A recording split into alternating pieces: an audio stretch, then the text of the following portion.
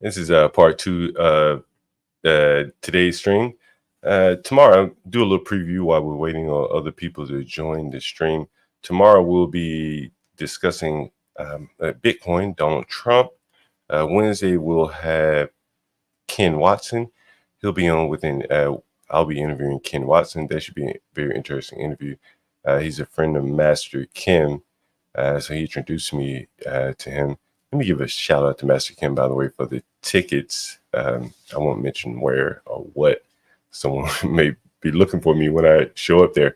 But thank you again, Master Kim, for the tickets. But again, we're going to have Master Kim's friend on Wednesday. My real estate agent, he may come on Thursday. We're going to talk about one of the interesting deals that he was my agent for in a house I recently purchased. What else? What else is coming up? Oh, at some point, we're going to do some, me and Kimmy Cakes, we'll do like a one-on-one where we'll do a co-hosting type thing. So that'll be that. I see people are joining now, so I'm going to put the link in the chat. Let Get Cracked and all of those guys come in and take over here at some point. What's up, Richard? What's up, Richard? What else? But yeah, the topic about Bitcoin, I think is going to be interesting for the people that are that have followed Bitcoin. I think is going to be very interesting. Righteous Muffin, come on in. Yeah, hit the like button too. Yeah, I think that the Bitcoin thing is going to be, it may strike your fancy, is very interesting. Bitcoin, what else do we have? What else is on the menu right now? Let's see, I think they're talking Bitcoin, man. Let me stop this. Someone trying to Get Cracked. Get Cracked. Hey, Get Cracked, you there? Yeah, what's up? What's up? We're Man, all here.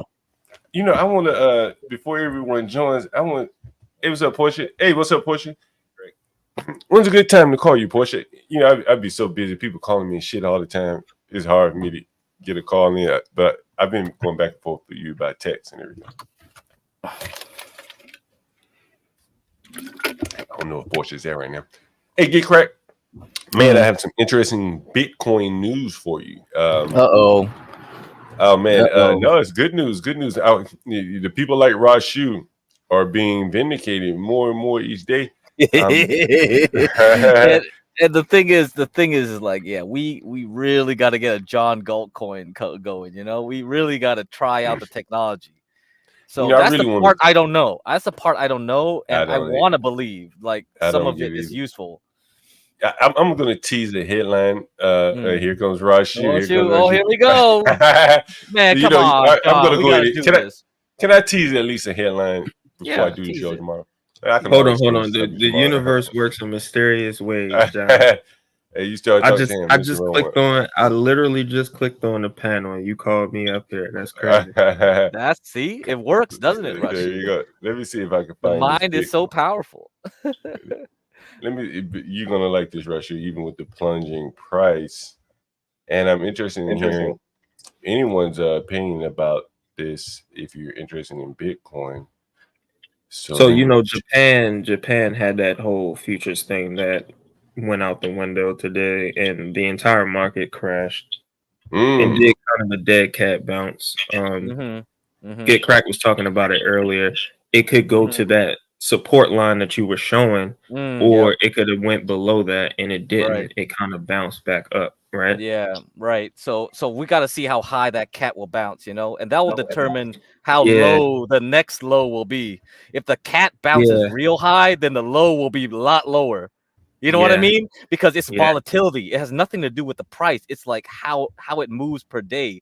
If it bounces up really high and really quickly, then you know, that ain't where good. Where are you at with it? Like, how do you feel about where we are right now? Because it did the dead cat, but you know, like as you was just saying, it could go to the upside or it could go to a low, right? It could go I think it needs to go to a higher, like at least half the range it dropped from the top in the beginning of July. So if we drop 20%, you saying it needs to go up another 10 before? Yeah, about 15, because like it's not, it's not the exact percentage, right? Because when you drop 20%, you got to gain like 30% to make up for the, you know what I mean, something like that. Like that's why most people hate it. You got to create a support line. Yeah, right? Yeah, so that's why I tell most people it's like, if you're gonna willing to lose in a position more than 5%, that you're gonna have to need a lot more to get that money back, because if you drop 10%, you're gonna need like 12%, right, to get back to 10%, and then if you drop 20%, that's like a 30%, and then you drop 50%, you need 100% back to like no. So that's why when you see need 100% to feel comfortable. So when you see this huge drop in such a quick time, you're like, like you said something earlier, or maybe you said something earlier where you were like Warren Buffett has sold a bunch of positions, but you said he was just what did you say? You said he was just reallocating. What did you say, bro? Do you remember? Because it's like most rich people is like they'll cut positions all the time. It doesn't mean like they don't like the company anymore. It don't have to do with the company. They probably it's because they want their money to go somewhere else. They probably have too much exposure to the company, right? And that was what was said, something along those lines. Like you have too much exposure, you just cutting back just to take it. So he might just be looking at, maybe he's thinking like, oh, I can use this money to buy Mexican stocks, or I can buy Japanese stocks, or I could buy another company. Japan just did that thing, right? So their stocks are at an all-time low. So why don't I, exactly, because he was always hyping up Japan as like a hidden gem, because now that Japan is raising interest rates, bro, that's probably what he did. He probably doubled down on that. Saying he needed the money, didn't he? He needed the money elsewhere. Yep. Yeah. Because Apple, how high Apple can go? Yeah, how high would Apple go compared to like buying a crappy Japanese stock, especially when Japan wants to buy U.S. steel, right? So you got a Japanese steel company buying U.S. steel. Maybe he's buying that Japanese steel company because he knows something. Who knows what he's using that money for? By the time it's too late, right? So it's like, and it doesn't even matter, right? It just matters that we know the reason why he's moving or allocating funds to a certain place. We don't need to know how he's distributing it after that. We just need to know that, something's going on in this market, and that's right. This individual is reallocating funds for a reason. That's what you got to do. We got to keep searching for it. But yeah, the Japanese Nikkei is bouncing up right now, so it's recovering. So not bad. So maybe he thought that was a better play. He's like, Japanese stocks will go up higher than U.S. stocks next year. Maybe that's his thinking. I don't know. We're just guessing. I don't know. I'm guessing. We guessing. I don't know. I'm just saying. This is what happened. Let me get your opinion on this, Rashu, before I forget or before I have to step away. Actually, Trump proposes Bitcoin solution for $35 trillion national debt. Have you heard about this? Anyone heard about this? Anyone heard about this? I've been extremely busy. Interesting, man. If you think the headline is interesting, you ain't seen anything yet. This is very interesting. So let me get down to this. Former President Donald Trump floated the idea of using Bitcoin. Or a crypto check to address the United States staggering $35 trillion national debt in a recent interview. Matter of fact, let me just play the damn interview. Should I just play the interview? Let me see. Well, that has always been the goal. That's the whole thing, and that's what I was trying to explain to you guys. And it seemed probably dystopian when I first tried to explain it, but you're seeing some of the stuff that I've been talking about play out now because it's becoming more mainstream. And the reason why is because we're in $35 trillion national debt, and it's becoming to the point where as though, people are trying to, other countries are figuring out other options, right? So the United States is trying to find a solution for these things. So yes, Bitcoin, a deflationary asset that, every 4 years has a halvening, which makes it more scarce, is a better option than having a inflationary asset, whereas though you can just print it at any time you want, and which is going to devalue it, which is going to put more of it out there on the market and potentially make it, more easy to be scammable. No, I definitely agree that they definitely are going for this Bitcoin. And, he mentioned some of the things you mentioned, Rashu, in terms of the supply constraint that is fixed. I can't play this video because I have the ad blocker, but I wish I could play this. But Fox has, and that's what I'm saying, right? So listen. So the idea comes from Austrian economics, right?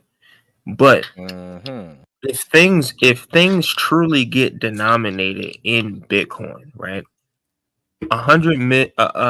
Bitcoin has 100 million units, 21 million coins, right? If it gets denominated in a unit is a Satoshi and a Satoshi equals $1, then that means right now for 600 and Bitcoin went down. So I did this conversion when Bitcoin was, so this was a couple weeks ago when I did this conversion. I think it was like at 68 or something like that. But I did the conversion for a friend of mine, and I think a million Bitcoin was $670, right? So if we start denominating our currency in Bitcoin, that means if you own 1 million units of Bitcoin, each Satoshi should be equivalent to $1, right? Well, hold on for 1 second, Rashu. Maybe not one because we may lose people once we start talking about Satoshis and shit like that. But this is very interesting what Donald Trump has suggested, and I don't think these politicians, particularly someone like Trump, who has come 180 degrees on Bitcoin, and now he has a very concrete idea on how to resolve the national debt. Somewhat concrete. Let's listen. And I wish I could play the video for you guys, and I can, but I would only have the audio because I have the blocker. But President Trump floated the idea of using Bitcoin or a crypto check to address the United States' staggering $35 trillion national debt. In an interview, Maria Bartiromo, you guys can see that for yourself. Trump hinted at Bitcoin's potential role in resolving the national debt, suggesting, who knows, maybe we'll pay off our $35 trillion national debt, hand them a little crypto check, right? We'll hand them a little Bitcoin and wipe away our $35 trillion debt. Get Crack, do you remember, and that's pretty much all we need to read here, but Get Crack, do you remember when we talked about how the mining hash rates were falling? John, I was just about to say something. I was just about to interrupt you, but go ahead. And they were talking about how like bigger players were more or less going to have to come in and dominate the market because the hash rate, as they start halving and hash rate and all this, is only going to be pretty much affordable for big institutions, governments. Yep. To hash it at some point. That's why you have these conglomerates coming together and trying to make these big mining farms. But hold on, John. There's a reason why Trump said that he wanted America to have the biggest mining pool all over the world, right? Because it matters where these nodes are. These nodes help facilitate peer-to-peer transactions, right? You was just talking the other day, and I wasn't able to come on stream. I think I was at work, but you was talking the other day about how you like to go straight to the source as far as like, YouTube has this super chat thing. Right. You would rather have people send directly to their peer-to-peer essentially through that Cash App, right? Well, Bitcoin is that peer-to-peer transaction, right? You can do it without having a third party. You just have to be more responsible. You have to think like a bank at that point, right? Because you're transacting as a bank. You don't have this mediary in between you that's holding your hand when you have to deal with Western Union, versus to MasterCard or Capital One, right? So you have a peer-to-peer business transaction with somebody based off of, the network, right? Which creates value. Rashu, Craig, what do you think about muffins coming here? The government's going to take over Bitcoin soon. I think we alluded to that like a bit, right, John? We talked about like, yeah, you were saying like, oh yeah, the mining firms are conglomerating. They're gonna have to increase the only. Hold on, let me make sure you're done talking because. No. Yeah, go continue. Yeah. All right, so I used to think the same thing, right? And I'm still kind of like 30% thinking that, right? Because we don't know.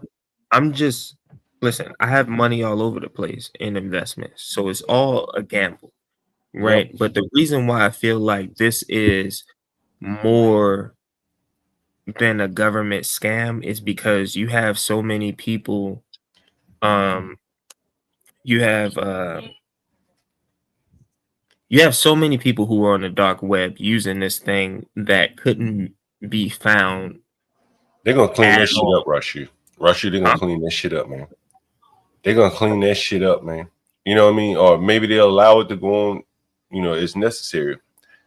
But it's in their interest. And tomorrow I'm going to talk all about it. Where no. Listen, bro. This is what we are failing to understand, or maybe I'm just ignorant to see that you guys understand, but y'all can tell me that I'm dumb. But no, you may not be explaining it to us. It's a very, the thing is, bro, it's like a very heady topic, right? Go ahead. What you said?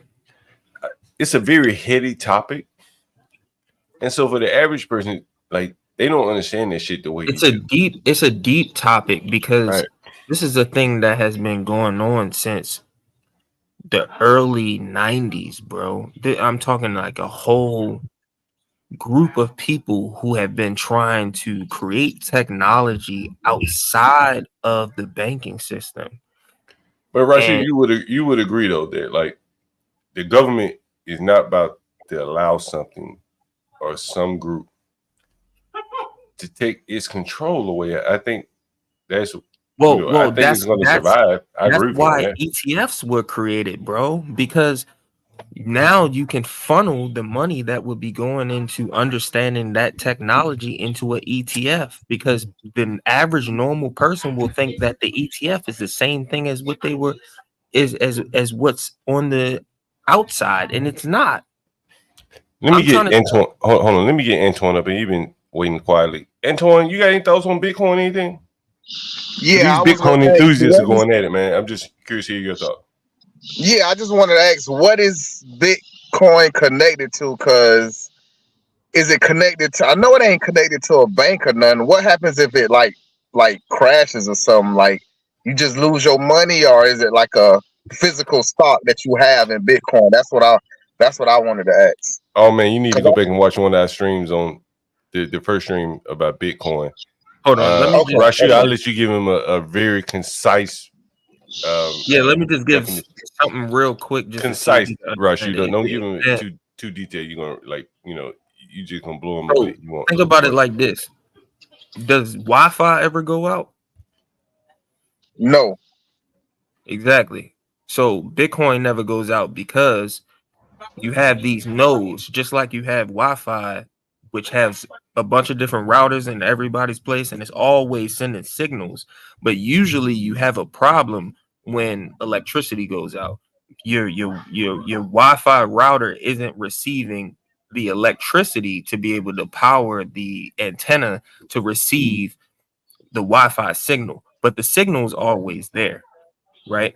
So with Bitcoin, you're running these nodes all over the world, right? And these nodes are continuously running, and they're not just on the world, they're in satellites too, right? So what it's saying is as long as you can connect to that node, you can transact peer to peer. You don't need a middleman. So it's like digital money, kind of like digital capital, kind of like. I mean, money pretty much is digitized nowadays. Money in general is just based off of the people seeing a value in it, right? Money could be anything. If you needed chicken eggs and I had chickens and I gave you eggs, you know what I mean? If you exchange with me, you know, let's say fresh water or something, just using that as an example, that would be commodity to me. That would be currency to me, right? So it's kind of the same thing. It's a way of exchanging value peer to peer. It's only because we're using dollars to buy it that we see this dollar comparison to it. But all you're seeing is the fact that Bitcoin is scarce and it's getting more scarce the more people buy it. So you see the value of it. Hold on, Rashid, because you probably just lost him a little bit because he knows very little about Bitcoin. Right, I'm assuming you don't know a lot about Bitcoin. Most people don't, man. Up until 2 weeks ago, I did. Stock market though, John. No, I got my bachelor's degree. I know. I went to a little city college, and they taught me how to read the stock market back in the day, like in 2001. Right. So with the stock market, every ticker you see, there's a company with underlying assets, right? Right. Yep. If you see Apple got inventory, they got phones and shit in the inventory, they got intellectual property, so on and so forth. So when you look in the stock market, that's kind of how you look at it, right? What is the value of all that shit and maybe their prospects going forward? That will be like a, what the hell they call it? Crack, like a forward valuation or something. Is it? Yeah, there's a forward valuation. Yeah, right. Forward earnings. There's all this stuff. Yeah. Right. Yeah. Right. And so, but with Bitcoin is different in that there is no company. That's the problem. Right. And so, but here is that you don't want any company because you want it to be decentralized from a company. So right. The only companies which are other cryptocurrencies, not all, because most are scams, but I'm trying to tell you about certain utilities, right? And some of the utilities that they're talking about is certain transaction with banking. Certain banking, when you make a transaction, you can see it in your account. I don't know if you guys have Wells Fargo, but I do. But when you make a purchase, it'll say pending, right? Pending $60 at the bar or whatever. So a lot of these crypto companies are trying to create utility by making these processes more efficient and more quick, right? So you can have quick transactions in between these banks, right? So that will be some of their quote unquote utility with them. So here's the thing, Antoine, and this is just a primer. If you really interested, you go back and watch. We did 2 streams, I think. One on mining, which kind of tells you what they're doing when you hear someone talk about mining. There's actual like computation going on, like a software computation. They're basically trying to find a match of a hash code. And a hash, I showed an example of a hash, what it looks like, blah, blah, blah. It's a software thing. And so basically, when there's a transaction entered on the ledger, these people are trying to, what's the thing? Statement of, what's it called? Statement of work, proof of work. Proof of work. Like, right. So what you're doing is you don't tell them all that, right? You're gonna lose them. But basically, they're trying to match the hash of that transaction, and they get credit if they match it. But that involves a lot of energy usage, consumption. Yeah, let me just say this. Maybe I won't lose them. I mean, I won't try to get too technical. Jesus Christ. Hey, I got a bachelor's degree. I ain't that foolish now, John. But no, I'm not saying it's foolish. But bro, like, listen, I've been hearing people talk about Bitcoin for a long time, and I haven't even understood it. And I've shown an interest in it. And go ahead, Rashid. John, I've been in this thing since 2017, bro. Bitcoin was, I mean, we can look it up, but Bitcoin was under $10,000. I think it was under $5,000. I think it was under $3,000, to be honest with you. And Ethereum was about $50. And at the time, in order for you to buy Ethereum, or in order for you to transact in any crypto, the first thing you had to do was buy Bitcoin. And once you bought Bitcoin, you could transact it into other crypto. There was no such thing as a stable coin, as a tether, or anything to the United States dollar.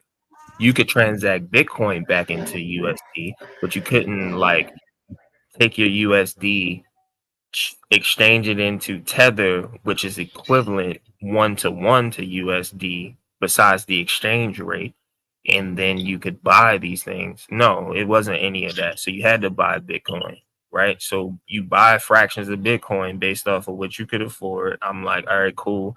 Ethereum will get me in the game. And then I used Ethereum to buy other altcoins because people were like, hey, these things are under a cent, it'll go up, and I don't know anything about it at the time. I'm just trying to get in the game. But truly, Hey, to be honest, hold on, Roger. You probably done lost in all that altcoin shit. Do you know what a stable coin is, Antoine? Not really. I heard of it though. I heard of it. Like, you're not gonna. I think honestly, and this is my opinion. And, you know, I'm not the smartest guy in the room, but to understand that shit, you got to really have like an understanding of like what a stable coin is. You have to understand what a peg is in finance. Do you know what a peg is? If you were to peg a currency to something. Yes, I know that. Think about the United States dollar pegging to gold back in the day. So you had to peg it to something, and then you had to peg it to something, and then, well, what kind of peg, right? Is it like a fixed peg, or is it floating peg? Is it allowed to float freely? And so all these things, like, you have to kind of have a good understanding of, to really understand like Bitcoin. And that's my opinion. You know, you're absolutely right. This is why when I was in the chats early on, when you guys was having this conversation, I was like, hey man, like, listen, y'all got to slow it down and try to have a conversation about Bitcoin, because it's a lot more complex than just saying, hey, I think it's a scam based off of just, you know, outwardly what you see. You really have to like kind of delve down into it. You really do. Anyway, Crack got these charts up. I'll let you guys go ahead, Crack.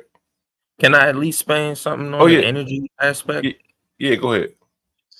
So you can look at it in physics, bro. Like, proof of work is essentially proof of movement, inertia, doing something, right? Anytime that we have a thought, like John, you got all these rental properties, right? You have to get up and do work and clean these houses up and actually put the houses back on the market. And well, all these things are proof of work, right? So essentially what miners are doing is confirming the work that's being done, right? So let's say I was to send you some Bitcoin. My guy in the hat, I can't see your name right now, but let's say I was to send you some Bitcoin. Me putting in that energy to send you that Bitcoin, it's going to send through a network and it's going to do computations and it's going to verify who it's coming from and who it's going to say that, yes, it's secured. You know, we secured the destination, right? So it's proving the work, and all the computers around the world are doing is saying, hey, they're basically trying to find a needle in a haystack of computations.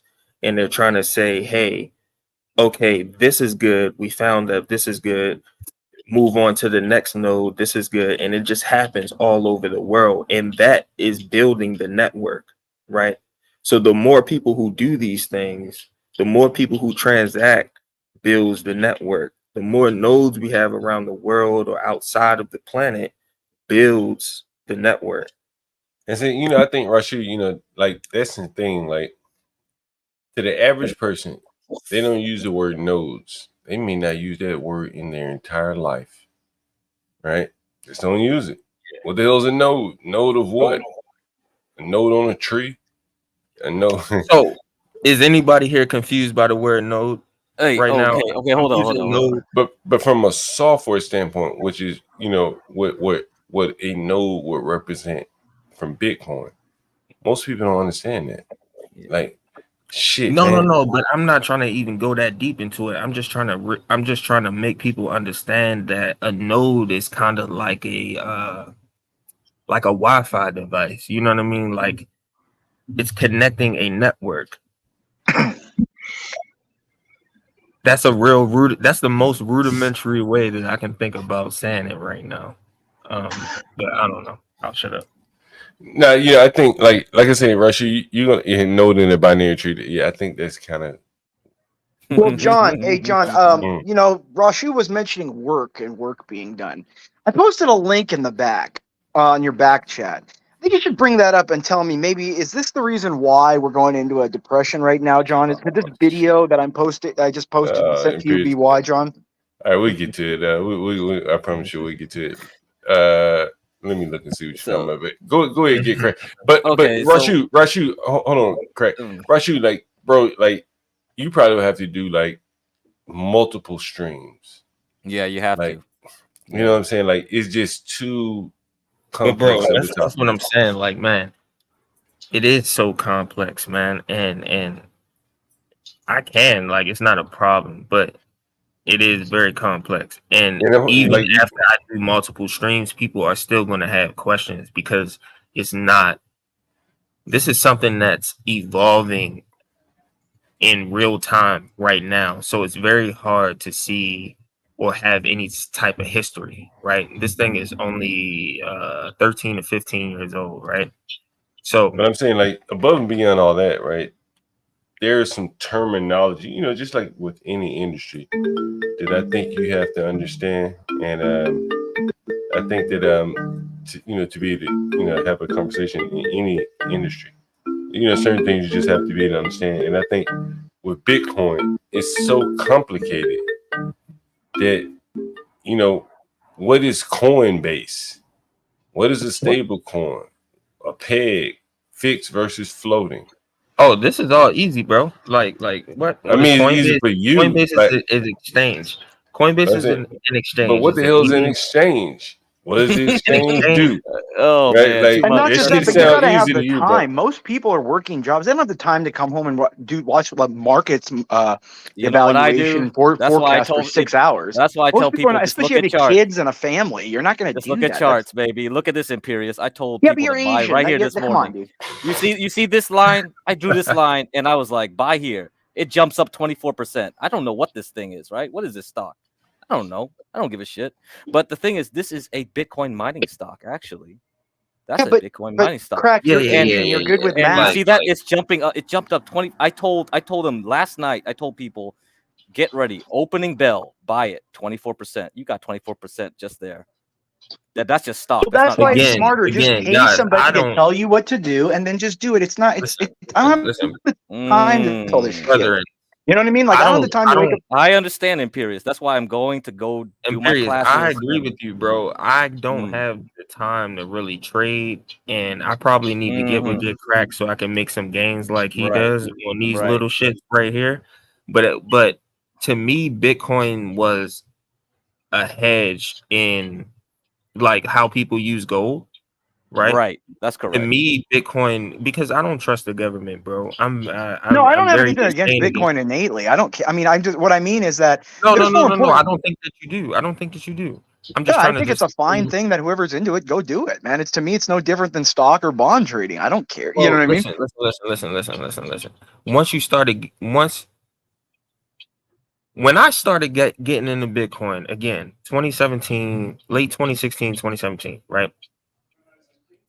All that they were talking about was Austrian economics. Nobody was talking about this mainstream. This was the degenerates is what we call ourselves, that are in the cut somewhere trying to just find extra plays and extra ways to get money online, right? And in the beginning, people were using Bitcoin to be on the dark web to buy Correct. pain, need and shit, right? But if you actually go into who created Bitcoin and how Finney, Satoshi, and all these other people, and you seen what they were about, it was more so Austrian economics. And then you go down the rabbit hole of Austrian economics, and then you go down the rabbit hole of where we are today of just keep printing money. And them people seem essentially that you can't continue to do that. Right. So let's create this thing that's decentralized, that's actually depreciating, that has, you know, a certain unit number that can be distributed around the world. Right. And this thing will create more and more value over time. So even if you have a little bit, you know, if you just hold it, it'll create more and more value because you just have no choice. But understanding that in the beginning is not easy. It's just a ideology. But seeing it over time, you kind of get more and more bullish on it, is what I'm saying. No, I get it. I look, trust me, I was hearing about it back in college in like 2000, God, 9, 10, 11 or something like that, really early on. And I remember people were talking, I just never. That's when it was really cheap. Yeah, I mean, people were buying them for like $5 a coin or something. I don't know what it was, but it was cheap. And I'm telling you, dude, like I should have gotten into it, but it just never, I just never kind of had the time to, because before I invest or do things, I like to kind of read up on it. To me, I just never had the time to really get into it. So, but I mean, I'm glad you guys do. I mean, that's good. That's good. But to me, I'm more focused on shit, dude. If there's right now no electricity, how are you going to get your Bitcoin? Yeah, that's all I'm wondering. Because I don't know if you guys are seeing what's going on around the world, but there's going to be a hit on Israel tonight, and that might break out in a war. England looks like it's in civil war. Our stock market might crash to where people are like, a Bitcoin's not going to matter if people are robbing stores and looting shit because they need food. I mean, and stuff. nobody here is like claiming this is the fucking end all be No, all. no, no. What I'm saying is like we should be like, focusing on shit going on right this second. Bitcoin's interesting. That's like saying like if we don't have electricity tomorrow, like what is our gold bars that we're storing in our safes going to be exchangeable for either? Well, that's what I'm saying. I agree. I agree. That's what I'm saying. Like people should be stocking up right now on water and food and ammo. You should be stocking up on water, food, and ammo right now, because I'm telling you, when Warren Buffett sells all of his shares, okay, he's sitting on $277 billion. I thought it was 50%. I thought he sold 50. He sold all of it? Sold everything. Yeah. He's getting. I'm telling you, dude. This has been building. I've been saying for 3-4 years. I've been saying this. Everyone's like, "Oh no, Imperious, you're not." No. I've been bro. I've been knowing that this shit was going to like it's coming, and it's going to make the 08 one look like fucking like nothing. Shit, yeah. Because we've been borrowing, and then you're going to be talking about we're going to need not 800 billion to bail. We're going to need 20, 30, 40 trillion to print to bail people out. Yeah. It's not good, bro.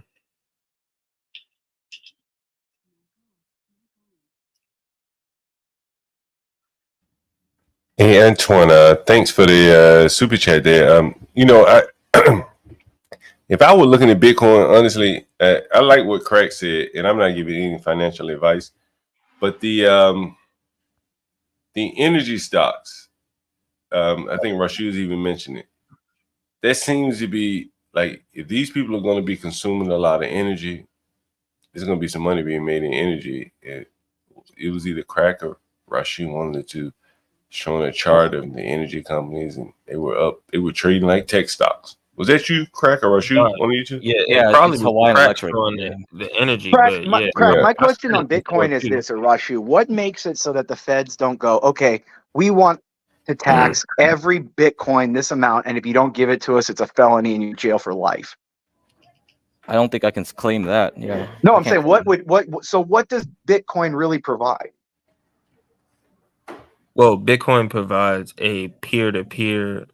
No, I get that. But if the government says we're going to tax every Bitcoin tomorrow 50%, if you don't give it to us, you're in jail forever, for life. I mean, but how would you be able to prove who owns I'm what sure wallet? the NSA has ways to prove every No, transaction. they don't, bro. That's why. No, I mean, That's why. they track. No, they tracked the Silk Road dude with his using his bitcoins. No, There's methods. they Yeah, they didn't. They tracked didn't. him. Yeah, they No, tracked him with his Bitcoin to wherever it was, Thailand that it he was in. wasn't. It wasn't from the Bitcoin, bro. It was from something else, and the only way they were able to get them is because they got the laptop. The laptop itself is what confirmed the But what I transaction. mean is, You can like, let's look just it say up. they do that. Wouldn't that just get all the normies to bail on Bitcoin immediately and then destroy it anyways? No, because that hasn't happened. These things that have already, like you're talking about, certain people have already been compromised in those ways, and they still haven't been able to compromise the network. So that's like for example, China, right? China banned it in the entire country, right? And what happened was it was banned for maybe 3 months, 6 months, but they unbanned it because they couldn't stop people from using it because there was no way that they could tell who was who. So they ended up unbanning it after a certain period of time. They can't ban it. They don't even know who created it. They can't pin it down to one individual. There's no company, there's no entity. It's just a decentralized peer-to-peer network that is accruing value based off of the Yeah, energy but I of mean, work. Hold on, hold on, hold on, Bitcoin hold on, is hold still on, hold on. I got one question. Now I'll let you guys go. When you tell me somebody don't know who created it, they tell me the government created it. Yeah, man. I You don't tell me doubt that somebody. either. I You tell said me that. I don't earlier, know who did it. Yeah. I said earlier, I'm 70-30, right? 30% of me is still skeptical because I don't trust the government, right? But you know, this is a hedge just like anything else. I own gold, I How? own stocks, I own Bitcoin. So Righteous had a question for you, Rushy. He says, "How is this a hedge for you?" just like and anything also else. the FBI just came out with like public demonstrations that they were hacking very easily into the blockchain. What Yeah, blockchain though? I was about to say because here's the Every thing. Okay, hang on, Rashi. I'm sorry, I want to cut in here, bro. You've been going for a while.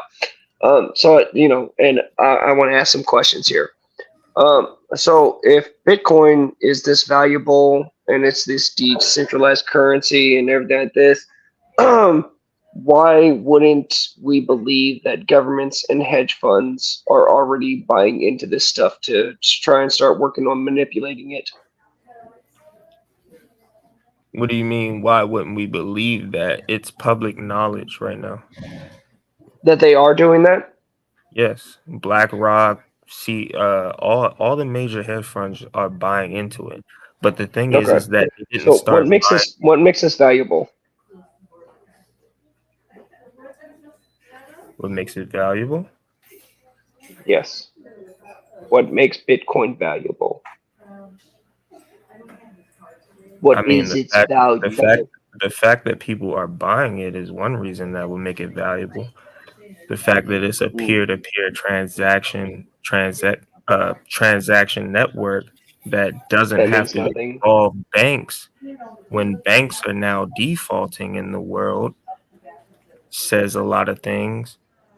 The United States Okay, okay. dollar has a Okay, okay. so what am I exchanging how do I exchange a Bitcoin? Like what am I exchanging a Bitcoin for? Again, like what is the backing of the Bitcoin? Like like outside of people are buying thing, what makes it valuable as a currency? Look, people could buy human shit What makes it for no valuable is reason, and that that could make it valuable. you good? You done? What Or makes it yeah, valuable is I was trying to finish and you cut in.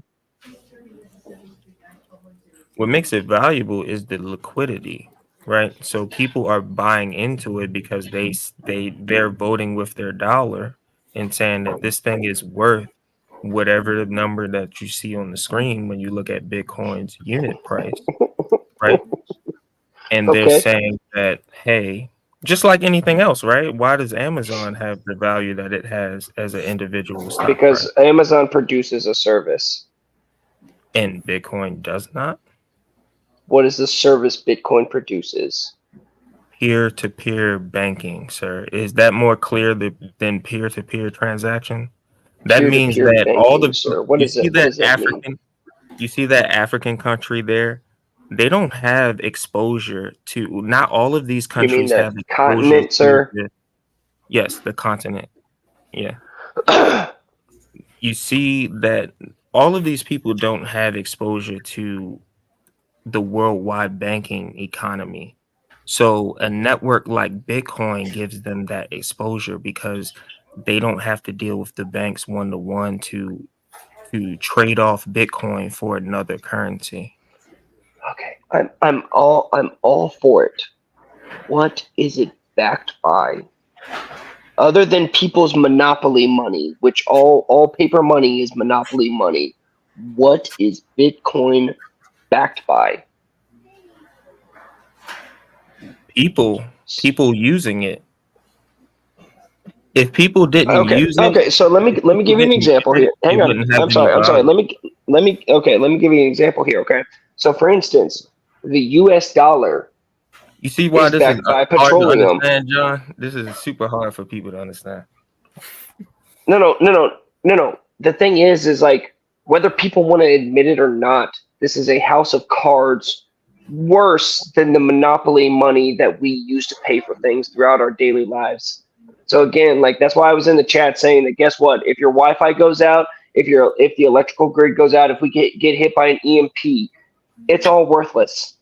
And you have nothing that you can physically grasp onto. Okay, now I'll give you that at least with our fake monopoly money or your gold bars, you have a physical object to be able to hold on to. Whether or not people value it, that'll be something different. But with your Bitcoin, how do you exchange a gold bar, bro? I'm trying to buy some toilet paper. How do you exchange a gold bar? You gonna break a little piece off? Yeah, people can. Yes. But how do you? But actually, hang on. How do you know how much you just broke off? An ounce is worth I'm not. Oh, well, sir. I'm not one for the gold standard. Okay. I'm smart enough to know that the gold standard is just as useless as our monopoly money. Because when shit actually goes down, just like I believe you were saying earlier, what's going to be more important? Vegetables, fruits, gardens, cattle, livestock, all that sort of stuff. That is going to be the real quote unquote gold bar, not an actual piece of gold.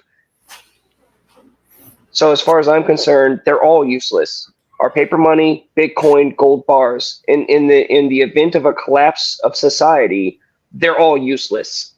That's why, as far as I'm concerned, I hate it when libertarians talk. I hate it when libertarians talk about going back onto the gold standard because it doesn't actually mean anything. Let's just have a conversation. We're not arguing here. You're my guy. But listen, it's very easy. Okay, but I was trying to finish it again, sir. I know I get long-winded. I apologize. I'll try and shorten it. You are very much so, and I'm not. Yes. You know, if we were shooting the shit, drinking beers together, you wouldn't mind if I cut you off. But here we are online, and everybody's like, "Oh, you can't cut people off." I'm not being. All right. Yeah, come on. Go ahead and Rashid, give it to him. Listen, all I'm saying is this: if something was that, if electricity went out tomorrow, right, you would have guys like me who have the ability to build batteries and create systems to be able to create Wi-Fi networks to other smart people just like me who could transact because we have systems that are off planet in orbit that have Bitcoin nodes, right? Like that. What is this? What? I don't know what that was. Sounded like someone using a blender or scooting a chair. But what I'm saying is that it's not the end of the world, bro. If we go into war and some things like that happen, you will have people who will spawn up and use their skills to be able to figure out ways to trade with other human beings, bro. No, I got that. But you were making it, you're going to connect back to the satellites to beam down your Wi-Fi Bitcoin bucks to do what with? No, bro. All that I'm saying is that that is something that's in your toolkit, right? So, bro, I have The paper. electrical grid goes down. What are those Bro. Bitcoin bucks worth? Listen, sir. I have paper money on deck. I have coins. I have gold. I have Bitcoin. I have stocks. Mm-hmm. I have all. I'm not trying to tell people that, hey, just put all your life lessons in the fucking Bitcoin. No, I'm just saying that that is one of the things that I'm using to, if anything happens, I'll have some sort of currency to be able to transact with. And I have the skills to be able to utilize these things. That's it. So, okay, how about this? Let's give a better example, okay? And we'll even say we still have electricity, we still have Wi-Fi. Okay, let's say the Great Depression happens. Why is your Bitcoin going to be worth anything? Because who has the ability to sell if nobody can transact? Okay, there's a Great Depression. You know what happened during the Great Depression? What, when Ain't nobody got money? electricity and everything is out on a digital Nobody. No, sir. I said we have electricity. We got Wi-Fi. You have access to your Bitcoins, but they ain't worth shit. Then they ain't worth shit, bro. What are you talking about? Okay. That was it. What do No, you I mean, mean? Sorry, I get it. see. It's just another way Again, to it's not the diversify end what all you're be all. investing in. I get it. If What I'm you saying is like, I if you I bought don't a like car, I think my thing is I don't like the implication that it's this like untouchable, magical, like Yeah. unhackable. No, of course they can get into anything they want. It's just like I said, like they've got their like I put a link in the back chat about this 27-year-old who hacked into a blockchain and stole people's Bitcoin and stuff. Like to a it just happened. blockchain because it was on a exchange, bro. It was on an exchange. Yeah. But what I'm saying, So okay, people yes, put maybe their okay, Bitcoin. yes. If you have People a put their Bitcoin, no one Bitcoin can find. on. But when you And use it, hold on, they'll slow down. find it. Because When you if use it, they anybody's will find it. interested in the conversation in the chat, they might get a little off put it by what you Oh, okay, said. yeah. My bad. Go ahead. You're probably If you more. keep Yeah. it, Go ahead. You're more if knowledgeable you to explain keep it. Go it, ahead. listen, just if you keep it on an exchange, which is an online wallet, essentially through a third party platform, right? Those can be hacked. Yes. And they will steal your shit every time. If you keep it on your own offline wallet, that's entirely safe. Literally, you can keep it on a USB. But Yeah. Okay, yeah. I understand. I believe. Yes, I believe you that if you have it on your hard drive on your computer or whatever, they can't get it. Hey, Yes. hang on. But Hey, the Portia moment came you up in the use back it, the chat. moment you Hang make it on. a transaction or move it to somebody else. Sorry. Portia came up in the back chat, John. Oh, my love, let her up, please. I don't know if she was trying to come up or she had to tell you hey, something. guys, Or we having a conversation. Oh, my We all love is good. coming up. I'm so We all happy. good. This just made my day. No, All I of us got are you. But like Portia's helping with the stream, so if she's trying No, to I'm come not up, even talking about Portia. it might be free reign important. to talk about Portia. Anytime Hey, you get mention Portia, Crack or John, are you guys there? She's asking y'all to add her. She's gonna accept my proposal. Oh man. Hey, Crack, can you add her? Oh my God. Okay. All right. Oh, no, What's up? What's going on? Crack, you sound like venison sometimes, bro. Yeah, I mean, I'm tired, man. Just like 12 hours plus now. What's up? Hey, that's not bad. You guys work in those sweatshops longer than that. Yeah, I ain't those kind of Asians, man. I'm fucking lazy. Man, I got into a fucking accident over the weekend and the fucking tow yard raped me. And yeah, so I had a long day today. Yeah, I bet, man. We had some craziness with Jeremy up here. I was like, what the heck? What You're not happened even with a that guy? good Asian, Crack. I'm so upset with you, bro. You're a lazy Asian. Yeah, I'm a lazy Asian. I am pretty bad. I am pretty bad. There used to be a lot of stoner Asians too, the ones that tried to be like cool and get stoned all the time and be like I the don't know. artistic. They would draw like cool Yeah, there are art and some of stuff, those. you know, I like never the met skater too many. ones. Yeah, we got enough queers in this country. We don't need more. Crack. Don't be one of them. No, don't worry. I ain't making that. That's crazy. But yeah, so you look at this chart. This is why Cam, not Cam, CKJ3 was talking about the future. So once the Bitcoin, they had a futures market for the Bitcoin. You see this huge volume on this candle. This was like 2 days after the whole Bitcoin. See, bro, this is the finesse. This is the finesse that I was trying to talk about, because in 2017 they was talking about Bitcoin was tulips, like how they used to trade tulips back in what was that? What country was that? It was like in the 1300s. Yeah, the Dutch. 1400s. Yeah, the Dutch. It's the Great Tulip. Yeah, it's called the Great Tulip Collapse or something. Yeah, they were trying to say that it was tulips essentially. But the real reason was they had no market. They had no answer to it at the time, and it was building value. And what happened was over time, they started trying to say and put the SEC into it. XRP was one of the first companies that got in line with it, because XRP's whole utility was to try to make credit card transactions faster, right? And they literally was trying to IPO a pitch to the SEC to say, let's integrate XRP to make these intermediary transactions. And look, I know it's not the same, but how are these any different than like NFCs? You need NFTs? Okay, NFTs.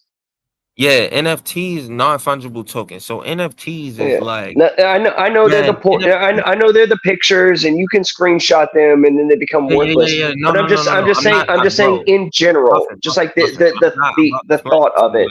I'm not about to explain it to you like that. I was about to give you a more technical view of it, because that aspect is BS, and I was about to tell you NFTs are BS. But no, I know they are. I'm just saying that this is all imaginary, and this is a level above imaginary. Let's slow down. Let's slow down. I'm gonna give you two clear examples, right? So please, sir. The picture NFTs are, don't think of it as a, well, nah. Let me start over. No. Okay. Hang on. I don't need you to hang on. I don't need you to explain an NFT.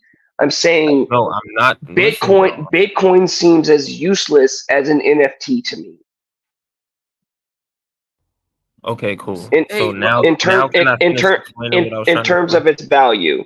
Oh, okay. Cool. Hey, Rashu, can you explain to us basically the reason that it has value is because we're getting away from a central banking system. Essentially, you don't need to go to Wells Fargo to transact on anything. Like, let's say I go to Wells Fargo or Bank of America. I use Zelle, right? I'll use Zelle. I'll transfer money around, or I'll wire the money. So we want to get away from that, right? We just bounce from NFT to Bitcoin.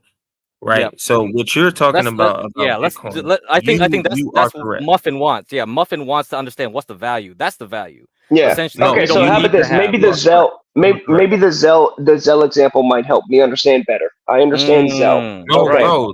Let me at least hold on. Let me, because I can break it down. Just give me a second. Listen, imagine you have a packet of sugar, right? Okay. A packet of sugar that you would put in your coffee. Mm-hmm. What an NFT is doing is now serializing that packet of sugar, and it's saying that you own it, right? And if you put it on the market and try to value it at any given thing, now this thing can have some sort of value to it. Is that understandable? Again, I know what an NFT is. I told you I know what an NFT is. I don't need you to explain to me what an NFT is. Oh, my bad, brother. Jesus Christ. He wants you to explain why in a real state, why is there anything tangible to it? He wants to know if there's anything actually that's basically it. Because because the thing is for example, tangible? what happens if Tangible what for happens if you Bitcoin, can't not transfer NFT. a bit? Let's say, what if it becomes impossible to transfer Bitcoins into dollars, and no shops take Bitcoins and stuff? Don't you have to have people that take Bitcoin as currency, right? Again, such as Wi-Fi or the electrical grid going down. Well, not even that. But what happens if, like, tomorrow, let's say, like, the U.S. government, or let's say the French government in France says no merchant can take Bitcoin as currency, and no banks can take Bitcoin as currency.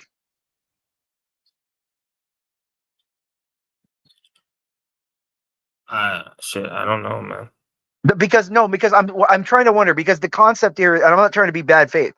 The concept is that you have a different currency that is uncontrolled by central banking systems or governments, correct? That's kind of like the big pro side, right? Right. But you still need to transfer Bitcoins into something tangible to get the actual goods in real life. So listen. Bitcoin right now, every government system is buying up Bitcoin.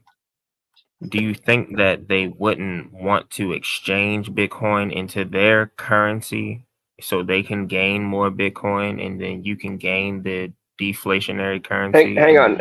I'm sorry, sir. This is deflecting the question. This is deflection. No, I'm not. I already conceded and said that I don't know. Right. So right now I'm just being hypothetical. Oh, okay.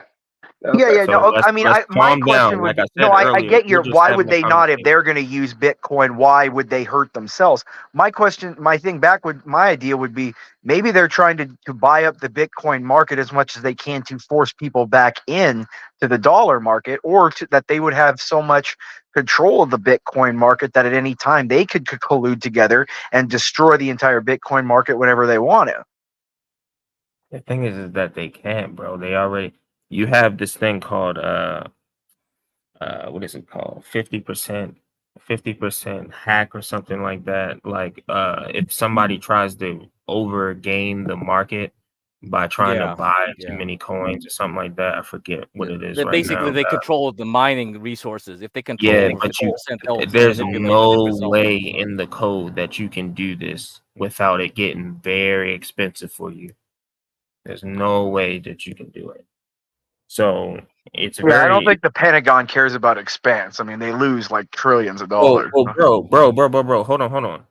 The Pentagon 6 years ago put out a mandate to find people to hack Monero, which is a code that's not even Bitcoin. It's a code. It's privacy, right?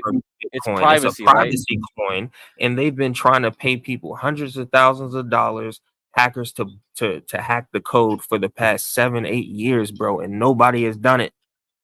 0 people. So I think Imperius put in the back chat something about Bitcoin and privacy. Yeah, Bitcoin doesn't have privacy. If you want privacy, no. Bitcoin is not private in the sense of it's private in the sense of your name is not associated with but it's not really private. Your what do you call it?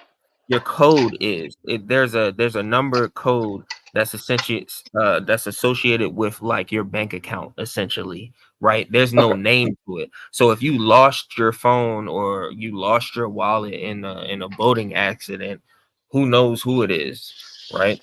Okay, so question: What is the mining? What is the what? The mining. Mining is the proof of work. So mining is how things transact. Mining is having a computer that essentially computates the transaction. So when you say that when I say that Rashu's sending Bitcoin from Rashu's account to Righteous Monkey's account, Righteous Muffin's account. It's okay. Close enough. I really don't care. This is why I brought up the Zelle. This is why I brought the Zelle, because Rashu, you got to break it down to that level. It's like, why are we even caring about Bitcoin or mining? Right. Because so we want to have a system. Okay. Zelle is a good point, right? Zelle. Yeah, I was trying to get us on that earlier, sir, and you stopped me from going there. No, because I was trying to say something else. But I'm sorry, bro. Go ahead, man. Go ahead. No. I was trying to get us onto that point because Crack brought it up, and I said, Yeah. "Let's go with this example because This I is why you understand understand. Zell." And you were like, "No. I got something else to say first." And I was like, "Okay, well, I don't understand this shit." Was Yeah, I that because aggressive, man? Was I that aggressive? No, of no, course you not. weren't. I'm being hyperbolic. No, you weren't, Rashu. But it's like because we have to have a common No, framework. you're very understand. chill, Rashu. I Yeah. appreciate it. So because the whole point is Let's like get back Bitcoin to the to real replace banking. conversation, guys. Let's get back to the real conversation. Let's talk about Oh, how man. Is beautiful Portia gonna Portia marry is. you? Yeah, Oh, yeah. She's not gonna marry you, bro. She She's will, already said so. No. She will. She wants little Patrick. We're gonna have like 5 little Patrick Mahomeses running around. We'll have some quarterbacks. So funny, man. Unfortunately, she already said fuck your proposal. So She would never say something like that. you check All the right, back chat, bro. Okay, all right, so Rashu, let's explain get back on Zell with the mining. Yeah, let's get that going. All right, so Zelle, you see how you can go into your app and you can go down to your transfer money and you can hit Zelle and you can transfer peer to peer. That means to your mom, to your girlfriend, to your wife, to your kid, whatever, peer to peer, and it seems seamless. Behind the scenes, it is not, right? These companies are basically taking a credit and they're crediting your account and it's not being transacted in real time. You have to wait maybe 3 to 5 business days before it hits your account. Right. So what a lot of these not a lot, but XRP was one, Chainlink is one, Cardano could be a scam, but who knows? But those type of companies who are proposing trying to make these networks less latent, which means faster transaction times, right? Those are the companies that are building value based off of what they can provide to the network. So you have certain banks who are utilizing XRP and Tether and things like that because they have proven that first they have the liquidity to not only go into these places because they're being, a lot of banks are putting their money into these places, but they have the network latency to be able to deal with all the traffic that might come through.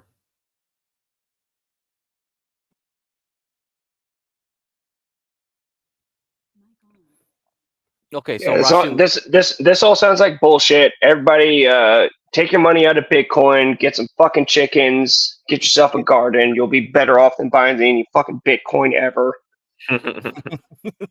so the thing is like it's just a transfer of It's a information. Chinese psyop. That's what I think. I think it's a CIA psyop, but anyway, okay, but I'll buy it because like I would say like it is a different way of transacting because all you're doing is transacting information. If I move money from one place to another, it's just zeros and ones on a computer anyway. There really is no difference on the Bitcoin. The only difference is that it's on a network that you don't trust. Right? You might say I trust. I trust stop Jamie somebody Dimon. from just doing like what was that bad guy from Avengers 2? What was that one? That guy's name? Remember he just went into banks and just like made money in people's accounts? What stops someone from just doing that? You can do that. You definitely can do that. That's what the Fed does every day. Yeah. No, that's the thing. Like, this is why Bitcoin has more value than the S&P right now, is because you have not only do you have like 4 billion more unbanked people that don't have access to national banks who have access to the market now, and you have people who have been sanctioned who didn't have the ability to send money into places like America to their families who do have the ability to do it now. The reason why you see the price that it's at, even though we lost a lot of value, including the stock market in the past week, right? Bitcoin is still at, as a single unit price asset, over $54,000 as of 9:10 p.m. Eastern time, right? Mm-hmm. So sure, but the same could be true. The same could be true of said true of any stock that people don't get scared and sell off and tank the market. That's why the entire stock market is bullshit to sir, begin you're with. right. You're absolutely right, brother. You're absolutely right, brother. But what I'm saying is what asset can you quote right now that is worth $54,000 on a major sell-off as a single unit? One let's say one My stock penis. to one Bitcoin. Yeah, man. Well, Imperius, your penis is a ledger. Actually, your It's scrotum. a single Your unit. scrotum has the DNA. Your DNA is being transferred from one place to another place, right? As we speak, we don't have a miner to verify it, though. That's the problem. I mean, we have. Oh, I'm not gonna say it. Portia's already mad at me. Hey, Crack, what's the market cap of Bitcoin? Oh, I have the total market here. Hold on. Total 2, excluding no. Okay, I'll just do the total crypto market. So it's about 2 trillion right now. That's a total crypto market. Let me. They don't have the single Bitcoin. Yeah, Hold on, they might. I'll I check never it. look I'll at check too it. much. I never I'll look check at it. it too I'll much. check it. I'll check it. Give me a second. Hold on. I'll check it. Yeah, I guess they don't have it here, huh? They just exclude it. Excluding Bitcoin, excluding this and that. I guess I could just subtract. All right. You just take this Hey, number. Craig, are you one of the Asians All that right. like So rap hold or on. no? Market. Are you the one of the Asians that like rap? I was never really. Yeah, I was never really that. I was always like. I'm trying to playing figure out what around. kind of Asian you are. Yeah, Listen. I was fluid. I went to different type of crowds. I never had like a defined crowd. Yeah, so Market cap is 1.1 trillion right now okay, as of August 5th. 1.1 trillion for just Bitcoin. And That's you said the entire crypto market was what? almost This 2 actually trillion. Almost 2 trillion. almost 2 trillion. So out of all those thousands of coins that we have that people are talking about are what do you call it? Scams, which most of them are. That should tell you a lot because only one has the exact volume of those thousands. That should tell you a lot. I mean, it tells me that a whole lot of people are getting scammed. That's what it tells me. No, a whole lot of people are gamblers. That's what it should tell you. Just like people play the lottery every day, and they fucking waste money. Yeah. They aren't actually buying the real. I'd also argue on a broader scale that I think the entire stock market and the idea of a stock market actually does more to hurt the market than help it. Yeah, I would agree with you. Yeah, because like I've mentioned this before. It's like trading stocks creates no value in the real world, right? The real world. No. And most of the money is made there. And the funny thing is I showed this big chart where it's like derivatives is actually a bigger market than real estate and debt and everything combined in the whole world. And But no, you're actually you are actually real quick. I just wanted to make this statement because look, we can take let's take something like Tesla. Let's just say that look, something happened. They had a bad day, SpaceX.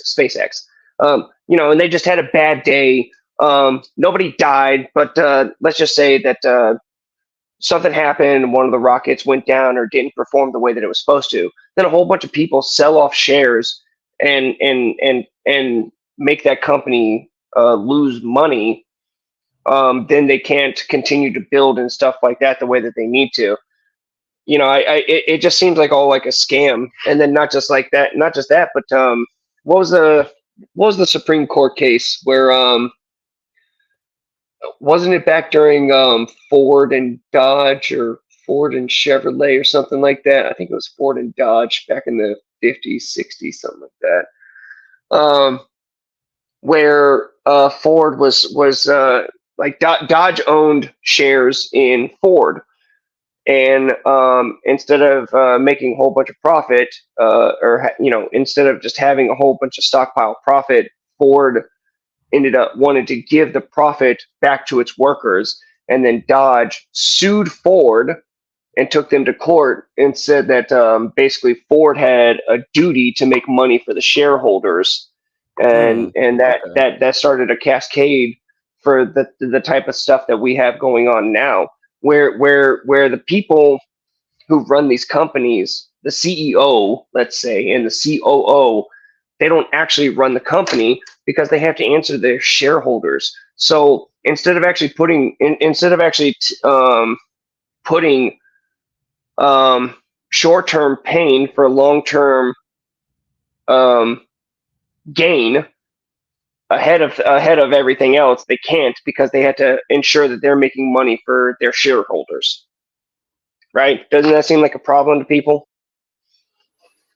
Yeah, it really depends on the CEO. If the CEO is like a very strong, like headman type, like Elon, that wouldn't work. But yeah, if the CEO is like kind of weak and the board members are really against him, then yes, that's what would happen. What would happen? Right, but okay. So you brought up a good point, but that's my point, Crack. Is like, that's the thing, is like, at any point, the board of directors can subvert the entire company so that they can make money. Look at, about Project Veritas? No, with James O'Keefe. Yeah, but I know what you're saying, because like I've been in companies, and I've been in companies with really shit board of directors that basically only came around once every quarter, looked around, didn't really care about the company, and that's what happens. The company would just collapse because they just want to get their little paycheck. They just do the bare minimum, and I think that's true of any institution. It's just like, some things, don't work out well, just like as you say. Yeah, they'll and a lot of companies do just favor the shareholders by essentially buying back stock, not just even giving dividends anymore. They just buy back stock to juice up the stock, make everything look nice, and that helps the people that get paid in stock a lot better than dividends. Okay, right. I completely forgot about that. That someone explained that to me. That one, huh? Yeah. That a company can go public, and they can what is it? They can put their stocks on the market and buy a shit ton of them to jack up the price of their own stocks to make other people. Yeah, if I can find the graphic, that's retarded. It's huge. Yeah, I agree with you. That's pretty messed up. How is that not cheating the market? Yeah, you're right. I can't complain about that. Everybody is cheating, bro. That's how you get Crack scalping off the tops and CJE. That's kind of how it is. I know. I recognize the scam. It's just you just play the scam. About the tax scams and all this other shit. It's because you're making over $100,000 a year. You're making over $250,000 a year. You need to take advantage of these tax breaks so you can fucking make out every year, because we're already paying 40. That's another good point, Rashu. I forgot about that, because buybacks doesn't get taxed the same way as dividends do, and that's another reason they love buybacks. They juice up the stock, and then it's better for tax reasons. Like a lot of people just have a lot of different ways that they're trying to finesse the market legally. Finesse the market, you know what I mean? Because it's legally there. You can finesse the market if you know these things and these ways. Like, 80 grand to 100 grand, bro. You're changing your tax. Well, I think it's 70, 79, 78K. You're changing your tax bracket dramatically, bro, and your damn check is going to look damn near the same or less. You're going to be like, what's going on here? Yep. That's right. And then you look at what you gross versus to what you take home, and it's just like, come on, man. Nah. And then you might owe at the end of the year. 9 times out of 10, you will owe. So are we on the same page? Abolish the stock market, abolish the Fed? Is that where we're at? That's where we're at, right, guys? I agree on principle.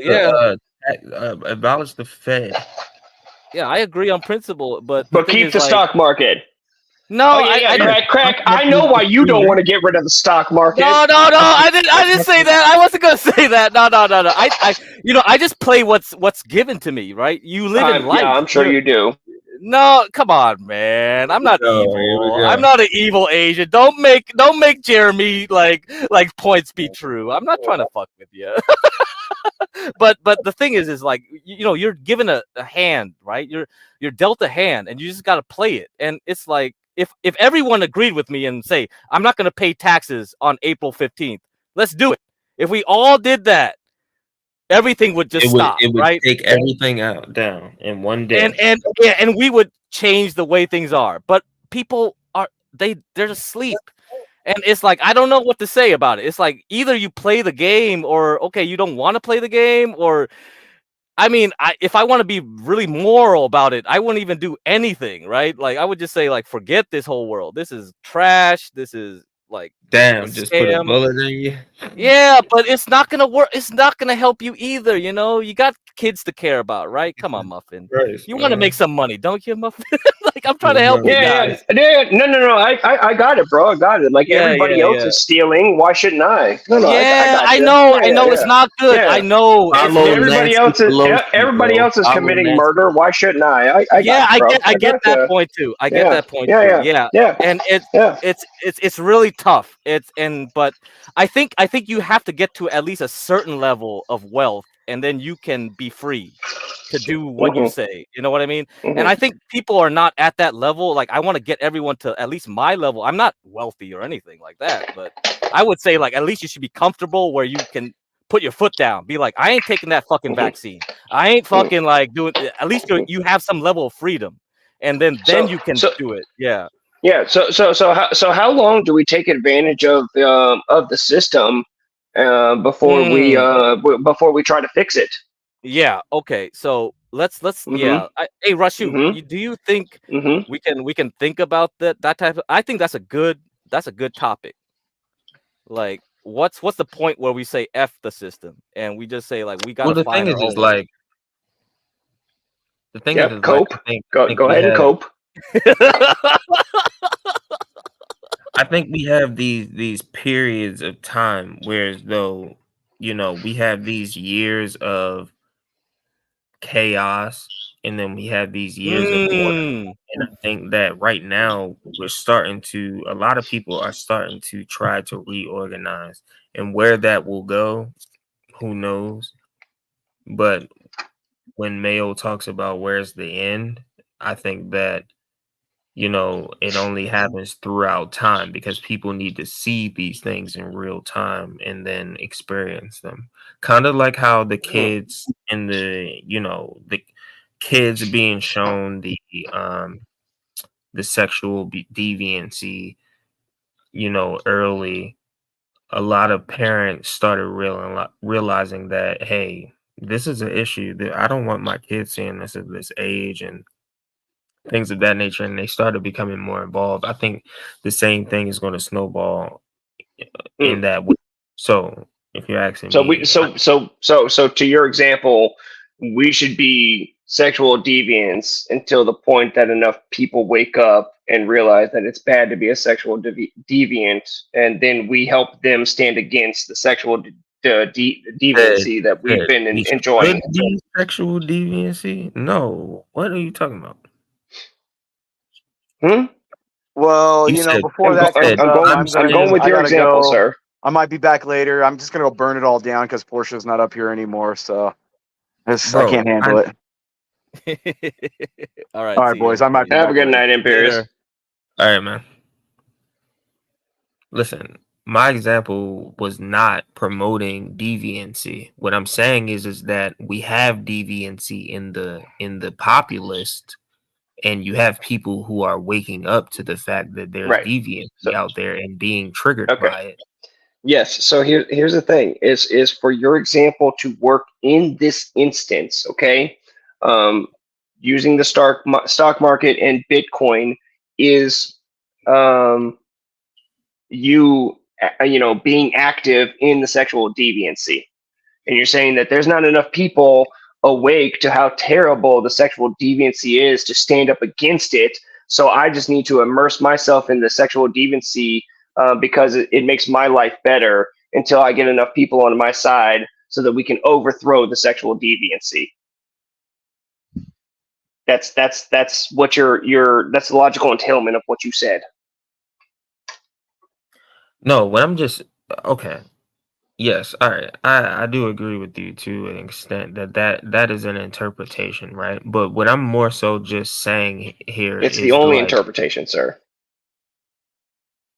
oh, your interpretation is the only interpretation? It's the only interpretation when you're trying to use that as an example, like when you're trying to use that as an analogy for the stock market and Bitcoin. Yes, that's the only interpretation because you are I yourself wasn't talking involved about in the stock market and Bitcoin at that moment. I was just talking about human Were you not behavior. using an analogy, sir? No, not at that moment, sir. I was just trying to talk about Okay. human behavior and, but whatever, man. Okay. I'm not trying to argue with you. We're not arguing about anything. So I think it's challenging, you guys. It's like, I yeah, wasn't in that instant. I wasn't Yes. talking about Cope hard or crack. money, Bitcoin. no, I mean, I get what you're saying, but Yeah, I get what he's saying too, but it's just but like Right. it's None of us want to think that we're doing something wrong and immoral, even though that we know that the system is wrong and immoral, and we are participating in said system so that we can gain Yeah, I get monetary you. benefits. Yes, I get right. you. I right. get you. So Correct. nobody wants to look in the mirror and say like it's not me that's the problem. It's the system that's the problem, and I have to. Hang on. I have to engage in the system so that I can have a better life. Correct.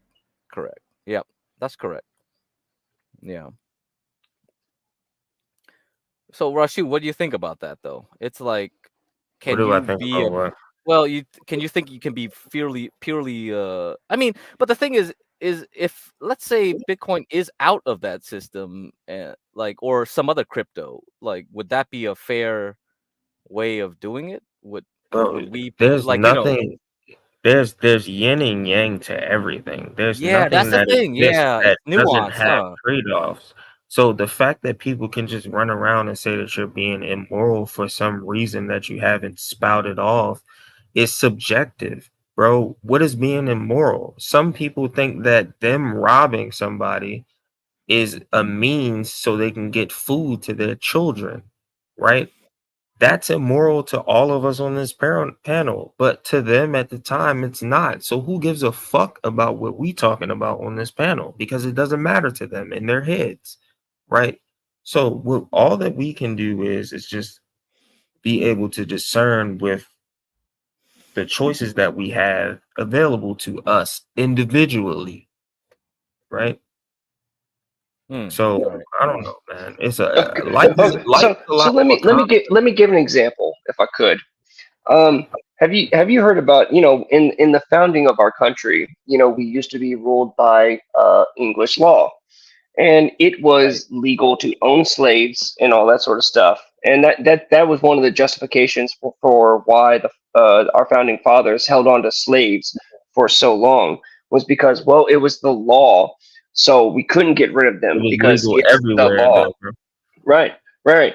Does that make it any more It or wasn't just less immoral? European or anything. That was the commodity of the day. People were slaves, and then some people bought themselves out of slaves. There were people who weren't slaves. There were people who owned land. There were people who there's so many Yes. We could destruct it down into anything, sir. That's not what I'm trying to do.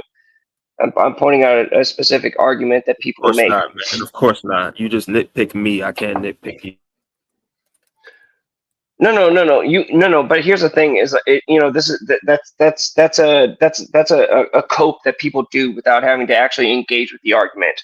Oh well, it could be anything. Okay, that's basically what your argument is. Is when I bring up a specific thing, you're like, well, it's not like that all the time. Okay, it's the same thing when you try to talk to a leftist about transgenderism and like, oh well, there are manly women.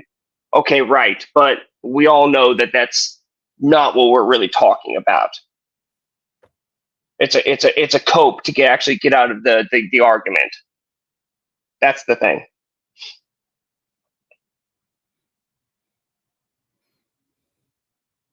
Okay, so what I was getting to was that has been an argument that was used to justify why the the founding fathers held on to slaves for so long.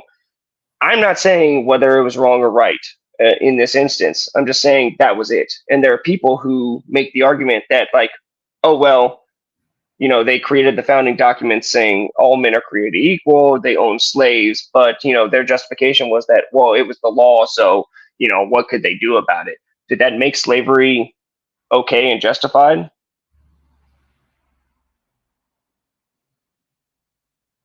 You know, Rashu, it's like if Ryan was here, he'd probably be a proponent of the stock market and all that. You know, You said a component. well, he would be a proponent like of it because he would say it's a good way to give wealth and this and that. If you're 25, you save your money and you can right. be You see, but the thing is, righteous is like, you know, the way and the means that this is happening isn't cool, right? It's not pure. It's definitely not. It's definitely not. And yeah, we should all be not righteous pure. and not make money and be poor and just fucking. Well, I mean, can you make right? What a straw man. No, but he would because Ryan would come up here and he would defend that. I think he would say because it's an economic good, like the whole idea of the stock market in general. Like that's what I'm curious to hear what he says. I would agree with him because of the results, right? You know, you got a lot of people who are dependent on Social Security and things like that. When you know, pensions definitely depend on stock market. Like, so there's a lot of pensions that still require the stock market. Okay, I'm glad you brought that up. So doesn't that mean that government involvement in businesses is way more than what it should be because they have the market value. They have the market value of moving their dollars to whatever companies they want to for social pensions. That's a great point, man. You just made a great point because 77%. Yeah, I make tons of them all the time. Jesus Christ, Mayo, can you stop being so fucking emotional all the time? Just relax, bro. Yeah, we know what you're saying, man. We're not disagreeing necessarily, but I think you're listen, righteous. So I mean, get cracked. Yeah. 77% of the jobs of I think it was Q2, Q3 that we're in right now, 77% of the jobs that have been issued are government jobs, bro. So you're absolutely correct. That's correct. Jesus Christ. Whoa, no. Hang on. That's completely different. Like that's. Well, you just said that government have intervention in jobs. Yes, they do. No. Okay, I'm sorry. I phrased it wrong. Government investment into private businesses. No, that's correct. You're right. So Rashu is just saying that because the government keeps growing, that this is that not communist behavior. Are we not being socialist communist? Yeah, we are. Yes, Rashu. Yes. Yeah, you're right. Okay, that's what I'm trying to get to. Is the government using its like I said, we're not arguing. We're having a conversation. Relax, dude. We agree on most shit. Just calm the fuck down. We just disagree on the methods of how we go about it. Yeah, that's just about it. Yeah. Oh my god, we're just disagreeing on how we fucking express ourselves right now. That's true too. Yeah. Hold up, guys. Well, let me put this up here. 100 biggest pension funds in the world. Let's look at them. All right, well, this is pretty interesting, huh? We got Japan up here. Norway, quite big. That's true. Let me see what American ones we have. Oh, dude, I got a great chart that I'm probably can send to you right now. Oh, please send it if you got something better. I know Toronto is a big one. Toronto definitely is a big one. And CalPERS here, California, public employees. Ooh, California state teachers combined with CalPERS. Man, California government pays a lot of money into private companies. And they dictate, DEI, all that other shit. Of course. Right? That's exactly why, because they're lobbyists, right? They're literally paying for these people to. And I bet John is renting to them. So is John evil too? Because he's renting to them? He should throw their asses to the streets. burn their damn suits. John getting a voucher out there.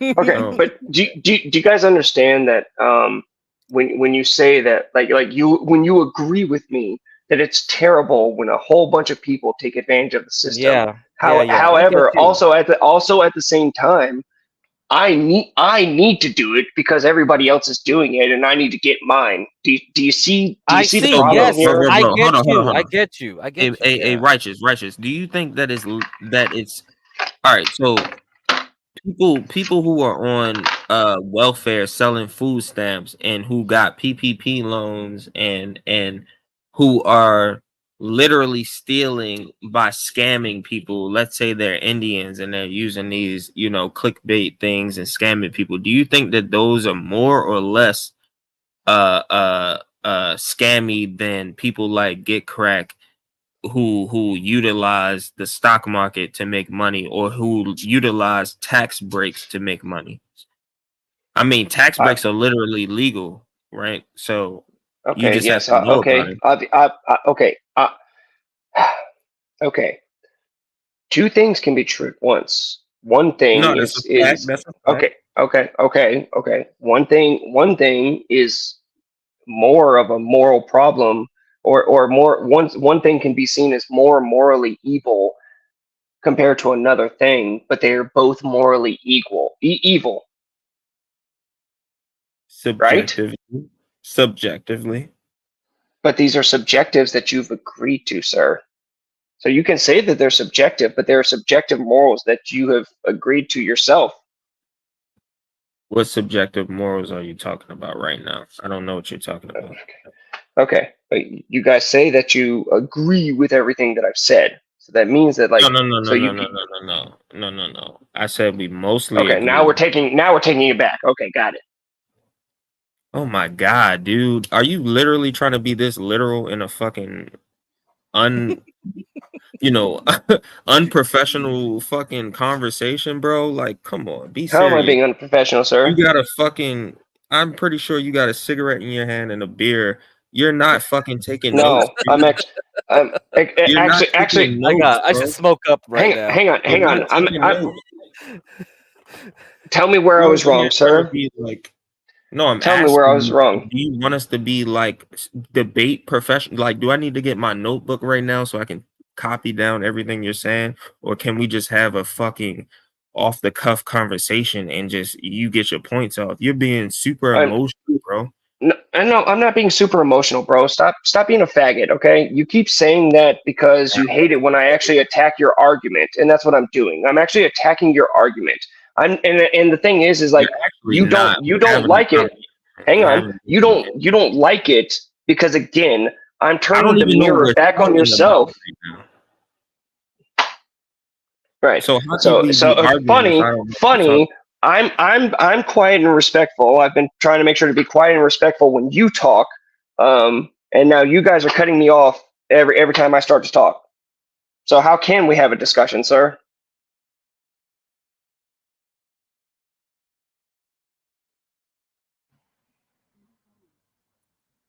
So, out of the things that I've said, what is it that you disagree with me on?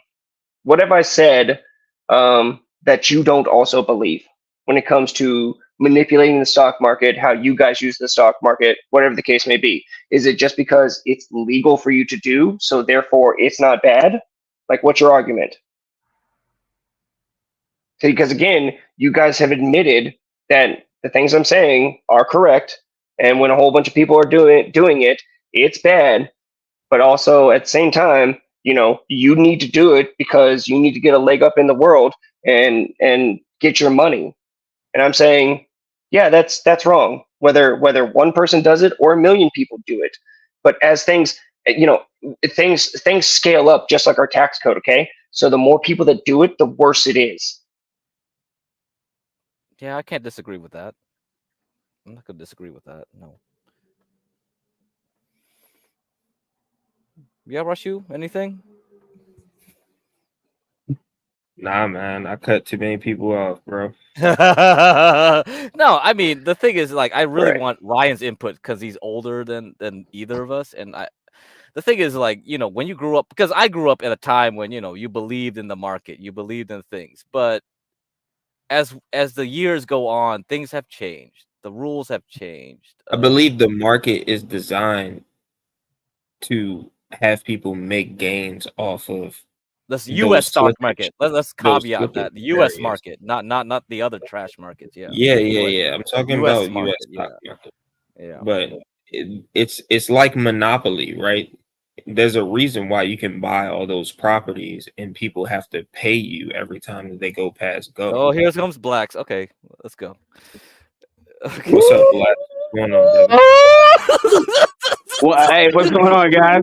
So I need a moral justification for believing that you make money in the stock market. It's cool. Is it cool or not cool? I wonder. Well, I don't know what the argument is. What's the argument is that, like, nowadays that, like, you have board of directors that can do whatever they want with the CEO, or you have shady CEOs that might be doing shady things, or you actually have now we're talking about, like, the pension funds dictating DEI to, like, companies. So is the stock market a moral thing? This goes into, like, Islamic finance, right?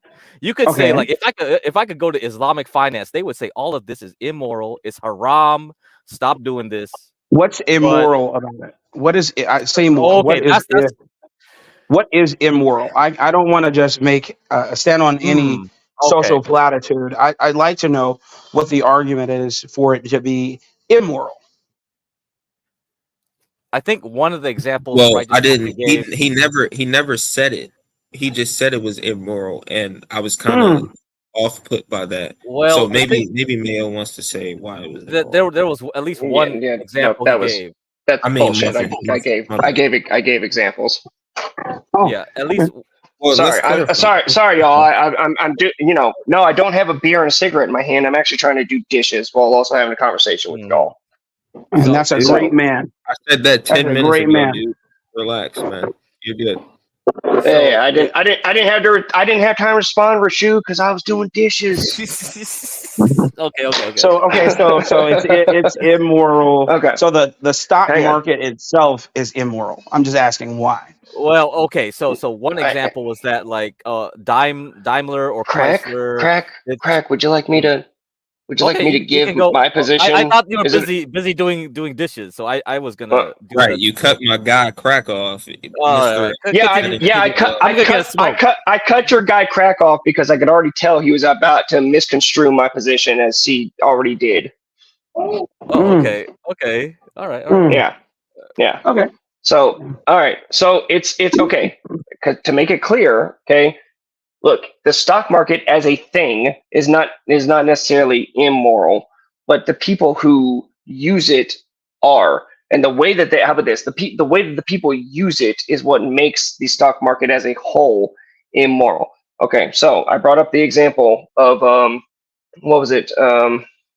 Dodge owning shares of Ford back in the 40s or 50s, something like that. And because Dodge owned shares of Ford, when there was profit, they were supposed to get dividends or whatever it is, payout.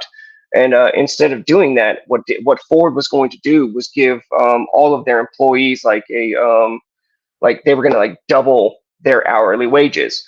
Well, Dodge took Ford to court and sued them, and basically that set the precedent that the point of a company is to make money for its shareholders or board of directors. So with that, people use the stock market to fluctuate the actual business of a company. When in all actuality, it shouldn't be able to do that, because it should only be market forces, not how well is it doing in the stock market. Okay. And, like, an example was, I was saying that, SpaceX had a bad day. They've been doing great, sending off tons of rockets, putting satellites in the sky, working on getting to Mars and all that sort of stuff. They have a bad day. And let's say one of their rockets with no people, it blows up, something happened. One of the gaskets wasn't as good as it was supposed to. And so people sell a whole bunch of the stocks, and it tanks the market on Tesla, and then they end up losing money and shares in money, it can go to be putting them out of business. When people just get scared because of things that they don't know about. Bro, that is capitalism, bro. Wait, I want him to finish his point. I want him to continue. Yes, say more. And then thank you. That actually worked because I was trying to think of the last example. Was then Crack and Rashu brought up how government pensions use their money in the stock market. And I asked, how is that not the government specifically getting involved in dictating how a company runs itself when they put their pension funds into it, or they put their money pension funds into it? Because if you're not doing things the way that they want, they can take their billions of dollars out of it and go put it in another company. So then at that point, the government is literally telling this business how they have to operate and what they want them to do. Otherwise, you're not going to get those sweet government bucks that should never be involved with it to begin with. There are other things as we go through things. I can ask questions. I can ask questions and bring up things that'll come to mind. Sure. My entire goal was just to find out your position and find out why you believed that the stock market as a whole was immoral. Okay. So, are you satisfied with how you described how it was immoral? I think I lost things because we've been going back and forth. I've been doing my best to try and remember, but again, as I'm trying to work on things here. No worries, man. I'm not gonna, I'm not super confrontational. I just wanted to know. All right, so I'm sorry. How about this? Let me add this last thing. All right, I think that people use it in a way because they are only trying to benefit themselves and not actually. They don't actually care about what the company does, what it's doing for the world, what it's doing for people. The majority. I said the majority of people. I don't think they actually care. They're just trying to get theirs. And when you have the whole population has that same mindset, and that I'm just trying to get mine, then it doesn't matter. Okay. Yeah. So there we go. That's where I was going. I was going to say what you described was the heart of man. Okay. You described people being inherently immoral. Absolutely. But is the market inherently immoral?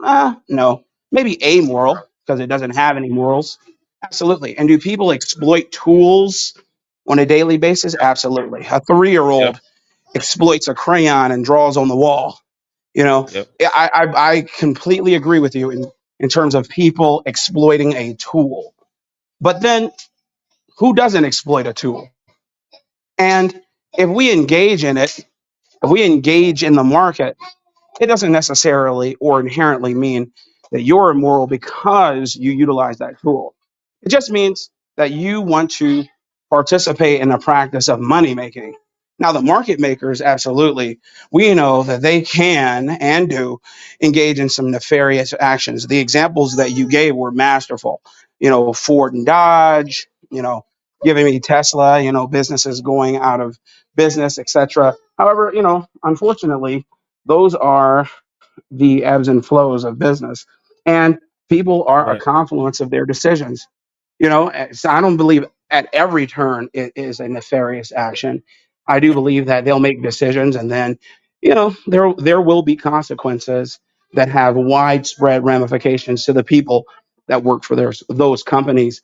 And yes, they don't always give a great justification as to why it happened. They just say, that's how the cookie crumbles. And then people suffer. Yes. And suffering is what's promised to you on this world. So all I'm saying is that I thought that the argument was the market itself was immoral. And what I heard from you was that people are immoral. And if that's the point you're making, then I agree. Well, look, I think. Well, look. When you we have to go about it this way. the market and the entire stock market system was created by people. Now I'd have to look into those people to know whether or not they were moral, immoral people. But again, I just don't understand the point of the market that needed to be set up. Actually, how about this? Actually, something just popped in my mind. Something that I've argued with someone about for a long time, and he always justifies it. What are the points? Sure. What's the point of being able to short a stock?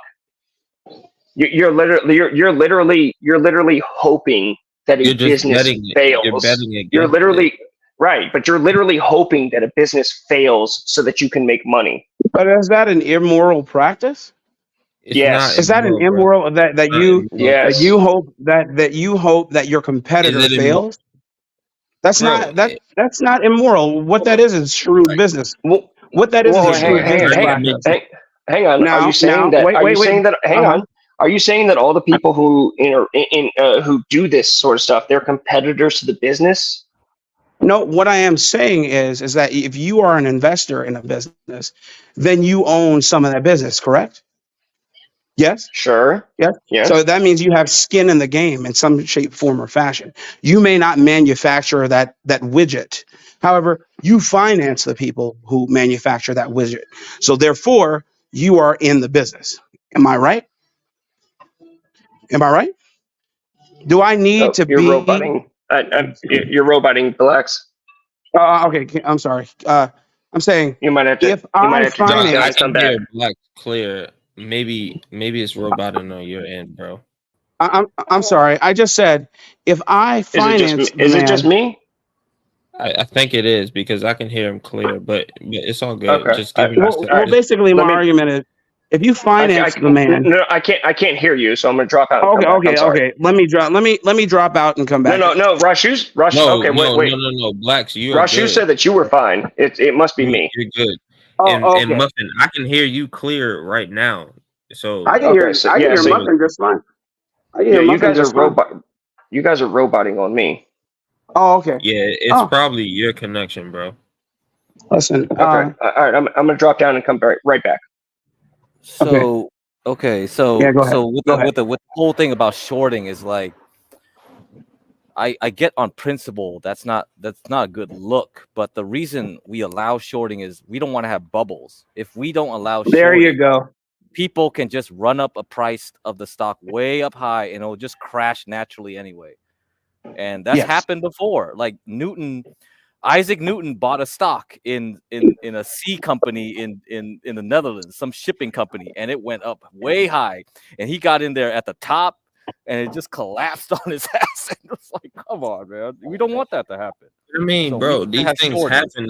That's why you don't want to like. My entire point is don't blame the system. Okay. Perhaps blame the market maker.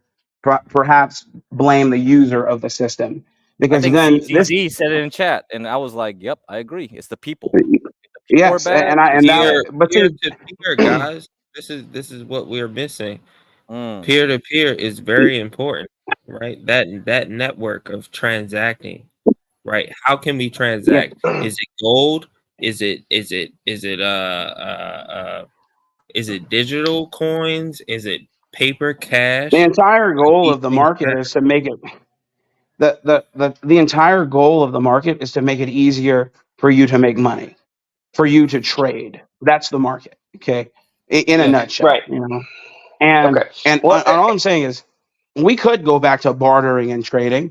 We could go back to holding physical gold nuggets and shipping pieces of it off to get a bit of beef jerky, etc. No, I'm speaking to Rashu's point when he said peer to peer, etc.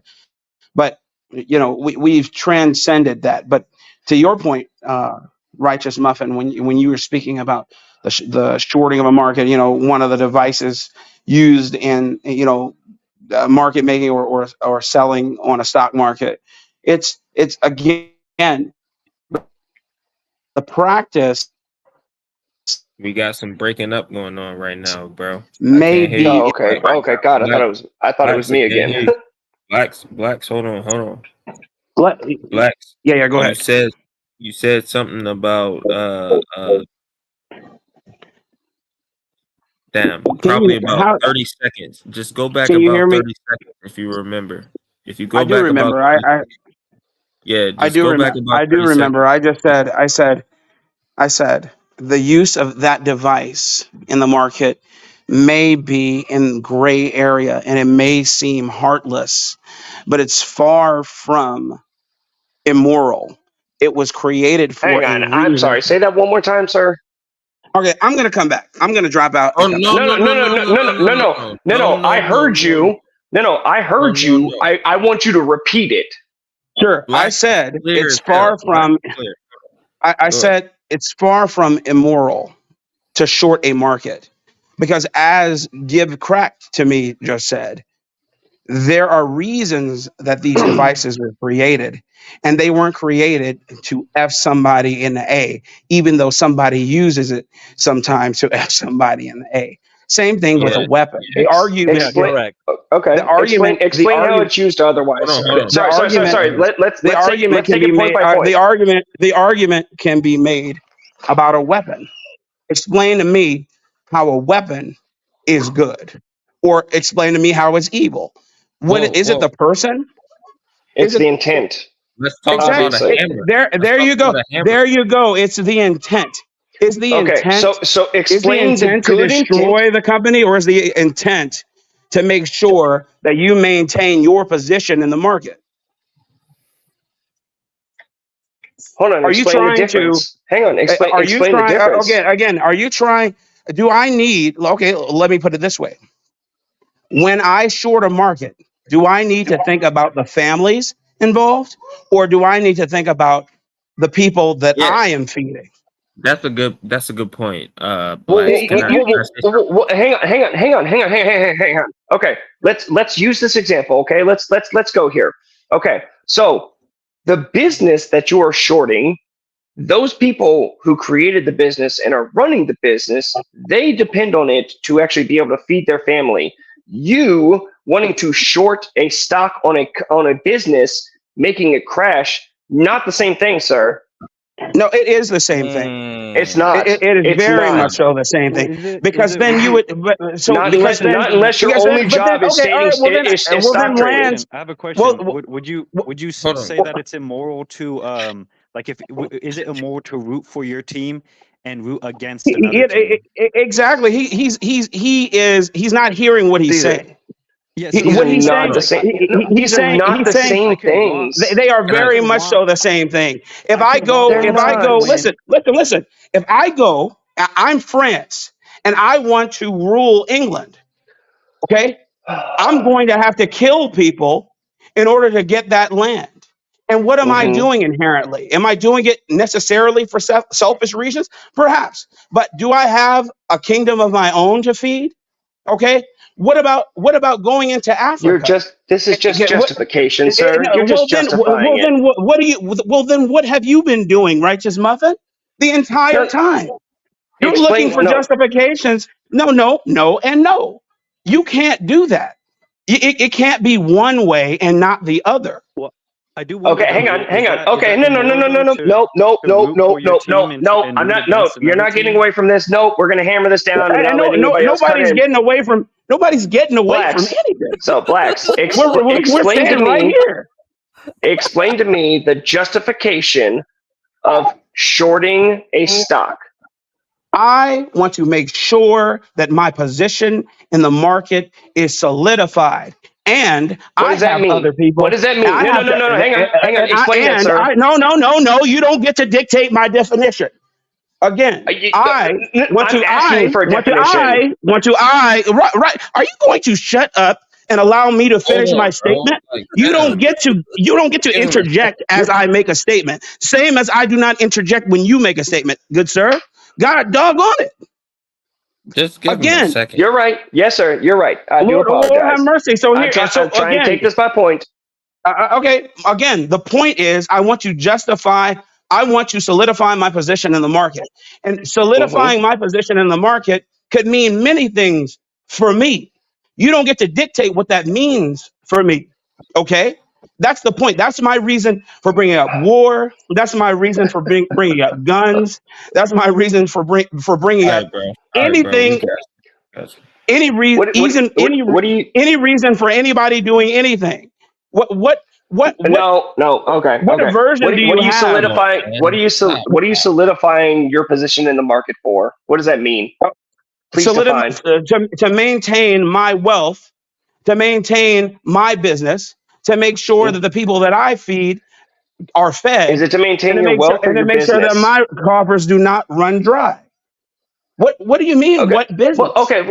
So hang on. Do I need to tell you? Why do you have to short a business? I produce a short business to do that. Why do I have to short a business to do that? I short the business to do it. Perhaps wait. Are we changing the conversation? Yeah, he is. He's changing. Do you see what he's doing? It's ridiculous. What am I doing? What am I doing? There are several reasons for shorting a market. There isn't one. Okay. But I'm trying to get to one of those. I'm trying to ask you what those are. I gave you my reasoning. So accept my reasoning, and then you gave me a I gave you my reasoning, and now you accept my reasoning, and then you go to the next point. I don't. Actually, I don't. No, I don't. I don't. If you don't accept it, Righteous Muffin, if you do not accept my reasoning, well, then give me why you don't. Don't try and change the subject. I'm not. I'm asking you to further explain. I've already explained it as far as I'd like to explain it. Now you give me your counter. Okay, it sounds immoral.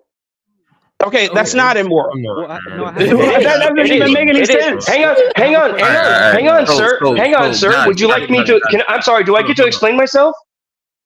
You stopped. You put a period on that sentence, didn't you? So then I responded. So you can interrupt him. Yeah, and then I was going to respond back since you don't think that that's good enough for you. Okay, so you said it's to solidify your standing, so it's so that you can get what you need to get for your family that's immoral and for how? your business. So do you think I'm getting there. And rooting against my God, shut up! I don't know who's talking. Righteous Muffin, you can't have a conversation at all because you have to be right. You don't listen. You just want to be right. That's what it is. I have been listening, sir. Sir. I'm repeating your position back to you. No. I literally just repeated your position. You repeated it, but then you said it was immoral. You repeated it and then said it was immoral, which means you just want to be right. You didn't say why it's immoral. I'm getting there until I kept getting cut off. Okay, now get there. Bro, nobody's cutting you off, dude. What are you talking about? What are you talking about? There was someone who was just everybody talking. Shut up so he can talk. Let him finish. Jesus Christ. Okay? It's immoral because you need to get yours and you need to make sure that your business doesn't fail so that you need to take out the competition in a slimy way. Instead of being a better business, you need to tank their stocks. Yeah, I think that's immoral. Okay, so it's slimy because I utilize a device that's legal and binding in the market. Okay, it's legal. Number one. Number two, it's war. Okay, somebody wins, somebody loses. Okay. Number three, you act as if that business can't pivot. Right. So again, you don't believe that your business. You don't believe that your business is good enough to survive without going about that methods. That's not. Yep, that's slimy. That's not what it means at all. What it means is go ahead. What's up, Rashu? Go ahead. My bad, Black. Go ahead. Continue. No. I want you to finish. I want you to go. I want you to go to whatever point you want to make. Go ahead. Well, I was going to make a point real quick. I was going to make a point real quick. I didn't know you were up here, Juan. Go ahead, brother. Yeah. I'm sorry. I tried to call in on the phone number, but John hung up on me. So the thing is it might be dirty. I'm with what was his name? Righteous Muffin. Minus the emotion. I think it's a dirty game. But here's one thing that I learned: compliments of Wall Street Bets and Roaring Kitty. We can play that game just as dirty. What's the saying, Blacks? All is fair in love and war, right? So as much as I don't agree with them shorting, what I learned with GameStop is that we can actually outdo the shorts because all that a stock short is a bet. It's a bet Thank that you. the stock is going to be lower. Let me finish. It's a bet that the stock's going to be lower. So I'm basically saying, hey, blacks, give me this GameStop at $25 a share. I'm not paying him the $25 just yet, and he's not paying me the $25 just yet. But if the stock tanks at the end of the bet, and the stock is $10 when it's time for me to pay, I say, hey, blacks, here's $2. Thank you. And he's left holding the bag. Well, here's what happened. And this is where I learned that we as masses could use our money as a weapon if we would stop, pardon my language, but bitching and moaning that it's not fair. What a lot of people did, myself included, well, I won't confirm or deny, is we found out that a certain group of businesses were shorting the stock. So we bought the stock. And the stock went up, and one of those costing hedge funds. I did the same one. Hold on. Because I was about to say something. What you want? What you? Oh, go ahead, Rashu. Go ahead, Rashu. Please say what you want to say. Let me just ask a question. Righteous, are you coming from the perspective of not investing or shorting or looking at futures or anything like that in the stock market? You're not doing that, right? What I'm saying is that we don't need the stock market to do that. And here's the thing. No. Hold on. Slow down, because I want them to keep talking. I just want a yes or no answer. Do you invest or no? Do I invest? No. You don't believe in the idea of investment, is what I get from you. Okay. No. See. Here's the thing: is you're changing terms. Okay. No, I believe I'm asking. I believe in investing. I am not invested in anything. I do not believe in the stock market, and I do not believe the stock market needs to exist so that you can invest in a business. All right, cool. That's what I thought. That's what I was. Okay. Well, I was trying to answer. I was trying to answer, and you said I need a yes or a no, and it's not a yes or a no question. Answer. Well, if I could cut in and finish my thought real quick, what happened when this particular company shorted or this particular company went under? The rest of these companies, they're actually called hedge fund managers, had the nerve, and it was hilarious. They had the nerve to call all of the what are called consumer investors, the people that saw that this short was happening, so they bought up all of the stock to make the value of the stock go up. They called them, quote unquote, retards, and it was hilarious because as they were calling people like myself, somebody that has like $30 to buy a stock or what have you, as they called us retards, they were going to the clearinghouses, your Robin Hoods, your Weebles. And this is where I think that's wrong, but that's another subject for another day. They went to them and said, hey, you guys got to hold these clearinghouses because we're going to go under. Meanwhile, they actually posted in the Wall Street Bets Reddit and said, you guys are a bunch of retards. Well, Rory and Kitty came back and said, and I quote, and this was classic, we can remain retarded longer than you can remain solvent. So yes, it's war, but instead of bitching and moaning, we figure out how to fight back. Yeah, man. Okay. And the point, hang on. May I respond? Because I got three of y'all coming at me. I'm not coming at you. I'm coming at the point. Nobody. And the point here is you haven't. Is there anyone else arguing my point? I'm the only one arguing this point. The point hasn't been made. So do I get to respond? The point hasn't been made that this is immoral. You just don't like the people who do it. That's what you blacks, you're breaking should up, say. brother. You can't. You might as well call the gun immoral. You might as well call the knife immoral. You might as well call a kitchen implement immoral. That's my only skin in the game. I'm saying, for all your explanations, I missed the first thing you said. You cut out. I said that the market, a tool, is what I am arguing is not immoral. I said people can be immoral, okay? But if you argue that the market itself is immoral, well, then you might as well say the gun is immoral. You might as well say a kitchen implement is immoral. You might as well agree with Great Britain as they ban and bar knives, forks, and screwdrivers. You might as well ban anything that can be misconstrued or used nefariously. Okay, so then you would also say that the economic policies of socialism and communism those are just market tools. That's not actually evil. It's just the people who implement them, right? I say Those aren't tools. That's apples and oranges, buddy. No, it's not. Yeah. And even hang on.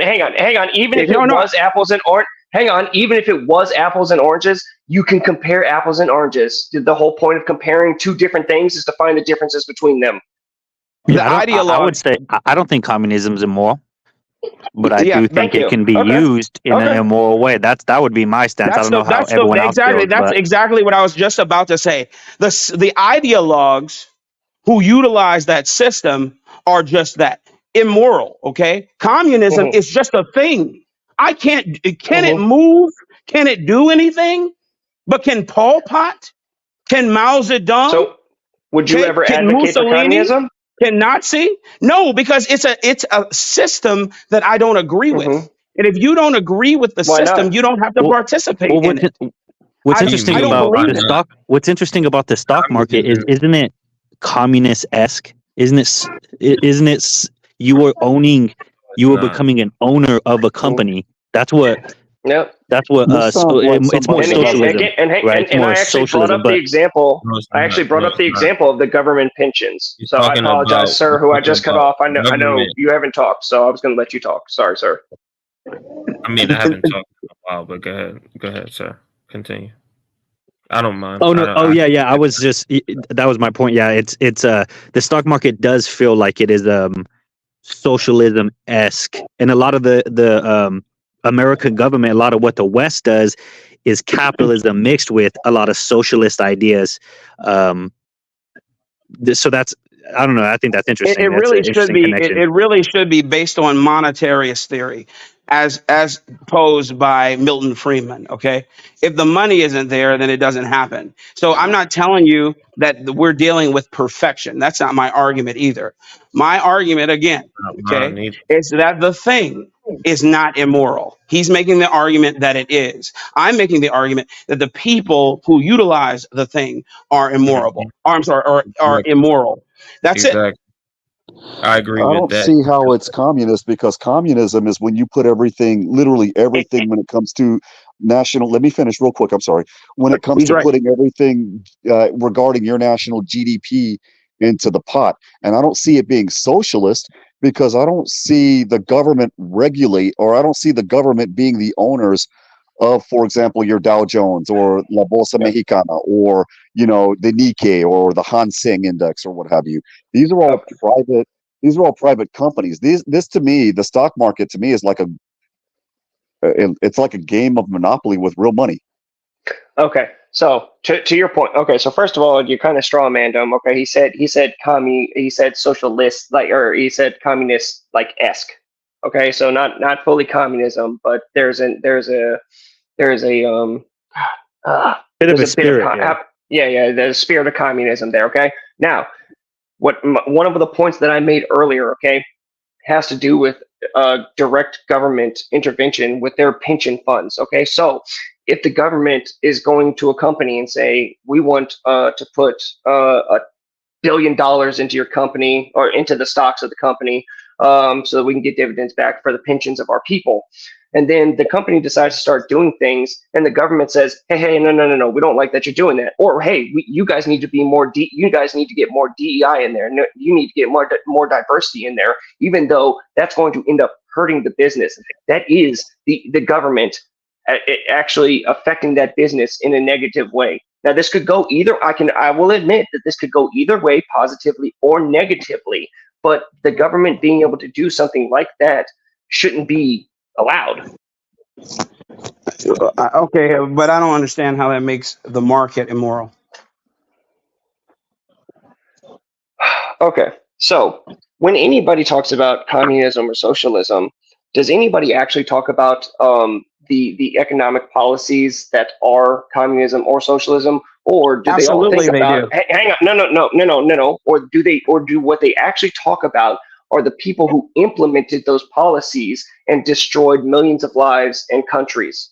This is the actually talk. Hang on, Black. What do they actually talk about? Oh my God, this is crazy. It's real easy. What do they actually talk about? Come on, guys. You guys are not this stupid. But Righteous Muffin. You're then bolstering my point. It was the point that we already agreed from the very beginning. No, I didn't agree to any point with you. What I said, yes, you did. Was that it was the people. No, I didn't. That it was the people. No. Okay, yes, but I'm saying that's the very yes point, or no, Blacks. The very point that I made. That's the very point that I made. So I don't understand what the argument is then. If that's what we agreed to.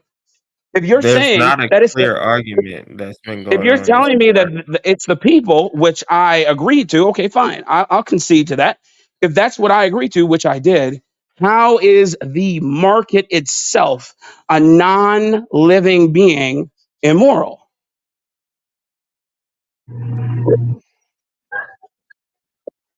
I think I changed my argument to agree with you. Okay, that's my only skin in the game, man. Right. Okay. And so I think the argument that I was making was that when the majority of the people, such as communism or socialism, when the majority of the people in power are using it for an immoral reason, then it corrupts the system that they're using, and that makes it immoral. I'm going so to again, like for instance, hang on. So real quick. So for instance, when it comes to the whole GameStop thing, just like Juan said, okay, it was a whole bunch of hedge funds that were trying to short GameStop and make them go out of business. And it was little guys like y'all to buy stock and make the hedge funds lose money instead of GameStop going out of business. Right. So they used if that marketplace didn't exist at all, that wouldn't have happened. It wasn't so if the gun didn't exist at all, Hitler couldn't have run rim shops on Europe. Listen, what it sounds like to me is what it sounds like to me is people had a weapon and they found out how to use that weapon. And they're like, okay, cool, the big guy has big guns, but I got guns too. So if we work collectively or if we work if everybody else is being immoral, I should too. No, not being immoral. That's nothing to do with an eye. Okay, it's an eye for an eye. Right. Exactly. To be fair, I guess to Muffin's point, bringing up the GameStop thing is, if we're talking about the game of the stock market, and whether it's a moral or immoral game to play, it's when people were shorting, because I was one of the ones who was buying GameStop. When they did shut down the markets to where you can only sell your stock and you can no longer buy it, at that point, did they, because the owners of the game were able to manipulate the game to make them money or to make them stop losing money, pretty much, would that, I don't know, that's like an interesting, I feel like that's something, there's something there with that. There would be if it were let me finish. That would be the case. Let me finish. That would be the case if it were the owners of the game, so to speak. It wasn't. The people that halted the buying were the clearinghouses, your Weebles, Robinhood, and I forget the other one. And they got sued for damages, and they had to pay out because of what they did. That's different. They did get sued. And yes, they actually stopped people from buying the stocks, right? Yeah, they did, and that's why they got sued. They guess what? The checks and balances worked, right? Yes, that's how checks and balances work. That, in fact, that's how Robinhood. That's the point. The checks and balances worked. Wait, I have a back check because no. Yeah, I'm gonna have to check that because I didn't. It still stopped people in real time from being able to participate in the market. They were compensated for damages, and again, you don't like to breathe. Yeah, I don't know. It's not going to be perfect. You're arguing perfection. I'm not. Listen, if people die, then they're given damages. If someone dies in a heinous way, usually people are given damages in some shape, form, or fashion. Sometimes it doesn't happen. Of course, nothing's perfect. We don't have any perfect system here. Okay, but on the whole, there are rules, and most of the time these rules are followed. Meaning that if someone skirts those rules, then you have recourse. That's right. Can someone post that link in the back chat? Because I was a part of that, and I was I didn't receive any. I didn't receive any email or letter from the lawsuit people when stuff like that usually happens. And I'm reading an article right now that says, because what I remember happened was they halted all that stuff. Well, for one, they shut down the Reddit. They shut down. They shut down the Reddit. Wall and now Street Bets. You couldn't access it. Then the next morning, they shut down all. You could only sell your stock. So it's not that they stopped trading. You could only they manipulated the price. Then they went and had you can only sell it. You cannot buy anymore.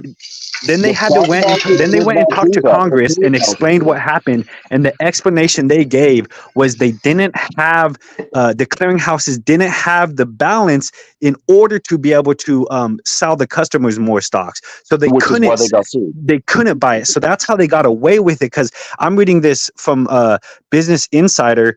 Federal court dismisses lawsuit over GameStop trading halt because I didn't get any, and actually they're suing. People are suing Keith Gill, aka Warren Kitty, because they're saying that he manipulated them and it was securities fraud in a pump and dump scheme. So because I didn't get any letter about that, I was in Celsius. I don't know if you guys know about Celsius. It was a crypto wallet. I know. And I was a part of that lawsuit. Like I've been a part of lawsuits, and the GameStop thing, from my understanding, we never got anything from that. But I might be mistaken. That's why I'm asking for like a link. Sir, it depends on the clearinghouse that you went through. I went through Robinhood. Same, yeah. Myself included. I started there too. I think it was Webull also that Webull actually got fined by the SEC. Yes. Webull did, yeah. I think Robinhood did as well too, to be honest, at the beginning before they started doing the crypto trading.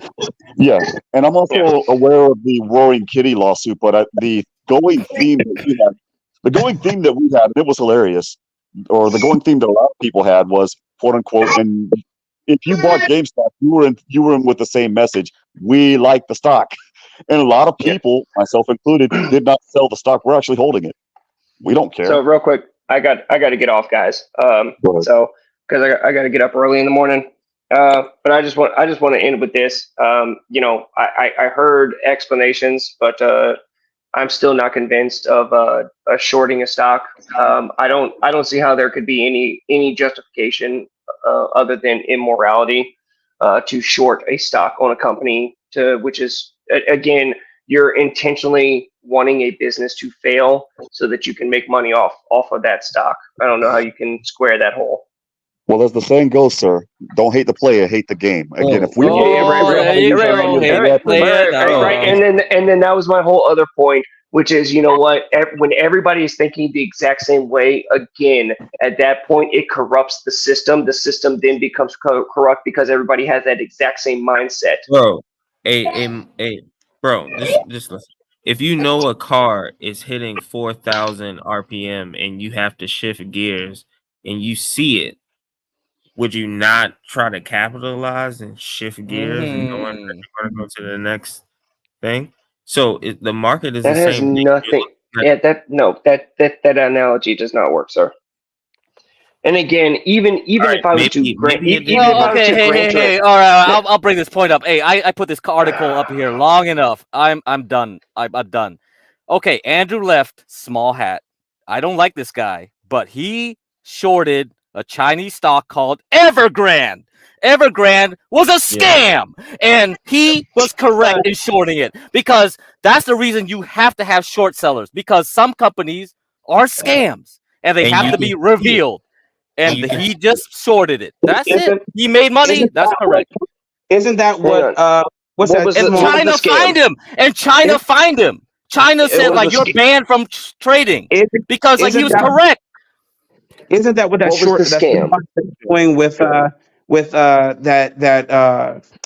smoothie company? He said it was a scam and he was trying to short it for years. What is his name? His wife went and spoke to Congress. Was caught up in that plagiarism debacle when she was talking about what's her name who plagiarized in Harvard. What's his name? He's a big hedge fund manager. What is his name? I don't know. Yeah, I don't remember now. Yeah, there's so many people like that. Yeah. Same thing. Because that's the reason. Okay, because we don't want to actually tell me what was wrong. Evergrande collapsed because it was. Oh man. Like the whole reason the Chinese, the whole Chinese real estate market was because of Evergrande. Yeah, it's just a bubble. He placed a bet that it was a scam, and that's again what a short is, or a put. A put is basically betting that the stock's going to go up, right? You're betting based on certain things that you're reading, like you, sir. And so he read certain things that would give him pause to infer that, hey, Evergrande's bullshit. This is going to go to zero. Yeah, I'm going to go ahead and banned him. And the Hong Kong Stock Exchange banned him. And how many years later it was true?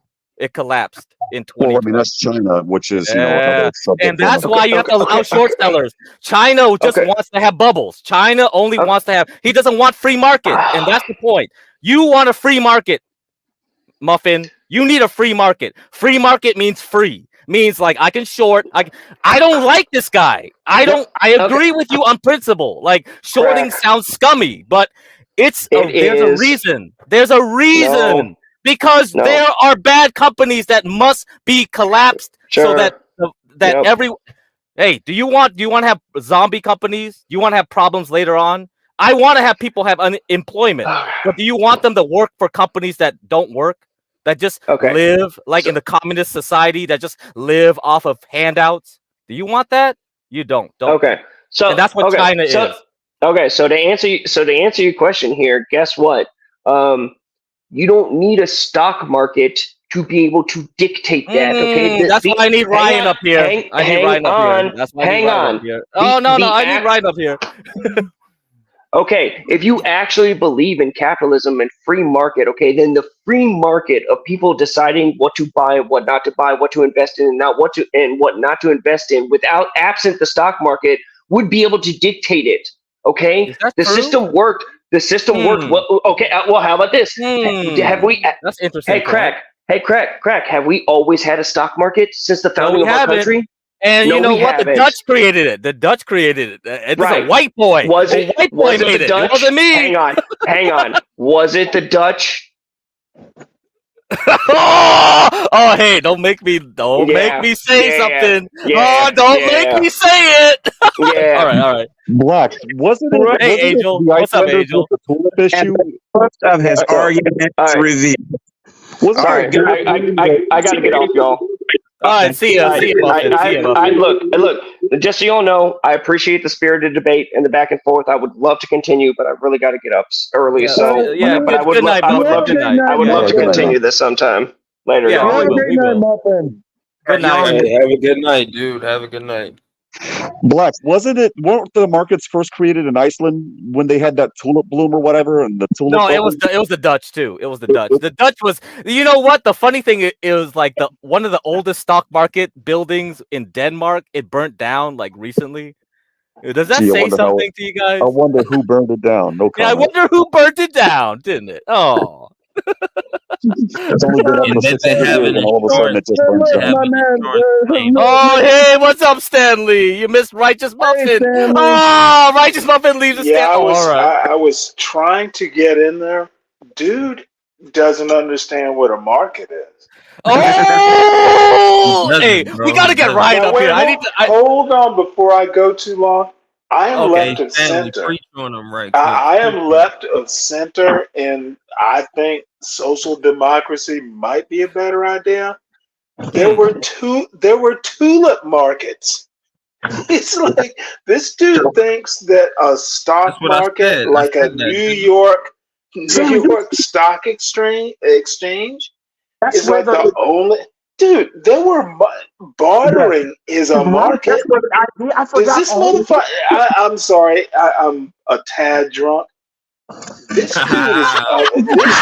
Hey, Ava's on the other street, bro. Ava's on Thorpe's. Oh. This dude. Blacks, I'm glad you're here. You will tell me to stop. This dude markets. Bartering is a market. You can't sell what's not needed. Peer to Markets peer. have been around forever. Peer to peer, Stanley. Peer to peer, brother. Hey, who's that? Cam? Oh no, it's Rashu. It's Rashu. Oh, Rashu. What's up, brother? How you doing, man? You know what? And I'm not gonna kick butt. Somebody, God, Muffin's God, please help him. Wait, can anyone drop the link for why did Jesus go into the temple? Because there was a market. Does anyone know that? Does anyone have evidence that GameStop lost a lawsuit? Because like I said, from my recollection, I've been researching it for the past 5-10 minutes. I have not found any of that evidence, and I just want the record to be clear on that, because that is an interesting. Okay. All right. All right. No. I don't have much time. Stanley, tell me where I was wrong, sir. Oh yeah, no. I came back. Oh yeah. No, this motherfucker wants to talk shit. Let's go, motherfucker. Stanley is in a market for Let's go, motherfucker. Ass kicking. Let's get ready to rumble. Dude, don't think you can rumble with me. You're overmatched. What? So, what point was I wrong on, Stanley? Define a market, Muffin. No. You asked. What was no? Don't answer my Don't answer my question with an answer. No, don't answer my question with a question, motherfucker. You can make a answer my question just by taking and putting rhythm to it. Answer my question. Your question. Answer my question. You asked me. Where was I wrong, Stanley? Yeah. Answer my question. Not with a question. You don't know what a market, dude. Don't do this to yourself. Explain how I was wrong, Stanley. Think on it. You are so easy to take down. It is actually sad, sir. Explain why I was wrong. Explain how I was wrong, sir. Explain how I was wrong, sir. Explain how I was wrong, sir. Your market is going to be the nice dreams. Explain how I was wrong, sir. You know what? Your market is over. Explain how I was wrong, sir. You said nothing right. That's how you were wrong. Explain, sir. Explain. Everything you said I know you can't wrong. Explain. I know. No. See. That's a cop out. Dude, cope harder, you gay faggot. Tell me where I was wrong. Give me specifics. Right. Give me specifics. Give me specifics, sir. You are so easy to take down, Stanley. Give me specifics. Well, then take me down, Muffy. I bet you'd like that, wouldn't you, the big boy? Oh, look at you. All markety. Yeah, I'm not in the market for that. Mm-hmm. I'm not in the market. So specific. Stanley. Obviously. So specific, Stanley.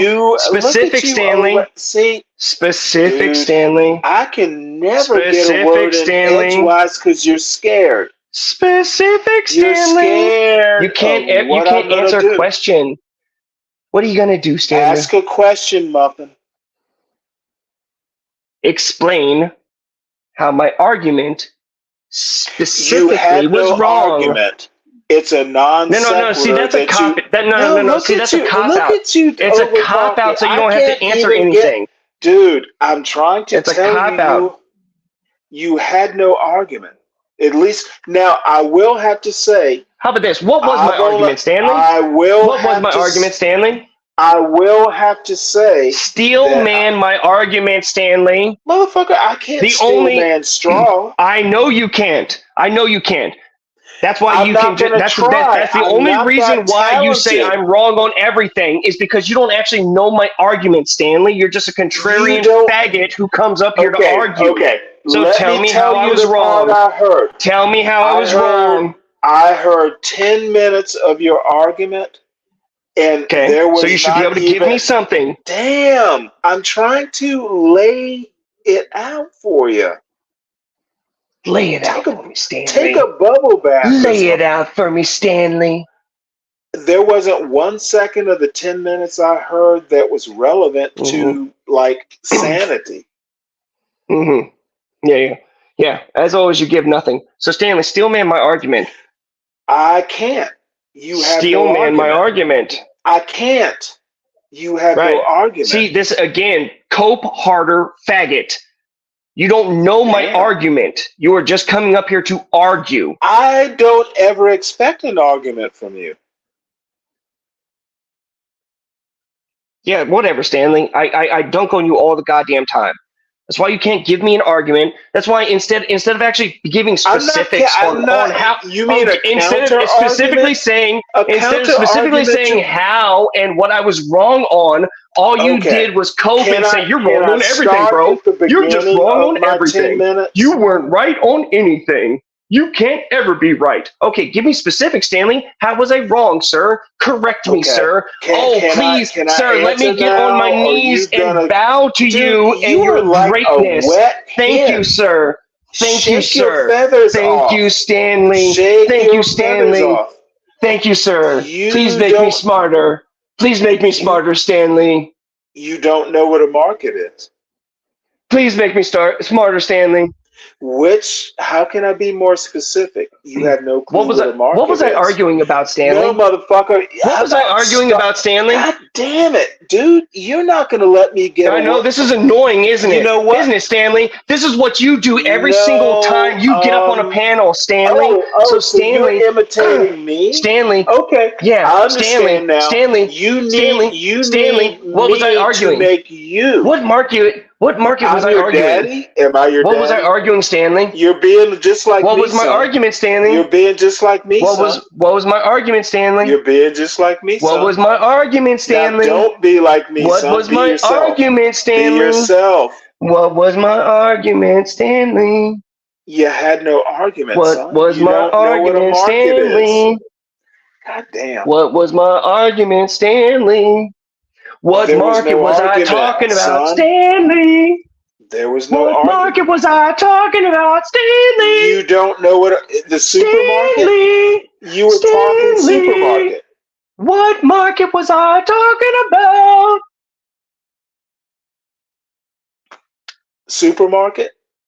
Thank you for proving you don't know a goddamn thing about anything I had to say. You just came up here to call me names. You know what? At this point, I just assume you have no Thank you, sir.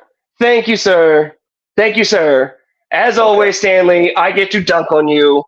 Thank you so much. I hope you have a great night. There we go. Well, I've been dunked on. Yes, sir. You have been excoriated on, for sure. Well, okay, that was interesting. All right. Oh my god. What's going on? I'm so confused. I don't know what I'm feeling anymore. Before we continue with the show, my man, good crack. Now y'all be nice. Muffin was sleepy. Okay, where's Ava? Get off of Process's show and come here. It's like this is where all the excitement's at. I want to hear Ava's opinion on the market. How she steals from like Whole Foods. Where is Ava? she's on Processes right now. Like I think things would be far worse if Kamala was to actually be president this November. You're gonna call me the N-word, aren't you, Angel? No, Stanley. You know I have love and respect for you, man. Bottom line is, I'm gonna vote for Kamala. So, the more I hear, the better I like her. Wow. But good crack. Can I say this before I continue with where I stand about the whole stock market or the Kamala thing? I'm sorry for the third or fourth time or how many times it may be, but check your Cash App, man. I sent you another request. You don't have to comply if you don't want to this time. Comply? Man, you're begging like crazy. Come on. I'm sorry, but I tried getting at least one person to at least send me a little something for lunchtime today. Angel. Hey, but the thing is, Angel, you're an artist. You gotta put out another rap song. Well, I will send you. Angel, you gotta. Yeah, come on now. You're an artist. That's right. Come on Angel, now. Told you that if you do another rap song, I'll personally cash app you some like $5-10 for sure. I will. I'm a man of my word. I will. No, No, I might even, my friend Blacks. I will. I will match whatever he gives you. Yep. Yeah. Could each of you, if I was to like sing one tonight, could each of you at least? No, you got to prepare and coordinate tropes, preferably. Hold on. Hey, you trying to do another job role comparison tonight? What's going on? Do mystical. Do shake your ass. Hold on. It has to be natural, Stanley. It has to be natural. He has to feel it. Okay. You're right. I'm not an artist. My bad. He has to feel mystical coming on. I'm sorry if it seems like I'm like begging at this moment, give crack, but when John had my Cash App earlier on display on the stream, I wanted at least one person, but no one had sent me anything. I'm gonna be honest with you. I actually was, this is the real deal. Dude, it worked. Do it again. Take your time. Produce good art. Yeah, man. Angel, go for it, man. Godspeed. How about bad bitches is my effing problem? I think that would be great for him to sing that one. Nah, I don't really like that song, but yeah. No, but for Angel to sing it. Angel, are you trying to pay a bill or something? Nah. They argue with the numbers. Drake knows the business. It's all about the singles. Damn, what happened? Now you got me like in my Ja Rule kind of mode, John Galt. Like let's talk about like rap music.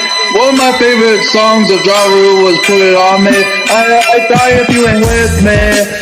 So baby girl, put it on me. What would I do without you?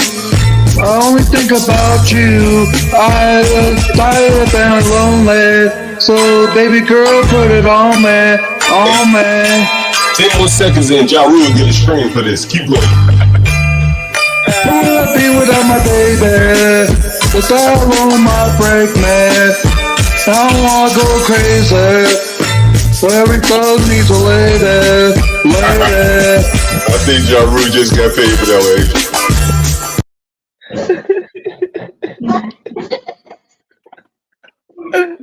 All right, Angel, I gave you $20, all right, but you can't be asking like people to drop 50s on you if you gotta be like, come on, man, you gotta make your business. John makes that damn song. I can't even. John makes that song. My God, hey, you and John's ad libs, bro, every time, man. Jesus Christ. That dynamic duo, Angel, for sure. John said, "Hey, man, another 10 seconds."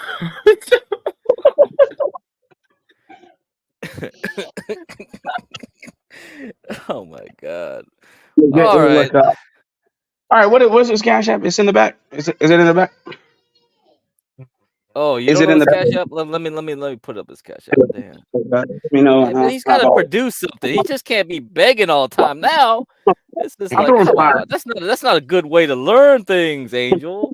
Yeah, that's about it, man. He said, so he said, I'm singing for money, bro. What you talking about? Fat Joe song or that Punisher song? Where he's singing. What song was that hot one? I think Fat Joe's song. Everyone knows it. That's what he needs to sing. Got to do it, man. That one? No. The you want to fuck my wife? That one. Oh man. Hold on. This guy, Master Kim, he got something going on where he remembered a song for whatever reason. But hold on, I'm gonna try to find it. Fat Joe. Everyone knows it. Oh, Fat Joe. Oh my God. Yeah, Fat Joe. You know, half Puerto Rican, half white that's guy. old shit. Yeah, but that's the funny thing of why having Angel sing this old ass shit, because he would have heard it also, and that's part of the stick. It's so crazy. Hard. It's so hard. Yes, it's so hard. Yes, that one. That's what he needs to sing. My God, man, you guys got me over here crying. My goodness. Hey, Angel, play YouTube It's So Hard with Fat Joe and see if you remember. Hold on.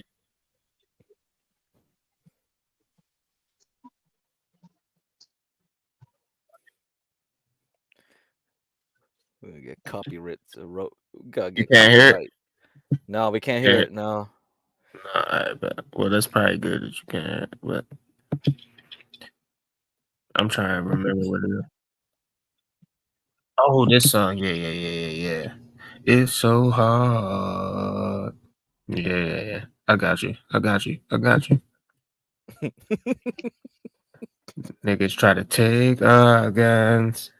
Try to but it's so hard. Yeah, I got you. I got the tempo now. Whatever. Mm-hmm.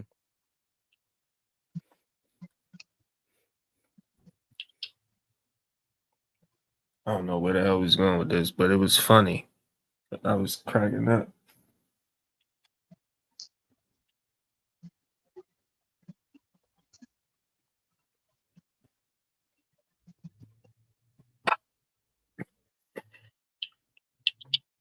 But all right, get cracked. Mm-hmm. What's your read on this deal here? Oh, nothing. But I think that's a big point that people got to understand about the pension funds, and same thing with 401ks. It's kind of semi-socialist now, yeah. So stock market's trying to go up. Mm-hmm. That's where we're going. You know what I mean? Yeah. We're going down to a socialism type of reality. Right. Unless universal basic income is the same idea, you know. So yeah, man. Yeah.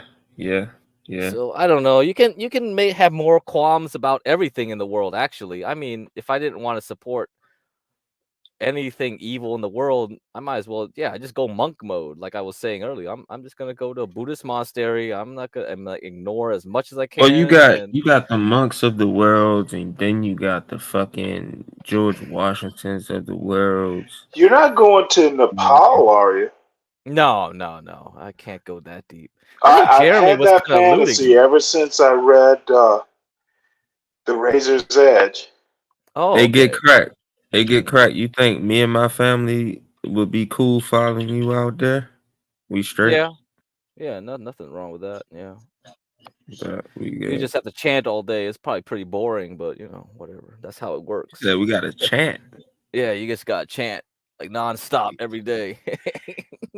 Crack, have you ever read Mom, W. Somerset, The Razor's Edge? I'd be interested in what you think about it. Let me see. Okay, let me look it up. Yeah, there was a Bill Murray movie. I'm pretty sure it was W. Somerset Mom. Yeah, it was a movie, 1984.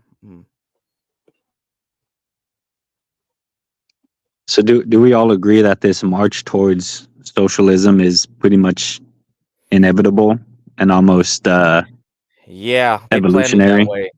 They planned it away because the next big financial crisis, I think that's we don't agree with that. Okay. Capitalists will never let that happen. Well, we're already partially socialist, though. So if you want to hear my opinion, is what you're talking about. Yeah, but we're getting more of the socialism mixed in, and I think that's so. This is the argument that I see. Companies are huge now. Everything is a corporation. Pretty much almost everybody works for a corporation. And you have people have really no power in that corporation or amongst this environment of corporations. People can say, oh, well, you could just find a better job that pays more, but that's not really how it works, right? These corporations enforce these rules and these wages, and but you don't really have that much of a choice. Or is that oligarchy? What I'm so we're still socialism. What you're describing is not socialism. No, we're still in we're still in a oligarchy. We've always been in an oligarchy, and we always will be in an oligarchy. Amazon even under communism, it's an oligarchy. To socialism. Can you describe that process? So we're becoming more socialist. So when we were when there was pharaohs and slaves, or when there was kings and dukes and peasants. Okay, we can stop there. This is the march we towards. Can stop there. You're not. I wouldn't start there. I'm going to let you go. I'm not going to have a response. Okay. Well, those were the systems that were in play. Those were the governmental systems that we were working in. And as people started to, as things got better or got worse, people would either uprise, take over the king, and then you get like the Magna Carta. Or as things got better, people were dukes would allow people to actually have their land and promote people to do themselves. Is this Bill and Ted's Great Adventure? You're jumping through millennia. Actually, what I'm saying is we're always in an oligarchy. Does Magna Carta Yep. have anything to do with Egypt and pharaohs? Well, it's about the progression of civilization towards more social power. I shouldn't have responded. I should stop. So at this point where we're at in capitalism, more people are able to own land, so be their own dukes. Yes, you don't have your own little army underneath and slaves and peasants and stuff, but you have the power to own your own land, own your own house, things like that, right? Invest in this socialized stock market where you can be an owner of the means of production, right? Okay, so that's socialism has right? something and to do with dukedoms. Oh my lord! It's hard to keep up with, right? You're making me dizzy. In Bill and Ted's like Great Adventure, I can't keep up. So we've always lived in the oligarchy, and at this point of the oligarchy, we have always lived this way. Where does liberal democracy come in? We don't live in a liberal democracy. We're still owned by the elites. I don't know where you think that this liberal democracy then exists. Where does this have to do with pharaohs? Because you mentioned socialism, I mentioned oligarchy. I could make the connection between like oligarchs and maybe the Magna Carta, because it was oligarchs, if you want to make that comparison, that forced a king to do a Magna Carta, but it has nothing to do with socialism. But by oligarchy, I mean owned by the elites. If you're a pharaoh, you're owned by the royal family. Doesn't matter. Or if you're a peasant in a pharaoh, people, not the oligarchs that own businesses or whatever. Name one socialist country that isn't owned by the oligarchs. Name one socialist country. Well, we're talking mixed economies now. Exactly. So we're still so a little bit of socialism, a little bit of oligarchy. That's what I'm saying. Yep. Okay. So you're keeping up. Are you getting less dizzy? Still trying to figure out. We're not creeping towards socialism. My argument is we're not creeping towards a socialism where the people own all the businesses or the government owns all the businesses. The oligarchs won't let them. It's gonna be mixed economy. Rashu can kind of finish his point and maybe clean it up in a bit, but at least let him. Well, clean it up quickly. This is boring. No, okay, I mean you're responding to it. I look forward to the whole bits and pieces. Please continue, Rashu. And then Stanley, you and I are going to hook up for lunch after this storm passes through. So I got to stay on your good side until then. So. But you said, hey, Master Kim, what did you say? I'm sorry, bro. I just. It wasn't Rashu talking, Master Kim. It was ZZZ. Oh, my apologies. Oh, if it wasn't Rashu speaking, it was Z. It was Z. Yeah, I haven't said nothing in a while. My apologies. So the reason I think we all sounded like Master Kim, I understand. The reason I think the march towards socialism is happening is, one, you have the cultural aspect, the academia, the kind of moral socialism where you have to, it's morally looked. It's good morality to care about others, which caring about others in a political sense means socialism. At least right now in this political environment, that's pretty much the Bernie Sanders way. So not only that, but then you got like Agenda 21 from the caring about others. Right. Yeah, I know, but it's more of a ideal, not really they don't really practice it. But you got Agenda 21 from the United Nations that pretty much said we're going to get rid of private property and you'll be happy. So not only do you have the big governmental organizations saying this, you also got the people in the institutions, the people on the streets protesting, the people in the comment sections, all. You know how many YouTube videos there are on how bad capitalism is and how good socialism is? It probably 10-1 for the opposite.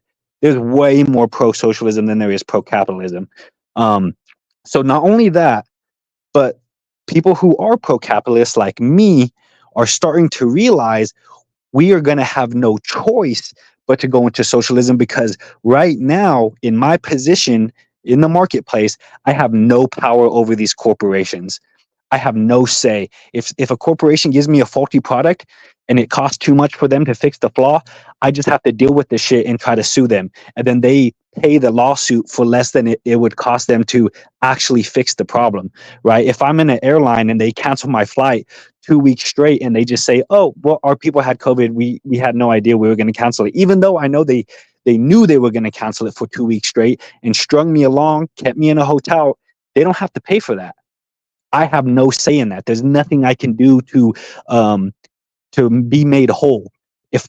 If I say something at work that they deem is against their code of conduct and against DEI and against these things that I get emails every day about, if I say something out of hand, jokingly, whatever it is, and someone mistakes that, I can get fired and I have no recourse. So I'm realizing as a person in this marketplace who believes in personal freedoms, at some point I'm going to have a say. And that's what it's a little bit more of accepting that there's going to have to be some type of socialism. I'm going to have a say, or else there's going to be uprising. That's pretty much the point. People can't be powerless and backed into a corner for too long before the French Revolution or something like that happens. So that is my analysis of it. That's what it seems like is happening to me from my point of view.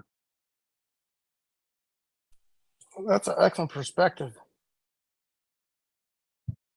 And I'm pro-capitalist, but like I said, I'm also seeing the powerlessness when you have these giant corporations. I've worked for I pretty much almost solely worked for startup companies until my current job, and these a few of these startup companies, for example, I worked in solar.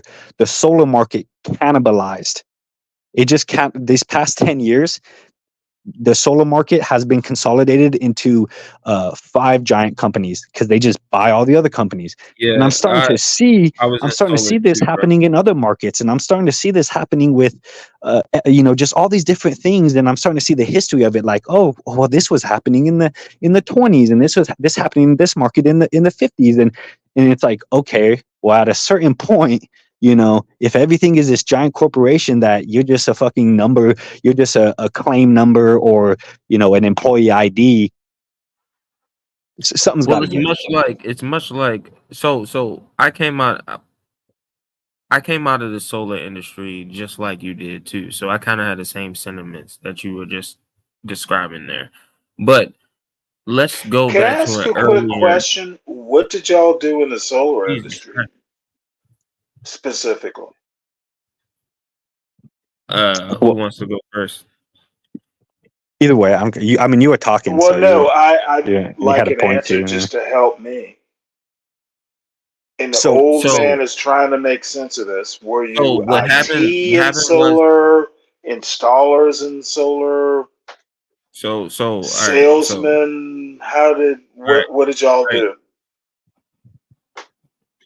So what I did was I linked up with a group of individuals from India who was trying to start up into America, and we partnered up and we extended their Indian solar company into America, right?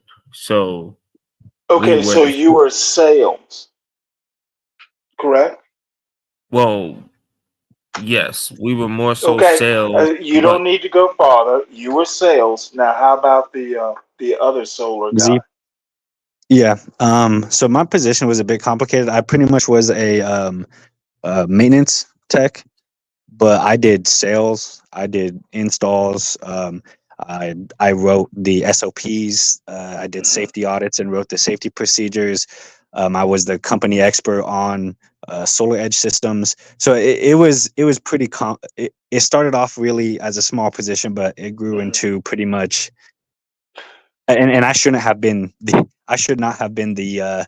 That was another thing I learned was a lot of these companies are not. They don't have. I don't think they should be in the market doing what they're doing because they don't have the people So with the thank you for knowledge. your honesty. I'll Right. mute. You can go on.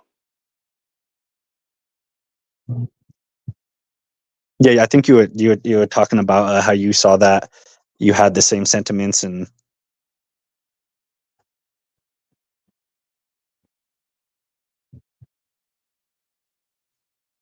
All right, who's talking right now?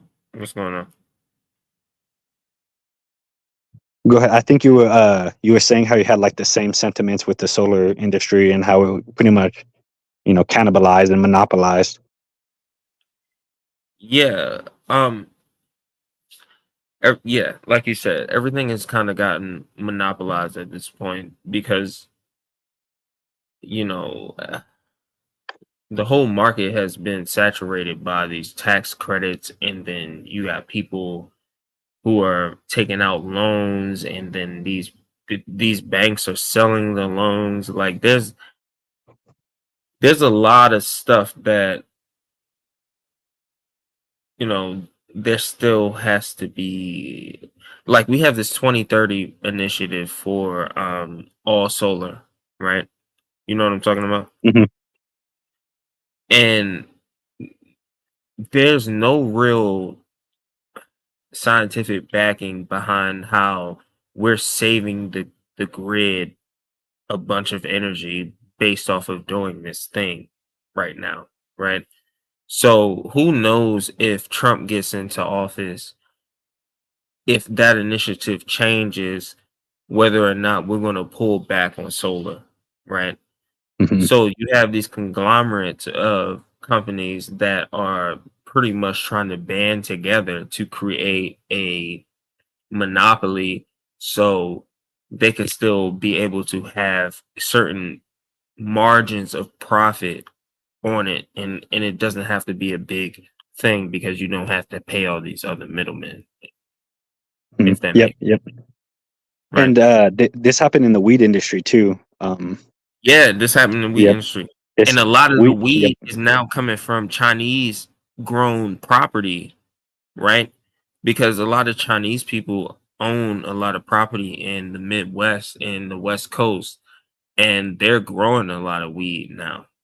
Right. Yep. Same thing happened with farming back in, I believe it was the 50s, where a bunch of these foreign companies and these big companies bought all these land and started doing. I mean, pretty much, it was just pretty much sharecropping, just with giant corporations instead of I guess like plantation owners. So yeah, I kind of have the same sentiment. I mean, I was I think the grid is. I think it's a good idea. I think we should push more batteries as well, even though there's some danger with like the fires and things like that. But if we can get people with solar and batteries, you now have a decentralized grid. So you start becoming more. Your civilization becomes more stable against bad actors. Like if someone were to go and, for example, they shoot up a transformer, right? And now everybody loses power. Not if you got solar panels and batteries.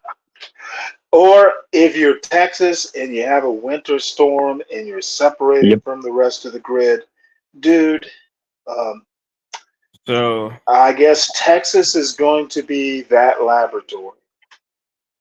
These are some lithium batteries that these came out of a Honda Pilot, I believe. But what these are Panasonic cells. So you know what? My bad. I'll mute. What? Ask me a question, bro. It's all good. No, it's going to be more a statement, not so much a question. Well, make your statement, sir. It's fine for you to make a statement. Nice battery. How is it relevant to power grids? Because these are the type of batteries that we are discussing in this, because they have enough energy density to be able to power the power grid, sir. These are the type of batteries that people are using, and they're taking. And sir, you literally are wrong. Okay. And hearing people talk about how bad solar power is and then batteries, you do realize that solar panels and batteries are literally connected. So again, I better mute because I'm trying to connect some dots here that aren't connecting in my old feeble brain. Yes, Stanley, because you've been drinking, sir, and you haven't been drinking enough and having these technical conversations. You know what? I wish I'd been drinking enough to ignore this. Bottom line. No. Please deny that solar panels and batteries aren't physically linked. They must be linked to work. Can you deny that, or they don't need to be linked? Have I had too much beer? They don't need to be linked. Hold on. So how does solar power? How does solar power get saved? Because you need to into store the ether or into batteries. Yes, into the ether. Most solar to store energy somewhere, right? Solar panels is just collecting the sun's energy into the panel. Where does the collected power go? Into a fucking battery that I was just showing you. Yes. Well, actually, that was my point. They generally have to be physically, and there's some weird magnetic thing you can do. It was exactly my point. Well, now, my next point, the third I disagree step, with is that point. how do these batteries power a power grid? Not a car. I mean a whole power grid. Batteries, they store energy. I know how batteries work, sir. You can do the same thing with a potato. My God! All right. So for one, 96% of solar that is sold in the United States is only solar panels. It does not include batteries. A battery system doubles, if not more than doubles, the cost of your system. And so what that does is that ruins your sales numbers, because when you go in to make a sale, what most people aren't buying solar panels because they want to go green and they're just such good people. They're buying solar panels because a salesperson goes in there and says, this is the cost per watt. Not only that, but your energy company is going to increase it 4% a year. You don't do electrical grid power in watts. You do it in kilowatts. Okay, and so that's when you get. Hold on. The reason why everybody isn't buying battery banks is because you have a network, you have a grid of people who are all sharing a common, let's say, neighborhood, right? And you all are sharing a grid that has its own separate, maybe county battery bank. So whereas though you don't have to have your own private one, right? You all are sharing a percentage of this bank. Well, right? most power isn't stored. It's just demand. It's a demand. what I'm saying is nine times out of 10, when you go into these neighborhoods and they're offering you a solar package, it's based off of the energy you can produce on the grid in your area. Mm-hmm. Yeah, and exactly. Everybody who has solar contributes to that grid. So you guys pay a percentage to the electric company based off of what you can produce. And that's where most solar it's actually not a isn't sold with consistent batteries. contribution to the power grid. I didn't say solar does not produce that much power. I didn't say it was a consistent contribution. What I'm saying is Okay, that you get I'm telling you it's not. I didn't say you said it. I'm telling you it's not. It's not a selling point. We haven't even gotten that far. I just said that there's I already know where you're going, Rashu. You are just cutting me off, though. If you know where I'm going, why do you have to cut me off? I don't cut you off, sir. But I can't answer that question. I would I'd sound like an asshole if I told you where you were going. But what's the point here? So solar and batteries can be disconnected. They're actually mostly are disconnected. Most people buying solar are only buying solar because the only thing it's that cheap. the battery is doing is storing the solar energy that you're capturing. Well, that's not the only thing. It's the main thing it's doing is it's disconnecting you from the grid. It allows you to use your solar panels while the power is out. It's illegal in most places in the United States, like outside of New Mexico and certain places where you cannot be off the grid. So yes, you can. If you have a battery system, you can. No. So what makes it illegal? Yeah, no. What I'm trying to tell you right now. Listen to what I'm trying to tell you. Yes, it is true what you're saying, but what I'm trying to tell you is that it's illegal in most states for you to be off grid unless you're in like New Mexico or something like that. You have to be. That's not true. In certain places. Okay, well, all right. Let's pull it up. So and it's not, and it's so right now. So it's not illegal. It's against the utility company contract. So if you purchase a house or you build a house and you have the utility company connect their lines into a meter, you are now in a contractual agreement with that utility company. So it is against the utility company policy. You cannot produce solar unless you have a provable means to disconnect from the grid, unless the grid is running. And the reason for that is if there's a power outage and someone has to do maintenance on the line, if you're producing solar and you're not disconnected from the grid, you are now sending that power through the line, and now they are working live.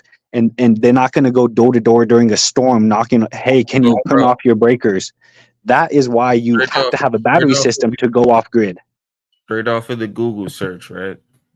Georgia, certain places in Texas, Oregon, Tennessee, Indiana, Idaho. There are certain places where you can be off the grid, but not everywhere in the United States where it's legal. There are certain places where what place can you not be off the grid? Means there's no connection to the power grid, like the electric company's power grid. Yeah, where can you not live off the grid though? Like which state? You name the states where you can, but which state can you not? I'm doing. You just made the point. You can't send power back through transmission lines. You can be off the grid. I mean, if you pitch a tent in your backyard, you're off the grid. Yep. So you can't send power back through the transmission lines while they are down. You can buy solar all you want and sell it to the utility company with whatever contract they lay out to their consumers. You can do that all day, but as soon as the power goes out, you can no longer produce solar for your own house unless you can prove that you can disconnect from the grid. And the only way you can do that is with a battery system and an automatic transfer switch. That's the only way you can do that per NEC code. That's the only way. I don't think anybody here is arguing with you about that. I agree with you about that. And you can go off grid in almost every single. I don't know a single state you can't go off grid. I'm just saying, like some of these states, you get into these gray areas of going off grid. Like some of these states, you can't even collect your own rainwater.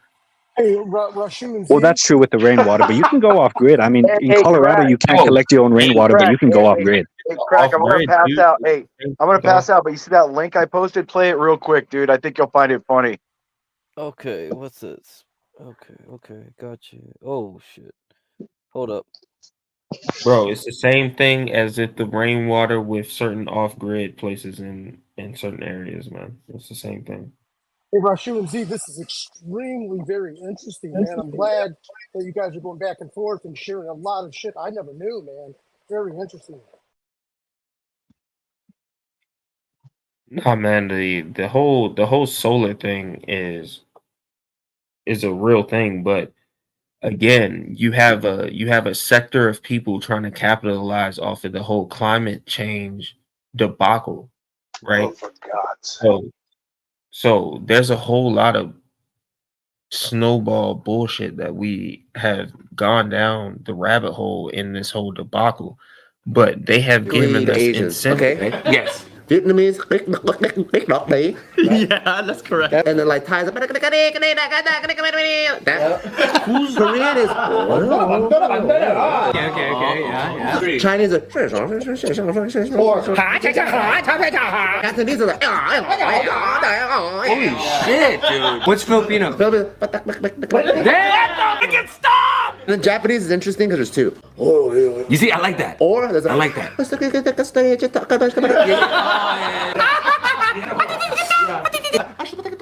Who's this guy? Who's this? Because I've been around this guy, but he was my neighbor, and he'll go. All right, thanks, Imperious. Hey, yo, I've seen this. It's hilarious. Lord That's have mercy. hilarious, dude. It's so funny. Yeah, that is funny.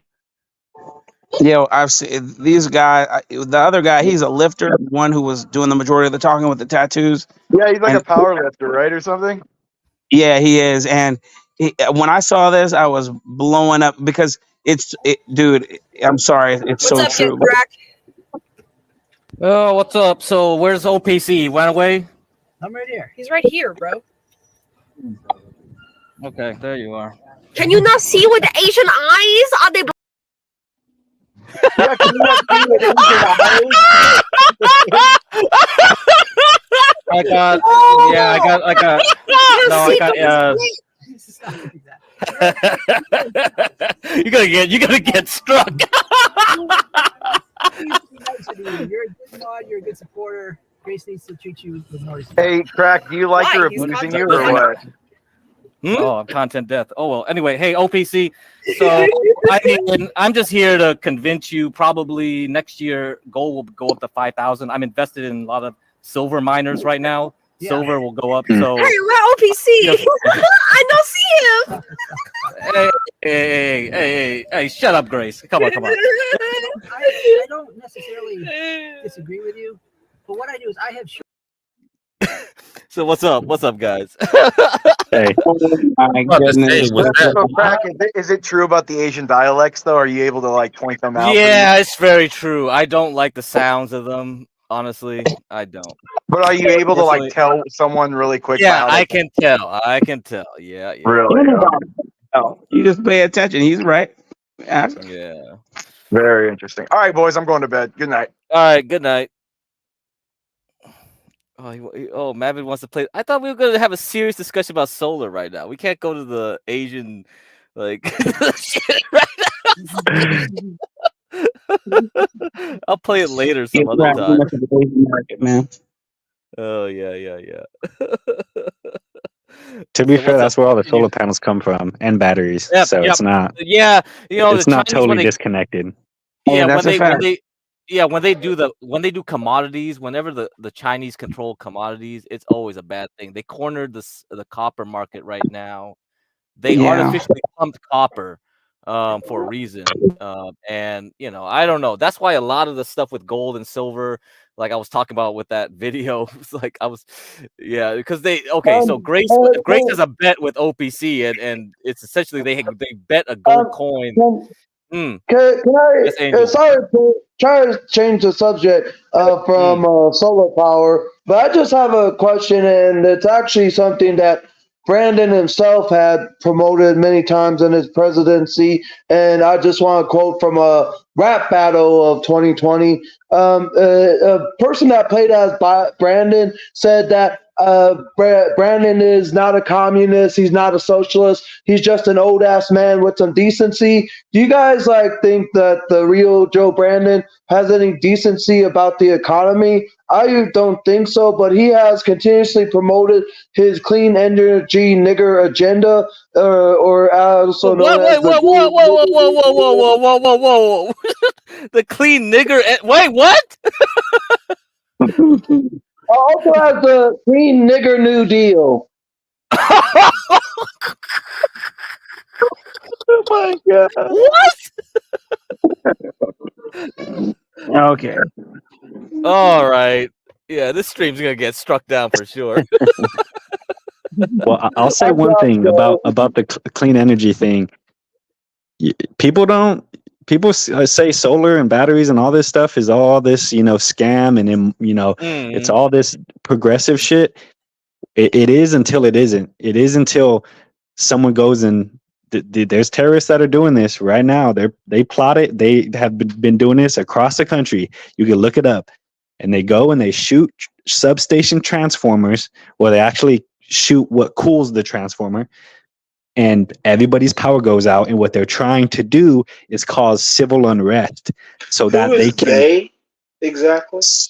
So it is supposedly what the news tells us is the neo-Nazis. That's who they tell us. There's also some that think it is China because of various things and how they have attacked it, and also the people have also been getting hacked, and they say it's China. For example, like when the DoD got hacked. So there's multiple possibilities. But what I'm trying to say is, if you have solar panels and a battery, you are going to have power doing that. And what that does is that stabilizes all of society, because now you can charge your phone, your fridge still works, you are not flipping out and, going around trying to see what the fuck is going on. I'm about to die. So the more people we have that, the better. That's my main argument for that. Can I ask a quick question? Can solar panels produce power without batteries? They can, but yes, but if the grid goes down, they can't. How? No. How? I mean, how do you store the power? I mean, they can produce, but the power. You don't need to store it. You use it. Oh, directly. Mm-hmm. Yes. So that they produce as much as they can, and so if you built your own solar system that doesn't have all these restrictions like the ones you get off the market, if you buy them from like China directly, you can build your own solar system. So you can only use the amount of power that it produces in that moment. How are solar panels useful at night? They aren't. That's why you have batteries. Okay, so you have to store the power. Is my point. Solar panels have no practical use without batteries. Would you agree to that? I mean, they still produce power, and the excess power goes to the grid. I'm just going to stop there because apparently, power. You want consistent power if you actually live in a house. Power like when it's sunny. Just isn't good power, but just me, I guess. Yeah, but I'm just trying to let people know don't just label it this crazy, globalist Marxist agenda. Like, get yourself some fucking solar panels and some fucking batteries, and prepare yourself. All right, so listen. Let's say one solar panel is 150 watts, right? You're probably only pulling, 10, 20, 30 amps out of this one solar panel, if that, right? And then you got to talk about efficiency because of where you might be in the country and how much shade they might have and how much out of the year that you're actually producing power. Then you need to have a place to store this power. Then you need to know the azimuth and the angle of the sun to be able to put your solar panels in a certain position to be able to collect the most energy, but you still have to store it, right? Because it collecting energy is just one thing, but you have to store it. You're not going to be able to collect energy at the same rate that you're using it, right? So you can't just use it as a one-to-one thing. No, that's not going to happen. You cannot. I mean, that's how it happens. That's how these solar farms don't have a huge battery farm behind it. They just produce power, just like these coal plants, these natural gas plants, these nuclear power plants. They don't store power. They just feed it to the grid, and whoever uses it uses it, and whatever doesn't get used gets sent to ground. Grid is, bro. Do you understand what the grid is? The grid is power storage. It's power storage. No, it's power transmission.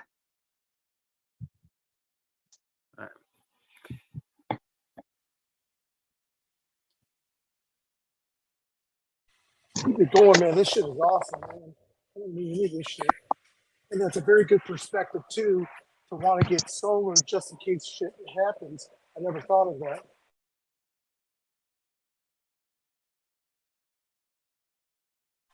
I live a sheltered life.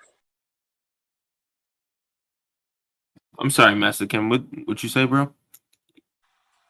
Oh, I said I live a sheltered life. I think this is extremely interesting dialogue. A lot of stuff I never knew any of this stuff. Strange.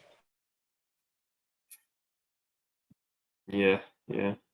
Some of us know more than others, I guess.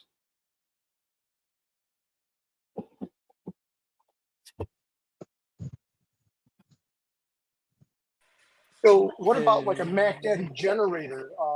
Anyone got those hooked up, or which is the best one to get, just in case? Yeah, I mean generators are good too, because generators are probably better. It's cheaper than a solar and battery system, but the thing is, you got to have a reliable source of the natural gas or the diesel or whatever kind of thing your generator runs on, because when shit hits the fan, the people who get the natural. So let's say you got, like, you use your generator every now and then, and shit hits the fan and you're out for like 2 weeks. Well, maybe your tank only can hold 1 week. You got half a tank right now. It can only hold 1 week. So you're like, shit has hit the fan at this point, right? You're trying to figure out how you're going to get more natural gas or whatever it is it runs off of. Well, all that commodity that it runs off of is in high demand. And the people who are going to get it are the people who have priority or pay the most for it. So that's going to be hospitals. That's going to be, research facilities, military facilities. You are not going to get that natural gas. So unless you have a pretty decent supply, it's a good idea to have a generator. It's a really good idea. The thing that's nice about solar and battery is it doesn't give a fuck about if you got natural gas or if someone's all it cares about is if the sun is out, it'll send power to your house and charge your batteries. That's all that matters. So it's much more I would say resilient in a sense, but also natural gas is it's gonna work, or a diesel generator is, or a generator is, it's just gonna work. So it's very reliable. Like it's gonna work if you got gas, and you're gonna have power. One other thing is it's loud. That's another thing is generators are very loud. Some are quieter than others, but that's always when shit hits the fan situation, that's always something you gotta be thinking about. Yeah, when the lights go out, you got a generator. You basically got electricity. Yep. It's always good to have one of those, and they got little smart ones now where it's like solar on it and shit like that. Have y'all seen those? It's like a little box. You can plug shit in there and all that. I think a lot of those people be using those for those off-grid, like apartments, or the little tiny homes and all that shit. Yeah, my uncle heats his pool with a little tiny solar system. Heats it year round. That saves him probably $10,000 a year. Oh, so that's big business too. There's people who selling that shit is making money. Oh yeah. Yeah, so people think like solar is like this fucking joke, or like this, this useless shit that's all these Marxists. And no, it's a legitimate technology, and don't let them talk you out of making a good decision if it is a good decision. I'm not saying all these companies are good and they're not scamming, but solar is a fucking legit business. So are batteries, so are diesel, so are generators. Those are all good ideas. Who's all on here? Just you? I don't know. Did everybody leave? I'm on. We bored them to sleep. My bad. Y'all niggas must be on the East Coast. Y'all tired.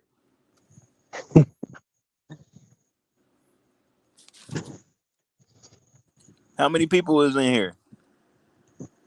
Oh, I'm still here listening. Who is that? Stanley? Yeah, I'm surprised Stanley hasn't interrupted me yet. I've been talking for 10 minutes. You know what? No interruptions. I've been wanting to, but I've Rashu's gonna kick my ass.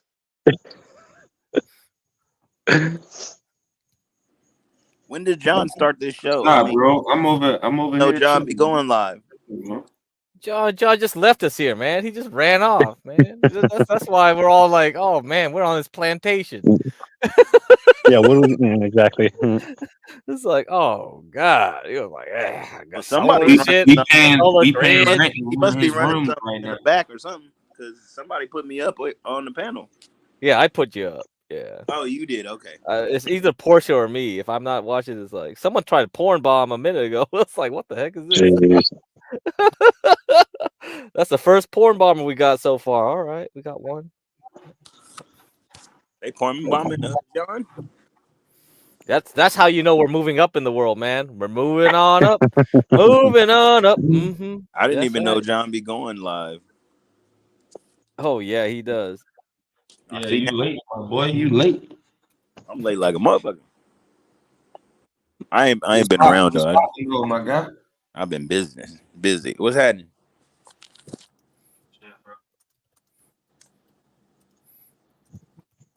About to light up this blunt, nigga. That's what's going on. Light up this motherfucking weed. Yeah, but and I guess this is just I did solar for 4 years, and I'm an engineer, so I know a lot about this shit. So that's the only reason I feel like we talk so much about it. We can switch topics, but I will recommend if you do get batteries, get Franklin Power Home or Franklin battery systems. Those are the fucking best systems that I've ever installed, I've ever seen. They just they work like a fucking charm. Yeah, but Franklin is probably just using modules that they built up from other companies' battery cells. That's right? what they usually do, Rashu, right? They usually do. Yeah. And what the I best was ones are usually showing Panasonic, right? Panasonic. So listen, what I was showing you guys earlier with hold on, I'm gonna turn on my camera real quick. So something like this. This is a Stanley jump box, right? Gotcha. This Stanley jump box has they have LiPoF4 batteries, which are cylindrical batteries. 18650 is what they call them. But they're, if you go on Google right now, get correct, they call it AE123. That'll just be an easy comparison for people to see one-to-one, right?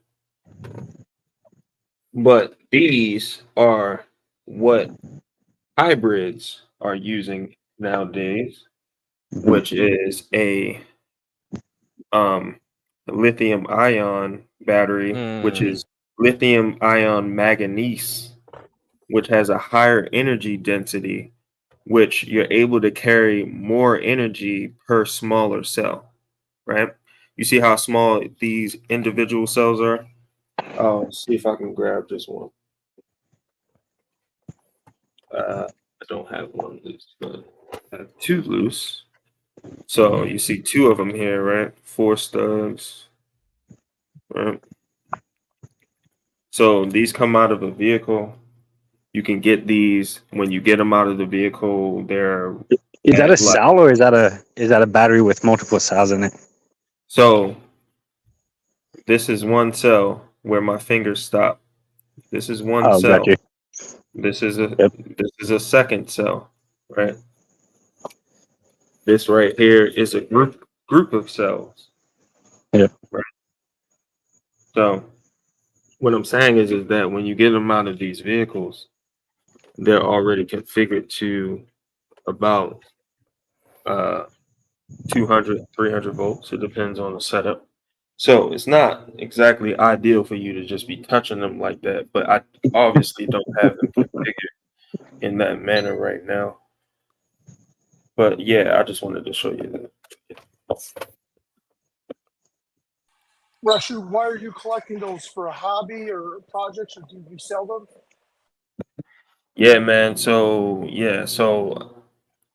it's hobby purposes, man. So I have a DIY lithium page on Facebook that you can look up. It's probably about 8,000 to 10,000 members, and we just basically teach people how to build these batteries for different things like DIY home builds for solar or car audio builds and stuff like that. So do you talk about disposal? Yeah, man, disposal is actually a funny thing which deals with China. But yeah, we do talk about those things, yeah.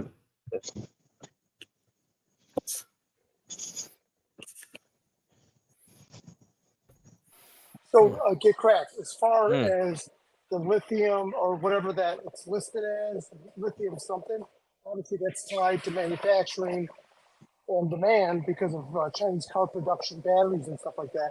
Is it closely correlated with that production or no? Yeah, I don't know too much about how the mining goes now, and the lithium prices are very depressed, you know, and Yeah, man, to be honest with you, the mining thing is one thing, but like they just said, the disposal is a whole nother thing. yeah, it's a Like whole other thing too. How we're disposing the lithium is not effective. And this is why I keep telling people that, this 2030 agenda of us all switching into solar isn't really efficient because of how we have to mine the lithium and how we have to get this battery technology. And the battery technology isn't that great, guys. Let's just think about it, because if it's very hot outside, you're losing efficiency. If it's very cold outside, you're losing efficiency.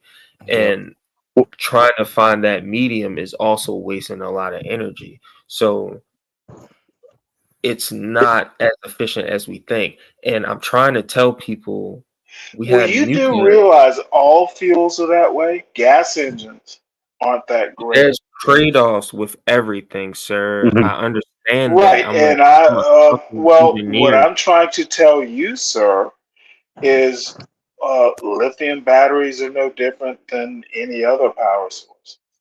Yeah, what would you recommend as a way to decentralize or make yourself a powerhouse instead of going solar and batteries? Would you just recommend like generator?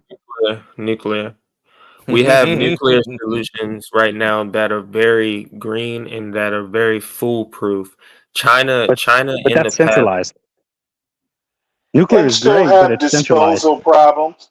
No, it's not, because you can buy your own personal nuclear unit for your house. I've never seen that. Well, Really? I'm Like trying the to sit here Jetsons? and educate Didn't you the that there Jetsons have are one of those? No, I was going to say no longer had nuclear damage, disposal problems. They found ways to utilize the stuff that they used to try and bury in the ground. But again, it's not 1950s nuclear reactors. It's completely different. No, it's totally different. It's totally blacks. You know what I'm talking about, man. Well, I used to work in nuclear power plants. That was actually how I got into engineering, was through nuclear power plant program of the Navy. No, so hold on. Let me. I like literally know this shit. Enlisted or enlisted or officer? Enlisted, I know fucking The fuck you think I fucking come from money or some shit? Fuck yeah, doing Liz. I was in the Navy, I don't so come from fucking money. I know what a nuke is. As far as I know, the Navy never taught nuclear engineers how to dispose of this stuff. Am I yes, correct? Because we're not the ones who dispose of it. Yeah, Exactly. We do contractors who do that. Exactly. Well, I didn't make a point about disposal. Oh, my bad. Yeah. You know me. I'm just a little tipsy, and all voices sound alike. But disposal is a big issue. I mean, they do have ways of, like you said, using these old fuel cells or these like this old uranium. But the thing is, its half-life has already been. Most of its radioactivity is gone, and so the power you're getting out of it is a lot less than when it was when you first enriched it. Well, you're talking the radiation. So that's a big problem. Are you talking depleted uranium? They put it back into shells, right? Yeah, depleted uranium, depleted nuclear power is. Got it. And the depletion is through a process. It doesn't naturally deplete. Correct? No, it naturally it naturally depletes. Really? Like if you found uranium in the ground, it would and if it was nighttime, it would glow depending on how what kind of what the nuclei of that uranium was. So pretty much how heavy the. We were talking disposal. To deplete, you actually have to run it through some process, and I'm not familiar with it. Mm-hmm. If it's, you just have to cool it. And I don't think Navy ships don't use uranium, do they? Yes. That's pretty much what most nuclear power plants use is uranium. There's this new like thorium stuff, but I don't think they actually have a working plant up yet. It's mostly just. I think they have one in China. They have one in China, I believe. Come on. I said isn't volatile than uranium, but that's neither here or there. Beyond that, I'm saying yes, the nuclear power as we knew it is no longer. That's obsolete. It's completely different. They found ways to utilize depleted uranium. They don't, and even if it's less potent than enriched, it's still powerful than, let's say, utilizing lithium battery series. So all I'm saying is, we're not just digging the stuff up and putting it in gun shells. You know what I mean? Yes, they do that, but there's a whole new science that utilizes stuff that they have still earmarked as, persona non grata, because they don't want to. They don't want to unearth this. They don't want to make it a viable source of power, and that's the issue here, man. We're just when it comes to batteries are so. They're financially inept. We don't. So, first of all, it takes forever to get it out of the ground, and then when we do get it out of the ground, we don't have enough of the stuff to produce the batteries en masse the way we would need to. And then the issue of disposal, there's only currently like 2 places in the world that recycle lithium batteries en masse. That's where I was trying to go, bro. It's only like China and one other place. And then there's one place in California, and they don't, and they can't even do it. They can't even do it efficiently. It costs. They can't do it efficiently. Yeah. So essentially, we're just sitting on all this shit. Yeah. So that is the real problem. These lithium batteries, man. Solar power is for the birds. You run any of those in series, or you have enough of them, it becomes a death ray. They're killing. Yeah, you start killing birds. Well, I think that's actually solar mirrors you're talking about, and the solar mirrors focus on one point, and they mount they heat up a molten salt. No, I'm not talking about solar mirrors. I'm talking about solar panels. I'm not talking about mirrors. That's something completely different. That's something separate. Solar panels are anti-reflective. Solar panels are anti-reflective, though. No, it's not reflecting the sun. That's not my point. It's still generating. You're generating energy, right? You're transferring energy. Yes, I didn't. That's what I said. It's like a death ray. It doesn't mean that it's reflecting. That's not. I'm not saying it's like not Archimedes. Who was that? Like a laser, kind of. I know you're trying to get more biblical Greek. fella, but House of The Alexandria. What the heck? Oh no, the on the Greek ships they had found ways to set I'm sorry, they found ways to set the Greek ships on fire, or the Roman ships. Yeah, it was a flamethrower though. It wasn't mirrors. It was a flamethrower. Yeah, it was like a chemical. Yeah. Yeah. No, reacting. I'm not talking about Greek fire. I'm talking about anyway. It's something completely different. They use mirrors too. Oh, okay. It was but anyway, there's ways to do that now. You can utilize one of those glass. It's not a magnifying glass, but it's one of those really.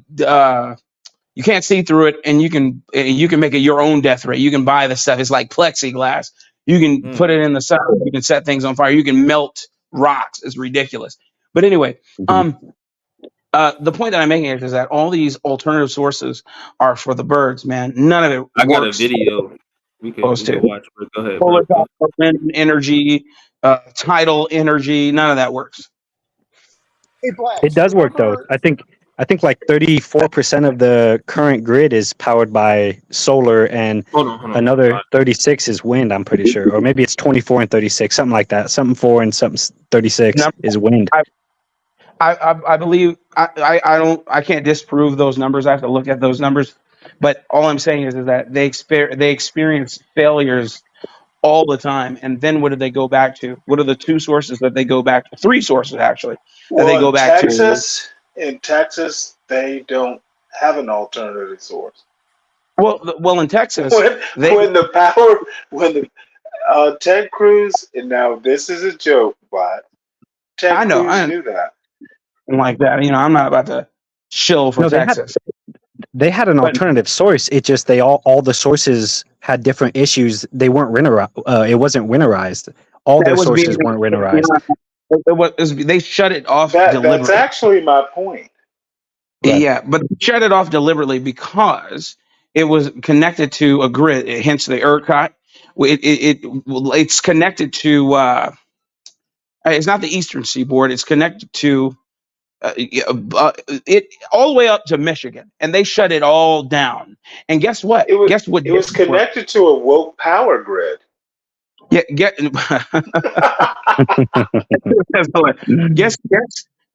what didn't work during that time? Solar. Guess what? And it goes to your point, Z. Was it ZZZ who made that point when he said that it's all connected to the, and that they turn it off. They turned. Look, people thought. Look, boy, they got on Facebook and started excoriating people.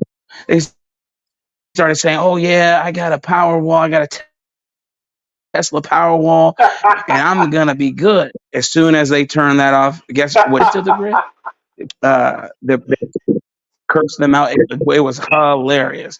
I said, "Yeah, you're getting rolling blackouts." Well, that's somewhat what happened. The people who had just solar panels, that went out. The people who had solar panels and batteries were the only people who had power. Those were the ones who were making the videos like, "This is day 5 and I still got power," and everyone else is burning their furniture, even if you got solar. That was the people who got screwed. Was if you only have power. Talking about Ted Cruz joke. If you have batteries, you were still left. There was people who were making videos all over the place. It was great for business. No. If you were connected, we used that in our sales. We use those people in our sales. No, I'm not saying. Listen, are you in Texas? Are you in Texas? No. Okay. My uncle so lives in North Texas, Texas, but no, I'm not in Texas. So nobody during that time, especially the first couple of weeks, nobody had a stable power, especially those who had solar panels, because they thought, because they had the solar walls, the Tesla solar walls, or the battery walls, that they would be inculcated from things like that. That was the sales pitch. As soon as it happened, they especially didn't have it because they turned off everything. Here in Texas, they don't buy your power back, but you do feed into the grid. They don't have a program where they buy back your power. So because solar here was one of the last places to allow solar to be a thing. So when it happened, all these people who had sold them this stuff were being excoriated, especially the people out in the boonies who had solar panels and were connected to the grid. I'm just saying the connectivity to the grid is what screwed them. Now, if they just had solar panels and batteries, made hour 10 jack to their wall and had generators, those are the people who made out like bandits and were making those videos. So saying all you guys with solar are suffering, and us with the generators using fossil fuels are just fine. Yeah, so how the technology works is when the power if you have a solar and battery system, you also have an automatic transfer switch. You have to have an automatic transfer switch. That's code. That's National Electric Code, NEC. I agree. So when the power goes out, that automatic transfer switch disconnects you from the grid. You cannot send power back to the grid, but you still have whatever your solar is producing and whatever power is left in your batteries. You have that to use. There is no one controlling it. You have that. They still have access. If you are that's I think that's where the disconnect is. If exactly. if you connected to the grid, they have control. In Texas specifically, or is this like county specific or what? Because this is not how it works. And I'm not telling you that that's it depends on where you are, bro. I'm just saying that's what I'm saying, yeah. Here in Texas, even if you have solar, okay, you are still connected to whatever municipality that you are paying taxes to for your power, okay? Even if you have the battery wall, you cannot sever your connection to the grid. They will shut it off. Even if you have this transfer switch. That is a I'm fact. telling you, it happened here, and people were pissed because they spent $40,000 to build this system to avert that issue, and it didn't work. That's all I'm saying. It did not work. There are countless stories from that time. These people were pissed. They could not. It did not work for This them. is what I was trying to say earlier. Well, I know a lot of people. I know a lot of people were pissed because they only had solar, and the salesman lied and said, "If the power goes out, you're still producing solar." That was a big confusion. That's still a confusion in the market. That people are still confused about that. No, if you have solar and the power goes out, you go out. If you have solar, batteries, and an automatic transfer switch, if the power goes out, you still have as much power as your solar can produce and your battery can store. That's just how the science works. Like there is no control mechanism in the grid. Solar the grid is just power useless line. without batteries. Consistent. Again, exactly. But what I'm telling you is that there's still a danger of feedback, regardless if you have a hard switch in your home. Okay, and that's just the way electricity works. Well, there's a circuit breaker between the two systems. Absolutely. Like if it reverses, it trips a breaker or a big breaker. Yeah, backfeed breaker. Right. Yes. But if you are connected to city power or county power, etc., the thing that you can turn, for instance, you can turn your box off. Right. There's a big switch in your box. You can turn that off. But is the power still live? Is that line still connected to your box? Tripping the breaker tripping the breaker, like not allowing electricity in, really doesn't have anything to do with power back out. That's not my point. At least as far as I know. Right. That's not my point at all. My point is that the power still going? Is it still connected to your home? Is my point. That's what I'm asking. Yeah. So if you open your breaker, you still have power in your meter and up into one side of your breaker. You don't have power. You have voltage. Technically, you don't have power. You have voltage. Yeah, the voltage is still there. Okay, unfiltered, unfettered voltage. Okay, which can electrocute you, whatever. My point is that excoriate you. It can excoriate you. My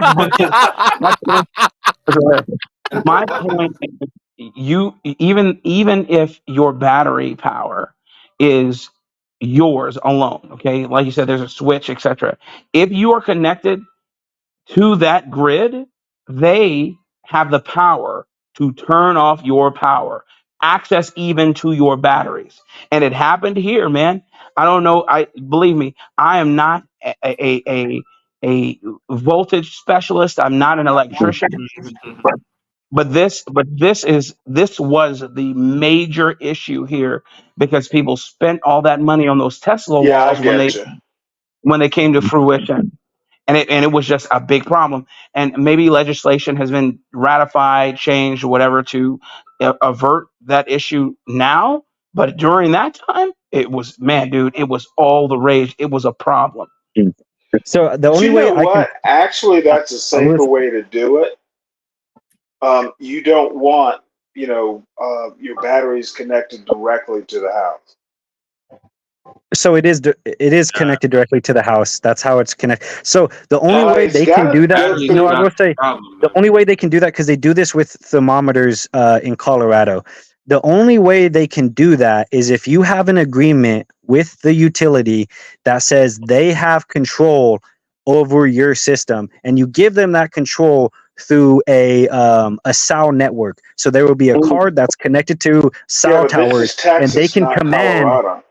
Well, I'm saying the only way that what you're saying makes sense because your batteries are connected directly to your house. They go directly into your main panel. That's how it works. Just like your solar. Your solar goes directly to your main panel, and your main panel then goes to your meter, and then the meter goes out to the In a grid. Or separate it goes to a circuit? transformer, and then it So goes to it's the a grid. separate circuit. You can't. No, it's not a separate circuit. not. It's connected directly to your panel. Just like your Please, wall because outlets, hey, bro, your TV is all connected to your panel. Triple Z, where are you from, I'll bro? have to look this up. That's interesting. Triple Z, where do you live, bro? I'm in North Carolina. You're in North Carolina, and you're saying Yeah, but I've that lived in North everywhere. I've lived Carolina, California, Colorado. I've lived New York. I've lived everywhere. South Carolina. So where are you describing this solar panel setup? Are you describing So it I've off worked. Colorado, which that sounds a Yeah, little bit more accurate? I've worked in North Carolina. So I've done solar in South Carolina, North Carolina, Virginia, Colorado, Arizona, Texas, California, and Where have you seen it off the grid like Tennessee. you were just describing? Tennessee? Yeah. Okay, cool. No, I've But seen on the I've seen East it. I've Coast, off the grid like I'm describing it. That's how all of them. None of them are connected to the grid. The only way you could be connected to the grid is if you connected the batteries onto the grid side of your meter. Then you would. Then it does. Then you have no control. hold on. Everything is connected to your main panel. All right, I agree with you. But what type of solar are you doing, bro? Okay, well, let me make a point. Residential, Just because it's commercial, connected to the main panel, You're doing that doesn't normal mean you're on the residential, same circuit. That main panel is not necessarily the same circuit. No, that's But not that's what he's the main saying. panel is the power. It's all connected. I know what what a I'm saying. main panel is, but a main panel can have different circuits. Right. But can Listen, the power I'm just grid? trying to have a more understanding of what Well, he's doing so I can yeah. understand what you're talking Well, I'm trying to about. I'm not understand. So trying to argue with you. I'm just do trying to we figure think? out what you're talking about. Well, I'm trying to understand where you guys come because like I work with this. So do we think that like somehow the utility company can like turn off one of your outlets, for example, or can turn off one of your circuit breakers in your panel? Like they have the power to just turn off one of those circuit breakers. No. Then how can they do it to your solar system or your batteries when that's where it's connected to? It goes into a circuit breaker in your main panel. That's how your system is connected. I never said that. So the only way they can control that is if you have a contract where you literally give them control, and it's control either over the Wi-Fi, which they won't.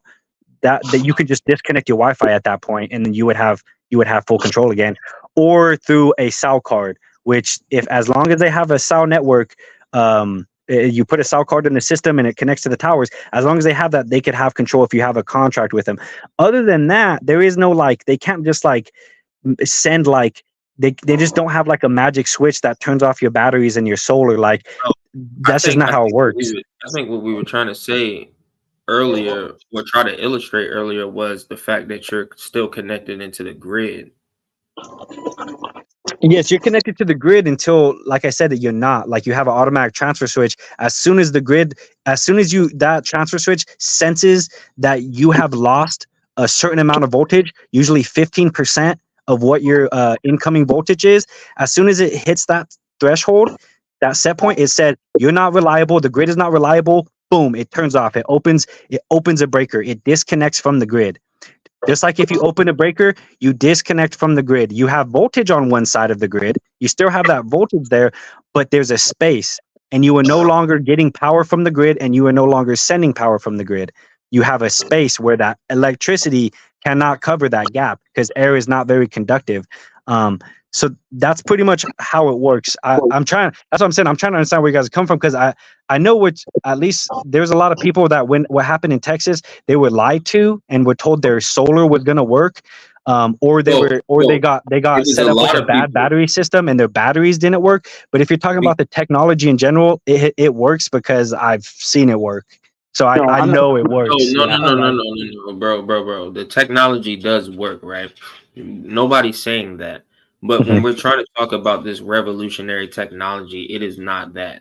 And neither is the lithium ion battery revolution. That it's not that.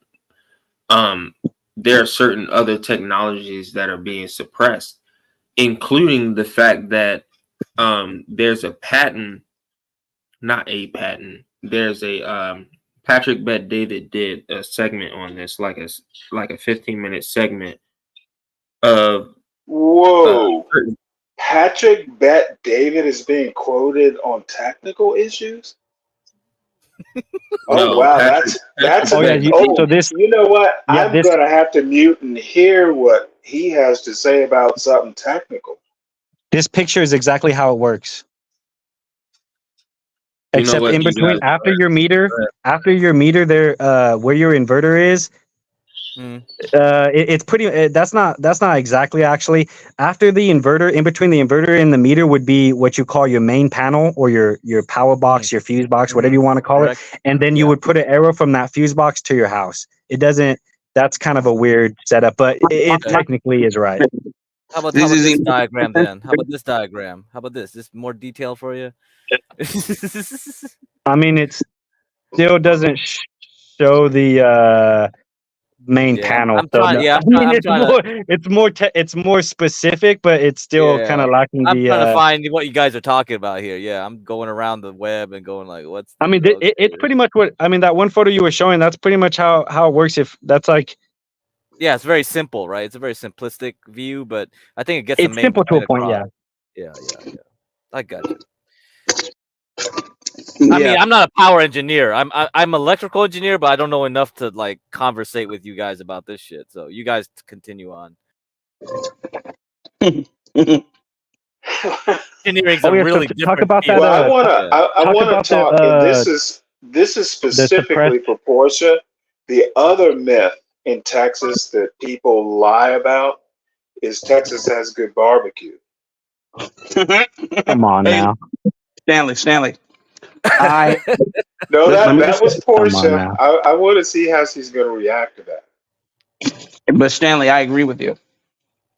Oh, come on now. Finally, what has better barbecue? What you say, Kansas City or? Oh my God, we're going to get into this. Oh man, we already got into a pizza discussion. Now it's all right. I'll meet you guys up in Texas. It doesn't have to be talked about now. I'm just pointing out myths in Texas. Myths in Texas. What has better barbecue though? If you don't say Kansas City, then I don't know where has better barbecue in Texas. Georgia, South Carolina, North Carolina. North Carolina. Oh my God. South Carolina. No, it doesn't. Mississippi. Yeah. Is that what you're eating right now, Blacks? I mean, listen. Black sound like you need some candy or something. There's better barbecue in Chicago. There is better barbecue in Chicago. I'm eating fried chicken right now. There's one, but there is one good barbecue place here, and it's called Hutchins. Hutchins pretty good. That's just pretty good. I will give it to them. They are pretty good. But yeah, man, I don't get the affinity with brisket. It's okay, you know what I mean. But I will have to agree with Total. Stanley. Damn. You know what? Now, you may not agree about this. When I think barbecue, I think ribs. Brisket Yeah, is like, no, it's I like, agree. you know what? Brisket is better. Like I've had better brisket on St. Patrick's Day. Have you had a Terry Black's? No, I haven't had. And if we're talking Man, ribs, Kansas City, what you smoking on, Kansas Stanley? City's the best. Man, we're talking about ribs. I'm talking about rib tips from a place called Barbara Ann's, which no longer exists because the person You who owned it guys, was you guys talking pork or beef? I'm talking about pork. Pork beef, pork tips. Yeah, pork rib tips. That's what I'm talking about. Yeah. When I think barbecue, I think pork ribs. I do not think. Yep, you got it right. Yeah. Now I don't know. beef ribs are good, but Mm-hmm. but they're good. They're not great. They're not that though. Man, I haven't eaten pork since I was a kid, to be honest with you. Well, Have y'all had barbecue in Puerto Rico, which is where it actually was invented? I'm afraid barbecue is invented when they roasted meat over a fire about forever ago. Preach to him, Stanley. Puerto Rico. Now barbacoa or things like that, they're extremely good, especially when you start doing citrus with it. Excellent. Yeah. But I'm sorry, Puerto Rico did not invent barbecue. You got to. I mean, look it up. The barbecue is a Tanao word. There's some things I don't have to look up. It's a priori. Roasted meat over a fire, over a grill cooked, is barbecue. It's specifically. No, I'm sorry. All right, look it up. Just go to barbecue Wikipedia and go to history. Make sure. Now, who is in control of the video. This is a joke. Don't be offended. This is a joke. I'm just saying it was invented in Puerto Rico. This is a joke. I'm not going to look up barbecue on the white man's Google. Gotcha. Oh shit! And look, Wikipedia. You know, I'm sorry. But Puerto Rico has some amazing barbecue. They do the whole pig. It's one of the best barbecues I've ever had. And I'm never going to doubt that. It's good barbecue. My only contention is they didn't invent it. Well, they invented the word, and technically they invented the cooking style. Perfected it, sure. I will live with that. But invented it is my problem. Listen, the best thing I've ever tasted from Puerto Rico was mofongo. That's about it.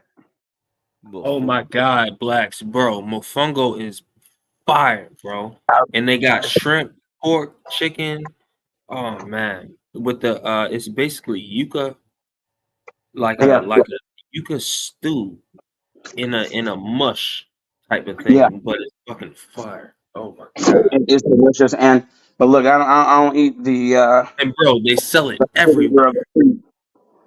AKA shrimp, because I'm allergic. Yeah, the cockroach stew.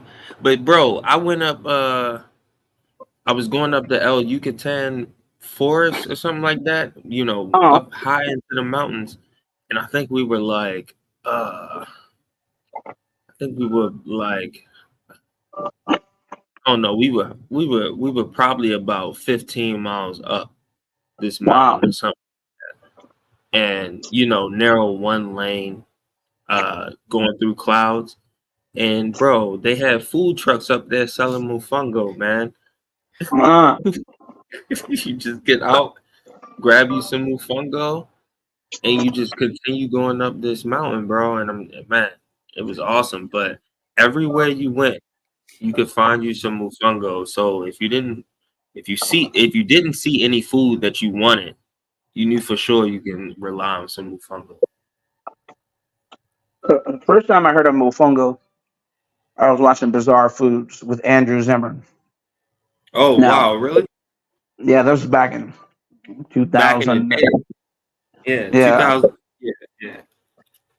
That's actually the Oh, first place. yep. That's how they do it. And then you just tell them what part you want, and they take a big ass butcher knife, and they just, I want the ribs. They just pop, give you some fucking ribs. I want some shoulder. I want some skin. And the thing about the skin, it's delicious, but it still has the hair on it. Yeah. It's like little white hairs, and you're just like, this shit's so good, but it's disgusting. Yeah, but hair is protein. I was just about to say. It literally No, is. shit's The amazing protein, though. the protein is called keratin. It's actually Yes, protein. we know, Stanley. Thank you, biology. That determines. Yeah. That doesn't determine. But I'm just saying, have you guys ever had the Turkish dessert kanafa? Probably have. Yes. Probably have. I think you say, yeah. Hold on, Yeah, I know what you're talking about. It's like a fried cheese. Yeah, it's the sweet cheese that they place on a shredded dough. They cook it in a kanafa pan. It looks like a plate over a fire. Oh Let it yeah, bake. no. I And don't think I had it's so Well, good. If you ever I just go went to to a a place halal, if you ever go to a halal bakery, ask for a kanafa. They have them everywhere in Michigan because I that's went to a place this weekend. They Yeah, do Michigan motherfuckers love cheese, so they do a French toast version of that. It was one of the best fucking things I've ever eaten. Oh my goodness, that sounds delicious. Oh my! It was crazy, bro. I've never had anything like that. Yo, there's this place. Most Muslims, they like to go out at night, so it'll be like freaking nocturnal animals. So there's this place out here. Called Big Dash, and they're open from I want to say 12 to 12 a.m. in the morning. You can just go over there and you can go get the kanafa. They got not only that, but they have the best, and this is crazy. They have the best tres leches in Frisco. It is ridiculous. I can't even believe it. I was like, how do they, non-Mexicans have the best tres leches in the city? Yeah, They do. That's that shit right there, bro. Eh, Mofongo. That Go mofongo down. stuff. Go scroll down. Get cracked. Scroll down. Now, yeah. Go up. Just a little bit right there. Stop. So the second one on the right, that little square little thing right there, that's how that shit look most of the time, bro. A little square cup of it. Yo, but I'm trying to tell you, it's fire, bro. It is fire. And then, and one Not other with the thing, shrimp, but if you get like, the other, you can choose beef, lamb. Oh yeah, definitely. I'll definitely try it. Yeah. Nah, it's fire, bro. It's fire. You'll love it, man. You'll love it. You will love it. It's delicious. Yeah, because West I Coast, there's recommend not everyone. many Puerto Ricans out here, so I recommend everyone to visit Puerto Rico. You don't have to get a passport. Yeah, it's pretty cheap tickets if you're on the East Coast. Man, like, it's a fucking amazing place. Hey man, like I was in the rainforest right across from the biggest observatory. You mean the radio telescope? You mean? Yeah. A Rebo or I know what whatever. you're talking about. Rebo, something like that. Yeah. Yeah, so when I was talking about going up that mountain, I was literally going up a mountain like 15, 20 miles because there's no light pollution up there, and that's where that telescope was. So I was directly across from it on a mountain on a private resort, which was awesome. And yeah, man, like I went out on my balcony and I can see the observatory. Damn. Awesome. Yeah, that's the Kanafi stuff right there. Yep. It kind of looks Sometimes when I get it, it kind of looks a little different, but yeah, it looks mostly like that. Like the one with the ice cream next to it is how it looks when I get it. Oh no, this is new. This is new. I haven't seen this. Yeah, I never had nothing like this. Gotta have it. It is good. It's subtle. It's sweet. It's delicious, man. It's sweet and a little bit. And they give you, do they give you like a little clear syrup? Yes. Yes. Yeah. Yeah. Oh, so good. It's one of the greatest things, man. It really gives you that umami. Like a little, like a delicacy, but not too sweet type of. Yeah. It's really it gives you that umami. It really does hit that portion of your palate. It is really good. You I've love never it. understood baklava. You guys like that shit? I've never understood those. Yeah. I had baklava. Yeah. Baklava is cool, delicate type of thing. I love baklava. See, I don't get it. It's a delicacy. That was the word I was thinking. I guess. Yeah, that was a better word for that. It's a delicacy. It's like very light. You know. You don't like baklava? I don't know what it is, man. I had a chocolate one time at this this place I like to go to a lot. That was the best one I've had, but I've never craved one. I don't know. It's just like honey and pastry. A croissant is better. You know, like I don't know. It's I've never got it. I've never understood them. You got to eat it with coffee or some shit. Like I don't know what I'm doing wrong. You just eat it straight up. This shit dry as fuck. Well, if you eat it with Turkish coffee, they kind of balance each other out because Turkish coffee is really strong, and then they only give you a little bit. Black sound like. Hey, hold on. Let me tell you how this thing works right now. Right, blacks with the accent and everything is coming through. Like, well, this is how you're supposed to drink this here coffee with your pinky up. Yeah, bruh. It's like it just sounded so natural right now. I want to try to put you on the spot. I'm admiring you right now. I'm taking notes, bro. I'm trying to figure out how I can talk around my white friends right now. You wipe your ass with your pinky up too? Let me tell you, that's been me my entire life. It's crazy, but beyond that, you'll love it I believe if you drink that Turkish coffee. I'm gonna try it. Yeah, I'm gonna try it. And eat the normal one. Eat the really normal. It also has the clear sugar syrup on it. Just eat the normal one. Don't defile it with any chocolate. They'll come up with all types. This place is fancy, man. It's a nice place. I've had the normal ones. The chocolate one was a nice switch up because it was like it wasn't like on top of it. It was layered inside. It was good. It's just dry. Yeah, it's really dry and like I'm gonna give it a shot with some coffee. I don't like flan, and I don't like tiramisu. Those are the two. You don't like either of those, huh? Interesting. Man, I'll tell you, pastries and baked things are hard to make, man. Like you really have to be a good baker. It's mushy. It's too mushy. I need contrast. So that's why I like the Canuck. That's why. Do you like bread pudding? Sometimes, but it needs something in it. It needs to have some raisins or something. There needs to be a chew on top of all this mushy that's going into my mouth. You get what I'm saying? I can't slurp down like oatmeal. It's like when you try to eat oatmeal. Like that shit just like I can't swallow this shit. I'm gonna puke. You're like a person who drinks wine and then you gotta swivel off the palate, gurgle it off the tongue a little bit, and be like, I don't know if this is quite as what I mean. Like you're judging. Yeah, I rock with it, man. I fuck with it, bro. I'm trying to be more like you, dog. Trust me. The issue for me, more chew. Maybe add a raisin to it. Yeah, seriously. Some quinoa or something in the bag.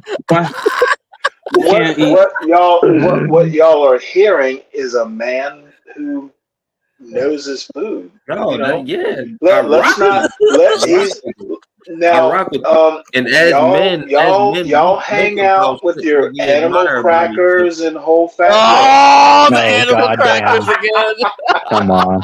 Oh man, the graham crackers. Look at these classic walnut chocolate chip combo 16. Oh, I'm sorry. I should have said gar animal crackers. Oh. Yeah, the orange blossom water. That's that shit that they give you. Oh, that's like that yeah, that's clear syrup shit, I This think. look like what Oh, I Stanley see. eats on every week. That's why you got that figure, brother. What I was trying to say to you, Rashu, is the word that you're looking for is sommelier, as in Shut up. Jesse. as in what's his name, sommelier. What's his name?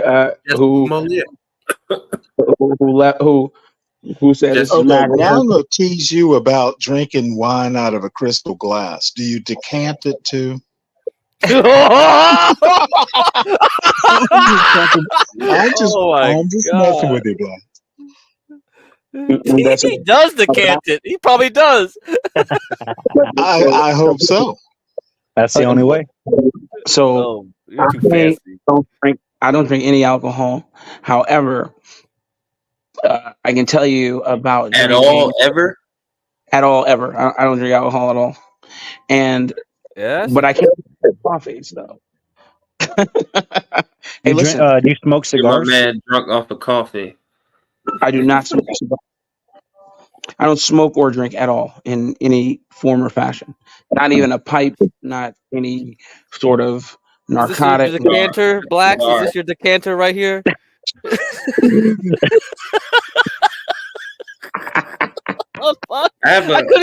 the first thing that showed up when I searched decanter. I'm like, what is the wrong with internet's fucked Google up nowadays. What's wrong with Bing? It's like who put this up on the SEO, right? It's like I'm on private like searching, and I'm like, what? Why is this the first? Oh my god, these guys. A lot of my the guys that I hang with smoke cigars, like you know, real cigars. You know what I mean? Go to cigar lounges and stuff like that. Yeah. I have some recommendations on some good cigars. Java Mint. There's also Foundation Cigars, which makes a cigar called the Tabernacle. That's a good one. And then if you can find this one called Crazy Alice, these are all real beginner, tasty. Okay. You're gonna get a good buzz. That's those I smoke those all. I don't like, you know, the crazy hardcore shit like you fucking smoke it and you're fucking zoomed out and shit like that. I like just chilling. I like it to be tasty. So I recommend those three. Java Mint is like a very good first cigar. I mean, a lot of times guys aren't really inhaling cigars, but right. Yeah. And it's not mint flavored, by the way. Java Mint, it's not a mint flavor. It tastes like chocolate. It's just it's a mint addition. It's like they call it like a mint collection or some shit like that. Oh, not expensive either. They're all like $12. You know, it's not like it's a crazy thing to get into. Now, even though I don't participate in it, I will exploit somebody who does for sure. You know, as in I'll sell it to them for. You know, I am a capital. CT part black. CT part blacks. Oh no, I believe I'm worse because you worse than CT. So blacks. Because I gotta figure out a way to do that. I was the guy in high school who just found a way to turn a profit.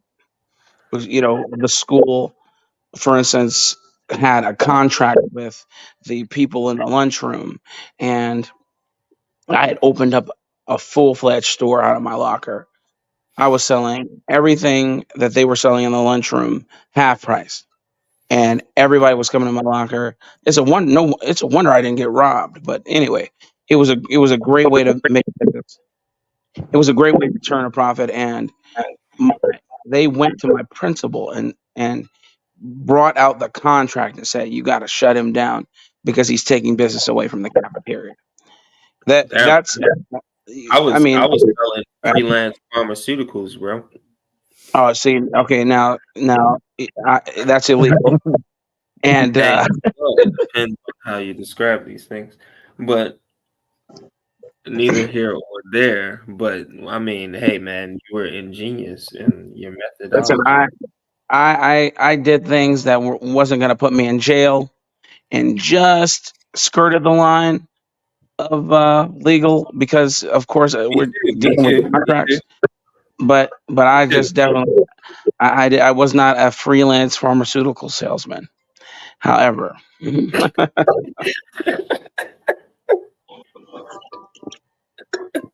I did know plenty of them, and sometimes the teachers participate in their freelance sales of pharmaceuticals. I sold some middle schoolers some Alka-Seltzers, and I got suspended. Oh, really? That's yeah. They treated it really serious. They had the police, and they were very, very serious about it. Man, listen, dog. I think marijuana got legal not legal, but they weren't prosecuting you for it. I think it was like 2012 or some shit when it happened, 2011. And just so happened, I happened to be at, I'm probably like 19, 20 at the time. And I'm at a house party, a college, Towson University out here in Maryland, college party. And I happened to go upstairs and go piss. And, the guy that walked out from the bathroom as I'm coming in the bathroom was the guy that assaulted my female that I was with. And I, nothing. I walked past him, walked in there, walked in the bathroom, pissed. And then I hear all this commotion, like, as I'm like, getting myself together. I'm downstairs and I see one of my homeboys. He's like looking at, me, the girl I was with at the time. She's crying and she's like holding her ear. And I'm like, what's going on? So she points to the guy so next thing you know, we start fighting the guy. The guy had people, who was there at the party, tried to hop in. We start fighting all these people. So next thing you know, we running outside, trying to get away from this thing. We beat all these guys up, by the way. So we're trying to just get away because they're calling the cops on us. So we're just trying to get.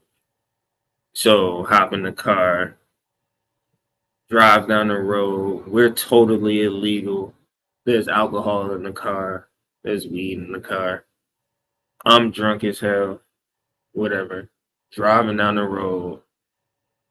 Get sectioned off because obviously they told them where, what car we were in. Get cornered by these cops. Come out, guns drawn. You know what I mean? Pull us out the car. Ask us what's going on. Check the car. There's a bottle in the car. There's weed in the car. And the guy's like, hey, this is your lucky day. Marijuana was just made legal at 12 a.m. It was like 1 a.m. or some shit. He was like, we are not going to charge you with this. Whose bottle is this? And then my friend claimed the bottle. And I'm just sitting there being quiet because I'm fucking about to throw up. And I'm just trying not to look drunk. And I'm like, bro. And let anybody else talk. But yeah. That sounds exactly like 2 stories of my young adult, my teens mixed into one. Except I was the one who got blamed for hitting the chick when I was hitting this other dude, and I think she got in the way, and I accidentally hit her. And then so my friend turned on me after I was helping him, who he was getting jumped at his own party. And then there was another situation. We got pulled over. Too many people in the car. We were all smoking and drinking. They just let us get away with it. They There was no. That was the thing. For We some wasn't reason, they smoking. said go home right now. I don't got time to deal with y'all, and they fucking let us go. See, I think that was the thing. Like, we wasn't smoking and drinking in the car. They just found a bottle, and then they found weed in a bag. You feel me? So it was just like it wasn't like they smelled it. No, they heard. They got called because they heard people were fighting, and then we were fleeing essentially. Like 3 cop cars come over and like pull us over with guns drawn at our faces, and they're trying to see what's up with us, basically. Like, are we a threat? Are we trying to do anything? And it's like, no, we're not a threat. We're just kids. And then they're like, all right, just get out the car. Like, you know what I mean? Like, right. But they could have hemmed us up. You know, they could have hemmed you up too. You know, no, so, they definitely 100%, bro. 100%. Yeah.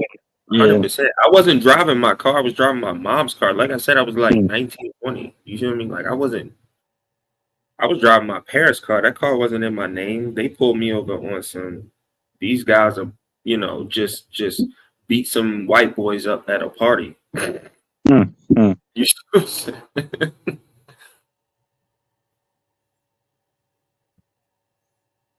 See, I've never had this Turkish coffee here where they settle it over like this hot sand, and it starts boiling up and brewing, and then they pour it out like that. I've never had that, but I had a Turkish girl make me some coffee and read my coffee grounds and shit like that. I've seen it, but I've never had it. I'm not a huge coffee guy, man. No, okay. Yeah.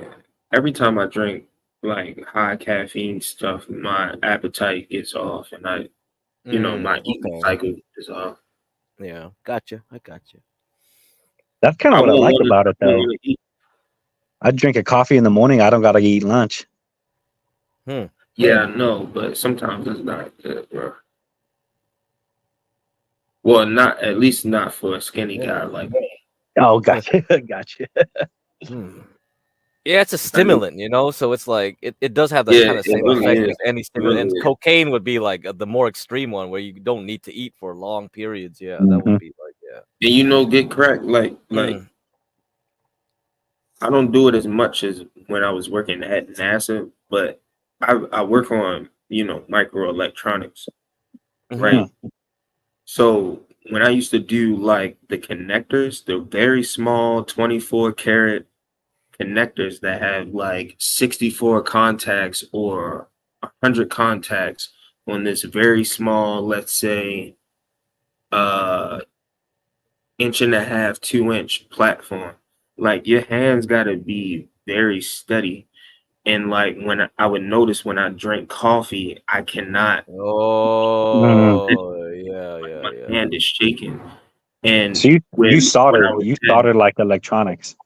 Yeah. And when I was at NASA, every time you solder something, you have to have quality control come check your shit if it's going to space, right?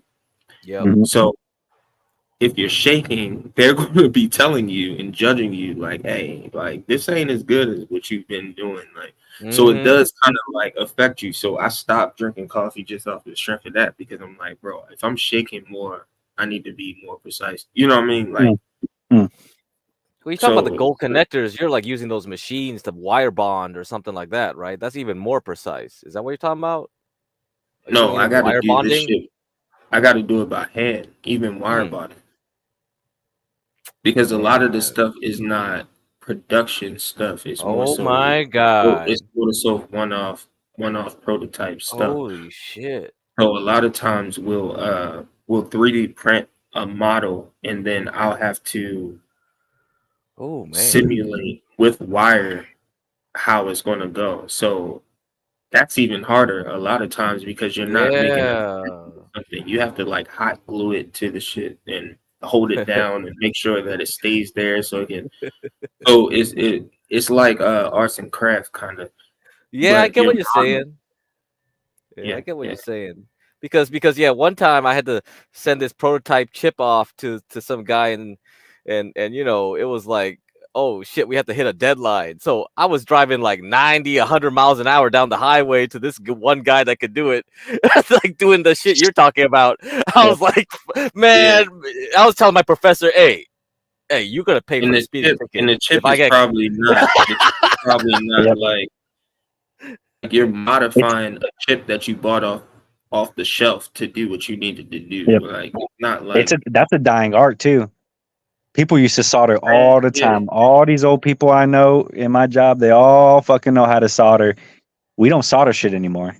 It's because cheaper it's too just small replace now. it. It's just too small. It's Yeah, too small. It's multi-layered. It's printed.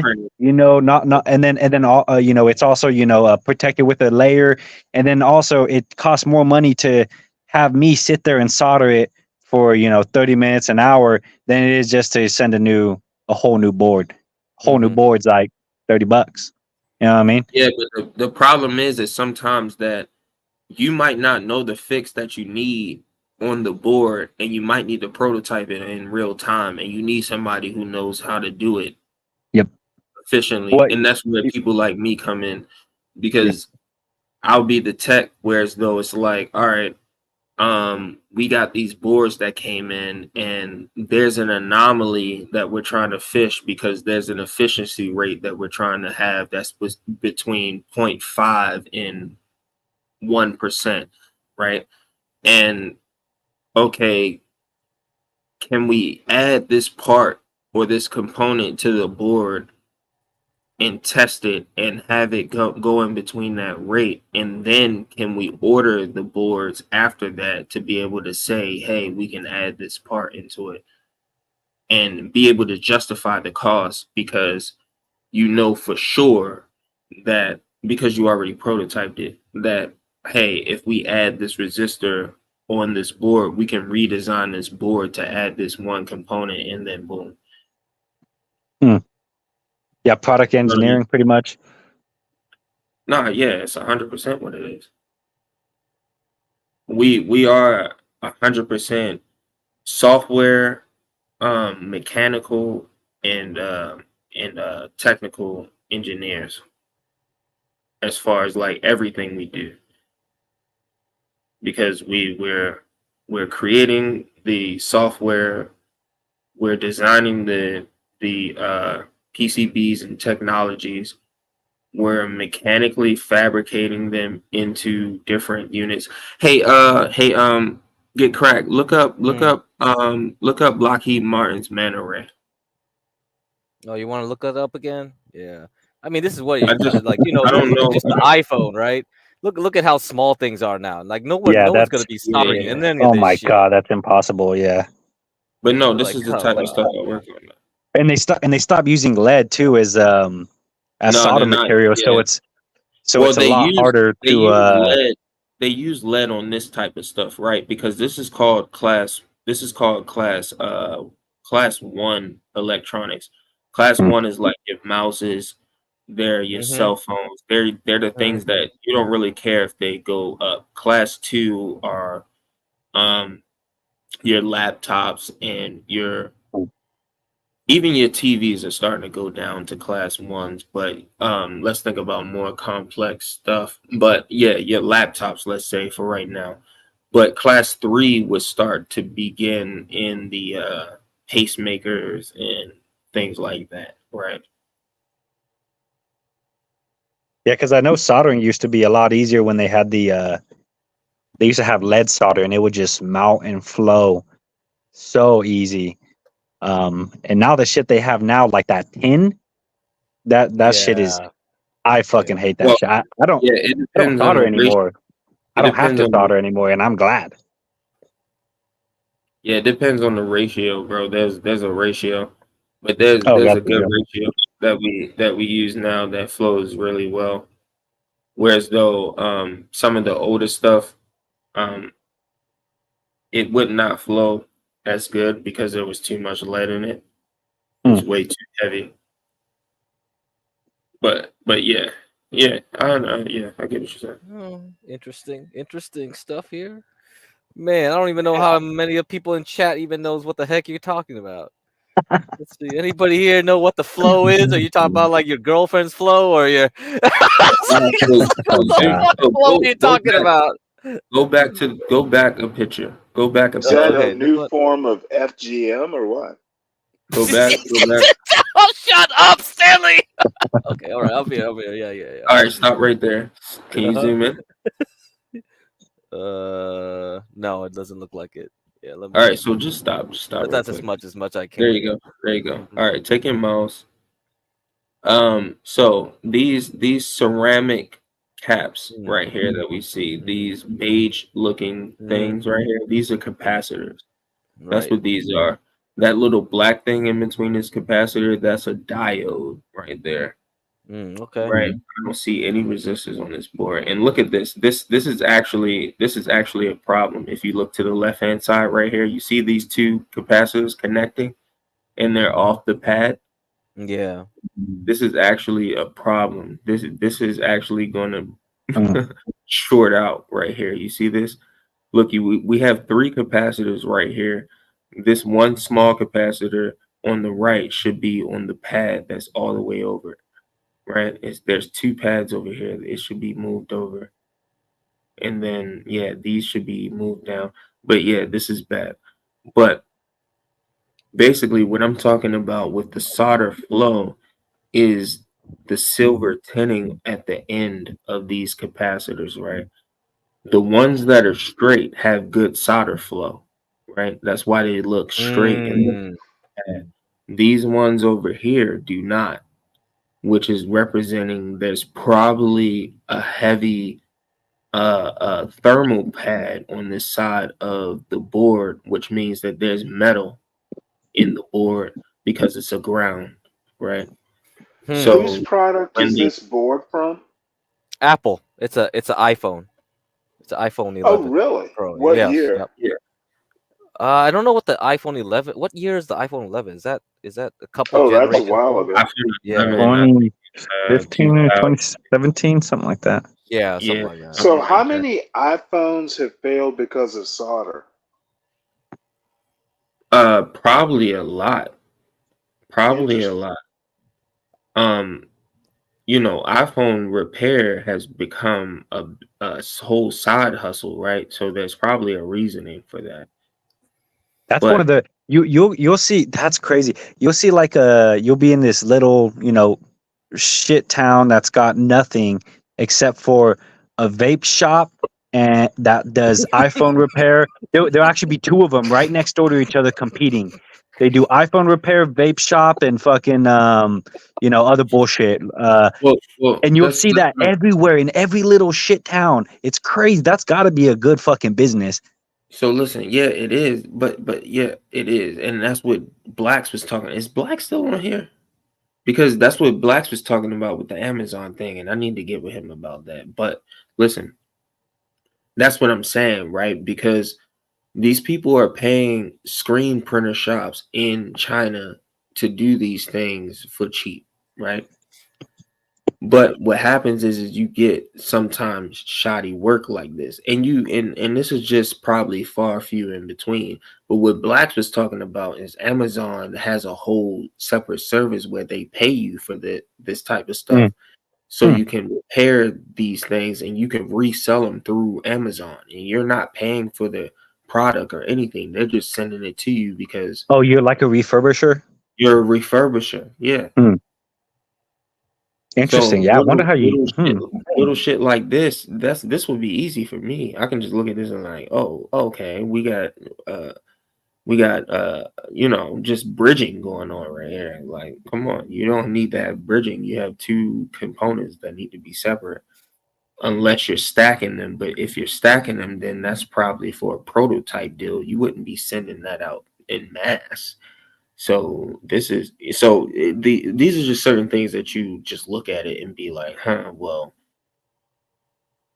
just because you worked on it before, what you're looking at, you know what I mean?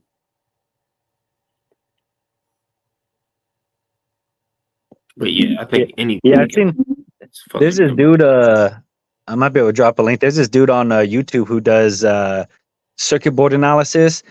and he somehow has a program where he hooks up the circuit board, gives a power supply, and he has this software that traces out the whole circuit board and what it's doing, like where the current's going, what your voltages are at, and shit like that. And I don't know what that program is or what kind of detectors he has or what he's doing, but he does like complex, like, oh, you're missing some trace right here and some shit like that. Probably Raspberry Pi, bro. It's probably Raspberry Pi. But ask him, because I definitely want to know. But yeah. So we built this, and basically Northrop Grumman put their name on it. But the reason why I like to bring this up all the time is because this is basically the newest, most adept technology. Was that a submarine? You may, I mean, sure. Okay, got you.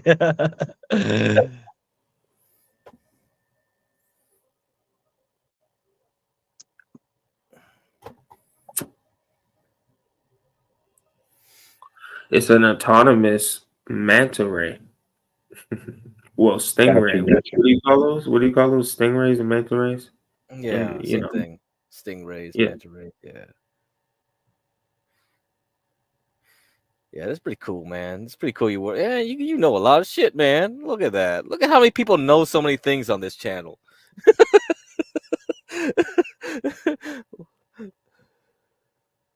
Nah, man, I'm an idiot. I'm still trying to figure it out, bro. Yeah, bruh. Yeah, if you're an idiot, there's way more idiots out there. If you're an idiot, that's the problem. Shit. That's how I feel. I don't know shit about anything, but somehow I became the expert in my company, and I don't know fucking anything. That is not how it should be. That's normal, actually. That's quite normal, dude. It's terrifying. It's terrifying, but it is the norm now. It's norm now. Yeah, job security. Yeah.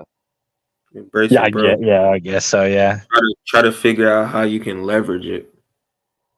Because the thing is, most people nowadays, they don't want to learn, they don't want to expand anything. They just want to do the bare minimum, and you're gonna see more problems in companies in the future, because of this. Get cracked. Shit. I'm trying to do the bare minimum as well, bro. I'm trying to figure out how I can. Well, if you're doing the bare minimum, that means your company's great. Because then everybody else is like doing the bare minimum, but that bare minimum is a higher minimum than most other fuckers. Well, yeah. I mean, I've seen bad, man. I think I understand what ZZZ is talking about. I think I know what he's coming from. It's like there's bad out there. It's as like far some as places. Stuff and what I do, it was just more so like me trying to get into stuff that I was interested in. You know what I mean? Like, I was a kid who I was a sponsored remote control car racer as a young kid, and grew up racing for Team Losi.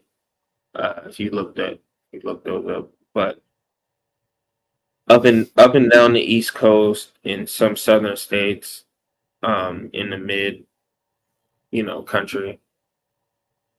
So I always was just into just technology. You see what I'm saying? So yeah, when it came down to it, and I was just, looking for new job opportunities, I looked into those things and found the avenue. I didn't know you could get certified and all these other things, but hey. Yeah, and the only reason I say that, man, is like I've met some older people, like this Polish guy I know, and he is, pretty much a genius. And so, I compare myself to those people, and and you're just like, I don't know fucking shit about anything at all. And not only that, but it's like, then you look around, I look around my field, and I'm like looking at all these people who are above me, and it's like, how the fuck do I know more about this than you? And I've only, I barely even have time in this company. That does not make any sense to me.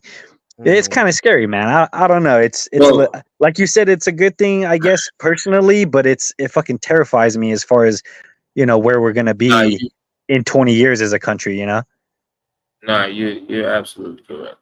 You're absolutely correct. I wanted to say I'm not trying to. This is not a tick for tat thing, but I'm just trying to just say something just to because I thought it was cool when I heard it. But when I was working at NASA, one of my good friends, John, he worked with remember when I think it was the Challenger blew up? I think that was like the 70s or 80s. Yeah, Yeah, I it's the forget 80s, yeah. the guy who figured out why it blew up because of the O-ring or whatever. But he was like in the office with him, and he just put like some O-rings. He went to like a store, like a little parts store, and bought like the same type of O-rings, and he put them in a glass of water. Like, he's telling me this story because he saw him do it. He put them in a glass of water, and he watched them straight, and he was like, "Oh, this is what happened."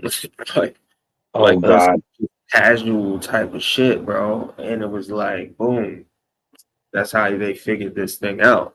You see what I'm saying? And it was just like, this guy's asking me how, because we were working on OSAM 1 project, which is robot arms that we were going to send into space. You can look that up to get crack if you want to. But OSAM? they actually canceled that project. They canceled funding thanks to Biden. OSAM 1. Is this one, huh? Yeah, it was basically. But yeah, I created. We built this robot, wired it up from scratch. I do have one picture of it because, of course, it's not something that's super. You can't take pictures of it.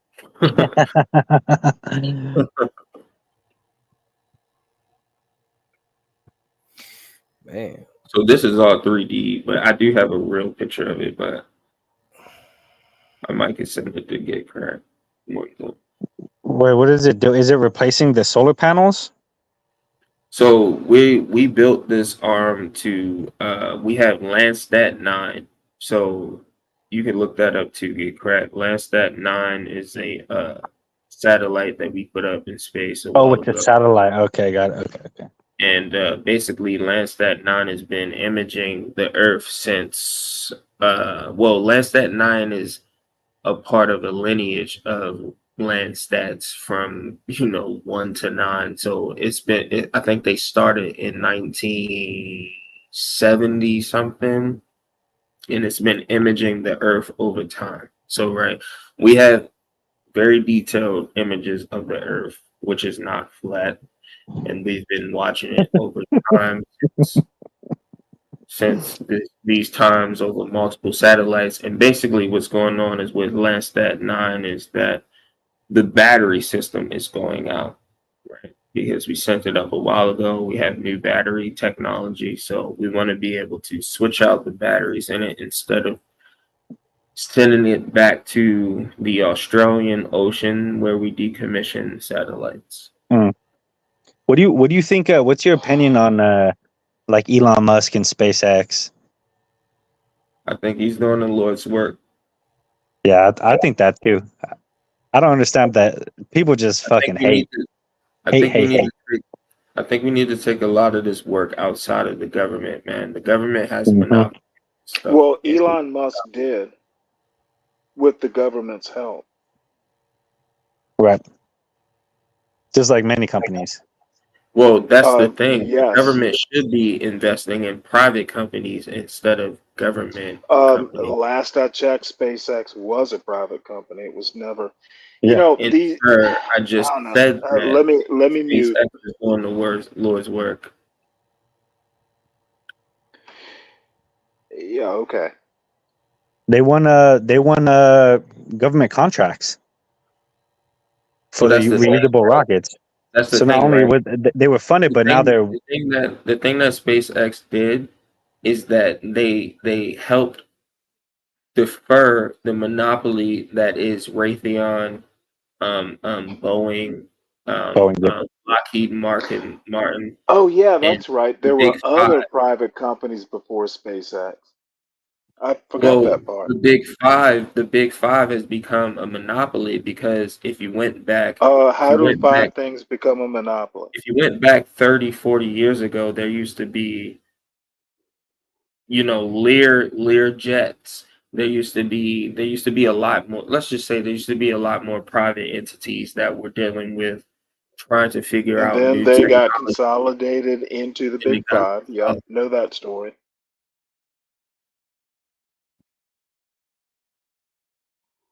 that kind of ties into the earlier conversation. How this is just kind of the way of seems like the way And of capitalism. OSAM isn't a new technology. It's No. been around since. It's the OSAM has been around. oligarchy. Didn't the shuttles? Yep, the oligarchy. Yep. Didn't what's the difference between the robot arms that were on shuttles?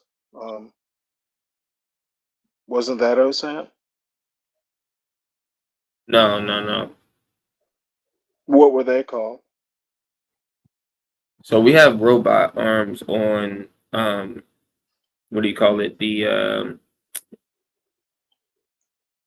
what's the orbiting platform that NASA and Joint Space Space Shuttle? International Space Station. Yeah, there we go. The International Space Station. So we have arms on there that China created, but the thing is that we don't have autonomous arms, and OSAM 1 was supposed to be an autonomous unit where we can send and repair different satellites within orbit.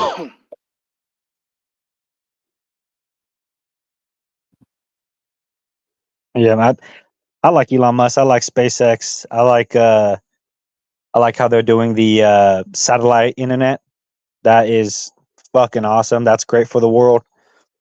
There's a lot of people who hate. I mean, I have my friends Starlink gets personally. shut down They at hate. Elon Musk's request. He did it over Africa. Get correct. Put your number in the back in the private or something. My number? Well, put your email. Oh, my email. Okay. Otherwise, I'm gonna put my burner phone. Yeah, you can call it. Right. Is Yeah. that my drug dealer? You got a Is drug that my phone. drug dealer? Hold on.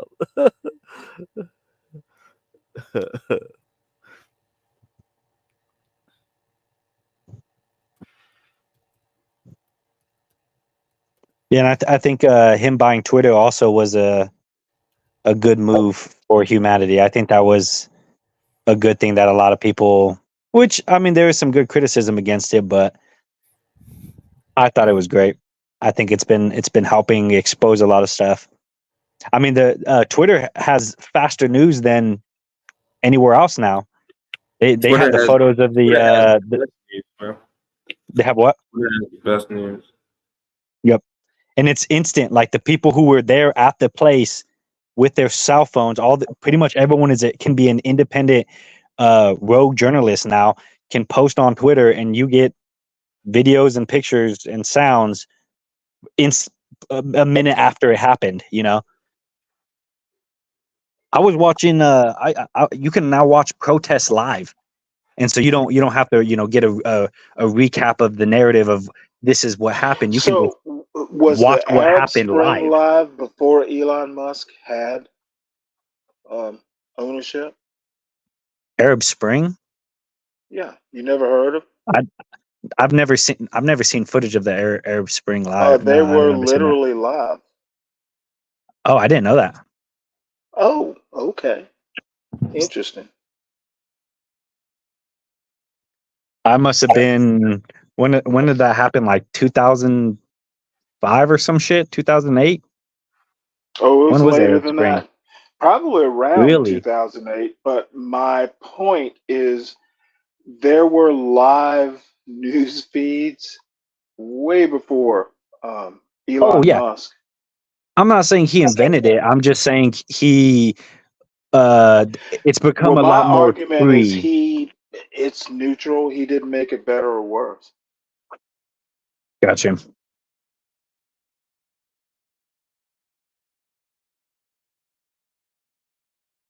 Yeah, I like that there's we get to hear these supposed white supremacists talk now, because there's a lot of information that used to never be known and is now becoming understood, and people are recognizing, which I think that's a good thing. What are people recognizing exactly about white supremacy? That it's bullshit. Everyone's realizing there was a narrative that was fed to them, and their worldview was based off of that narrative. And would you say that the white assumption, supremacy in America exists? yeah, oh yeah, so does black supremacy. Okay, I think just there's more checking. black supremacists than white supremacists. Just doing a quick Okay, reality. I just sent it to you. Get cracked. I just sent you a couple random videos. I mean a couple random pictures, but that arm I sent you, you're gonna see a granulated picture because it was a picture from a picture. Like I said, I couldn't really pick, you know what I mean? But yeah. Picasso says I like watching protests online. That way I don't get hit with a brick. That's true as fuck. You know what? Oddly enough, you have to be in a protest to get hit. So that's what he's saying. He's saying he doesn't want to get hit with a brick, so that's why he watches it online.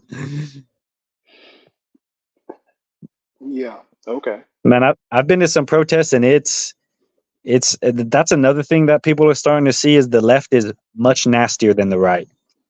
Is that They are right? much less tolerant. Yes. Really? Yes, that's what I used to be on the all left. this is based on X? No, this isn't all based on X. This is all kind of X is part of it. X is part of the I feel like there was a pendulum swing when that happened, where and people started panicking, like, oh shit, now the people we called white supremacists and used to just be able to delete can now post FBI I statistics, get and you. we So can't the delete white it. supremacists are all leftists. I got you. I mean, there's a point to that. There's an interesting angle with that. No, I think though. Well, it's hard to. I guess that's another thing, is our spectrum, when we make it like left, right, black, white. It's this dichotomy. We miss out And it the shouldn't be a whole dichotomy. I agree with that. right, because it's like, oh, you're a Christian and you're a Muslim, and it's like, but this person could be, they both can agree on everything democratically, or they can be total opposites, or they can both be Christians and one believes in, giving Okay, well hormones to kids, let me and the break other down my point of hates view. trans people. Left, right, middle, it doesn't matter. America's basically a racist country. What do you mean by Doesn't that? matter which side you're on. You don't think it's the least racist country? Free country. Oh, least racist doesn't mean Right. it's not racist, does it? It's free. It's free. Everybody is free to be racist. No, it's not free if there's racism. Everybody's free to be as racist as they want to. Which part of you can't be? Everybody's free to be a racist. I agree with that. Mm-hmm. Yeah, but you don't think China is more racist? I don't live in China. Gotcha. But okay, so if a country doesn't allow people who aren't of that ethnicity, I don't live in other countries. Oh, okay, so you don't do comparative analysis. You just say things based off of nothing. You just compare them to nothing. Comparative sociology is bullshit. It's not sociology. It's a logical culture, thing. When you say something democracy. is the Have you ever heard of Salvatore Babonas? No. Okay. Well, his profession, he's an American who teaches in Australia. He does comparative democracy. That's kind of his shtick. And he's a big India fan. And he does a lot of South Asian and just general Asian cultural democratic analysis, and I think he's a crackpot. But so no, I do not believe in comparative culture. You don't think do you remember comparing? Harold Bloom? Have you ever heard of relativism? Like, Yes. To So me, that's what I'm advocating it's for. comparative culture is essentially relativism. Yeah. Yep. So do you not think a perspective No. gains? You don't think a No. perspective is strengthened or weakened by other Now, knowledge? is your question we can learn from other countries? Sure. But comparing them? Nah. So when you say America is racist, that's just I never going to mean, change. literally. Even if America was literally founded not, upon. No, I literally even if mean America that. was literally I'm not racist at all, you could prevaricating. just say America was racist, and you don't have to have any. America was founded upon racism, How and so? it still is. How was it founded a on racist racism? country. Look at the Constitution. So you know where I'm going to go with this. Right. The Wait. The Constitution. So which was instituted by the founding fathers, which the majority of them were abolitionist. So so it's based off of racism, even though 28 of the 55 were outspoken abolitionists, and only 17. No, only 17 of them owned slaves. No, the majority. You're gonna say abolition movement wasn't around, but it's been abolition movement has been around since the 1500s. You fathom? Okay. No, I mean, you don't like looking stuff up because you have your own worldview. I don't have to look it up. I know and you I don't mean to really. I know you. I don't. Have to look it no, up. I literally don't have to look it up. They compromised on slavery. I'll give you that part. They compromised to keep the 13 colonies together, but no, they weren't abolitionists. So the founding fathers didn't advocate to end slavery. Wouldn't have existed. So if I find Stanley, if I find evidence of 28 of the founding fathers speaking against the institution of slavery, then you will change your argument, correct? No.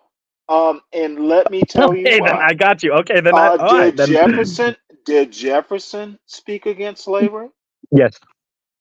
Did he own slaves? Yes. Was he an abolitionist then? No. Okay, then you look it up, and I will simply do the same thing I just did with Jefferson. I don't understand. I didn't say Jefferson was an abolitionist. Speaking he had anti-slavery sentiments, but he wasn't an abolitionist. Is my point. Yes, if just because you have anti-slavery sentiments doesn't make you an abolitionist. That does not make you an abolitionist. That's what I'm saying. We're agreeing. I'm glad we're at this point. Good. Now, America's a racist country. It was founded upon racism. The Constitution encoded it. So all men are created equal. Wrong. All men are created equal is in the Constitution. Wait, how is all men are created equal racist?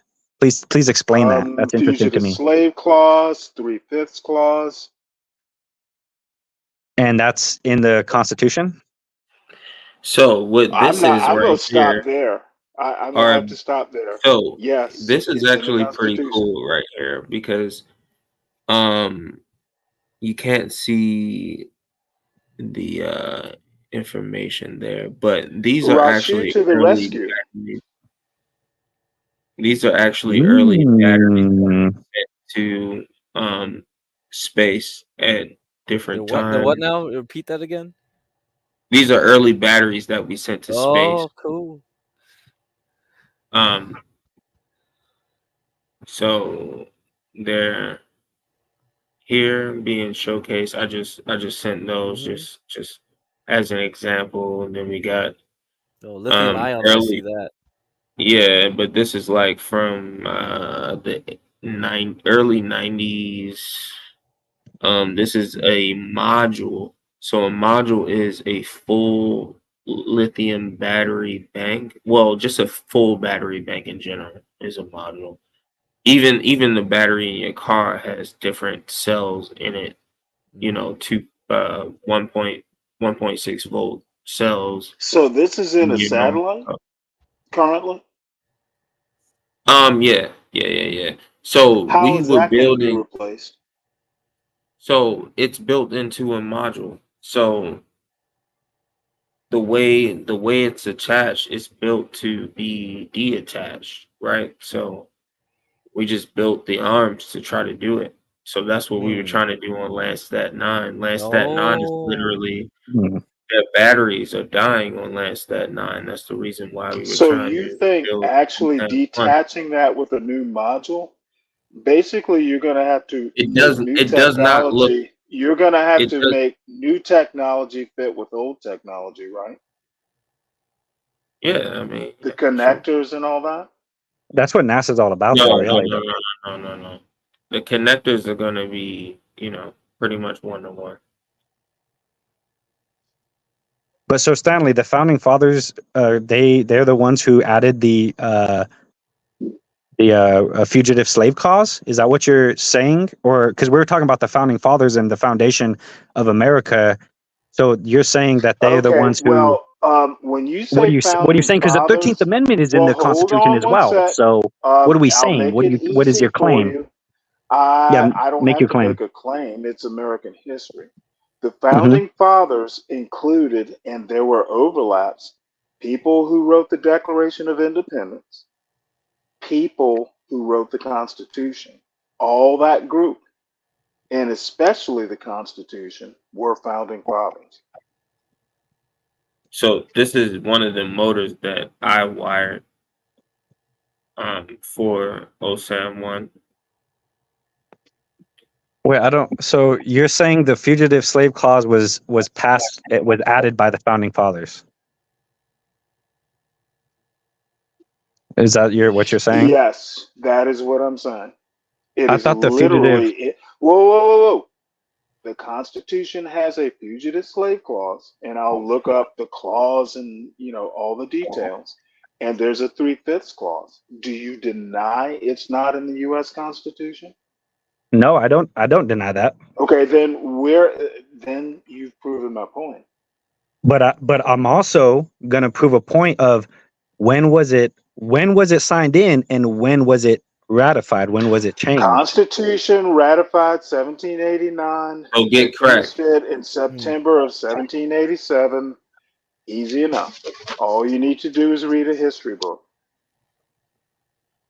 Every joint that you see on here are actuators, right? Wow, yeah, I see it. Yeah, I see it. So we wired all of the actuators, those small little motors that you just saw, when you scroll down. Right. Those are all attached to the actuators. Then we wired that is a carbon tube in the center section, that black area right there. We wired that all the way down, and then there's bigger actuators over here. Like, we wired all of this from scratch, and we had to 3D model each part of it because all the engineers didn't know how to wire it. They needed us to figure out what was the best way to do it. So, yeah, all of this was done from scratch. Yeah, you're This is doing a a lot of picture. stuff, man. There's a lot of neat stuff right here. Yeah, nah, for sure. But this is in a clean room, guys. And Yeah, I see that. Yeah, this is clean room not a stuff. picture. Yeah, This is I not see a the picture lab. that's The lab static. the ESD stuff. The ESD stuff. I know. I recognize this stuff, man. Yeah. That's cool. So yeah, Stanley, where does it mention race in the?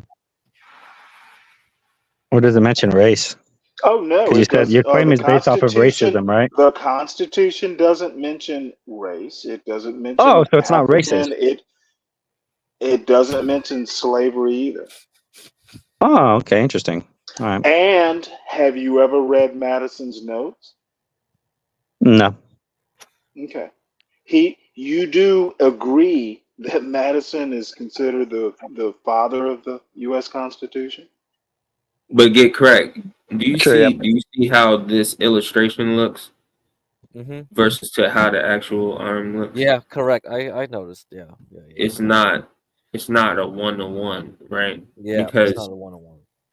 you know they are trying to keep certain things under wrap to a degree. This thing is not a. I'm not by any means trying to tell you guys that this is some classified thing. It's not, right? It's not. But by no means do they want you taking pictures of the finalized product before it goes. Right. Is this satellite racist? Right. Is this Stanley. arm racist too? Stanley, I let don't us know what's know. going on. We need to know the truth, Stanley. I don't know, man. I don't know. You guys. Oh God. Oh man. Well, your founding fathers wrote books about the Constitution. How about read your founding fathers? Our founding fathers, for that matter. But I thought all that matters is what's happening in your very existence right You now. seem Why to would you think a compare the lot past? about stuff you But actually why don't would you do know. comparative analysis about the All I'm past? recommending is Madison's notes. James Madison actually wrote notes about the Constitutional Convention. Start there. No, that's And a he's good. No, not the only I like one, reading by the stuff way. like that. I like reading stuff like that. So I appreciate that. There's Excellent. so much to read in the world that it's like it just feels like it's hopeless, but it's good entertainment. Oh, it's never, as long as you're reading, it's never hopeless. Yeah, I just got done with Man's Search for Meaning, and I was a little underwhelmed. I don't know if any of y'all read that or know about that book. Well, you won't feel overwhelmed by Madison's notes. It's rather mundane. Yeah. No, I said I was underwhelmed. Well, you're saying that I'll be underwhelmed with Madison's notes as well. I mean, it's you've heard of the boring Brutus? stuff. You know the Brutus Papers? Like the Brutus Papers, the Federalist Papers? No, I'm not a Buddhist. Last I checked. Are you a Buddhist? No, Brutus, Brutus. Oh, Brutus, as in Yeah. like the Roman Brutus. No, I have not. They were pretty much papers. There's an audiobook on YouTube that's free. They're all free. You can read it too, but sometimes I just like listening to stuff while I drive. And the Brutus Papers and the Federalist Papers are when the government was when it was becoming a federal government. There was discussions of, I'm sure you know about this, but of whether it should stay as a union, as separate states that work together, or if it should federalize and become under one kind of all-powerful, tax-taking entity. Now, when were the Brutus Papers written? I believe like 1760. I'm gonna have to before 17 1776, but no, I must find that and read it. 1787. My bad. 1787. It was Okay. after they it was So it's they were advocating. Anti-Federalist. I've not read it. They were advocating for pretty much the Bill of Rights, because you know how like the Constitution passed, we became federalized under the promise of the Bill of Rights, but not with it easily. Right. And the Brutus Papers were kind of about, hey, if we give all this power to a federal government, these are the upsides, but there's also the downsides. And I mean that shit kind of changed my life, honestly. Well, you have told me something I didn't know. Never read it. So tell me how it changed your life. Are you more a states' rights man now? Yeah. Pretty much. So it pretty much explained how and also how it's written. It's kind of more older English, more like proper, and I feel like it is more colorful. I feel like the English we use now is very I don't know, we're trying to get simple and to the point and make a point really fast and summarize everything. You're not going to tell me grody isn't a colorful English word. I guess. Yeah, slime and shit like that. But Yeah, so like one of the main things, it was the first time I ever heard someone talk about, from within the U.S. government and talking about how, hey, if you give, if the government starts levying taxes, that can either be the greatest factor that will advance your nation, protect you, and create the best society that pretty much money can buy, or it can be the mechanic of oppression, and you will never be able to escape it. You will never be able to not pay taxes. So it was kind of like this, it was interesting seeing, like, if putting myself in, like, obviously I don't know anything about the 1787. I have no idea how the fuck anybody lived back then, or the slightest notion of someone's reality back then. But from my own perspective, putting myself in their shoes and sitting there thinking, like, yeah, that is an interesting point. If we do start paying them taxes, it could go really right or really wrong. And if it goes really wrong, the only way to stop it is through force. And that's one of the things he made clear. The only way you can ever stop paying taxes is through force. That's the only way throughout history anyone has ever stopped paying taxes, is by spilling blood. And so that was a very powerful. Think of a war that was fought over taxes. Anything has ever gotten done, you had to spill blood. I guess. I mean, I don't want to be like, I don't want to be, nitpicky on that statement, like, oh, I put on my shoes, I didn't spill blood. But I hear what you're saying. Like anything significant. Maybe the goals of politics in this day and age is to brainwash people into being nonviolent against the government. No. The American people had to be brainwashed into accepting the Constitution, the original U.S. Constitution. It was passed in 1787 and didn't get ratified till 1789. There were states who wanted nothing to do with it. So brainwashing is literally how governments get people to do stuff. Yeah, to be fair, that's been happening since, like the religious pharaoh leaders saying, like, the gods, sun gods, kids told get me this. brainwashed by their parents all the time. Yeah. Eat your vegetables. It's good for you. I got you. Do you think that we call it brainwashing, but it also is like a social construction, right? It's also like when you're a kid, you're like, I want that, fucking candy. If you don't give it to me, I'm going to throw a fit and start, slamming shit. And society pretty much trains that out of you, but it's for your benefit. Parents should be doing that. Well, but parents, like what I mean socially. I'm going to whoop your ass. That's right. How. Don't leave it to society. No, but what I mean socially. It's socially trained out of you. Someone outside of you, who's socially related to you, is training that out of you, and that happens when you go to school. That happens from the police. That happens when you're in a store. There's all these social training, social constructs that you get. You must follow in order to be deemed. Would you agree that having good manners, like table manners, that's social training and brainwashing? Mm-hmm. You could eat. Yeah. You could eat with your hands.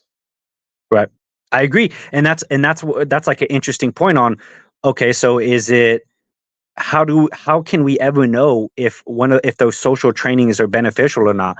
Why not? There's studies that say eating with your hands is better because there's chemicals on your skin that recognizes food and helps it gets your digestive system going faster, and so your metabolism starts up quicker before the food hits your stomach. And so there's all these different, like, but we eat with a fork, because it's proper. Getting along with your parents and your aunts and uncles, and then, once you meet the larger world, getting along with your classmates in first grade, you'll be okay. Your stomach might be a little late recognizing the food, right. But social norms are a good thing. But we agree that there's social norms that aren't good things, right? Like, Oh, absolutely. right. And so but it's hard. But I guess my point is, it's hard. So if we were to agree that a social norm, let's say, what would be a social norm that we would agree upon that isn't a good thing? Sharia law. If you go let's just say to Saudi Arabia, Sharia is a good thing and it's a social Yes. norm. Bringing it Yes. to the United States, not a social norm, a bad thing. Mm. So, I mean, those are readily available examples. Yeah, and I kind of meant something like within our own, I guess, culture, like maybe. Well, let's I go have back nothing. to my original point. Slavery was a social norm until Yep. a war was fought over it. Correct. I mean, it was. So, I mean, social norm, the English did war, it. The not a English ended social it way norm, before that but war, though. But yeah, well, to be fair. well, let me give you a good one. Land speculation in the United States. One of the reasons um, the United States left England All was right, everyone, England I'm out here. decided, hey, Y'all have a look, good night. we Night. don't want you to fight Indians anymore. And people got pissed off. Um, Land speculators got pissed off, and George Washington was a land speculator among other founding fathers. And, they weren't going to stand for it. But I So mean, social norm was land speculation in land you actually didn't own. England said no, it shouldn't be a social norm, and America disagreed and left. what about today? Do you think a drag queen story hour is a good social norm? Why How do you not? feel about that? It's okay. You don't have to Okay. send your kids to it. Right. But you think the kids that are that being part of the culture is fine? Yes. So I guess I would disagree. So I'm trying to find one that we agree upon. We agree you shouldn't pick your nose in public. Okay, yeah, let's take that. So It's Where's Angel? Come back, Angel. Disgusting. Why'd you go to sleep? But I guess that's not a social norm, right? Like we don't all just pick our nose. I mean, like a social norm we disagree with, like something that is widely acceptable We that we all pick our disagree with. nose. We just don't do it on YouTube. Right. Yeah. I mean, what about peeing in the pool? Happens all the time. People do it all the time. Do we both agree that people shouldn't pee in the pool? One. Do you think we should pee in the pool? Well, no. Though Okay. it's okay if a kid does it. Y'all will be fine. So the point I'm trying to make is, I mean, a we little don't 2-year-old know. baby's gonna pee. Yeah, but I'm saying adults, right? We all agree adults shouldn't be pissing in the pool. we It's not a shouldn't do good thing, that. right? Right. No. But we agree on this social norm and that everyone should follow this, right? Even though we know people piss in the pool all the time, I piss in the pool. So I go against that social norm I agree with. But my point is, we don't know whether we're right or wrong. We don't know whether maybe pissing in the pool actually has a That's why we have biochemical effect. society and other people to go, ew. Society, like culture, society, your neighbors, they actually do serve a function. Mm-hmm. If you're pissing on your plants to get them to grow, and the grandma next door passes by, that's a social norm. It is your property, but Oh, there we go. Nudity. Nudity is socially looked down upon. I don't agree with that. Not if I you're on think a new beach. Not if you're on a new beach or in your house. You could get a ticket if you're standing at your window naked. You could get a Really? lewd Where? almost across the country. Disagree with that. And I disagree with that too. Well, no, I'm asking where. I mean, who's the cops are going to come up and look at you naked and give you a ticket? Yeah, it's public lewdness. It's public indecency. Even in your own house, it's if you're in the view view of public, then you can be charged with public Well, then indecency. you've answered your question. Right. If But the how do we know public can that's see you nude, it's right? public lewdness. You've But how do we answered your know that's question. right? Again, What if normalizing nudity would make it a better society? sometimes the public serves a function. Mm-hmm. Pull down the shade, or close the blinds if you want But to stand in front of a window. what's wrong with people being naked? Why Nothing. must we clothe Not ourselves in everyone public? wants to see you naked, though. There's nothing wrong with being naked per se. Right. Yeah, but not everybody wants to hear your loud ass music, or not everybody wants to smell your gas Hence, car. But that public doesn't change the noise fact of freedom. ordinances. After 10 o'clock, you can't be doing Mm-hmm. this. All kinds of ordinances. So what's the function of wearing clothes in public, other than like the Fat natural bodies mostly. like barrier? No one wants to see your belly. Got you. Okay. Especially if it's fat. So we see the human body as mostly, for the most part, it's disgusting. Someone else's body we deem as disgusting. Well, it's not the body so much as the private parts. Okay. So it's specifically one specific area. Isn't that interesting though? That one specific area. We could go to the beach. We could take off our shirt. We can show our belly. Areas. Yes, and isn't what that's kind of weird to me that like, okay, a fat dude with these big ass nasty titties can sit on the beach, nobody cares. But if a lady takes off her dress or takes off her takes her tits out, she's gonna get arrested and ticketed. On a public beach or a nude beach? A public beach. Do kids hang out on public beaches? Yes. Okay, then why would you want your little 5-year-old boy to see, even if she's beautiful? Is that something you would condone? So in a world, okay. Well, no, this is my point. No. I'm going to answer it. I'm answering it. I'm not obfuscating.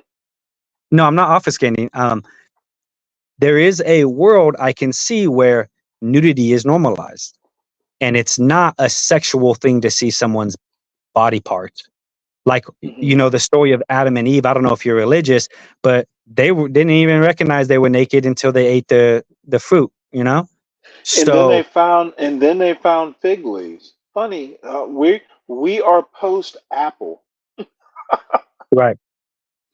So I'm not sure where you're going with this. So who told them? Like God asked, who told you that being naked was wrong? Well, they told themselves. They didn't know they were naked until. And what's wrong with the nakedness? Well, pre-Apple or post-Apple? Post-Apple. Apparently we're all smarter now. But it would be, I think that we are post-Apple. Mm-hmm. So we're smarter. So the problem with nakedness is sexual desire, right? Not particularly. I feel like that's the main issue with because you talked about it with kids and stuff like that. Why would a kid have a problem with someone being naked? A kid doesn't care about it if they fucking. They don't even know what they're looking at. So you want a kid? You'd be okay with a supermodel walking naked down a beach and your 5-year-old just kind of gawking, asking you, "Daddy, what's that?" Yeah. Would you explain? Yeah, I'm like that's a woman's body. Like I don't. Well, I think kids are a lot more. I think as kids get older, once they start learning that these things are taboo, that's when the whole, oh my God, that's there's like that taboo-ness to it. Before it's taboo, a 2-year-old could be sucking on a tit and doesn't. It's not like they're like fucking. Oh, look at this titty. They're just eating. You know, like we tabooize, we make being naked taboo. So, and my whole point in saying all of this to find an example of this is to You're struggling emphasize. hard. I'll give you that. Well, it's to emphasize how there's all these social norms, but we don't know what's right and what's wrong. Well, you know what you've emphasized to me? You will Mm-hmm. struggle hard to make a point, and I admire that. Yeah, I was just trying to find like a common thing that, you know, we you know, maybe disagree on. It was hard. I mean, I wasn't sure where I was going with it, but I was trying to find a social norm that we don't necessarily know what's right and what's wrong. You winged it. Winged it. Wung her wide open. But I guess so in that, so having this whole, you know, this back and forth, you know, we get to a point where it's like, okay, well, maybe we're the ones making it a problem, and if we didn't make it a problem, culture would adapt, and it wouldn't be this thing, and then people can be more free to do what they want. We? What you fail to realize is not everyone is as libertarian or libertine as you are. Yeah, I agree. Yep. Oh, and to be fair on that point, sometimes it's not all about liberty, right? If we picked a different, No. I said libertarian. Libertarian, liberty, liberal. But no, liberty comes with limits. Responsibilities. That's the other thing people don't tend to understand. Liberty stops. Well, in your case, at the tip of your toes. I was going to say the end of your nose, but tip of your toes. So like, and it doesn't, and the point, so that could be for liberty, but I could also make the same argument for something more restrictive, like, you know, bans on abortion, traffic laws, totally different tough on argument. crime. And the one, your thing about a 5-year-old asking daddy, what's that? I don't consider that a good argument. What do you mean? You're the one who said that. Yeah, but the thing is most people won't agree with you. Right. Well, or are you Well, here's the thing. We talked about social norms. Flouting social norms, it's not something you do. So you can make the argument, it's not a bad argument, but in the end, it's still something that, you know, they're going to call cops on you if your supermodel wife goes walking down the beach. Oh, yeah, and by probably. the way, No, yeah, and that's one thing that's the thing. I've been to nude beaches when I was in the Navy. The funniest thing is women never go to nude beaches. Yeah, I went to. It's always gay men. Yeah, pretty much. Yeah. I mean, I've been to nude beaches in Costa Rica that had a lot of fucking nice looking females. But there's nude beaches are kind of interesting and weird. I've been to a bathhouse in Korea, and the bathhouses in Korea are family orientated. It's different than the bathhouses here. Bathhouses here is like, you know, gay sex place. Bathhouses in Korea, you take your family. Bathhouses in the United States? Oh yeah, they're pretty much. No, that I didn't know. They're gay sex meetup places. That's what they are. You don't go there like to have a traditional Korean bathhouse experience. But in Korea, there's a lot of unspoken social norms. There's a lot of rules. If you have tattoos, you're pretty much not welcome there, because it's a place for families. Yes, there's all these, and it's not like in the rule book, but people are gonna, you know, stare at you, look at you weird, but when you go into the bathhouse, everyone is naked, but nobody looks at it. Nobody's looking at each other's, you know. Well, let me ask you a just question. taking a bath. If there are no rules, but it's frowned upon, isn't that a social norm? That's a social norm, yes. But what I'm saying though is the nakedness part of it is not an enforced social norm. They separate the males and females, and then you meet together afterwards. You like they sit there and have lunch, and they have like games for the kids, and they give haircuts and shit. It's like, well, an interesting place. But when you're in there separated, it's like going to a locker room. You know, in that area, there is no like, you're not like, oh, why is everyone getting naked? There's a common understanding, and there's a social agreement that it's okay, right? Basically said it's like a locker room. The males and females are separated. Do Mm-hmm. the children go with males and females, or are they all with the females? They're all separated, so it's all males versus all females. Yeah. Okay. Well, that sounds pretty much like a normal American locker room. Mm-hmm. Mm-hmm. And so, but you're doing you're like in a spa. You know, you're like there's like water jets and hot tubs in different areas, and like a normal high dollar American like gym. yeah, it's kind of like a water park spa thing, but all the dudes are naked pretty much, and over there, it's in that space. Dude, it's perfectly normal. It's perfectly normal, but as soon as you leave that space, that's now this social norm is enforced, and it was just an interesting thing to me, because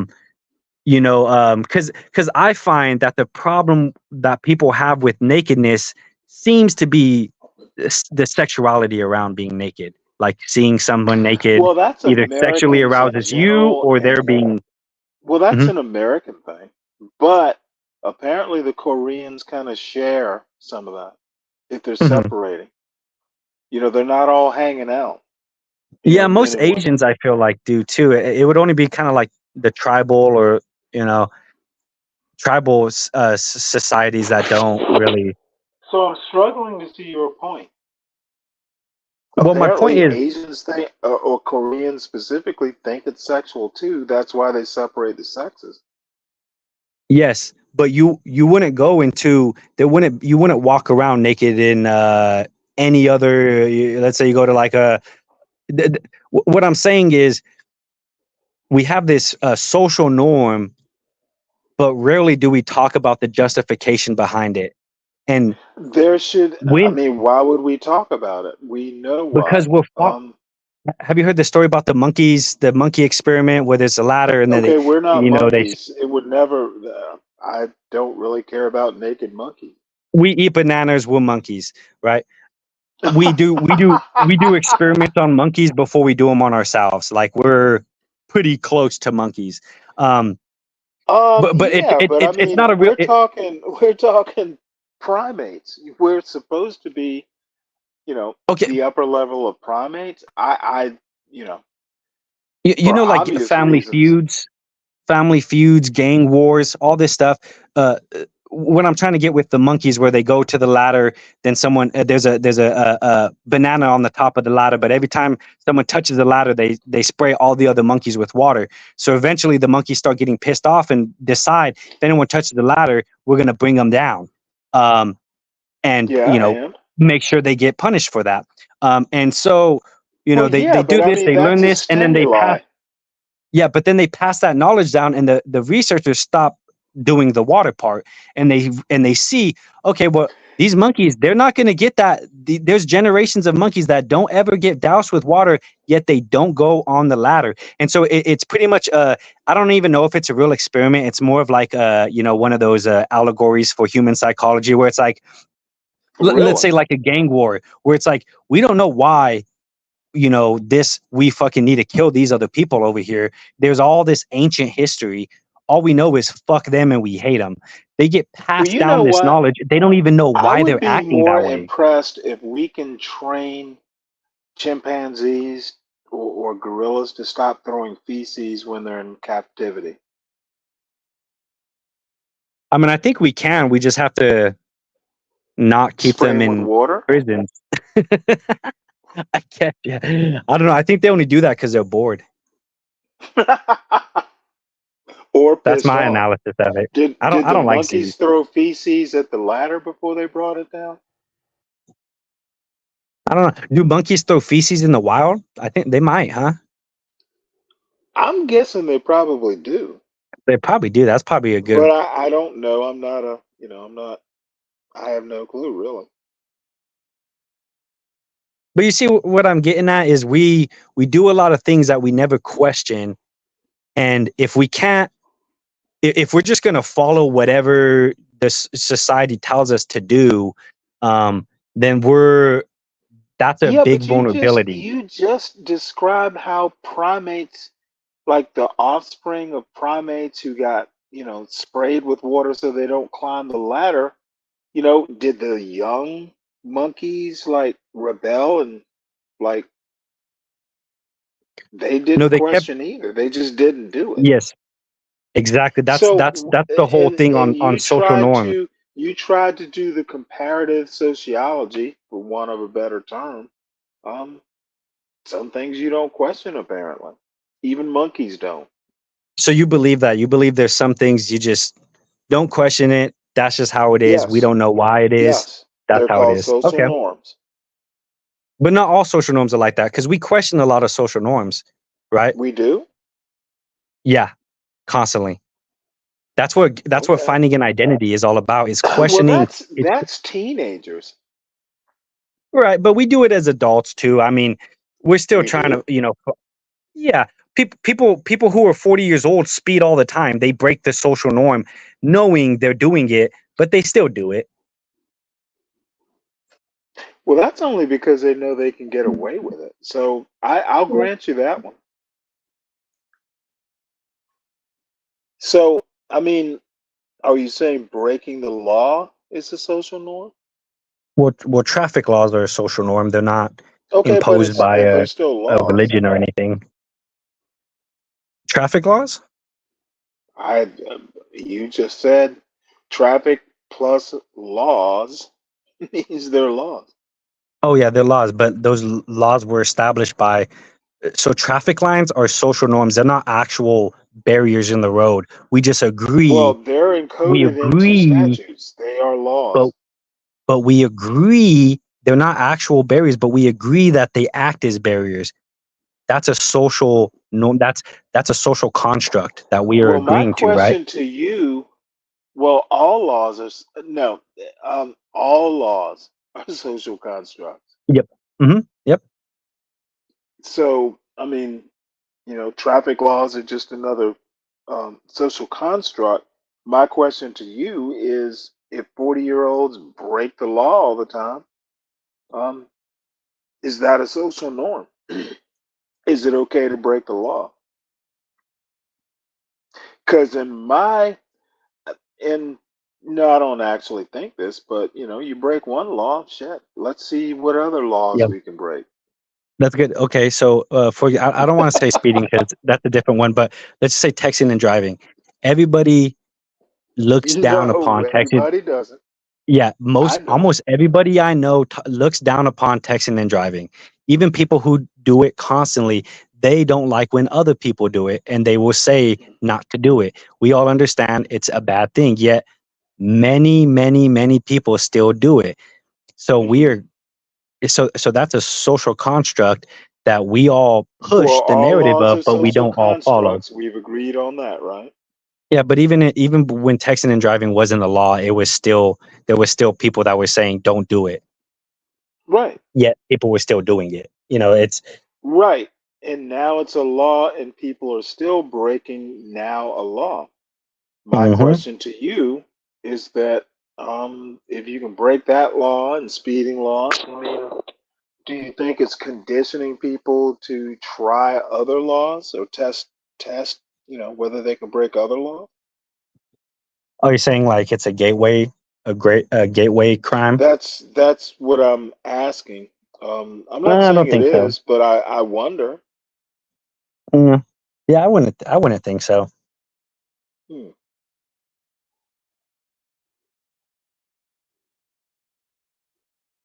Yeah, because there's plenty of people who do really benign things like that, like traffic violations, but they don't, push on towards like, stealing and home invasion and shit like, they kind of just keep it, sometimes I speed, sometimes I text and drive, sometimes I don't use my turn signal, Sometimes I swallow my gum, even though they've told me not to.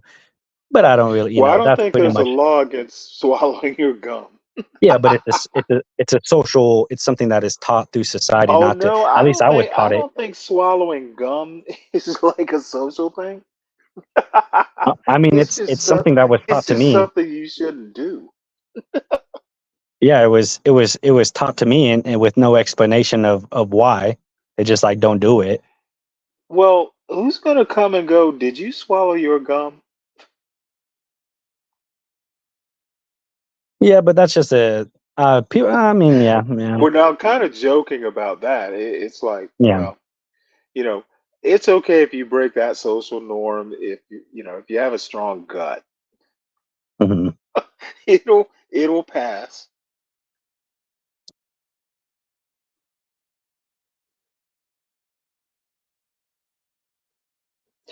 So anyway, I think we've exhausted this line of questioning. Um, bottom line is they're social norms for a reason. Right. There's always a reason for it. May not be a good reason. May not be even No, worth. not all laws are good laws. I mean, that's obvious. Mhm. Right. And so just follow what you're told, because even if it's a wrong reason, you don't want someone to point at you in public. Um, well, I mean, in my opinion, if you're a bold sort of interview individual, do what you think you can get away with. I mean, there's nothing saying you can't push a boundary. Just be ready to accept the consequences. You can break any law you want. Mhm. I guess. And I that, guess. frankly, is In freedom. You don't have to follow laws. You just have to be willing to accept the consequences if the you don't. consequence. In a roundabout way, I'm saying, what's wrong with slavery?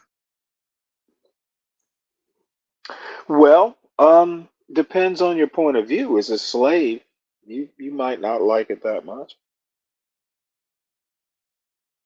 Yeah, but life is suffering, so maybe it's actually a very rewarding experience. But let me ask you a question.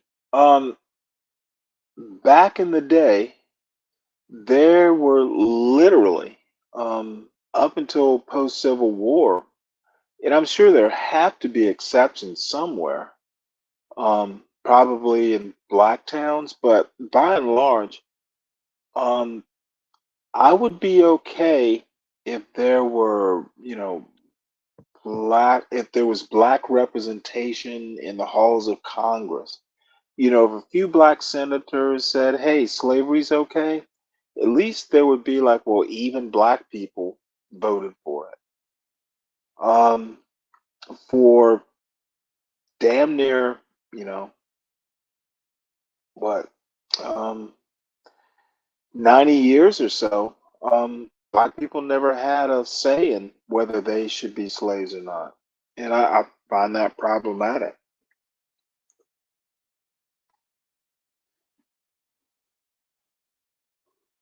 For that matter, there were no white women to vote for slavery. So um, I don't think it was very democratic, or there wasn't a cross section of people to agree. Agreement wasn't necessary. So what was wrong with slavery is we don't know what everyone thought of it. We know what, white male rich landowners thought about slavery.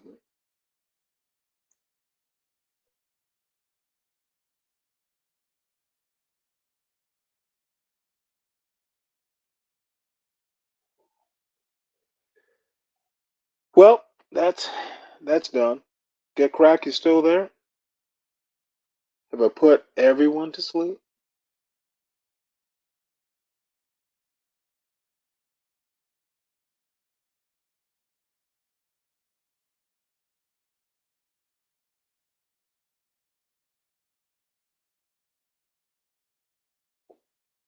All right. Well, I am on the John Galt show, and I get to do what I want. Damn it.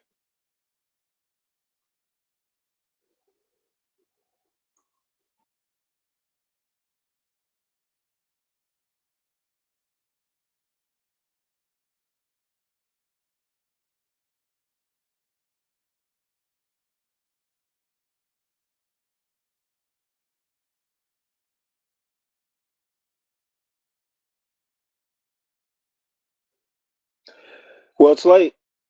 Get cracked, Rashu. Anyone there? Hello? Hey, what's up? What happened? He left? I think he probably got disconnected. We were having a good Yeah, I convo, but don't see him on the back chat. He must have. Uh-oh. probably bored him to.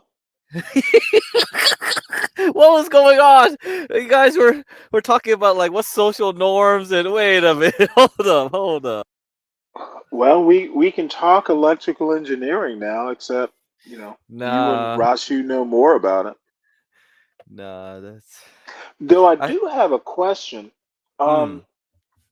What's the difference? The way I understand it is engineering technology is different than like engineering, academically anyway. I've only And my heard that question term is, a do few they times. teach, like if you go to Georgia Tech, do they teach you how to solder? Ooh. Yeah, that's a good question. Man, when my mom did Well, electrical dude, you were engineering, an electrical engineer. Did they they didn't teach teach you it. how to They solder? didn't teach it. My mom did though. They didn't teach me. And when I went to grad school, it was just like, okay, we just did whatever we did to. Actually, I did learn it myself because I did projects, kind of like Rashu did. He did RC cars. I also had a similar thing where there was a project course that you could take where you could build your own little robot cars that autonomously went around mazes and other things like that. So Mm-hmm. you would learn soldering there. But if you didn't take those courses, nah, you could have electrical engineers with no soldering skills at all. None. It wasn't Well, see, required. that's problematic. Oh, well, yeah. Yeah, Because because you know how it is where you on the on the drawing board you're designing stuff that practically can't be done, and then the scientist or the engineer will go, well, why can't this be done?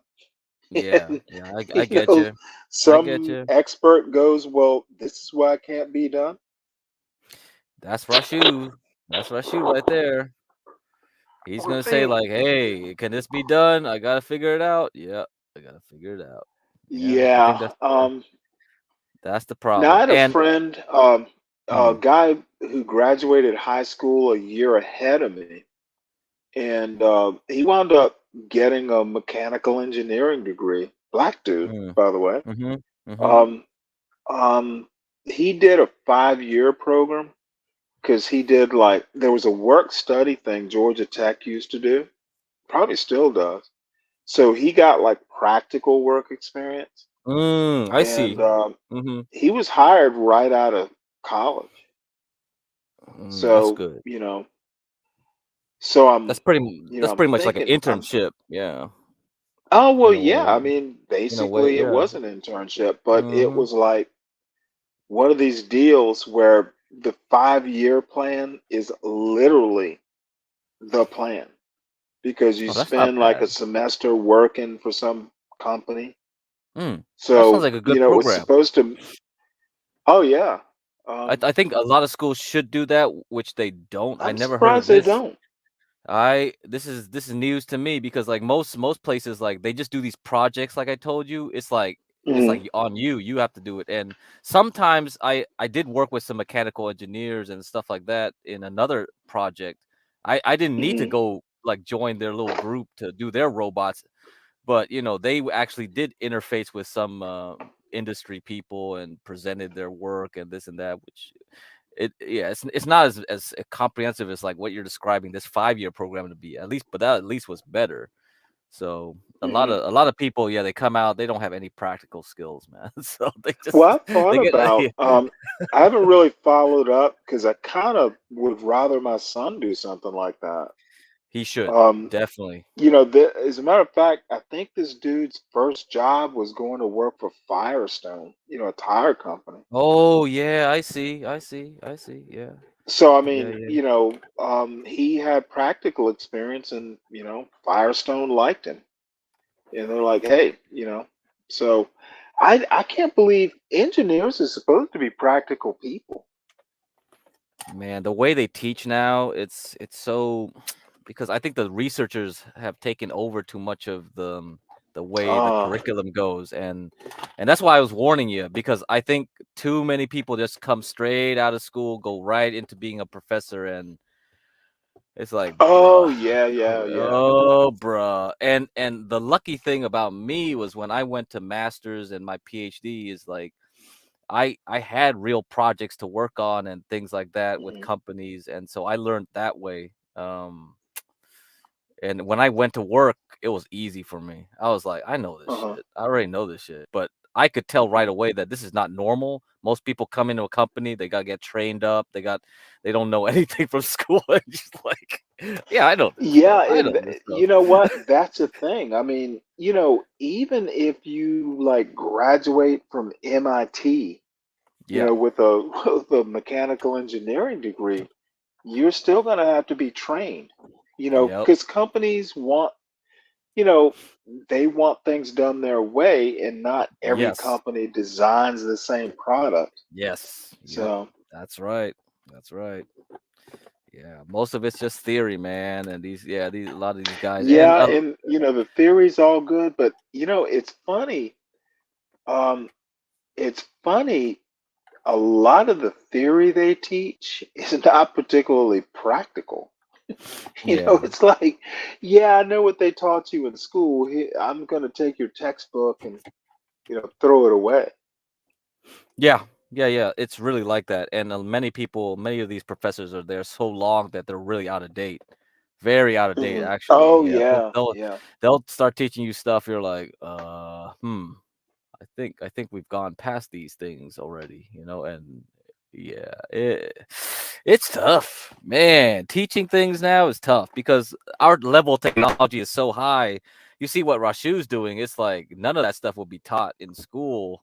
None of it could be taught in school, actually. And like, I don't know any trade school, engineering school, any kind of school. It's just like you're just tested in the fire. Like, go there, learn, and yeah. So, and he Well, said when I was in the yeah. Navy, I had a boss who, I forget, he went to an HBCU. Mm. I want to say he went to Grambling or one of the HBCUs in Louisiana.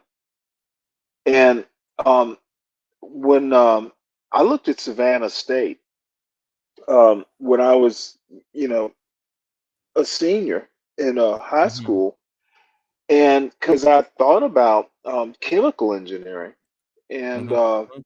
That's very tough. The chemical engineering is they, like probably the hardest of the well, engineering. Yeah, really, I think so. I think so. Yeah, it can get pretty intense. I found. Yeah, from what I've seen from people that went that way. Yeah. well, if I had it to do all over again, if I was going to go that way, I'd have done material science or something. Oh, yeah, that's Um, pretty cool too. That's pretty cool too. yeah, Yeah. but Savannah State and all the HBCUs I looked at taught, or you could get a Bachelor of Science in engineering technology. And I looked it up, and it's like, well, isn't what Savannah State the same as what Georgia Tech teaches? And apparently, that's where I learned. Well, the Georgia Tech people are learning theory and stuff, and engineering Oh, technology is a little bit more practical. yeah, I And see. the reason I bring this up is we were in the Persian Gulf of all places, and we had a GPS antenna. Now, this is back when GPS literally it was like a big clunky thing Yeah, with yeah, like a roster screen. It was like the old style green. Oh man, it looked basically Hey, like oh, this is War Games or some shit. It's like that's what it looked like. But oh now, my god. in my it was 1991 though. Yeah. So we pulled up next to a destroyer and they fired up their fire control radar to test it. And lo and behold, our GPS antenna was in the path. Those fire control radars, like if you stick a hand in front of a fire control radar, you're going to lose a hand because it's just going to fry. Wow, It's yeah. very high intensity, high energy. It's So like those anyway, active our radars, yeah. antenna, Oh shit. it just got blown. So it's like we went. My first hit was a minesweeper, and we were sweeping a minefield right off the coast of Iraq. So we had to do minesweeping by landmark. Like, you shoot a fix to a known point, and with GPS, you could do straight lines like a grid and follow the lines of the grid. If you do it by sight, there's current and all this stuff. It's Oh basically shit. dead reckoning. Oh man, you know Oh what? I wasn't man, scared bruh. until I saw like the grid. Oh shit, it was like a toddler tried to take a square and draw and draw straight lines. I'm like, we're gonna die now Oh because we man. can't keep a straight line. So anyway, my boss, engineering technology, he cracked open, we went up, brought down the circuit boards, and he and my sonar tech chief, they fucking soldered the bitch back together. Yeah. And Well, once they did that, replaced the circuit boards, it never failed. It didn't fail the whole deployment. that's cool. So that's my one, like, damn, knowing how to solder can be a lifesaver. Yeah, it is. It is. Definitely, and not many people know how to do any of that anymore. And it's gonna get worse, down the line. Well, we'll have robots to do it, but Maybe. I don't I'm know. yeah, People I'm can't gonna have fix to anything anymore. In general, I think. Right? People well, rather thank throw God. things away. No, you know what? There'll still be a few of us. Well, companies got sued for this. Apple got sued for like gluing stuff down so that they covered everything in glue basically to prevent people from opening their stuff up, and I there was a remember lawsuit, that. Right to to fix things. self-repair. Right to self-repair. And cars are the same way now because there's so many electronics in cars that not knowing how Mhm. to solder. And most people, mechanics would hate, like, because anything that deals with electronics, they hate. It's so hard, like, Right. to fix. And it's just too many chips now. It's just anything could go wrong, and you're like, what the fuck? Why doesn't As a this matter of car fact, work? that was a Supreme Court case, like the right to self-repair. Like, if Oh, it you was. crack open Mm. like a computer or something like that, it like automatically voids warranties and stuff. I have to go back and think about it and Yeah, I think you're research right. it, but I I think you're think the right. Supreme Court blew that out of the water. And there's some videos online with mechanics who basically tell you why they've stopped being mechanics for dumb reasons, like in the cars, like the way they assemble cars is already messed up. Like there's certain tubes that fall out and things that just don't work, and they're going like, man, I'm spending all this time trying to fix something that's a manufacturing defect essentially, and they Right. just get sick of it. They just say like it's not worth the cost, and they get chewed out by the customer because like, why does this cost so much? It's like, yeah, I spent hours trying to find out the problem and then figure out the problem is like on their end. But yeah, I wasted my time with the car and it's like, oh man, forget it. So yeah, I Yeah, don't I know. can. They, I'm glad oh. John's not here to go. Well, motherfuckers don't know how to do anything anymore.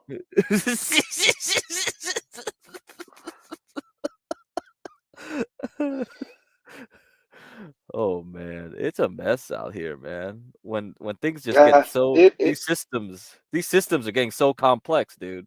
Like you were just talking about like, oh, a ship, and those things were built for robust. Like Well, on the shit, like we're talking a yeah. ship, decades ago. You know what? Um, some systems were so simple, I could go in and help my guys troubleshoot. Mm-hmm. And I probably still could. Um, but mechanical systems aren't that hard to deal with. Once you start getting sensors and you tap on this too hard and it breaks the whole machine. Uh-oh. Uh-oh. Uh-oh. I mean, I've heard complaints where people use touch screens and stuff now, right? Because Oh the old yeah. systems with the Yeah. switches were always robust. They're like switch, switch, switch. And then once they change the touch screens, oh, everything goes to hell. It's just like, oh, yeah. Well, I mean, LCDs are just like, um, if the LCD goes, you have to replace the whole screen. You can't jury rig it or put a penny in it or Man, well, what's the response time on those things? Like you touch something and it's like it doesn't even respond like quick enough, right? You know what I mean? Like you've seen that Right. sometimes. So, like, yeah, I've played around with some boards that they used to have analog mixers where it's just like you just turn things, there's knobs and levers and Right. things, but then they change it to touchscreen. And I've noticed like some companies do a good job and some companies don't. And I always think back in my mind, like, oh man, I remember those stories about like, oh, they changed the like in ships in modern ships now they changed the touchscreen. They went back to switches because it was just like, oh man, if I press something, it Well, better I mean, it better work, the right? marine and It's like the marine environment.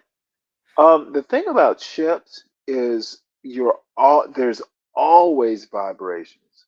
There's holy shit. Oh yeah, just for the real. general saltwater environment is brutal.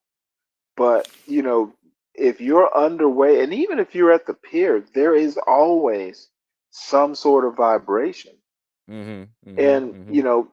things just you know um, yeah, you can only make things so analog. Yeah. Um, Yeah, yeah.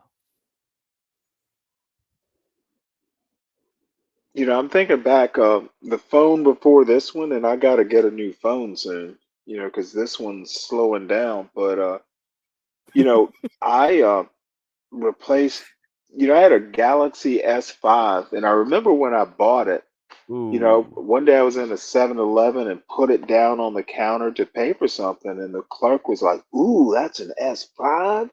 That's so cool." So, years later, because I'll keep a phone for like 8 years. Yeah, I yeah. replaced the battery in that thing about 3 times. Oh, that's cool. That's cool. Yeah. I won't even replace the battery in this. I've got a Google Pixel, and nope, Mm, I'll just get a new phone. Going yeah. through and trying to replace this battery, you know, I'm doomed to fail. Yeah, I've done it a few times. After a while, you're like, eh. And when the USB like port or some Thunderbolt port or Right. whatever port, it just gets worn down after you put it in and out too many times. It's like, oh shit, I gotta open this thing up. Oh, forget it. Just throw it away. Man, yeah, it's such a waste of time. But yeah, I'd like to keep things It's long. not a waste That's of just time. I mean, phones are planned obsolescence. I And think I think one of the problems is like they keep updating the software too. It starts slowing down. I think there was also a lawsuit about oh that. shoot, my phone won't even update anymore. And I'm like, I haven't had a software update and an OS update in quite some time. Well, it turns out your phone we can't update this piece of shit hardware. Yeah, Why are you asking? right. Yeah. No, yeah, but every time it updates, it slows down a bit and starts taking more memory or this and that. It's all like, oh god dang. So I yeah, think it's the heat in phones that actually do it. You know how heat's a killer for electronics. The old phones were really bad with the heat, compared to the Mm-hmm. newer ones, and like every time you use it, like a lot of you could tell right away you're using a lot of bandwidth because the thing starts heating up. Because yeah, Well, all that that and data is just going through. charging it is Oh yeah, charging the battery's heat. Yep. Oh man.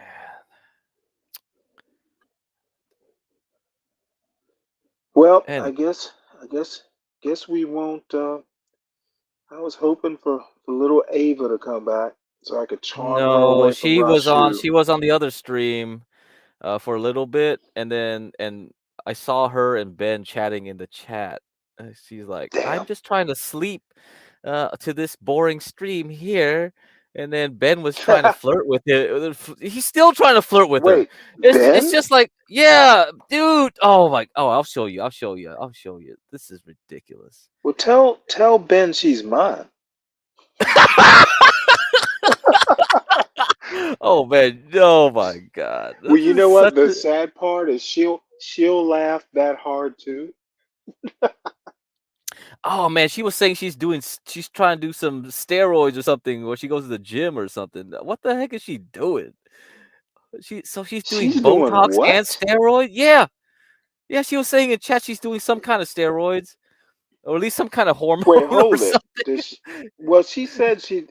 You know what? And I hate to sound sexist, but women. You know, um, she's only like 23. She's gonna want to have children, and the stuff you do. You know Um, what? She said she was doing birth control because she just doesn't want acne. It's like, okay. well, I I mean, mean, I it does help with I know acne. that, but what do you think now? She's doing Botox, the birth control, I and the don't. You know what? She steroids. doesn't look. You know what? I'm already over my skis, but she's perfectly fine. The Oh way she man. is now. As a matter of fact, I can think of other things she'll be wanting to fix, but I'm not going to get deep into it. But she has potential.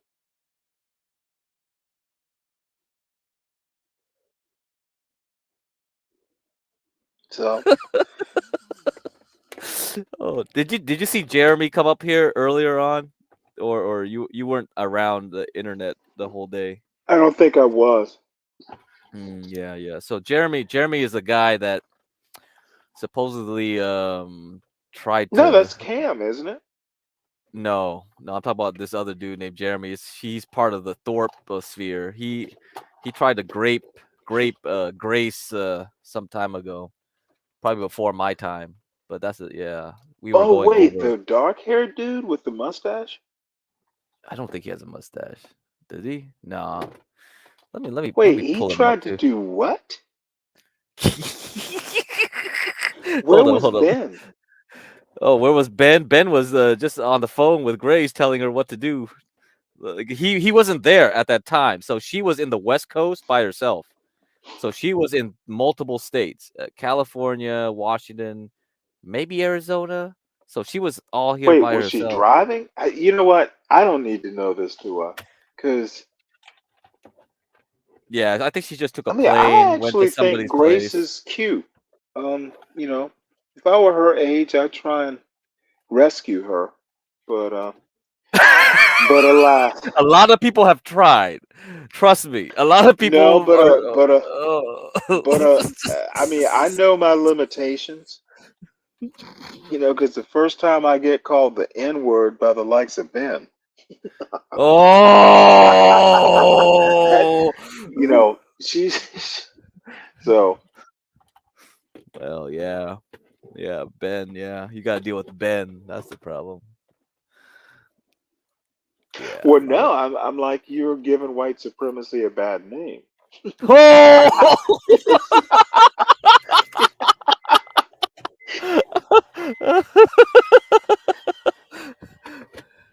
Oh You know, boy. Yeah. don't be slinging that N word around because you're not superior or supreme or damn.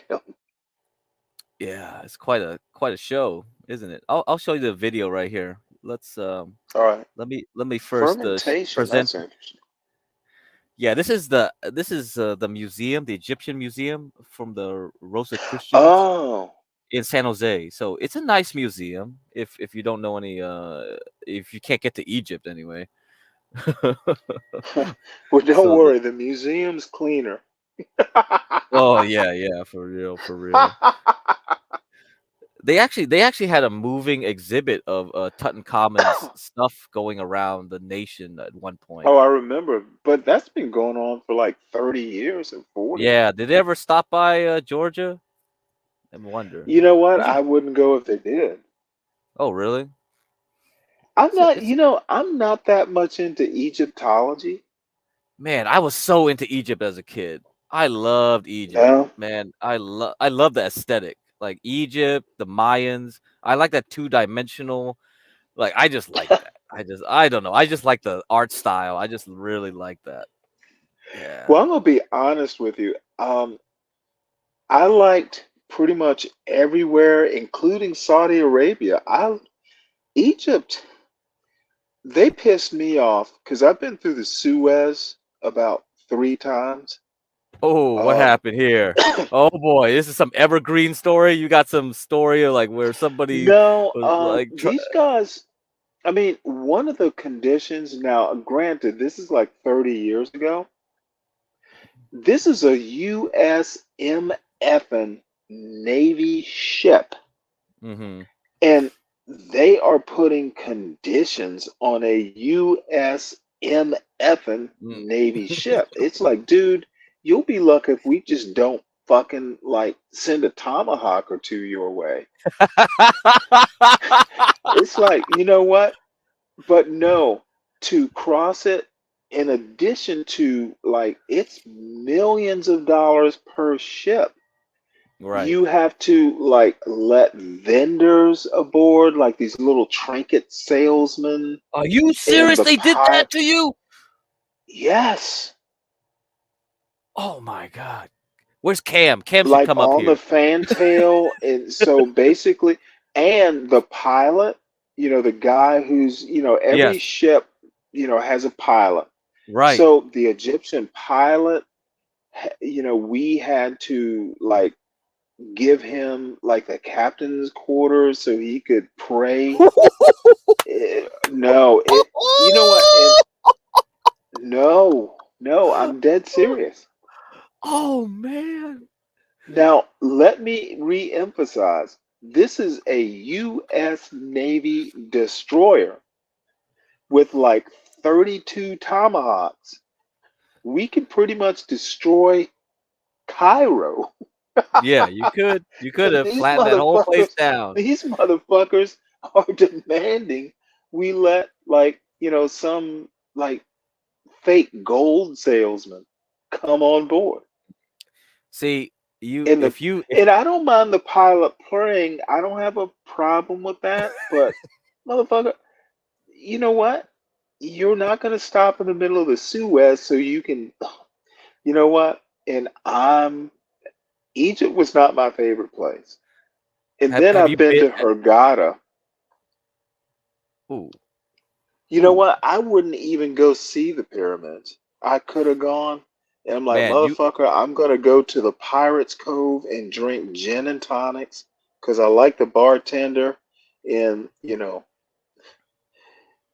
just gonna get drunk. Y'all go see the pyramids. I just Egypt wasn't my cup of tea. Yeah, I like Saudi Arabia better. Yeah, Egypt is At a least there tourist you could trap. get Cuban cigars.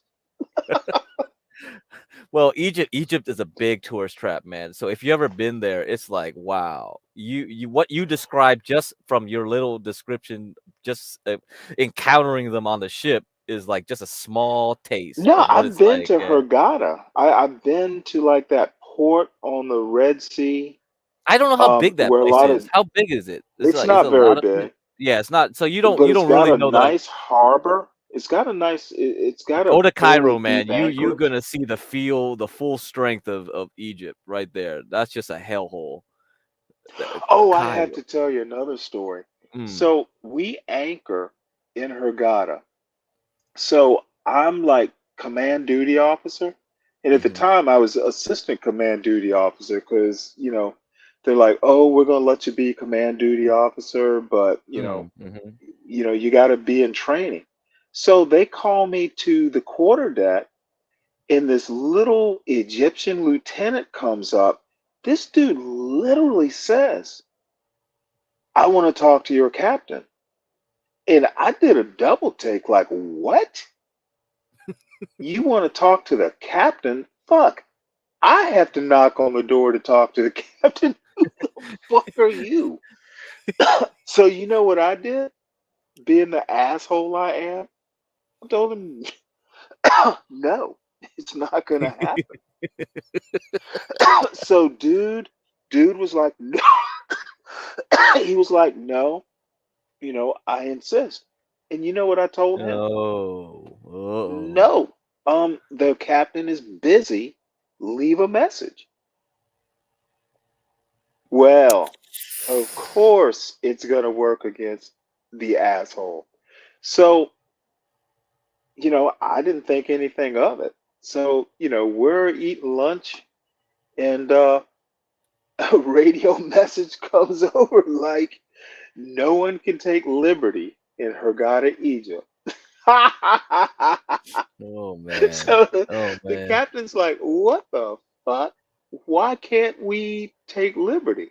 Well, it turns out that Stanley Cross told this little Egyptian naval officer, no, you can't see the captain. Oh, but you know what? Luckily, the captain liked me because I was an asshole. So Yeah, he's like, yeah. well, Stan, what happened? So I told him, well, Captain, this kid came on and said he wanted to talk to you. And I told him, no, we don't we don't let like some stranger without prior arrangements come and see a US naval ship commander. We don't do that. So, the captain was like, he thought it was kind of funny. He's like, yeah, Stan, you're an asshole. That's good. That's good. Stand your ground, So, man. so, Fuck that so, shit. no, I stood it, and the Yeah. captain backed me up. I have to give him that. So, the Mm-hmm. compromise was like the little naval officer came back up, and we kind of like let him go to the ship's store. He never saw the captain because I was right about that. For all I know, you're a fucking terrorist. No, I'm dead serious. You don't. That's not Yeah, how that's this. protocol, man. You gotta follow the protocols So here. anyway, he got some jelly beans or something from the ship store, and they let us off the What ship. the But fuck? Oh my god, jelly that did beans. not seal my love of Egypt. It's Yeah, like you yeah, little yeah. and I know this is the internet, and I know I'm being offensive, but you know what? Just not my favorite country. Yeah, yeah. You haven't. Asshole. You know what? Now I'm bitter again. Yeah, you just go to Cairo. You'll feel like 100 times worse, man. Trust me. That was some crazy You know shit. what? I've heard stories. I don't need to go. And I'm Okay. sure I no, I have I would go to somewhere like Morocco or Tunisia. Yeah, that does Why sound would I better. want to go Way to better. Egypt? Yeah, yeah, yeah. I should go to Morocco or Tunisia. That's definitely better. Shit, you know what? This bar I used to go to in Hurghada, it was the only bar that had filtered water. That was the only, Oh yeah, never I drink the never water in Egypt. No way. Yeah, that's a bad move. Yeah, that's for sure. I never went to any of the restaurants. Now I did at the Pirates Cove. That was the name of the bar. I did eat prawns. I trusted this dude, and he had food, and all the Navy guys used to hang out there because The ice was safe and all that stuff. So, he was cooking with, but no, didn't go to restaurants. I bought a couple carpets there, like Persian Oh, carpets, oh, cool. but Oh, you that bought was some it. carpets. So anyway, I've belabored the point, but bottom line is, No. No, I took a big long bus ride from I think one Cairo all the way to Sharm el Sheikh to the border with yeah, I Israel. know, right? Yeah, Yeah, and then that's a there was long this. bus ride. Oh, that's a long bus ride. This dude was watching. He had his laptop. And he was watching the A Team, and then we hit this rest stop, and he didn't trust anybody to like hold his laptop for him, and he just went to me. He's like, here you go. I was like, what's this for? It's like, I want you to hold it for me. I was like, how do you know I ain't gonna run away and steal it? It's like, nah, Well, you're where not you gonna gonna do that. go, kid? Yeah, where you gonna go, right? It was like, man, you don't trust nobody here except me. All right, fine. It's just like this is Kid, ridiculous. this isn't Raiders of the Lost Ark. Oh man, yeah, he just loved that and watching that A Team shit. I was like, oh man, the recent movie too. It wasn't Now TV see, series. Mom just mentioned there's another library in Alexandria. He's time out of time.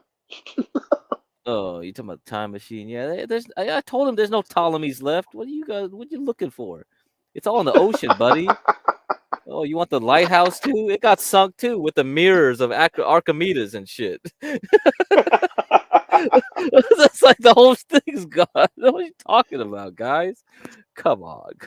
Anyway, let's play the. So no, Damn it. how'd you like Sharm el Sheikh? Oh, it was nice. It was nice. They got the scuba there. Did you go I diving? also. Oh, I don't think I had time at that point, but yeah, the water looked very nice. If I had more time Oh staying yeah, there, I it's probably beautiful. would have. Oh, you know what? That's the other thing. They would let you dump sewage in the middle of the bay. Like we're anchored and we're just tossing, effluent over. They didn't give Really? a shit. Oh God hell damn. yeah. I God mean, damn. you come, because we were anchored, so you had to take a motor whale-boat or some launch over to the pier. Coming back, motherfucker, it's like brown water coming out the side of this shit. We were pumping and dumping. Damn. I don't think we didn't even let the shit collect in the tanks. You flush it. It's about 5 seconds from. It was turds away. God damn. Gross. All right. Oh, I also went up Mount Sinai, so that was pretty cool. There was a lot of Really? Nigerian pilgrims Oh though. wait, Mount Man, they Sinai. love. You went. So you were in. Um, that's a ways from Sharm el Sheikh. Yeah. There's a little bus ride that takes you in there early in the morning, and then you climb up from the monastery of St. Catherine's. You climb all the way up there. Yeah, and Wow. you wait. You do the sunrise thing. So there was tons of Nigerian pilgrims. Man, it was crazy. There were so many people that wanted to go Wow. see. Like, yeah. Oh, this is the So what burning are you bush, right? doing? Is this the Religious burning bush? pilgrimages or what? No, I just wanted to see all the cool stuff. I love it, and I got to see all these holy lands and things. So Damn. I know a lot of Christian friends were like jealous of me and shit. I was like, yeah, No, I okay, don't have a whatever. problem. You know what? Yeah, it's When just are like. you going to Mecca? Will they let me in? They'll be checking my penis, man. It's not gonna work, bro. You know what though? You probably get in. Yeah, I'll have to pretend pretty much. Oh man. Yeah. Assalamu alaikum. Yeah. Do a Spock with the hood over your head. Hide your ears. Yeah, it's crazy. It's not bad. Man. But yeah, I went to Israel too, right? To Jerusalem and then all that stuff. So yes, nice. I've been There's to a lot of stuff. Israel. But Haifa, I never get. Part of my problem is, I had a really like highly classified job on the ship, and they would let me go, but I really couldn't leave that far. And I have a Haifa story about, I'm sorry, a Hurghada story about that, but it'll remain for the next time. Because it was just like, I had to chew my boss out. He was a new boss, and I had to just fucking, I ate him alive because he pissed me off. And you shouldn't be doing that to your new boss, but I was drunk and he made me come back to the ship, and I was just pissed. Oh, and I was right. He fucked up, and I had to mop up his mess. Yeah. So anyway, yeah, Haifa. Did you guys go into Haifa? Oh my God! Well, I spent a week there, round How about you like Christmas that? season. How you like that? Oh fuck! You know what? If I ever have to leave the United States and live somewhere, I'd live in Haifa in a heartbeat. I didn't have time to go. I didn't have time to check that place out, but that's like the Silicon Valley of Israel. So all the intel, all the cyber Well, back security. then it Yeah. was like this is like 1991. Oh, actually 92. But it was just I remember walking down a street one day, and black Americans, I don't think back then they didn't see a whole lot of black people. Yeah, I And doubt it either. I was obviously American. Maybe it was from the way I was dressed. So I go walking down the street, and all these kids like crowd around me, and they're just like, "Hey, where you from?" And it was, man, I love Israel. You know who Zubin Mehta is? The conductor. Oh. I met him once in Haifa. He used to be the conductor of the Haifa or the He's still Israeli. alive. Oh shit, he's 88. Oh man. No, I met him back in like the early night. Now he wouldn't remember me, but here's the deal. I like classical music, so the USO, head of the USO, Gila was her name. She was kind of cute actually, but anyway, they found out I liked classical music. Dude, I had front row seats at the Israeli Philharmonic concert they did in Haifa. Oh, they're really good. And better than that, they took me backstage to meet Zubin Mehta. And I honestly didn't know who he was. I found out years later when he when he was head conductor of the LA Philharmonic. But no, I shook his hand, and it was like, hey, good concert. And he's like, hey, thank you. These motherfuckers, I love Israel. Grannies with guns, ride the bus, and everybody has a Oh yeah, that's the slung over their the shoulders. funny thing about Israel. Yeah, you take the bus and everybody's got rifles on. Like it's Oh, like it's okay, awesome. yeah, all the kids there, yeah, they all got rifles. Texas has nothing on Israel. Yeah, they all got the M4s. They all got their little M4s. Yeah. Do you know the other thing I liked about Israel? They have this dark humor. Like this dark face. Oh, they are funny. That's probably the Russian in them. That's just No, it was like they had back then there was a mall that was hit by a scud or two. So, someone asked me, well, you want to go to the Scud Mall? I'm like, what?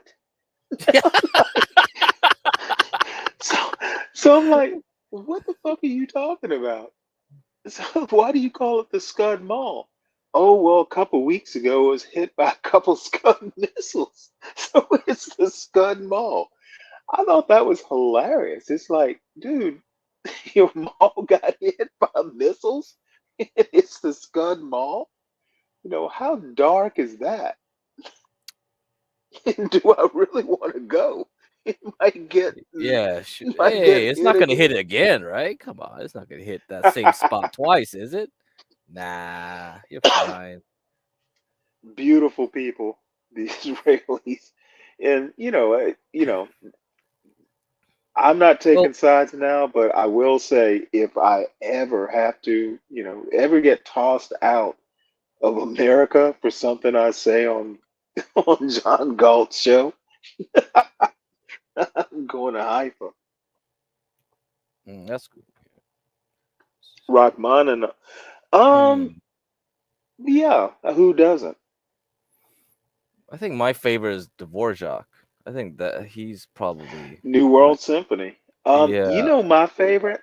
It still makes me cry when I hear it. And it's Pedestrian, Paco Bell's canon. And there's a Zig after it. Yeah, indeed. Oh, there's a Zig but afterward. The thing is, there's a Zig, yeah, and you never hear that. And when I was in college, there was like a wine and cheese party that an English department gave, and I was invited. And it was a string quartet. Oh yeah, okay. I knew Paco Bell. I did not know the G. Dude, fuck, I have like 5 or 6 different versions of it. Right. Yeah, I didn't know either. Oh, Paco Bell is the thing? bomb. What the fuck? No, it's awesome. But that in Vivaldi, if you've ever heard all 4 movements, fuck it, it'll make you cry. Italians actually. Oh, I'm gonna send you something. There is like a Spanish. Have you ever seen Master and Commander? It's on my to watch list. Yeah, is it a good? You gotta movie, watch it. The soundtrack is even better. Okay. And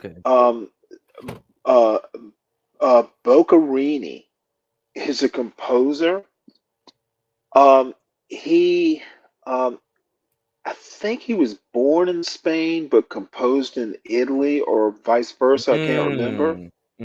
But the thing is he uses guitar throughout the whole symphony. This motherfucker is he is awesome. Man, you have some deep knowledge here. Yeah, Boccherini, you're right. No, it's not deep knowledge. Yeah. Dude, you can tune into any PBS station. PBS. most people's classical music comes from like watching Looney Tunes, man. It's like I have no deep knowledge, but I do have an appreciation, and I have my favorites. So yeah, there's always people that have favorites from each like era too. It's like, do you like Baroque or like Romantic? Do you like some of this and that? And I don't know. Yeah, I think someone was like asking me about Philip Glass. Philip Glass, and I was like, I actually own a Philip Glass album. Bought it in college. Well, yeah, if you like Philip Glass, well, I recommend like Max Richter. Probably he's like more of a updated, like newer version of him. I guess. I've never heard of him. Yeah, look at Max Richter and look up his recompositions of Vivaldi's like 4 seasons. Actually, it's interesting. Yeah, there's a recomp. Yeah. Check him out. So let me put in chat. Okay. I don't know. Max Richter. Yeah. Max Richter. Well, see, you're more a Renaissance man than I am. I thought I was kind of Renaissance. I don't think so. Whatever. I mean, on YouTube, maybe. This shithole, yeah.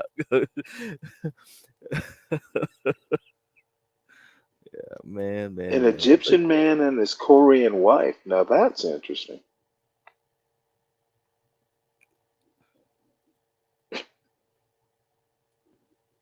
Yeah, it's called Vivaldi Recomposed. Yeah. It's interesting take, I think. It's like, Is it like a recomposed or deconstruction? I think you'll see. You'll see. I think you'll like it. Okay, well, I'm Yeah, definitely shit. I I think you'll got like. that Amazon Music or whatever it's called. Yeah, you'll see. Yeah, here's a YouTube link. You can have a taste of it here. Yeah, I'll put on the back chat. I'll put in the back Okay. chat too. Yeah. Beep bleep bleep bleep bleep. Now see this Mon dude. He's pretty interesting too. This is a Yeah, Renaissance dude. yeah. He's a trucker. Biology guy too. He did some microbiology. See, we got all kinds of interesting people here, and also something about astrology and yeah, cool, Well, no, cool, I'm cool. thinking he's what was the Peter Weller character? Buckaroo Banzai. Oh, Buckaroo who was Banzai, yeah, who was just like everything, or the Doctor. right, Now, see, right. you aren't used to human beings or Americans who like Doctor Who. Dude, I've been watching Doctor Who since I was like 7. Man, where'd you get that off of PBS? Did they have that on Yeah, PBS back then? yeah. I think I Well, Doctor Who has been around since the late 60s, yeah, but I but think I think I think it depends on the PBS station. Some PBS stations, if you had a good one, they'll Mhm. pay money for it to replay like British sci-fi or British like comedies or something like that, but not all the stations did it, it wasn't really standardized. So Well, if let you me had a put it good to you yeah. this way: Mm, Pembroke, Georgia, WVAM, and I think it's actually still there. It's a PBS mm, station. Yeah, mhm, all creatures great and small. On mm. Sundays, there was Firing Line and the McLaughlin Group. Oh, the Um, McLaughlin group. oh, You watched that shit too? shit, yeah. Oh, I knew you Bye probably liked that bye. show. Oh man, when he Bye died, it was bye. over. That was an end of an era, man. Oh my god. Oh no. Yeah. Yeah, but I think he, Pat Buchanan's actually, he's a monster, but he's a cookie monster. He's a nice guy. Cookie Monster. It was just him. It was just him and Eleanor Cliff like going at each other. Oh, It was just Eleanor like, what Cliff the is still fuck? around. Yeah, she's still alive. Oh man. She is. Oh What was Lord. the dude's name who was like the Chicago guy? Yeah, I forgot his name They called now. him the Prince of Darkness. What was his name? He was a columnist for the Yeah, it was it Chicago, Clarence? like. His name was Clarence something, right? Was it No, you're Clarence thinking something? of no Clarence, the black guy. Clarence, the Yeah. black guy. No, it was damn it, what was Who's his name? who? He just looked like the devil, actually. Man, maybe it was Gray maybe I, hair, balding a little bit. He and Pat Buchanan were buds. maybe that's before I Richard. started watching it. No, he was on the same time. They were Okay. often on the same panels. But anyway, Hmm. no, that man, Will F. Buckley, man, I was too young then to really know his politics very well, but SWAT, I still lean in a swivel chair like that dude. He was cool.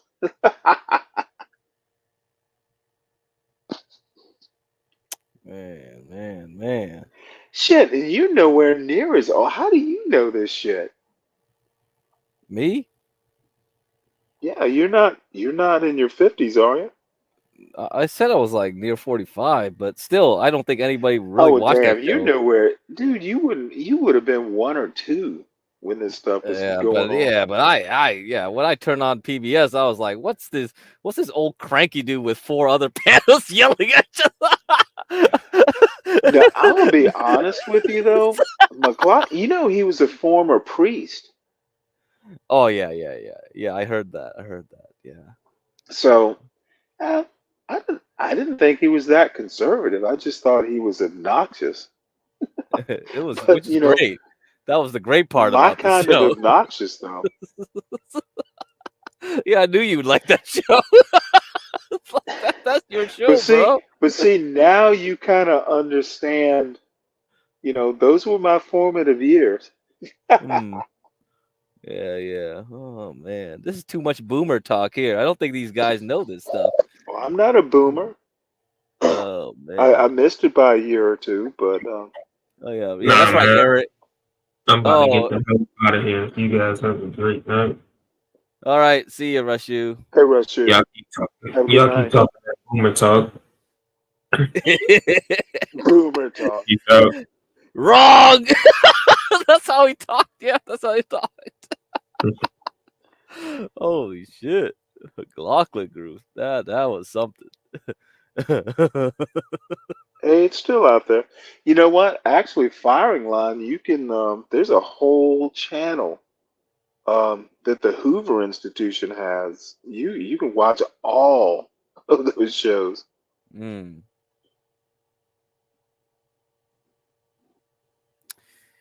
Oh man, good times, good times. Oh, McLaughlin Group was my shit. Awesome, Eric. Damn. Anywho. Wrong. Yeah, wrong. Yep, that's how he did it. What was he used? He used the word certitude a lot. Oh yeah, he did. Yeah, certitude. Certitude. That was his. It's just like blacks and saying like what's Like this his black predictions. Yeah, his predictions. With a Issue high number degree one. of Issue number certitude. one.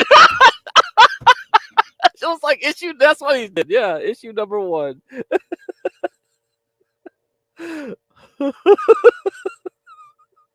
Bye.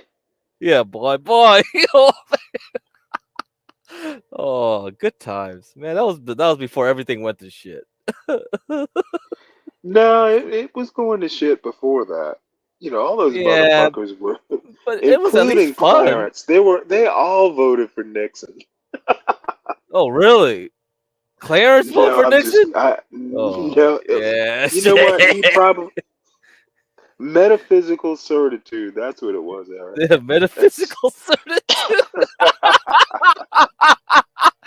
Speaking of metaphysical certitude, yeah, let's look at this alchemy exhibit. No one uses terms like that. Except you.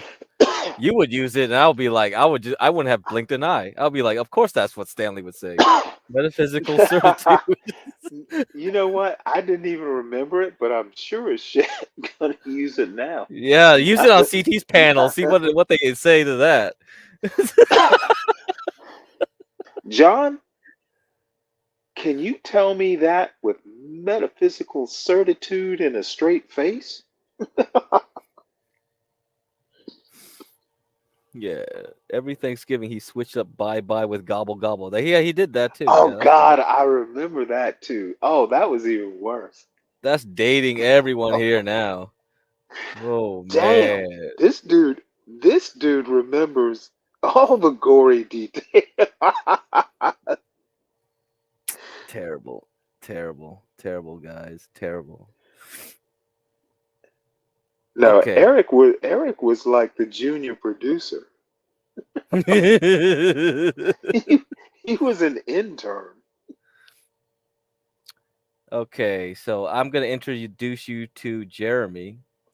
Okay, so this guy met up with Grace alone in his house, and here we go. See, I'm kind of jealous because I actually, if I were 21, 22. Oh, come on, Stanley. Don't simp for Grace, please. Oh, I'm not gonna simp. I can change her. Yeah, like all the other guys that come through. Yeah. Let's see. I hope I'm not like all the other guys. Oh, Jesus. You can stop this now. She's actually interested in this motherfucker? You don't have to explain yourself. I get it. No. But Ava said some crazy shit, and you never gave me an explanation. An explanation for what? I don't know. Oh, God. I don't know. Can you say what it is? Was that just a troll on me or what? So What is a troll on you? Can you be specific? What do you mean? Anyway, David said some crazy shit. So You she know picked what? you up at my place, That right? cigarette's gotta go. You were just fucking She with picked her. me or up at what? the fire station next door. Cool. Oh. You weren't like doing weird shit. I wasn't doing weird shit. That was just all like everything that she said and Ben said and all that shit was just a troll on me, right? Was this a troll? No, it wasn't a troll. You were weird. You were super weird. I wasn't. You were Yeah, weird. You yeah, freaked you me were. the fuck out. You weirded me out and made me weird. Oh, it's my fault. Yeah. How do I react to something like that? You had a migraine and you faked it, and then what? What am I supposed to do? You were being needy, so I faked a migraine to go back to Needy? your How's place. that being needy? How's that being needy? Because you were like, yeah, we should go on a date. I didn't come there So? to date you. You came here to rest, and then you said, "I'm all better now. Let's have some fun. Let's have fun, mate." Yeah, I said like, let's go hiking, and you said, yeah, let's go to a movie, and I was like, okay, I see what's going on. For the I gotta hiking. get out of this. We wanted to go because you needed to do laundry. You needed to take a shower, which you fucking stank. When was the last time you took a shower before coming to my place? Yeah, you're gonna hate me now, bitch. Seriously though, we had plans. You come over, then you sleep all day, so we can't go out. And Yeah, then what? I told you I was tired. What kind of a fucking? Yeah, and then you said you were good. No, again. you're 10 years. You're 10. Okay, you're 10 years older than me. You're 10 years older than me. I say I need a place to crash. You say come to my place. No worries. I'm not gonna try to hook up with you. Then 2 days in, you say, can I jump into bed with you? The context was different though. Oh, what was the context? You said we would watch a movie together that night. You just had to get over your migraine. And then you stay in the room on the bed next to that TV. What do I assume? Maybe you want to watch a movie in there. I don't know. No, that's not what you assume. You just did. You just locked yourself up in my room that night. Like, I'll just get over my migraine and then we'll hang out. And then what happened? Mm-hmm. Yeah, can you then read cues? What? Migraines Dude, are cues? you don't have a job. You live in the I middle have a of job, actually. I have 3 jobs. I work at a diner now. Did you know that? Wow, look at you. Yeah, You had nothing look at going me. on when I came over there. I said I don't needed have a place 2 to mangy crash. dogs. Don't bitch. invite. Don't it? 2 Look, mangy dogs. I have 1 pet dog. She's a wolf. She's perfectly healthy. 2 mangy dogs. I was babysitting my sister's dog that weekend. What the fuck is wrong with you? There's a You're a reason. pathological liar. You're Your a dog pathological is liar. psycho. Your dog is psycho. My dog, Clearly, which one? The big or the small one? the big one. Athena, the wolf. She's psycho. Yes. Why? Yes. Clearly, she hasn't been trained. You're emotionally needy on her. She's What like the has fuck? no boundaries with humans. She doesn't listen to you. You can't even control a dog, let alone you can't. You don't even have. You can't even have a healthy relationship with a female What dog. the fuck are you talking about? A healthy relationship with my dog? You have Yeah, a fucked you up don't. relationship with your father, and you're gonna tell me my dog with my relationship isn't healthy? Yes, Who the it's fuck are unhealthy. you? No, You have it's an not. unhealthy relationship with No, your I dog. don't. No, I don't. And I Yes, don't you even do. There's no boundaries. She goes wherever she wants. She doesn't listen to you. She bites. She jumps on people, She does and none you of those indulge things. it. You indulge it because it's the only living creature that will tolerate being around you for more than Fuck are you? 24 Where do you come up fucking with hours. these delusions? Where are these delusions coming from? Do you I create was these there. entire? Or you were there for 2 days, stuck up in your room, being all weird. My dog was like, I "Who is this said I crazy was bitch?" tired.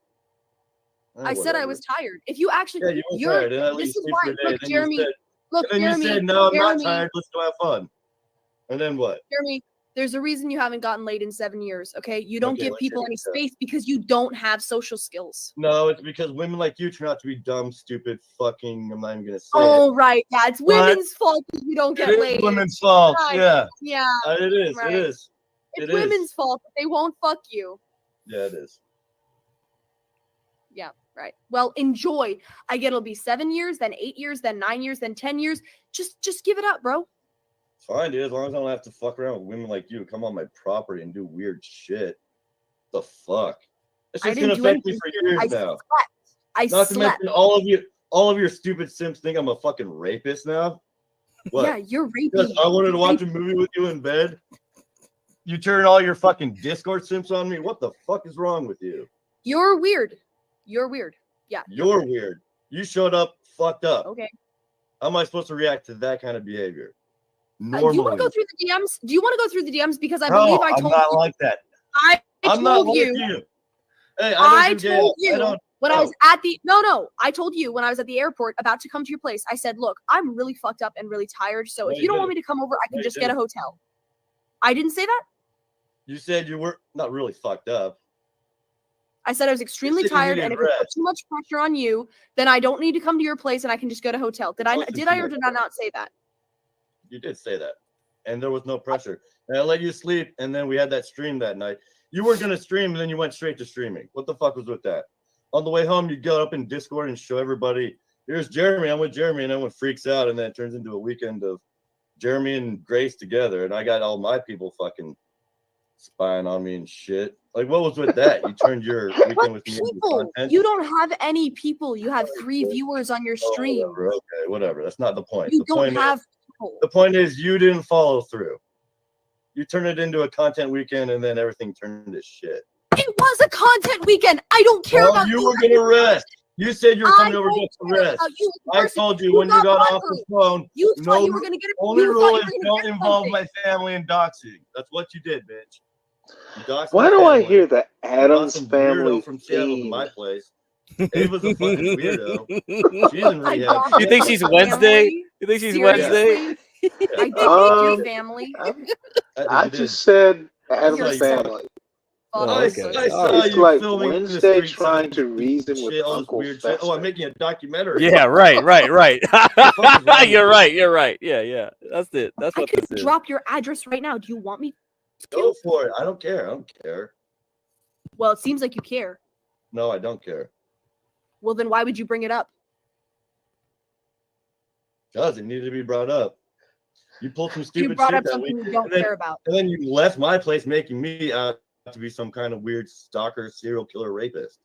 Yeah, you had weird vibes. Yes. I don't care because you had weird vibes, bitch. What the fuck is wrong with No, you?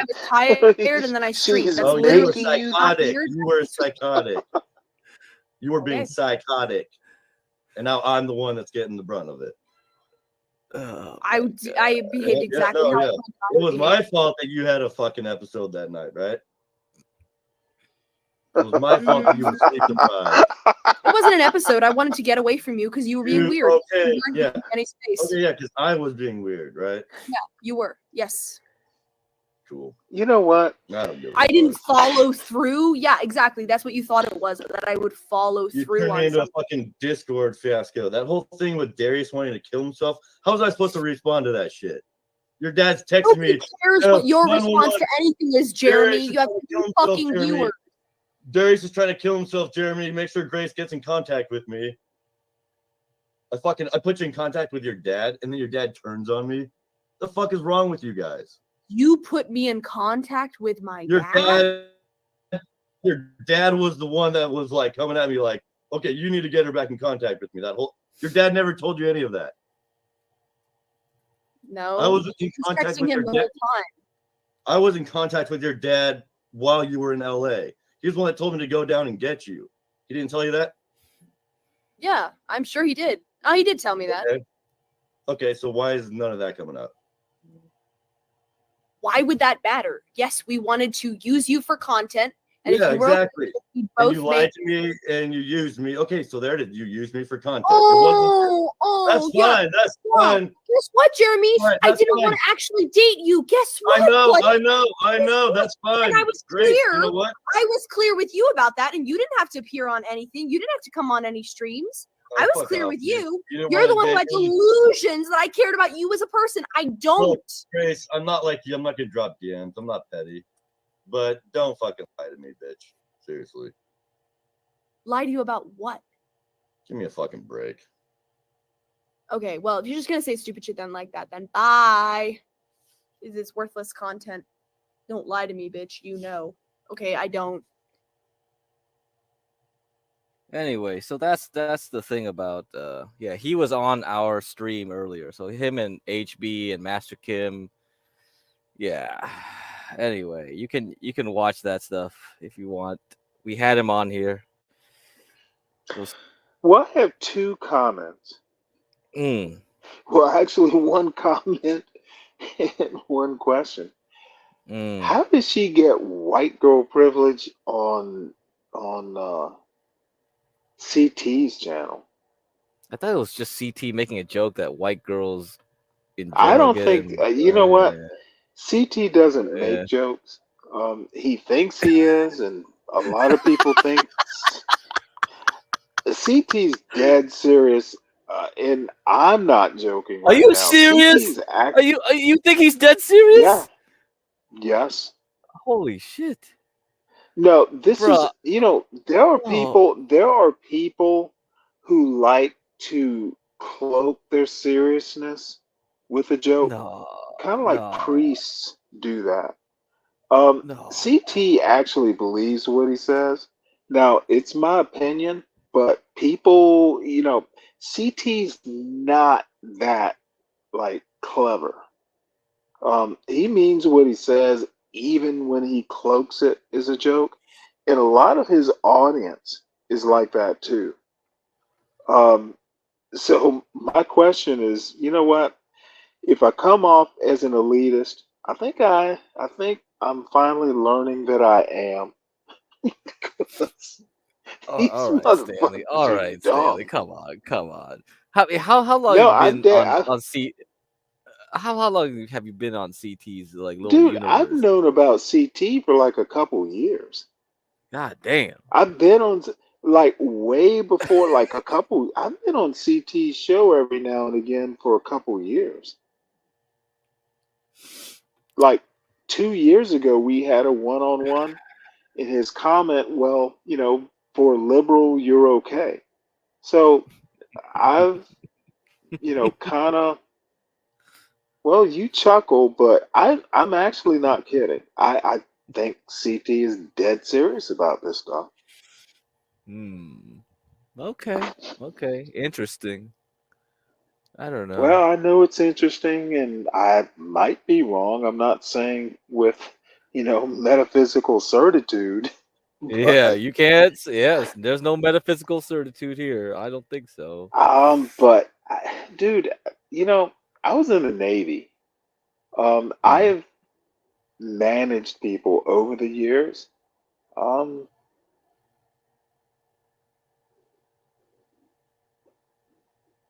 I'm not Yeah. saying he doesn't have a sense of humor. I'm saying that a lot of times people think he's joking, and I don't think he is.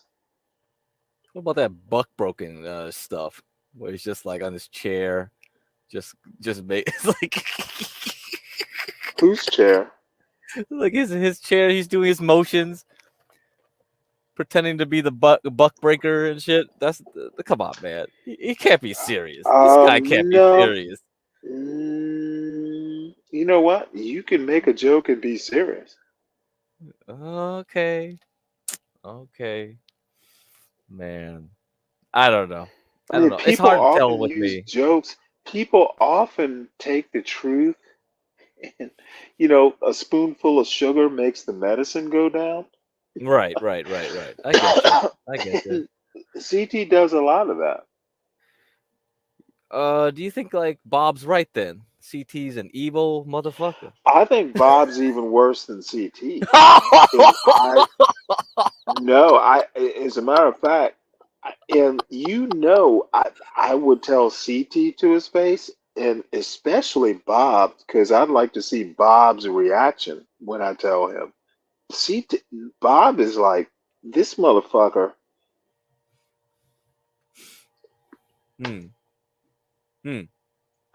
Bob is.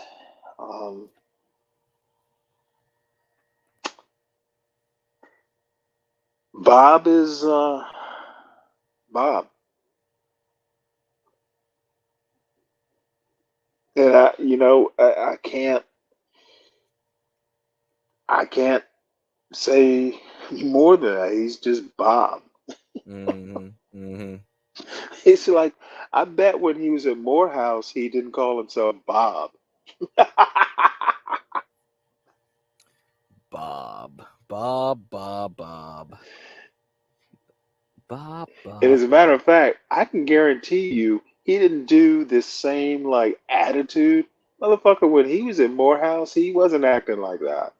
You know, he's evolved as people do since college, but no. No. Bob went to Morehouse, but that's about it. Man. Oh man. You really got to think for Bob. All right. I don't know too much. No, I don't have a thing for Bob at all. You know what? And if Bob were on this panel, I'd say the same thing. I'm not afraid of Bob. I think Bob, and CT, they are a dynamic duo.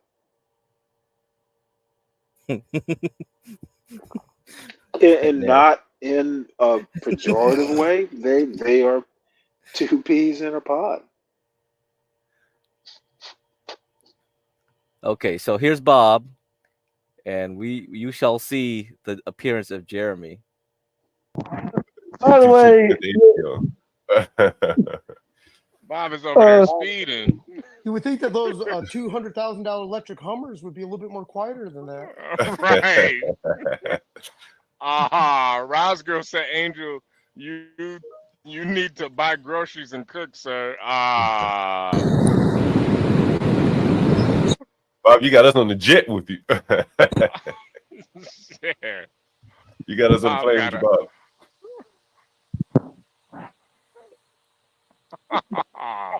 We can't hear you, Bob. Come on, Bob. Yeah, I'm sorry. Can you guys hear me? What's up? I'm sorry. Oh, no, yeah. Hey, that Angel thing was hella funny, and then HB got up there the next day and acted like Angel's. No, you acted like the guy that Angel got in the fight with. Oh yeah, I forgot about that. He said he called me a black supremacist. I don't know what it is, but I don't like the way he said it. Oh yeah. Oh yeah. I called in as the nigga that attacked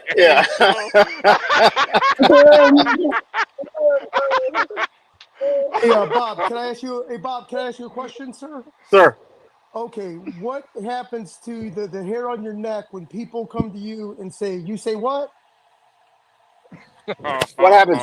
What happens now? What? When you hear the term, when someone wants you to repeat yourself, but they're too lazy to articulate it, so they say, you say what? You probably don't know anyone that says that, do you? What do I do? Bob is in Memphis. He has to know. Have you ever heard that term before? You say what? Instead of saying, hey, could you please repeat yourself, kind sir? Or however they said, you say what? I'll say what I said again. Okay. But I generally don't really, talk to people.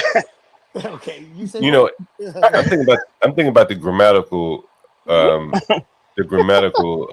it would be if you said he said what, that's that would be grammatically correct as an interrogatory thing. But what was it? How did we say it, Mexican? But they say you say what? Yeah. I think grammatically is incorrect as well. And this will be the most, country ass white guy or black guy or a UGA graduate, all the same. It's stunning. And I just scratch my head. Yeah, that's the thing. That's the thing about down south. It's like everybody speaks like that. So it's not like a black thing. Even the white folks be talking like that. That's absolutely true. It's funny. Yeah. And I accuse my kids of talking too hood, and my son, because they all listen to that trap music and stuff. Oh, God. My son goes, Dad, you're mistaken. It's my country accent, which is true. I was like, oh, I was like, oh, very. Mexican, how old are your kids to have gotten into the trap music? And what age did y'all listen to it? So I call it trap music because it's got that deep bass stuff. It's tough to say. I think middle school they're all listening to that stuff, and in high school. But I think it's kind of died down a little bit, compared to a couple years ago, maybe. Yeah, it's died down a little bit because all the rappers keep getting shot and killed, so it's literally died down. It's literally died down. niggas keep dying. Trap is from Chicago, isn't it? That's drill. It's more drill. So drill.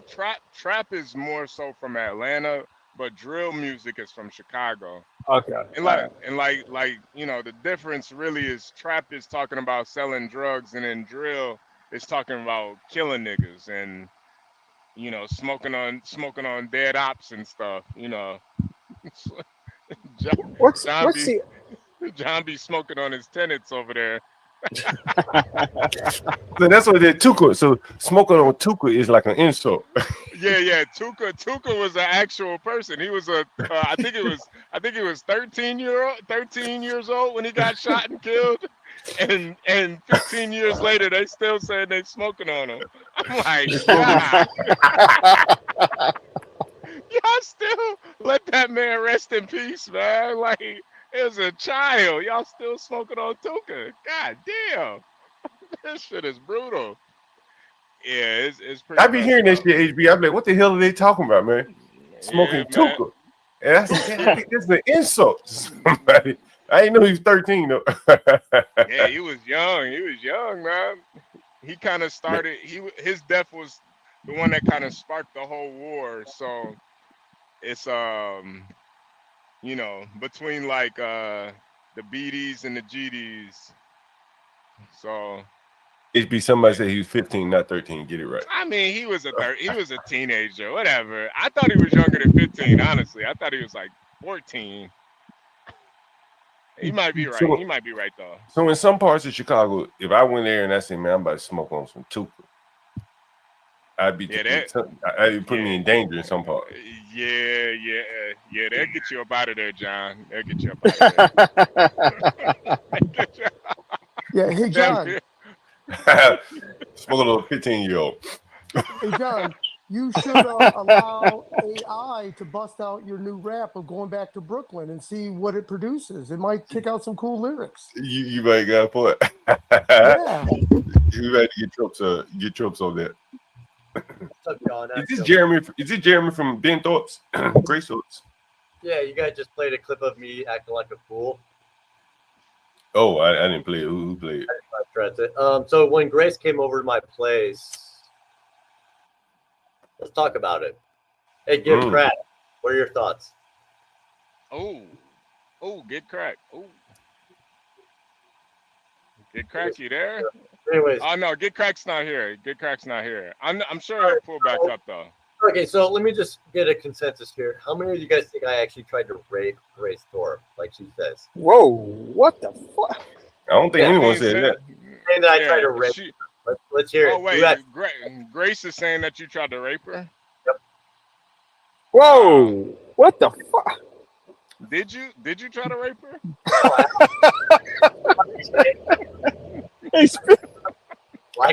I mean, want to watch a movie? I to bed. She said no, and I walked off. She's now saying that I tried to rape her. I would sue. I would sue, man. Yeah. Why would she? Why would she say you tried to rape her though? I literally asked this chick politely, like a gentleman, if she wanted to watch a movie in bed. She said no, and I fucked off. And now she's saying you asked her. You asked her if she wanted to watch a movie with you. No, I actually asked her if she wanted to go out to a movie, and she said she had a migraine. Oh yeah. You kind of did try to rape her then. Yeah. No. I asked her if she wants to go out to a movie. Yeah. No. Let me. Okay, you know what she said? She's like, okay, I have a migraine, but maybe in 2 hours. So I waited 2 hours and asked her if she wanted to watch a movie. She's like, I don't know. I'm like, all right, we can watch a movie in bed if you want. She's like, I don't know, I'm not feeling it. I went back and just fucked off. Can y'all send these super chats to Angel, man? Can y'all send these? HB, you ain't shit. Angel needs a Subway sandwich. HB, you ain't Cause shit. you guys damn know well it ain't $5 no more. Yeah, no, I'm about to spend $100. HB, man. See, this is the type of shit I'm talking about. Go ahead. I'm just saying. John doesn't want YouTube to be taking 30% from his super chats. So you just send it to Angel instead, man. You know. Hey, that shit. That shit. But so. John, so you John. tried to you tried to rape Yeah, who's you that? tried to rape Grace. Let's get back to that. Well, at least he asked. I mean, come on, that's the man. Yeah. Oh God, this is horrible. Come on out, you rapist! Wow.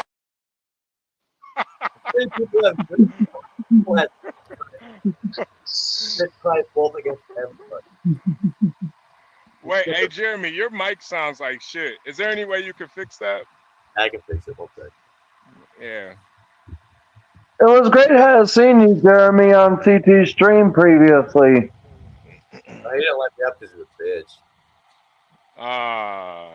What? That's a pretty heavy word to throw around. I think this is a bit. The heavy word to throw around.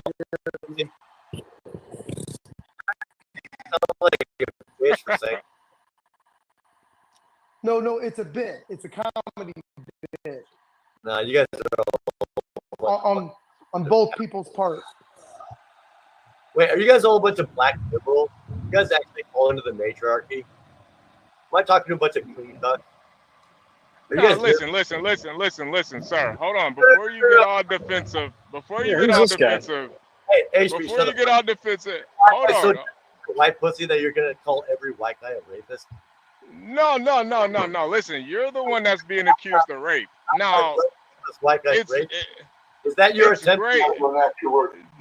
No, listen. That video was hilarious. It's Grace. So I'm not mad at you. I'm not. Black Sweat video. You're trying. The video of him talking to Grace and Grace calling him out of his name and calling him a weirdo. Talking about his dog. Like a gentleman. Bush is watching this. Where can I find that? They have recording. Gift Crack has it. That's the camera. I don't know exactly where it's at. Jeremy, so why'd you want to take Grace to the movies? Because I wanted to bang her, dude. She thought. So you did kind of want to rape her. Talk about I want to be friends with her. Yeah. What are you, a faggot? You a faggot? So tell me this: if she said that if she gave you permission to rape her, would you do it? Oh my God, HB, Jesus. You fucking Christ, Lord. You stupid nigger. You know she washes up in the sink every day, right? You know that, right? White trash. Why I love her. I'm white trash. White trash is perfect. I love hearing that, man. I love She hearing that. was making fun of his dogs in the video as well. She was what? I love hearing that. She was talking about his dogs. Said he was a weirdo. She brought up his dogs. Yeah, see, Yeah. see, man, see, Jeremy, you probably should have just raped her, man. What a fucking. Oh no, what a cunt. You know what happened that weekend? You know what really happened? She went through. Jeremy, you gotta fix your mic, man. You gotta fix your mic. Cigarettes. She started going through withdrawal. She started having. Maybe I can help you fix it. Let me see. Yeah, panic attack. This shit has cigarettes. She had to get away from me and go to Ava get cigarettes. She literally escaped through my window. Hey, thanks, Antoine. I appreciate that. She was so addicted to cigarettes, she had to escape. I love you too, John. A smoke. She escaped my property to go get a smoke. She's so addicted to cigarettes. Oh yeah, we see her chain smoking every day. I told her I was done paying for her cigarettes, and then she bounced. So you paid for her cigarettes? I bought her 3 packs of smokes, and I told her no more. And then she was like, "Okay, I'm done. I'm out." Wait, you bought her 3 packs of cigarettes? I bought her 3 packs of smokes. Simp! And then I went and told her, and then when I said I'm not buying another pack, she left. Yeah, because you're a simp. You bought her simped 3 out, packs man. of squares. Yeah. You're a pussy. You failed the test 3 times. You failed the test 3 times. I didn't fail the test. You know how many Yeah, you did. You know how much You bought her cigarettes.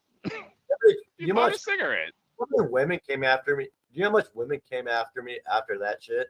So many women DM'd me like, dude, I would never have treated you like that. Grace is a stupid whore, and I would have treated you so good. Ah, wow. Those are sympathizers. Yeah. You're the one That's for what they Grace. that's what they call them. You're the one simping for Grace right now, you stupid nigger. You're the one that bought her 3 cigarette boxes. I wouldn't have bought her a goddamn thing. I wanted to make her feel comfortable in my home. You wanted her to feel comfortable? Jeremy. I'm a Sim. good host. Jeremy, Yeah. can I ask care. you a question? Go for it. Okay, it's going to be somewhat insulting, so please brace. So please get your chink and goop jokes. You can say those first, get them out the way. Chinese. God, your Chinese is worse. Yeah. Hey, so Ask away, dude. You fucking chink. could it be that the awkwardness of like reading cues and stuff, and from being a flaming homo, that maybe that's what Grace was catching on to, was just this weirdness and irky jerky of trying to get some ass because you normally like dick? Oh. Are you a faggot? Oh. Grace came over. Who's the president this year? Oh yeah. What the fuck are you talking about? Are you No, gay? I guess what I was asking was it your faggotness and trying to go after women, but you don't know how to because you're too fucking homo-ish. What? Are you gay, dude? You sound like you're gay. No, I'm accusing you of being a faggot. So that's your response, why right? Are you gay? Okay, so Jeremy, dumb fuck, I'm accusing you of being a faggot. Faggot. That makes you. Oh. Hey, My Chink. response is, are you gay? Jeremy, you need to stop begging Grace to sleep with you. Chink. You fucking Okay, yeah. See, I told you need to get off your chest. There you go. Okay, Okay, so did you get residual ass of the women that said, "Oh, poor you"? No, because you're a faggot. How much do you wish you were white? Hey, Jeremy, do you have a channel? Do you have a channel? We can show your channel. Anything? Radio Foreman. What's that? Radio Foreman. Oh, that's you. Okay, we seen you in the chat. All right. Yeah, you don't seem like a rapist. Okay. That's I'm a you. fucking troll. I'm a troll. And you guys are all Yeah. You guys are all so stupid. Stupid. Hey, Jeremy, I'm just trying to be funny without the funny, so I'm sorry, buddy. I'm the one being funny. You're the one being serious and stupid. I am being stupid and anti-funny. Sorry. Yeah, this is that Radio Freeman guy. I've seen you in the chat. Hey, give me some subs. I'm the best. Hey, Portia, I think you might have missed out, but Grace is accusing Jeremy of trying to rape her. They saying he's lame for teaching us how to trade. And I'm not sure if Jeremy is confirming or denying it, but I don't know. So you know Grace Thorpe, how she likes to accuse people of everything under the sun in order to make her seem like a good person because she and Ben are. Come on out, you rapist! Wow. Amen. Come out, you rapist! I dare you. Why did you actually try to get some for Grace when she came over there for the movie night? Wait, what? Ask me again. Earlier we saw a video of you trying to get some from Grace, and you were complaining about how women were being too complicated, and your shirt was off, and you had shades on. And... Trying to rape her? Does that mean I tried to rape her, you stupid nigger? I obviously touched a nerve because he just had to say the N-word. Angel up here. You can't see it better than Angel. No, you can't. Nah, hey, Angel, do us a solid. Teach him how you really say it. You make up a rap on that shit. Yeah, do it, Angel. Oh yeah, Angel. Did you get my Cash App for the song request? I tried sending you. No, not yet. Oh, no, okay. you haven't sent there anything. Yeah, I'll go home. Hey, can I talk to Portia? What's up, Portia? No, Angel, we need you to say nigger. Go ahead. Nigger. John has that, Angel. No, Blacks. I'm at Blacks. I'm at Walmart right now. Yeah, and I'm on speakerphone. Yeah. Oh my God. Yeah, they heard it. Oh God, y'all are evil. Nigger.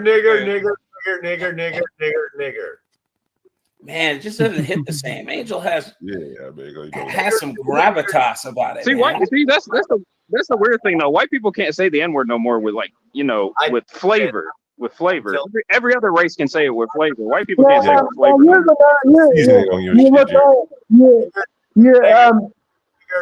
Nigger. We don't care anymore. You black people need to quit being so sensitive. Nigger. But here's the way I can put it, Jeremy. So nobody can hear you. Nigger. You fucking nigger. Man, I feel better than that. I'm at the Walmart. Here's the full song, or at least part of it, of what I was gonna sing to King Shenard yesterday. I sung like the chorus guys, but here it's like it goes, you look up at the sky at night, and nigger is all you see. And you look up at that thing, sky and see niggerability. Everything will get you down. You'll go racing on the rain. You're like a volcano with a nigger glass champagne. All these niggers is what makes you think so. Cause it's a nigger that makes you.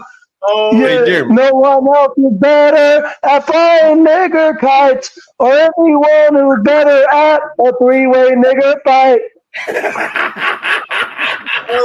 You bring the fun to everyone you meet. You're not afraid to come along to your own nigger beat. You need this. Oh my gosh. You need bleach. Not afraid to come along to your own nigger beat. I swear to God, Garion, if you cut in while Angel's singing, I'm gonna get you out of here, Garion. Don't you dare. Jeremy, you can't beat that man. Hey, Jeremy, can we still crack jokes or no? Oh yeah, you can crack jokes. Okay, now. Hey, Jeremy, you gotta be able to say the N-word better than this. Look. Freddie Mercury. Hey, Jeremy. Hey, hold on, Jeremy. Look at this, Jeremy. That's me in the blue right there. You see what I said to them black people? You're not afraid to. You ever say it like that to black people before? See, even black people say the N-word better than you, man. Even black people say it better than you, man. And you gotta go somewhere and practice. Go out there and call somebody and then you get beat up or something and get hardened. And I think the bigger thing too is I'd rather be a nigger than a rapist. Goddamn right. Hey, man. Hey, quit being so sensitive. I'll be a nigger, you be a rapist. Quit being so sensitive. Look at him, he's getting sensitive. Quit being so sensitive. You rapist? You goddamn rapist simp. No. Hey, say that again. You're a rapist. No. I still think you're a gentleman, though. I think you're a gentleman, but you're a yeah. You said please before you took her virginity. You said please. I tried to rate Grace Thorpe, man. She's like 6'2", man. What's wrong with you? Not gonna lie, what does Ben think about this, man? Because that's his daughter's territory. That's his territory, man. Ah, come on, Garion. Jesus Christ. Well, I mean, that's his daughter, so obviously he's gonna defend her. Can I say my joke? I mean, he's got to get some good content somehow. They gotta get some good content somewhere. So Jeremy had to be sacrificed. They sacrificed Jeremy for content. I mean, what do you think the Thorpes did, man? We're just doing what they do. All right, hey, we's just following the white man. We's just Negroes. We don't do nothing. And y'all wonder why John didn't get on that scooter with Grace. He knew to play. Can I just nah. Hey, HP, at least the rapist gets laid. Ah. You talking about imperious up here. He's talking about wait, hold on. Not here to defend himself. Hold on, Jeremy. You count that? You count that as getting laid? I mean, it kind of is, but I mean, I know, but I wouldn't count it because I mean, at that point, then that means that's messed up, man. If you can't pull it, no. I was gonna say, Jeremy, if you can't pull a girl without pulling her down to the basement, man, I wouldn't count it. Whatever, you stupid niggers. You're always trying to make us white guys out to be rapists when we're actually just funny guys. We're just funny. I'm sorry that you think. Didn't you come up here not? I was gonna say, didn't you come up here talking shit about people actually talking about money though? I don't know. I'm only here to talk shit. That's all I do. I like talking shit.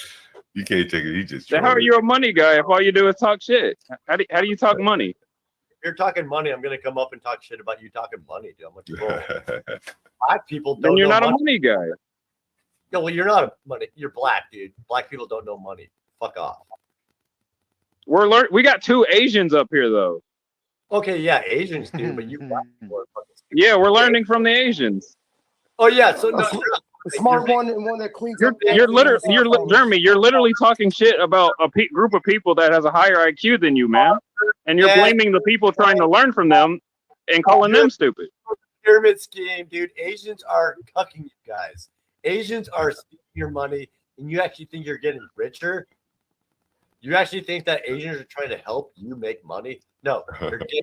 I mean, Asia has the most millionaires when it comes to continent-wise, so they're obviously doing something right. Money, you stupid niggers! You have no idea who you're talking to me. The Asians are stealing your fucking money, your reparations. You stupid nigger. We're not giving them money, you moron. They're teaching us how to get other people's money. No idea what's going on in the economy. Chinese people are buying up real estate like no other, and you black people. All right, Jeremy. Jeremy? Give us a financial report right now, nigga.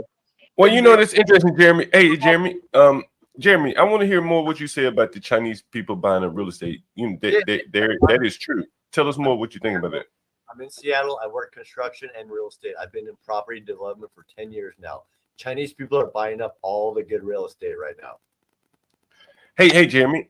Have you heard about how Canada, I think, limited the Chinese from buying real estate? I think in Vancouver, or maybe other places. Well, Vancouver, BC is now a new Chinese state, and they got the point where Canada was like, okay, we have way too many Chinese people here. Vancouver, BC is now a Chinese state, and we have to put control on this. And now it's happening to America, Seattle. Hey, so let me ask you this: so you see a lot of Chinese buying property up in Seattle? Yeah, the whole real estate market now is Chinese. You cater to they buy out double price. They will offer you double what the locals will. You know, I have a term for this. You know, a lot of Americans, they wonder why the prices are so high, even though the rates are high, and they can't make sense of it. And you know, across the street from me in Brooklyn, some Chinese people bought like a kind of a rundown brownstone here, you know, row house or whatever they call them in New York. And they paid, when I looked at the tax records, it was paid in cash, and you see a lot of that. And you know, I just termed it hot money. You know, money coming from countries, you know, where there's conflict or there's political turmoil, and they're looking to get out of their countries and get their money out of their countries, and so they want to put it in something very stable where they can drop a lot of money at one time. And typically that's real estate, you know, where you can LLC and some real estate, you know, it really ties it up.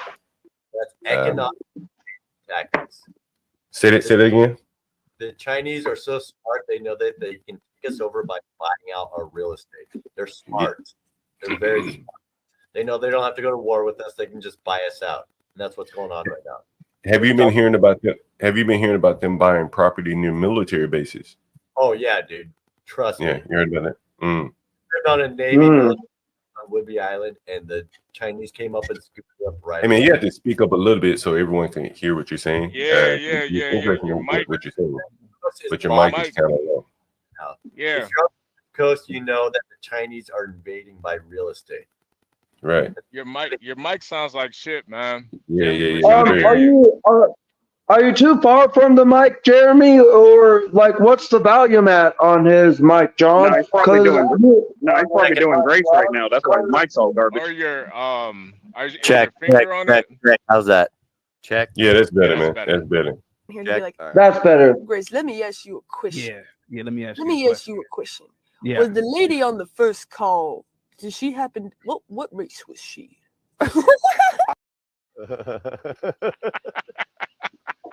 That's That's why I love Grace. But can I also like give you guys another like thing of like who do you think is better? They already too cold, man. I think Grace is better. Grace is Yeah. I think Grace is better. I gotta give it to Grace too. And apparently Jeremy tried to give it to Grace too. I tried. I failed. I know I failed, but at least I tried, dude. I tried. Who do you think is better, Grace or Imperious? He just answered that. Yo, Gary, I'm gonna get you out of here, Gary. He just answered that question. Hey, Gary. Hey, Jeremy. With the Chinese buying the real estate, what has it done to the rents out there in Seattle? Well, they cater to immigrants, so they'll buy up an entire apartment complex, and they'll rake up the like. If you apply as a white guy, they'll essentially just put you with a deposit, like $2,000 deposit or whatever, a pet deposit. But they go through the government. They're subsidized through the government, where they get a discount if they cater to immigrants. So they fill up with Indians, South Pacific Asians. They're the lowest class, and then they build up towards the Chinese. So you're saying that they don't even? So hold on. So you're saying that they don't rent to Americans, more or less? No, they rent to Indians, and then the Indians burn out, and then they rent to the Chinese once the Chinese make it. And so what does that do for the Americans? They have to compete in a marketplace where they can't even we rent. just all go up to no, everybody in Seattle, if you're a white guy and a patriot, you go up in the mountains and you just wait for the Chinese to do their thing, and then we'll see what happens. But yeah, all of us white guys have been forced up in the mountains at this point. The metropolitan But there are still white people that live in. There's still white people that live in Seattle. Come on. Yeah, but they're all liberals. They're all liberal cucks. Okay. They're all a bunch of gay guys. Okay, all right. So the liberal cucks, and I'm assuming there are some poor people. Because they had that Chaz on. Remember the Chaz? Were you there during the Chaz? Black people. Yeah, black people. But, yeah, I'm sorry. Right. And so as it relates to them, what is the rent like in Seattle if you have an immigrant group flush with cash buying up buildings for immigrant groups to live in? I'm just curious. Yeah. Rent's about $2,000 to $2,500. And the only way they make it work is studio. Hold on. Studio, 1-bedroom, a house, what? 2,000 easy. In Seattle, it's for gonna what? be 2,500 for a 2,000 for what though? You have to tell us 2,000 for what? Studio, a 1-bedroom studio. A studio. Okay. The most minimalist studio that you can find in Seattle is gonna be 2,500. Really? And the only way that the immigrants pay for that is that they bunk up. So they'll take that little bit of room and they'll put about 5 or 6 Mexicans in there, and they can pay rent because they're all a bunch of slaves. Is that not what I've been saying all along? Keep going. Yeah. No, this is the whole thing. The only people that can afford the metropolitan area downtown are the people that will group up with 5 roommates in a little apartment, and they live in hell. They live like alcoholics that are looking for their next hit, and it's all a fucking shit show. Yeah. Let me see if I can show you. And if you're not like, you're lucky if you get stuck with a bunch of alcoholics. The fucking like what the reality is. If you live in the city, you're living with a bunch of cokeheads. In Seattle, it's all a bunch of cocaine, fucking fentanyl. Are they living like this in Seattle? Oh yeah, cocaine is big in Seattle. Look at this picture right here on the screen. Are they living like that in Seattle? Yeah, exactly. It's not. No, it's worse than that. It's tent city now. You got people that are living in tent cities. Anyways, that's my gripe. But yeah, there's a reason why I live out in the mountains, because shit's fucked up in the city. I lived in the city for 6 years when I was in my 20s. I was a Seattle guy for a long time until, Chaz. They ran you out. They ran you out of there. Huh? Yeah, exactly. I'm a white guy. I got a bunch of black guys threatening my life because I was a white guy. I was like, what the fuck is this? What were they threatening your life about? Because I was a white guy. I worked in a kitchen. I worked a diner. I worked a fucking grill, and I was the best guy in the grill. And a bunch of black guys were like, okay, this guy is too good for us. He's going to take our jobs as the grill master. Let's go ahead and fucking hunt him down. It's this whole fucking thing where if you come into a business and you're the top dog and a bunch of black guys are beneath you, they will resent you. And they will not only resent you, but they're going to go ahead and make sure that you're not above them. Was that your first time having an issue with black people once you entered the labor force? Oh no. I've worked in the labor force since I was 14. Okay, so what was it? It was. Oh shit! Hold on for a second. We may have a phone call here. Let me see. I hope it works, John. I'm gonna take a drink of beer. Bring it first. I need a good old chug of Maybe beer. from my other phone. Hello. Yeah. Hey, Jeremy, did any of those black guys rape you? Oh no, I would never. No, you know, I'm 10 years trained in. Hold on for a second. I'm a fucking fighter. No one would ever touch me. Give me 1 second. Did you use that fighting style on white women when you take them down to your basement? Oh yeah, trust me. Roundhouse kick to the face. If she doesn't put out, then I'm gonna kick her out until she's unconscious. Then I'm gonna rape her ass. Here to be like, Why didn't you do that? Let me ask you a question. Yeah. Let me ask Let me ask you a question. Yeah. Was the lady on the first call? That was a joke. Hey, hold on. We got a caller here. Hold on. Sorry about that. Yeah, go right ahead. You saw an ad in Facebook? Yeah, from Facebook. Yeah. What are you looking for? So I'm looking for either a room or 1 bedroom, either or. All we got is rooms, my man. All we got is rooms. What neighborhood you looking for? That's fine. So ideally DC. I'm not familiar with the area, but I'm fairly open right now. That's all we got is DC. What part of DC? What's your budget looking like? Wait, what's going on right now? Budget. I'm trying to stay between 1,000 and 1,500. Okay. And you just moved to DC? Just moved. Yeah, I accepted a position in DC. And so just moved. Where you originally moved from? New York. What part of New York? Long Island. Okay, I used to live in the city. All right, hey, I'm gonna send you a link. You can take a look. When are you looking to move in? Preferably within a week or two. A week or two. All right. I'm gonna send you a link. You can take a look at what we got, and then if you have any questions, just give me a call back. Sounds good. Thank you. Thank you. See, I was an African right there. You know, I may rent to an African. Yeah, I'm just showing you guys how to screen calls when you're dealing with people looking for a place to rent right there. You can rent to an African. You just got here, probably maybe from Africa or somewhere. Well, no, you said Long Island. Yeah. He ain't coming here looking to play no games. You know what I mean? Yeah, he was in Long Island. That's not even really New York, Long Yeah, Island. he ain't looking to play no game. It'll be all right. Damn, man. Yo, what do you think about this? Say that one more time. Oh, nothing. That's fine. Just keep going. I was gonna say, maybe we should screen calls on here. What do you think about that, HB? Yeah, no, I think that'll be real cool. What do you guys think? You really want to? Yeah, I was going to say, you really want to do that? That's definitely. We believe that. Yo, Gary, man. Gary, you gotta quit being so soft. Gary. Hey, wait, Kim, what do you think? They won't know they're online. You know what I mean? They won't even know, right? Let's do it. Matter of fact, we make their ass get on here and cam up. Let me see what you look like. Here's the link. Jump on.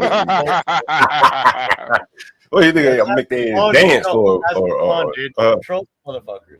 Let's troll. Say what? Let's troll some motherfuckers. Let's have some fun. Man, years ago, I used to troll their ass. What do you mean? You want to call some people? Is that what you talking about? You want to? Thank you, Antoine. I appreciate that. You want to call some people? I'm a professional troll. If you want to troll some motherfuckers, I got ideas. Maybe we have a troll out. Who do you want to troll? You got ideas? You tell me. Yeah. No, but you got to choose the victim, the target, and I'll tell you how to You want to troll Grace? Yeah, hey, get some I got one. Hey, I got one. Fuck that. I got one. Years ago, I think I told you about this nigga that left a pit bull chained up on my property, right? Yeah. I never told you about this shit. Nah, John. So anyway, Tropes, yeah, I went ahead and activated super chats. Man, I think I broke my damn finger, man. The other day. I know I'm shaking this shit out there, like, man, it's swole, man. I think I fucking broke my finger, man. Anyway, there used to be this guy, he rented a room for me. I don't know if he went to jail or what. And he left a pit bull chained up in my backyard. And the people apparently they get I got super chats. I just enabled it, by the way. I mean, what's the difference between super stick and super chat? So what I found out was the pit bulls get stronger as they start to as they get hungry, they just turn stronger. So I would call the animal control. They were like, man, yo, we got to see that dog getting weaker first before we can take it. But really, they were scared to go and do what they had to do because that damn thing was big. So the guy, even though he never came back to the house, every day he would call me and say, hey, man, I'm going to kick your ass. I mean, like years later, he would call me. So I figured, so every now and then I used to call that motherfucker and be like, hey, man, fuck you, I'm going to kick your ass. Just to fuck with it, right? Right. Well, maybe we should call that motherfucker. Oh yeah, let's do it. All right, I know how to do this. Wait. How harmless is he? Is he schizophrenic, or you got to be careful if he's schizophrenic? I bet you know. He may not even recognize me if he saw me. All right, yeah. If we're just trolling a normal dude, let's do it, dude. And I can tell you how to do this. So he actually. Now you gonna do it? I ain't about to call him. You might recognize my voice. No. So he was somebody that rented from you, right? Nah, John. Let this be his resume, man. Let this be his resume. What? Oh yeah, no. I got this. All right, so call him and let Jeremy troll. Yeah, just let Jeremy talk. We'll all mute up. I got this. All right, John, what are you gonna do? All right, who is that? Oh, this is my electrician right here. I had to call him back. Go ahead. John, what you gonna do? So he's a former rentee of you, right? What was the deposit situation? Did he pay a deposit or what? Oh man, this was years ago. I'm sure he did back during the days of when I used to rent just rooms. You know what I mean? All right, so how did it end? How did the situation end with you guys? Man, I never saw him again. I threw his shit out or whatever, and he may have gone to jail or something. Like I said, he left his. All right, so he left all of his shit there. Then he just yeah. All right, so here's what you do. You're gonna call him up. You're gonna tell him that the authorities found some suspicious items in the apartment when they were cleaning them out, and then you're gonna dig for what he thinks those suspicious items are, and then when he's like past saying all the stupid shit, you're gonna say, I'm sorry, but they found 2 dildos. And I want to know what's going on. Hey, if you can do this one, trust me, I'm a master troll. You're gonna make this guy seem so stupid if you ask him that. Be like, the cops went through the place. How about we send that nigga on a wild goose chase? We tell him we found some of his personal belongings. How about we say we found some of his personal belongings and you got to come pick him up downtown? Make that you guys say they found some dildos and he has to explain himself why there are dildos in his room. Now, as hard as it is to move around DC, make his ass go downtown or something. Find parking. If you can get this guy on the line and you ask him, why did we find dildos in your room? He's going to be like, yeah, all right. You say like, dude, I know how to troll a motherfucker. You don't go straight to the fucking... like best thing. You gotta be subtle with it. You gotta be like, okay, man, I know we had a sketchy past history. I got some legal stuff I'm trying to get through. Some lawyers brought some stuff up. I just need to clarify. We found some stuff in the room. Just tell me if it's yours or not. I don't know. I don't need to know the details. I just need to know for the lawyers. And he's gonna be like, and then you're gonna freak him out, and it's gonna be funny as fuck. See, this was so long ago that I don't remember when it happened. Hey, thanks, Strokes, for the super chat. This was so long ago. I don't remember. He probably wouldn't even remember living in my place. Or exactly. That's why it would be funny because he wouldn't remember it, and he'd be like, "Okay, well, I don't remember any of that." But like, you could be like, "Okay, well, you don't remember. I'm sorry, but they found 2 dildos in your closet underneath the dresser, and you got to explain yourself because we're gonna hit court." And I'm pressing charges. So Jeremy, as a black man, if you really want to get that motherfucker stirred up, HB, what would you go at? What angle would you go at, HB? I'm way too fucking calculated. He's he got put on child support. He got put on child support. Yeah. He got put on child support, and he got put on child support, and we need you to come downtown to our downtown office. Tell him a woman came over. Tell him a woman came over. You're Hey, on. guys, supposed to get his workout.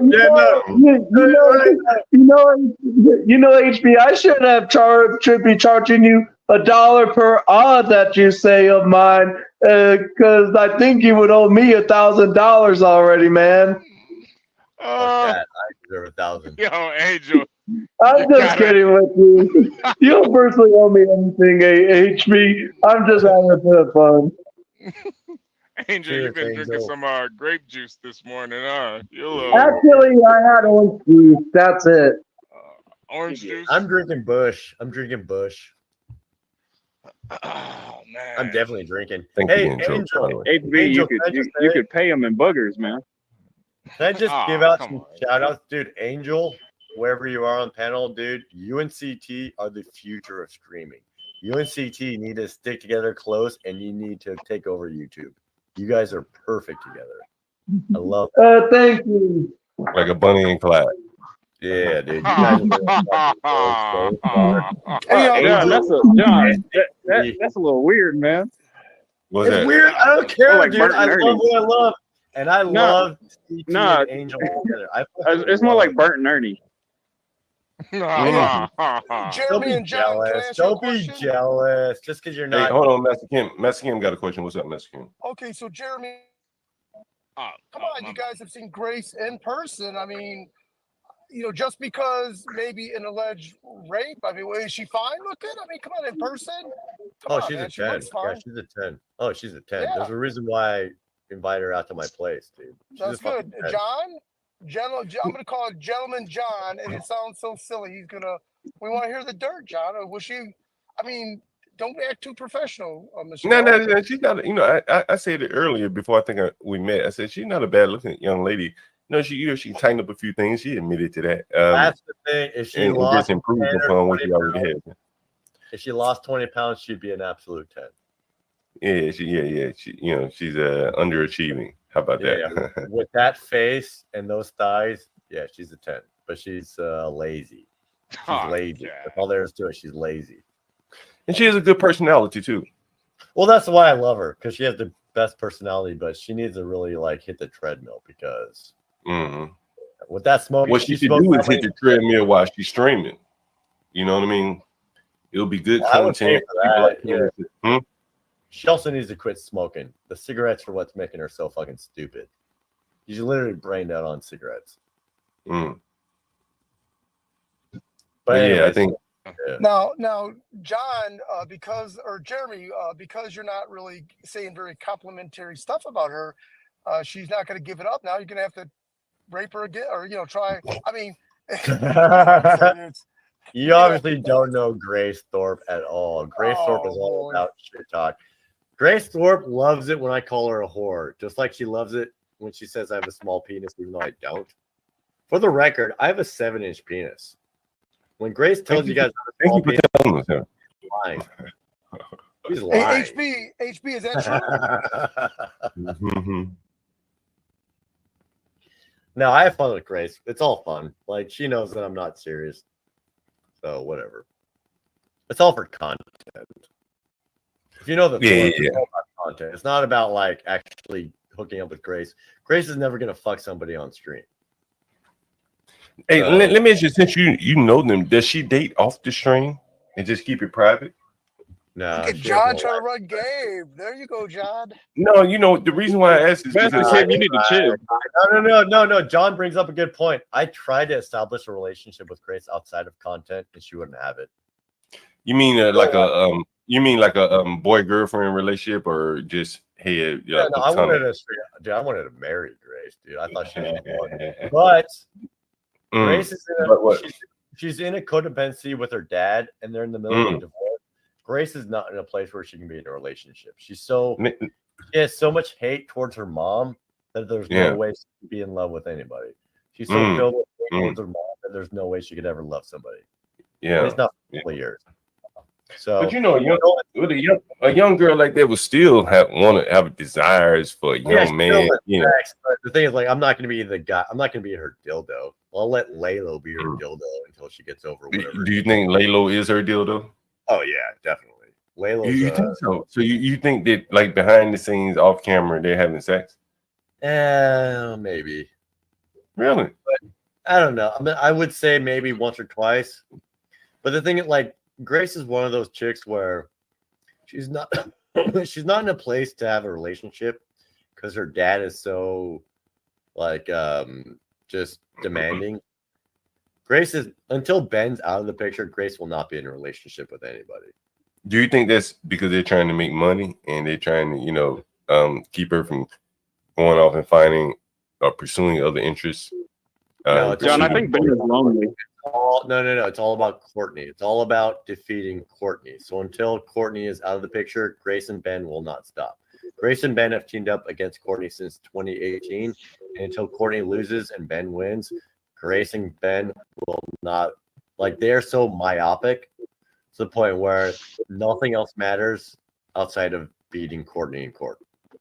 So you can try to come in and be like Grace's boyfriend and all that shit, but she's just going to use you against Courtney, which is what she did with Lalo. They used Lalo because he has a law. Well, Lalo is going into law. He doesn't have a law degree yet, but they thought they'd use Lalo's law experience to build a case against Courtney. The whole thing with Lalo was, let's use his lawyer experience to build a case against Courtney. That was all. She admitted it twice.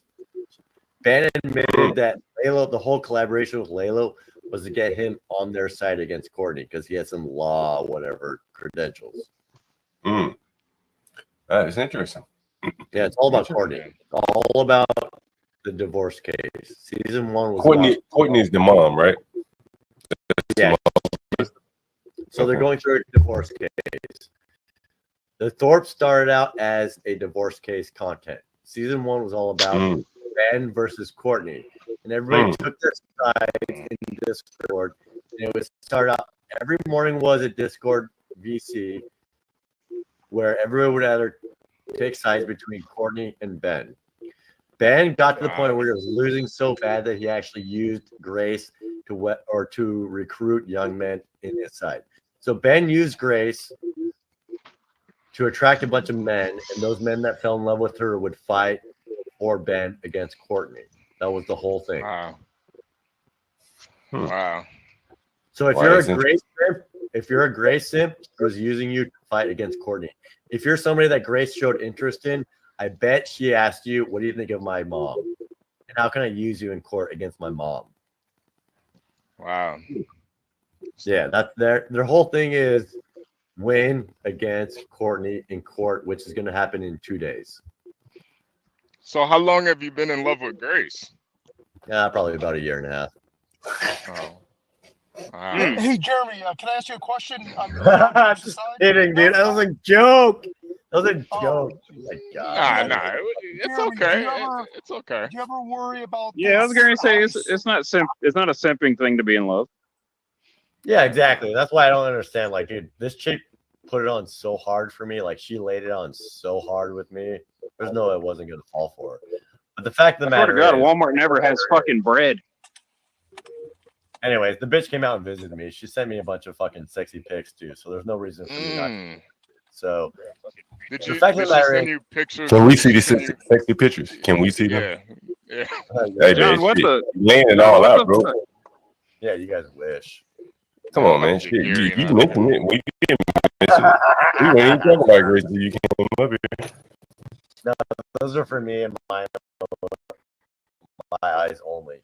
Hey, but, was she naked? Was she naked? You and your don't worry about naked? it. Hey, man, come on, man.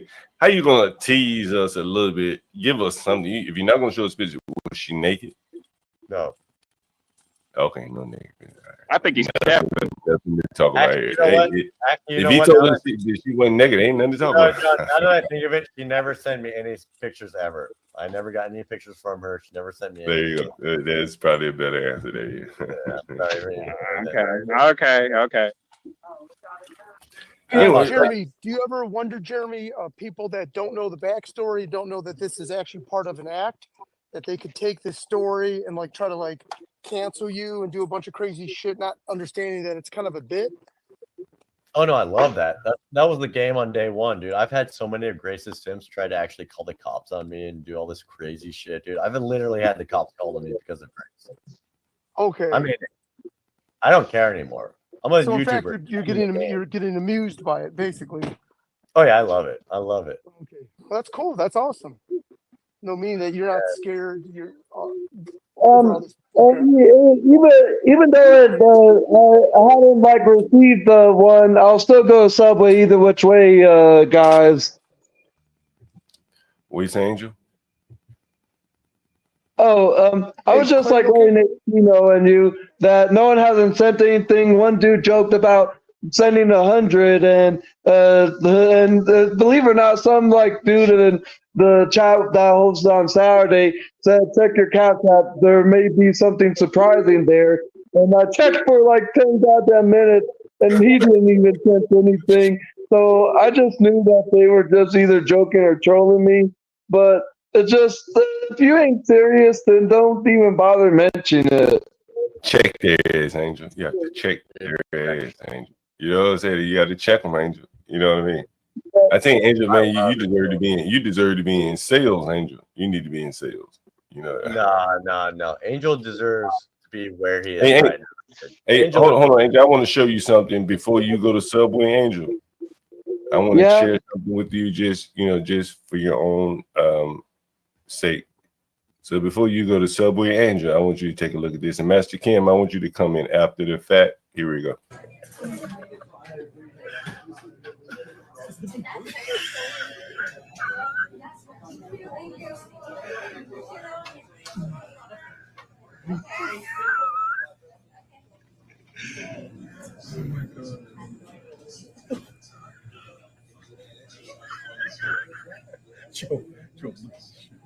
What Is the it fuck, 18 you people? guys? Is this real? That boy got his dog now. Is crack here? Oh, there's crack. Oh, okay. Just tell me, Stanley, where you been all day? Yeah, what's up? Oh, good man. Where you been all day, Stanley? People are looking for you. Wonder where the hell you were. I've been around. So Go ahead. What you say, crack? Yeah, he's caught up on the lore, right? So I think he's pretty much caught up. Hey, Craig, Stanley, I got an email earlier today about the HB channel about our trucking show.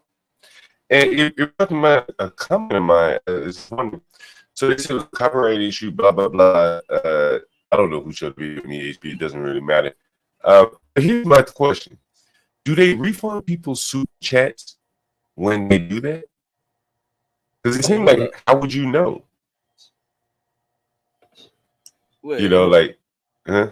Wait, hold up. So, is it just me, or is your breaking up? Is your audio breaking up a bit? Maybe let me close some of these tabs here. Yeah. It might be better now.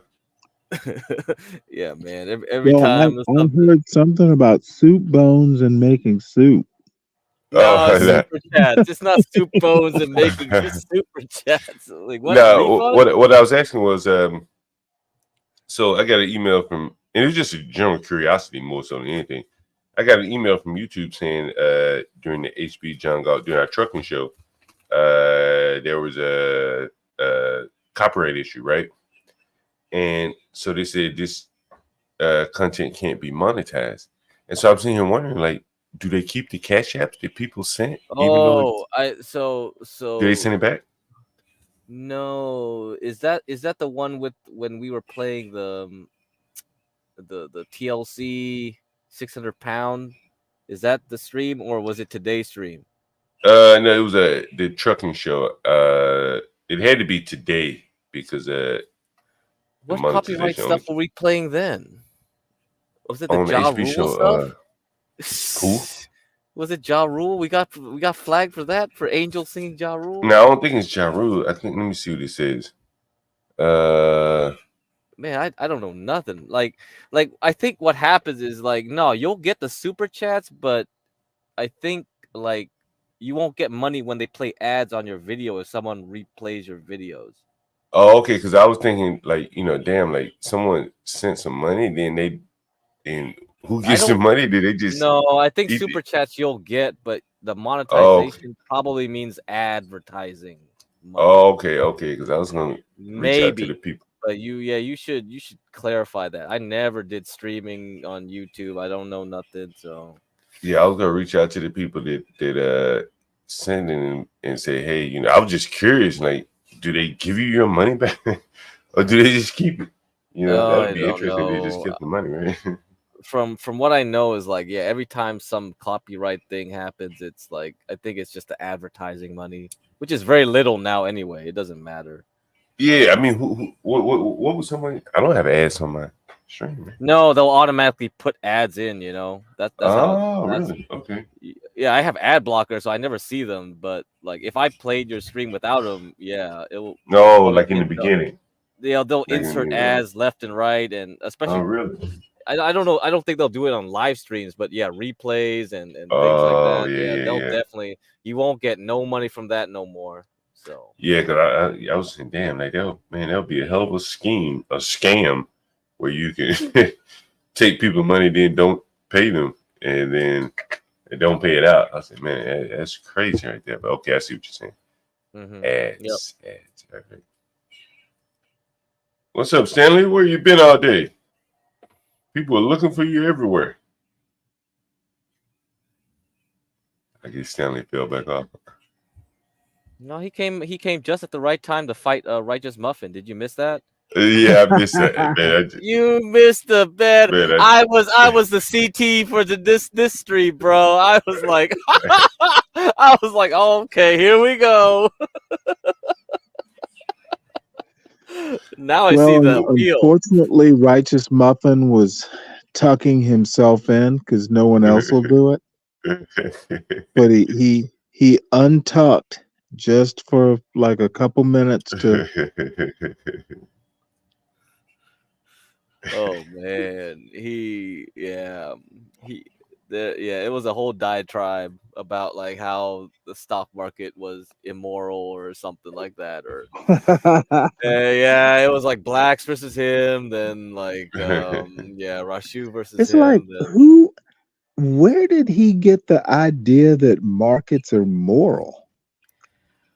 Well, you know, you gotta watch over the stream, John, because he gave like a 1 or 2 points. Then I added to it because I said like I confirmed that people buy back their stock. I guess like I mean something about board of directors. I kind of like told him like I've seen companies where you have bad board, but the thing I think. Yeah, ZZZ came in and he in chat and it's exactly right. It's like the people are bad. Like we can't like that doesn't mean like we should stop using the stock market. So by the end of it, I kind of claimed that okay, I think I got him to say something about like, well, do you even think like the whole idea of the stock market is even good? Like he said no, because we could do things before the stock market. Why do we need the stock market type of thing? Go ahead. That's like so. He had to leave. So that was when Stanley jumped in, and it became like Stanley versus him. Okay. Well, no, unfortunately, I came up just after he left, but he came back on. That's what happened. Came back on just for me. Yeah. Hey, Crack, Stanley, do you remember? I know both of you guys do. Back when we were growing up, poor people, average people, working people did not invest in the stock market. Correct. I mean, the transactions will have things like that. You know, you had to buy round lots, or you had to pay high commissions for, the small, right? That's right. Fast forward. Go ahead. Yeah, I mean, it was like a Thurston Howell the third thing. If you weren't rich. Yeah, that's very true. Let me get a drink. Does someone have a boomer dictionary? Come on, that can't. You can't just let that.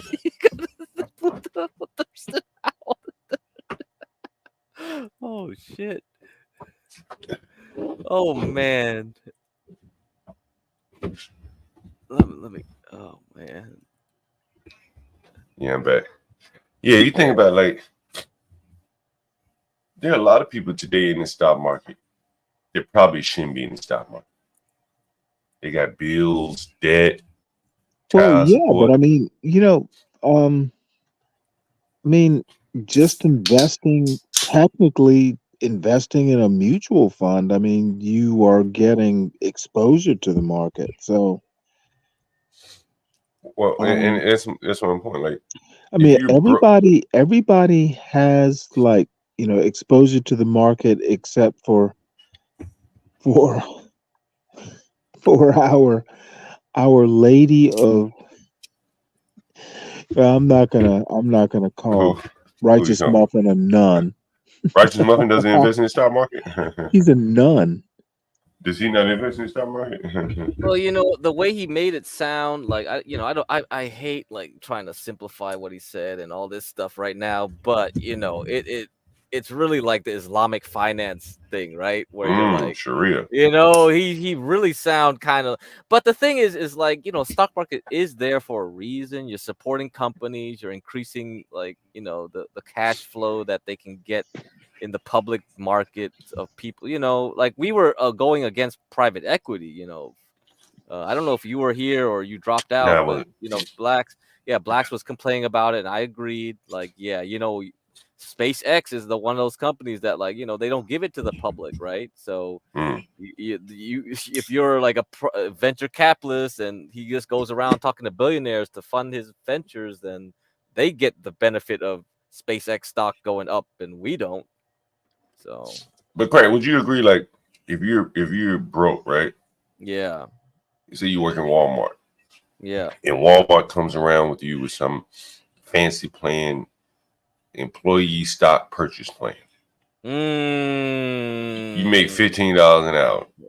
Those plans, the ESPPs. I know what you're talking about. Yeah. You need to just pay your bills, bro. Get your debt down. Pay your car off. Pay whatever little bills you got off. Right. Investing in the future is great, but your current needs are probably much, much greater than your future, And I see a lot of poor people with $2,000-$3,000 in the stock market. Like, bro, just pay your bills off, and then go invest in the stock market. And I say that to say, well, I don't know, but I say that to say that it seems to me that Wall Street has convinced the poor man, the working man, to send him his money. Well, instead, that's hold on, and taking his money out of his local neighborhood, or even just paying off his bills, right? He'd be better off just paying off his bills, right? But he got 2 or 3 shares of Walmart from working there, right? However many shares or whatever. Just pay your bills, man. Get your bills down. So, the interesting thing but when the you whole bring idea of the American dream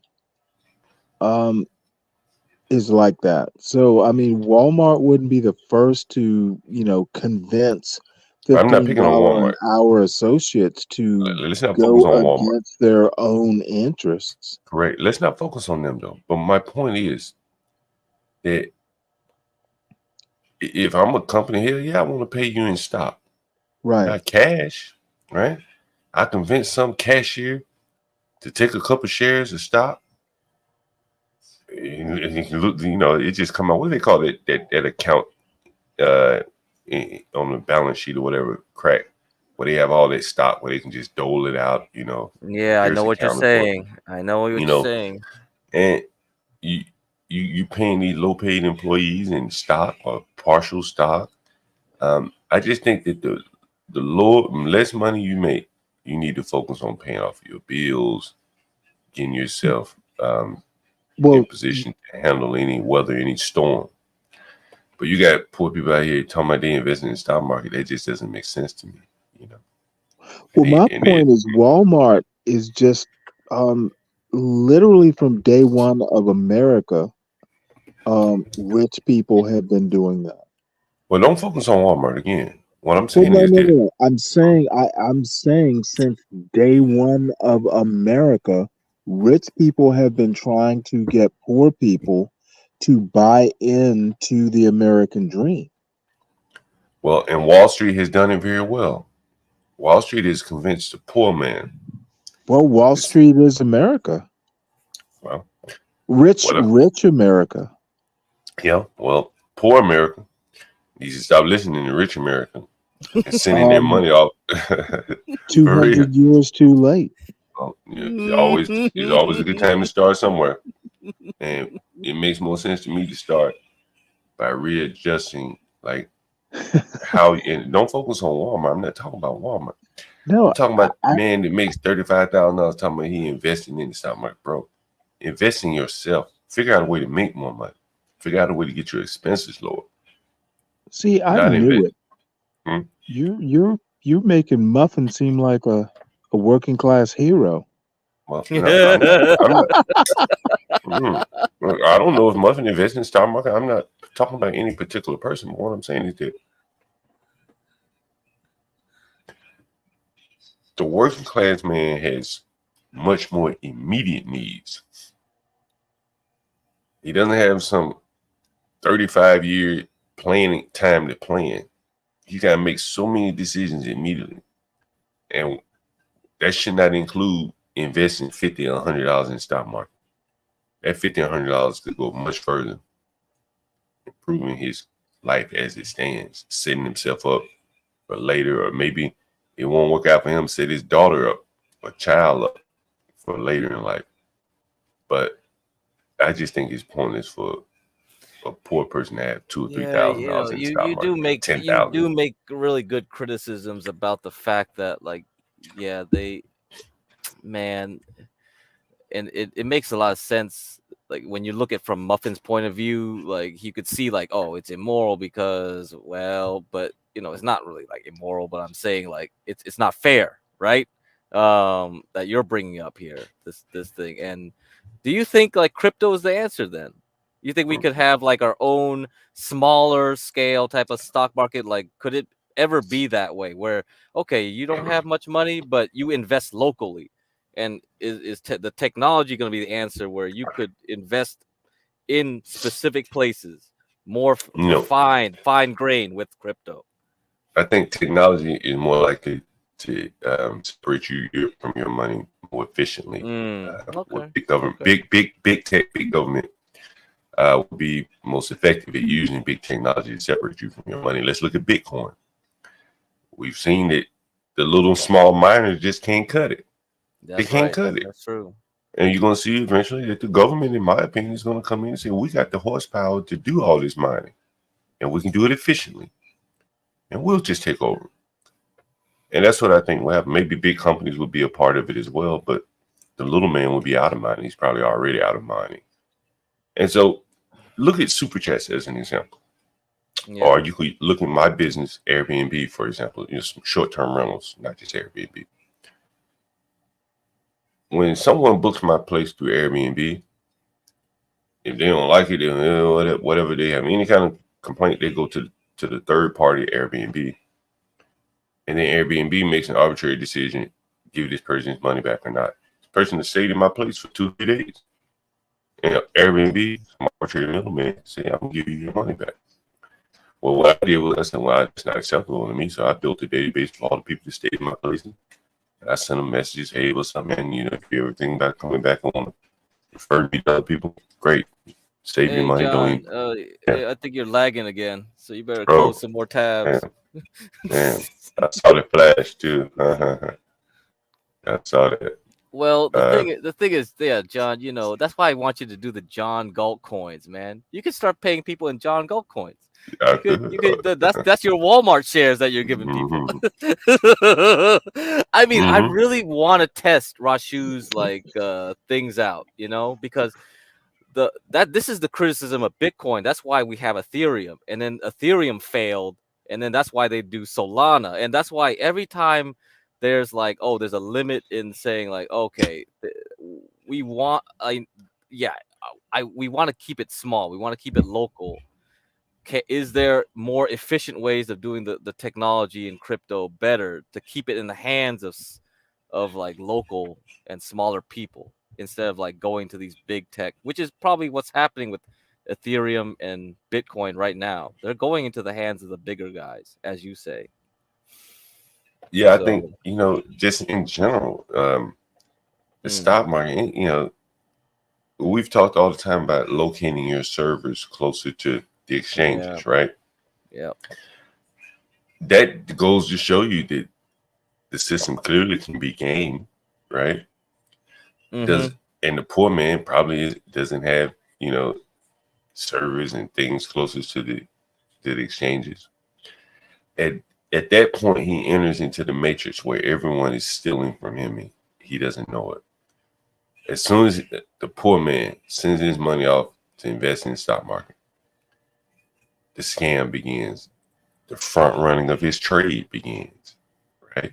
Tell me I'm wrong, Kick, right? Yeah, you're not wrong. Right. And that's where the criticism comes from, right? From Righteous Muffin from the beginning. Is like, it's a scam. Why you support it? That was his criticism. It's like, that's immortal, support it because it's a scam from the start. So why are you helping the system by trading or doing anything in there? Which, okay. Craig, you're probably familiar with price discovery and all that. You've heard of that. Right. That's right. Righteous Muffin needs to pray his gay away. It's like markets. It's like beavers aren't moral either. But I guess what I'm saying is, Stanley, is that a beaver doesn't go out and put his neck out for someone to chop it off. He had self-preservation, right? All I'm saying is that a market is neither moral or immoral. It's just a market. That's what Blacks was getting at too. But what I'm saying to you is that an efficient market will have price discovery. There won't be things like front running trades. Oh, that's never gonna happen, John. Right. See, that's people taking a market in a market is immoral. To be honest with you, and you would never think I would think this, but even gaming a market, like coming up with derivatives and all that, they're neither moral nor immoral. But here's the thing, Sam. When I worked in Fannie Mae, and they deal with derivatives and things like that, and they were dealing with derivatives from a standpoint of hedging, right? Like they didn't want to be naked with a whole bunch of bonds going this way or that way. So they wanted to hedge those bonds so as not to be exposed. Today, you have people buying basically unhedged financial products, futures, options, swaptions, caps, whatever they're buying. And these are, I guess you could say, novices. They're definitely not, many of them are not professionals. And here they are, competing against computer models and shit like that. And these aren't rich people. They're not using it to hedge. They're just trying to juice their portfolio to get somewhere faster. That's what it is. And I'm not criticizing. I'm not saying it's right or wrong. I'm saying that a lot of these people, I've given the example many, many times, and I'm somewhat changing the topic, but how many millions of dollars are in the 401ks of working the middle class people? And yet they're paying 25% at the same time on credit cards. Just pay the credit cards off, man, and then save. You're saving for retirement with the banks, and maybe you're getting 12-15% return on your investment. Maybe. Well, I understand that. Hold on, in your 401k. Hold on, none of that has anything to do with good or evil. Now, I'm not saying forget about good or evil. What I'm saying is what makes sense. If you there are millions of people in this country, and you see the reports all the time, with credit card debt. They're paying 15-20% to the banks. Those same banks hold their financial assets in 401ks. Maybe they get 12-15% on the 401k, but then they turn around and pay the bank 15-20% guaranteed interest on this credit card debt. And they can't even access their retirement fund. The same bank that's charging them 20% has more or less full collateral in their holdings. Well, I'm trying to figure out where you're going with this. Are you saying let me it's see if good, I'm probably bad, or what? I'm not. What I'm saying is, if you're poor, right? If you're working class, Mm-hmm. and you got 20,000, let's just say you got $20,000 in your 401k. The odds are you probably have $20,000 in debt, short-term variable type debt. You'd be better off paying the debt off with that money that the Wall Street is holding. And this is my opinion.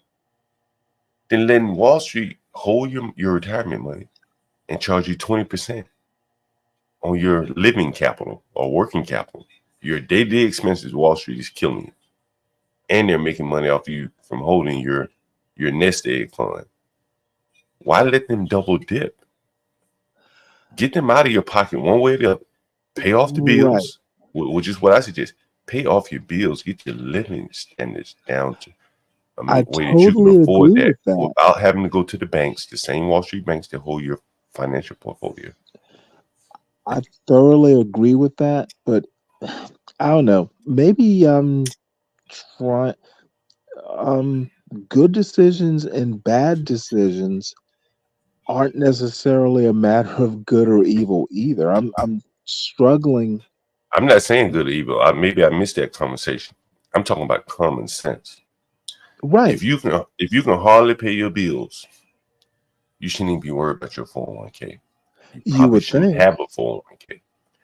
You should take your money out your 401k right now and get yourself right. And then you can focus on your 401k. Well, but it you makes should no sense always be putting something away for later. paying your bills into off. a 401k what you can afford. Paying your bills off and getting yourself right size, getting your financial situation right size is Okay, putting something I away for the don't future. think putting $5 a month into a 401k is going to be that. If your margin is $5 a month, you have bigger problems in a 401k. And that's my point. And there are a lot of people working at Walmart part-time. And I know because I know some of these people. And they talk about how they have a little stock plan. It's a couple $1,000 in there. Well, if you're working part-time, you shouldn't If you're working full-time, be worried about a 401k. If you're working full-time and you're struggling to pay your bills and you got $2,000 or $3,000 squirreled away in the stock market plan, then what the hell is $2,000 or $3,000? Man, just pay your bills off and see Well, if you you can shouldn't be maxing out a 401k. My point is, Stanley, the greater point is most people don't trust Wall Street. Most people don't trust the banks. Yet at the same time, they send their money willy-nilly to people that they openly will tell you that they think are crooks. Those things can't reconcile, right? If you think Wall Street is dirty, they're crooks, they're criminals, we all see the evidence. And then you're going to say, well, but I'm going to send my money to those people because they're going to make sure I'm straight in retirement. Okay. If you trust that, you don't trust them any other way, but you trust them with your retirement, something that you won't be able to hold into account for the next 25 years. It's a hell of a gamble to place on I'm somebody still that you don't trust. struggling with this point. Okay, don't send your money to Wall Street, but I guess all I'm saying is, okay, your point is if you don't have extra money, don't be spending or investing money you don't have. I get that point. I could even go even further. Mm-hmm. Other than that, that's obvious. Well, I could go even further and say, well, there are a lot of people that have dreams and aspirations, people that are talented, but they don't pursue their highest dreams and aspirations because their money is locked up. And that would be the key to achieving a lot of their dreams and aspirations. I have buddies. They've been talking about starting businesses for 20 years now. And they got the money. It's just locked up in a 401k. They can't get it until they're 55. Well, can't you use a 401k as collateral? You can borrow from me. Yes, you can. You can. But listen to that. What you're saying, and I'm not saying this right or wrong, but who borrows their own money? It's mine. Well, Why the hell I got the to whole borrow it? point of that is you shouldn't be borrowing from it. I understand. So, when you pay the interest, a lot of times you're paying yourself interest. Yeah, I understand. But you're also paying an administrative fee for your own Right. money to the banks. Right? Uh-huh. Again, it's your money. But the government, by way of Wall Street, has enacted so many rules, in my opinion, that it stifles innovation. It keeps Okay, hold on, I let me thoroughly disagree with that that's point. fine. As a That's matter fine. of I'm not fact, saying what I'm saying is your definitive. normal Tom, Dick, or Harry, what makes them the best arbiter of their money? Well, what makes someone else the best Other arbiter than of it's their their money? money. Right. And there you go. And again, the government, by way of 401k laws and all these type of things, have said to the people, you need to invest for the future. We're going to induce you to do it. And again, I'm not saying it's right or wrong. And for many people, it works. But they've forced people by way of employment, which most people work for a company of some sort, to invest their money, to send their money to Wall Street. People that they don't necessarily trust. And that, I think, again, it stifles innovation. If you're sitting around talking John, about, the government doesn't tell you to invest in 401ks. well, the government does do a lot of things to induce you to. They may not Okay, force but you to. They didn't force you to take saying, the hey, vax, but they can buddy, induce you. you ought to invest in a 401k, I'm sorry, the government doesn't do that. Well, I didn't say that they force you to. Listen closer to my word. They don't suggest it. Oh, come on, Stanley. When the last time you Name started? When me- the last time you went to work? When the last time you worked, Stanley? You know what? I've I'm worked asking you a most question. of my life, When and is I've the last time? literally never. Okay, I all right. have I understand. literally Stanley, never walked into a post I office asked you where a it question. said invest in a. I asked you a fucking question, man. We're gonna have a conversation, and you don't want to do it. Like, I'm not being confrontational with you, No, but I asked you. that's I asked you a simple question. When's the last okay. time The you simple started a job? question is 6 years ago, 6 years ago. Okay, and Stanley. now the other thing is the government didn't tell me to do a Okay, 401k when I was working. stop, Stanley. The last time, not even the last time, but one of the jobs I had previously, maybe 5, 6 years ago. Uh-huh. And I remember filling out some 401k type forms on the job. And it was like you have to opt out type thing, right? Where you were going to be enrolled in the 401k unless you opted out, if that But makes that's sense. the company, not the government. Listen, no. The government, if my memory serves me correctly. Your memory isn't serving you well. Okay, fair enough. But from my memory, I could be wrong. Told companies that it should be default opt-in as opposed to default that you got to default opt out as opposed to default opt-in. I The know that is government true. Hold on. mandated that. The government, I'm pretty sure, and let's say I'm 85% sure, and I'll go look it up. But Please do. When you start a company now, you more or less have to opt out of the 401k. If you don't want to be involved, you have to opt out. And if you don't opt out, at least with some companies, at least the few that I remember starting, there was a minimum that they enroll you in, right? And who's incentive? You could say, well, the government just won't have your best incentive in mind. Maybe that's possible. But downstream from all that, big banks are going to benefit because now they have another working person in the system unless he opts out. You take Okay, on the know. Hold on. There's another inducement is companies say, hey, I know you're gonna cut me off. Companies say, hey, if you invest in a 401k, we'll match. Right? You're familiar with that, right? There are all kind of laws and things like that that induce them to do this, right? Now, what I'm saying is, why not just give me the money? If you are so interested in my well-being, why force me to give my money to Wall Street and you match what I give to them. But if I just say, hey man, just give me my money. If you're willing to give it to me by way of Wall Street, why not just give it to me? Right? John, they won't do it. Now I'll tell you what I have done. Know, go ahead, Trey. Sometimes I wonder if we live in the same country. Because honestly, giving a company incentive to offer it is not the same thing as mandating it. Okay, a company does not have to match. The whole reason they even offer 401ks and other benefits is to attract the best workers they can attract. The government does not mandate a company to offer a 401k. Does the government mandate employees to participate in 401k if the company offers? You sure? You know what? I'm so sure. I'm like 99% sure. Where does the government say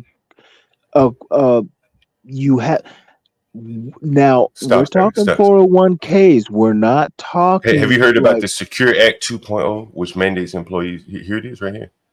I can't see it. Read it.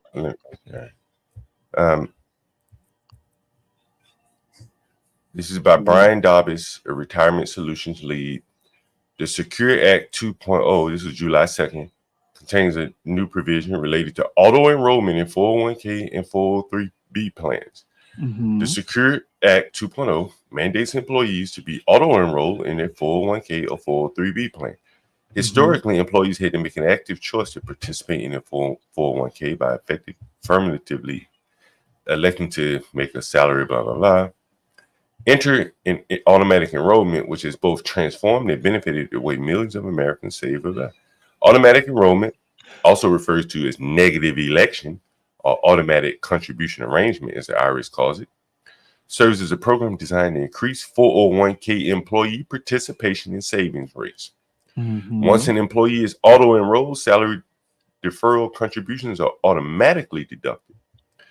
Unless you opt out, I said you can opt out, Stanley. Okay, well then if you can opt out, it's not mandatory. But listen, no, I didn't say it was mandatory. See, don't get it twisted. I didn't say it was mandatory. What I'm saying is that how many people, when they're going through their job, they're just signing the paperwork, paperwork, and they're automatically being opted into something that they have to opt out of, right? There's a reason why Wall Street and the banks convinced the politicians to force a law on the citizens where you have to opt out and not in. Because Wall Street wants that money, man. Wall Street wants that money, man. I went back and years ago. Now let me ask you a question. Is Wall Street the government? Wall Street runs the government. Big corporations run the government, I'll even give you that. Now I'm going to ask you again. Is Wall Street the government? No, they're not the government, no. Okay. But I went back selling, and I'm not being confrontational here, and I'm not giving financial advice. I don't care what you do with your money. But it's just been my opinion over the years that I've seen so many people, they had dreams, aspirations, designs to open up a business, and they had the money. But it was hamstrung and tax laws, and mentally they thought that they didn't have the money because of the tax implications, and they never did anything. They continued to be a slave wage laborer. And there's nothing wrong with working a job. But what I'm saying to you is that these people were disincentivized from seeking their highest potential because of the tax, 401k, blah, blah, blah, blah, blah, blah. And maybe it works out for them. Maybe 20 years from now, they'll look back with regret and say, man, I wanted to do this. I wanted to do that. And I think that it stymies some people. To just dude, if you're that motivated to open a business, you're really going to let a 401k or auto enrollment stop you from opening a business? Well, Stanley, here's what I'm saying. I don't disagree with what you're saying. But if you're working a job, right, like most people do, you've attained some element of comfort. You've been told that you're saving up for retirement, blah, blah, blah. Let's say you're married. You're going to have a hell of a discussion in your family. Hey, I want to take the money out of my 401k and start up a business. That's a hell of a hard discussion. The wife is probably not going to be inclined to take that kind of risk.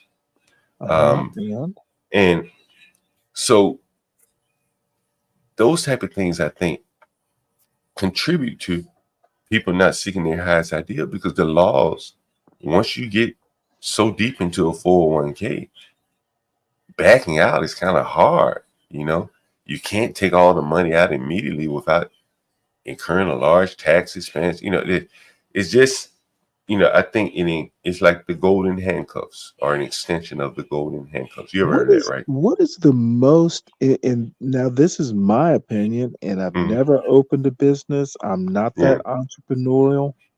However, I would think that the smartest business owners always read the fine print. In terms of what? Okay, you don't like anything that's put down, whether it's a bank loan or a business plan.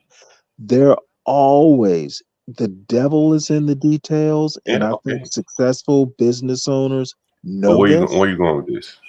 Where I'm going with it is, if you're telling me people are discouraged because they don't read fine print, or they're putting. No, I didn't say they don't read fine print. Okay, I said that they find I didn't say you said any of that. I'm telling you my impression.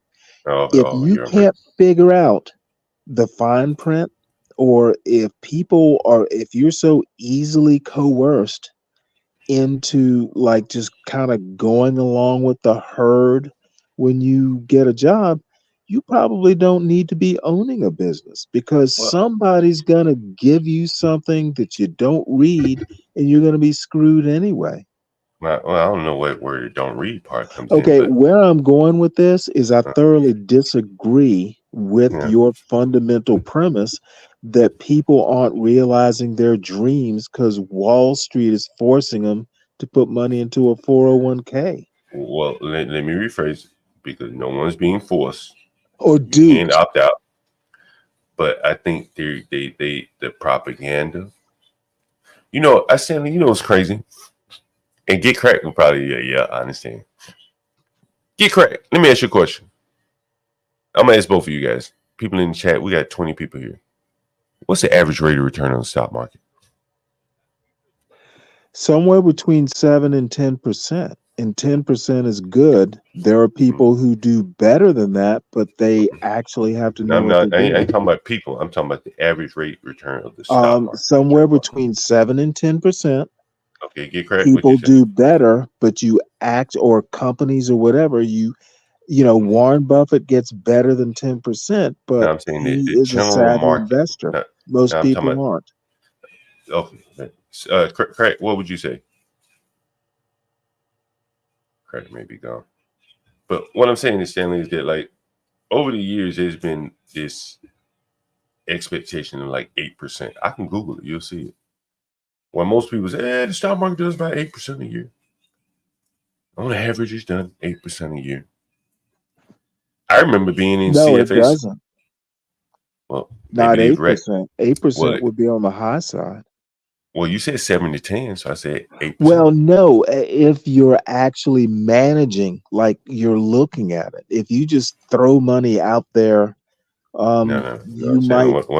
I don't think you're going to average probably 7 to 10, but probably closer to 7. Like, Stanley, you familiar with like how, let's say, pension funds do their? I'm familiar. Yes. Okay. So, but most pension funds are managed. Right. But pension funds have like a benchmark rate of return that everything is based off of. Right. It's more or less projections. Right. So they say, hey, we project that we're going to return 8% this year. And that projection is basically in line with allowing them to pay their obligations, their pensions. That makes sense? Now, you see big companies like CalPERS. that 8% is like an estimation. If they don't hit it, then well, they may have to make up for it next year.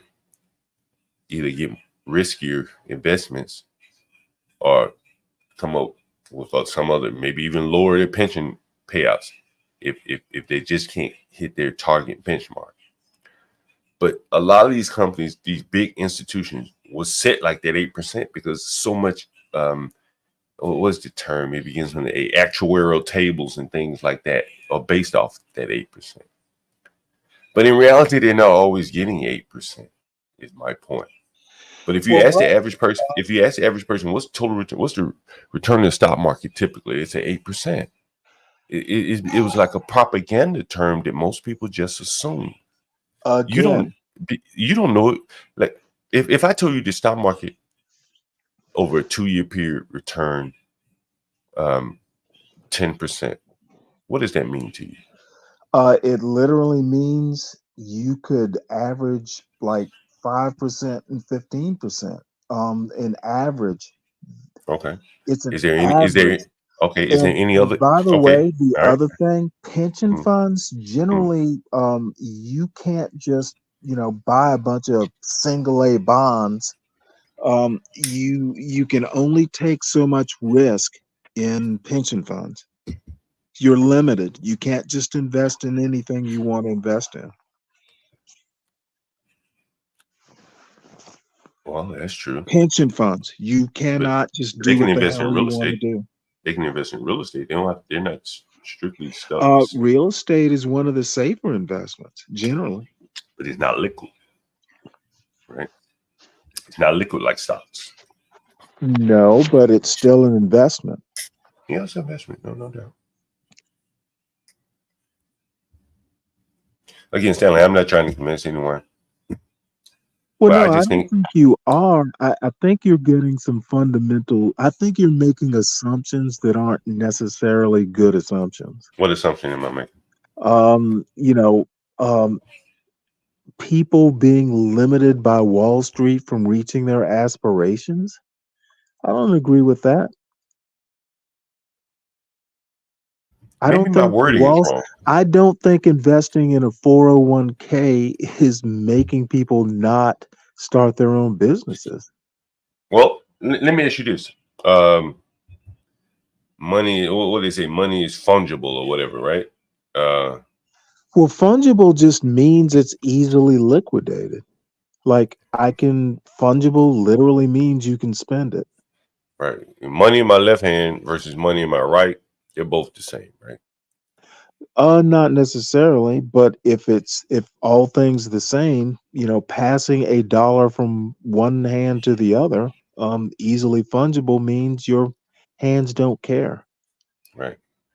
So what I'm saying is that, and again, I'm not trying to change your mind, but there are millions of Americans that have 401k money and have credit card debt up to the wazoo. That doesn't make sense to me.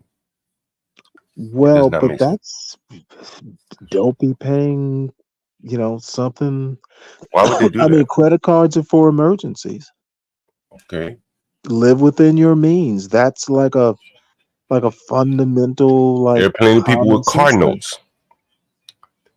There are plenty of people with car notes. With the money in their 401k to pay their car note off and not be paying interest to the bank. Right.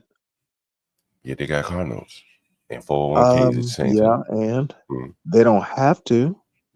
There are plenty of people with, bills, Medicare bills. They're used cars. I agree with you all that. These people didn't buy used cars, new cars. There are people with used cars with car notes. But I agree with you 100%. But I think before you can start to invest, you have to get your own house in order. And I agree with that. And you got people that have more or less said, I'm going to let someone else invest my money so I can go out and just do what the hell I want to do. And I think that you have to really take the bull by the horn. No one cares about your financial well-being like you do. Correct. And to send your money off to Wall Street is taking a hell of a gamble that these dirty ass bankers are somehow going to start doing the right thing by you. And well, bankers don't make the best investors. And I told you that, banks. And I've told you that about front running. I could discuss with you about the bid ask spreads and all along the lines where Wall Street eats off of 401ks before you ever make a dollar. Right. And it's hidden costs and fees that most people never ever see. Administrative fees, trading transaction fees that they charge you, that they overcharge you, research that they charge you for when you have a 401k, when they send you that bullshit. These are how the stock market is performing. These type of things that they charge you for, it ain't worth much. And it's how they fleece the investors.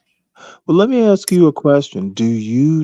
As people grow older, do they become more wise as to stuff like this? I think the propaganda is so strong, most people don't know. I don't know about that. If I were to ask you, Stanley, what did your portfolio do last year down to a tenth of a decimal? Well, 100th of a decimal. Matter of fact, just give me the round number. Just give me the whole. There are people who wouldn't know that. That's right, because even if they knew what the overall top number was, they don't know how much in fees they paid. They don't know how much in transaction costs that the mutual fund clipped them by trading. But let me ask you a question. Is that readily available information? When you say that, what do you mean?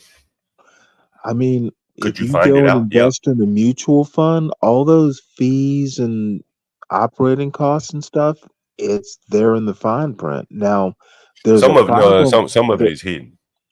There's like, let me give you an example of what I mean. Right? Let's say you trade with Vanguard. You're a 401k with Vanguard, right? Vanguard may use, I don't know, some clearinghouse, and GitCrack probably can better explain it. I haven't talked about this in a long time. But Vanguard or whatever may use a clearinghouse for their trades, right? And by sending their trades through this clearinghouse or something, they get a kickback from that company, right? That company say, okay, thank you for running trades through us. We giving you a kickback. And how do they make money? But they're not giving Vanguard money for nothing. How do they make money? They make money by the bid ask spreads and shit like that. Right. So hold on. So in other words, Vanguard don't give a shit about the price that you're getting. So now you got the I mean, it's all like margins and that sort of thing. I understand I'm not that talking about part. margin. I'm talking about margin count. But what I'm talking about Well, is what I mean, you're talking bids and spreads and all that stuff. Now I will agree that most people don't know that. They kind of look at the bottom line. But if you want to know, you can find out. And a lot of times it's in the fine print. Like when they give you a prospectus, like when you buy into a mutual fund, they generally give you a prospectus. All that stuff's in there. I don't think so, Sam. Okay, well maybe let me give you an example. change. Let me give you an example. Let me see if I can find something just so we can talk it through. Since I'm up and going this morning, I'm trying to find the stock price for. I don't know. I just use NVIDIA, but I could use anybody. Right? Trying to find the ticker. What is shit at? Damn. Let me see if I can find a. I mean, I had a bid ask spreads, but up this morning, maybe the stock's not open. I'm not sure, wherever the hell it is. Anyway, so let's say the stock is trading for 100, and let's say 103. So they're willing to buy it for 100. They're willing to sell it for 103. That's where a lot of fraud happens, Stanley, in the stock market. It's the way that they can steal from you without you ever even knowing. Right. And so that's one of the reasons why they benefit so greatly whether the market is up or down. Correct. If I'm making you buy something, if I'm willing to buy something from you at 100, that's the quote bid ask price. But if Vanguard is selling me orders or sending me orders, maybe I'll execute that bid at 101 or whatever. They can fudge all those numbers and those pennies, those dimes on those spreads of trades. That's a lot of money, Stanley. It's a lot of money. Yep. Right? And the other thing and is, that will go ahead. If you're like a Elon Musk, your bid ask those spreads, you're gonna get a discount. They're not gonna, because of the volume of business, he's gonna get a better deal on dropping 1,000,000 shares or something than dude just dropping 1,000 shares. Well, a person like Elon Musk, what's interesting about Elon Musk? Well, he'll move a market. Well, Elon Musk right now is very hedged. I think he owns maybe, let's just say 100 million shares of Tesla or something. I don't know. But I think he's borrowed against, let's say, half of that 100 million. Right. Right. So he's hedged in a way. If the shares go down, right, like, well, he's going to be, under some pressure, but he's not 100% exposed to Tesla shares, as I understand it. 'Cause I know he has some big loans against his Tesla shares. Now, how did he borrow that money? I doubt that Well, there's collateral somewhere out there. Right. But what I'm saying is he didn't have to sell his stock and lower the price of Tesla. Right. So he didn't have to enter the market and be subjected to a wide bid ask spread. He was able to go to private bankers and say, hey, man, loan me some money against this stock. Right. Right. And he needed cash. Most Americans need cash. He was able to leverage his stock without having all the kind of penalties that a person under a 401k would have. Have you ever heard of deferred income, Stanley? Oh, I've heard of it. I can't remember how it works. 401k is effectively deferred income. Do you know it? Well, yeah, but I mean, basically, when you draw from it, in theory, it's under a lower tax rate. But the tax money that you put into your 401k, you didn't pay taxes on it, right? Well, no, what I'm saying is when you draw from it, you make the profit because you're paying a lower tax we're talking about rate. income right now. We're just talking about income. Well, it's income if you're saving money, paying a lower tax I'm rate. talking about when you first make the money, $100. If you put $20 in your 401k, you've deferred income taxes on that, right? Yeah, deferred income means it's not taxed until you draw it out at a lower tax rate. So the 401k is like deferred income. Correct. That's exactly what I mean. Right. I got you. The income comes in because you may be in a tax bracket during your working years, but when you retire, you're at a lower tax bracket. And what's the limit on the deferred income? The profit comes in. The income comes in when you pull the money out and you're saving 3% or whatever. What's the limits on the 401k? I know there are limits going in. I don't recall. And it I think maybe about changes. 17,000 now. Yeah. Per year, right? Now, if you're rich, you're like Shohei Ohtani, or you're a corporate executive, you can defer millions. You know that? Not surprising, but then there are other instruments you can use besides 401ks, right? I'm sure. I'm not a financial guy, so I'm sure there's some. But from an income perspective, is there any other way to defer income for a I'm working sure man? there is. I don't know. People in the chat may know. You never know. But anyway, I'm just skeptical of it, Stanley. Well, the I laws understand your skepticism, and we all should be skeptical like you are. But the thing is, and this is something that you learn as you get older. There are no golden gooses or golden geese. So, it may not matter so much when you're 23, but it does matter when you're 53. Mm. And I don't even know that teaching financial literacy in high school works, because people don't start thinking about this stuff, if they ever do, until they start having families, and definitely as they get closer to retirement. Mm. And I'm thinking of a story years ago, might have been 22 or 23. And, one of these deals, I was in the Navy, and,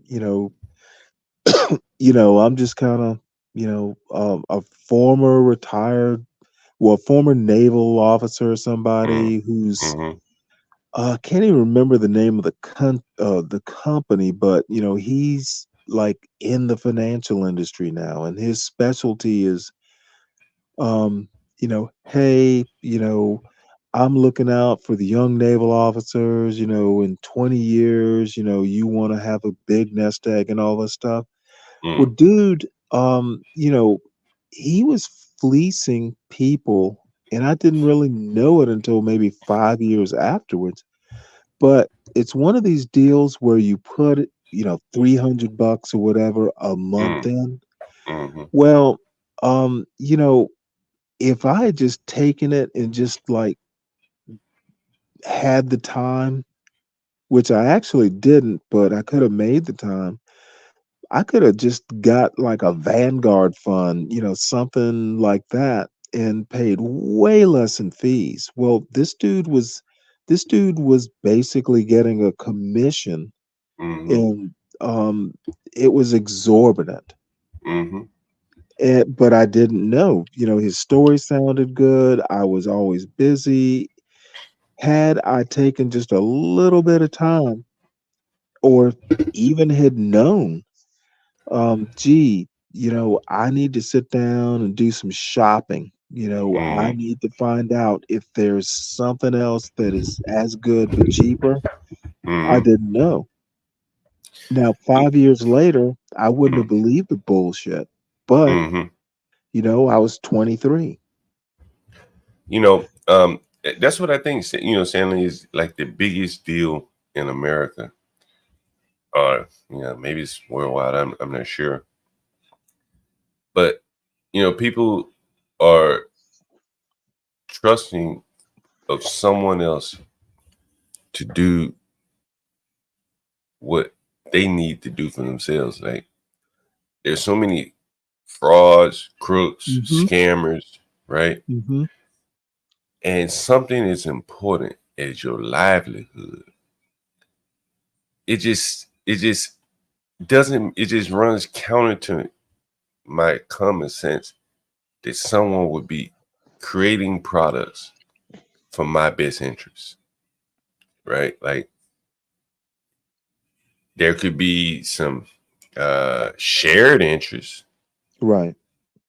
but no one's going to go out of their way to help me or come up with a product to help me above and beyond helping themselves.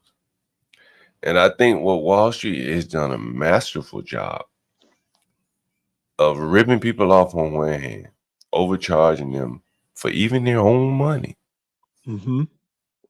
And then at the same time, convincing the same people to give me your money and I will build you a nest egg 30, 40 years down the road.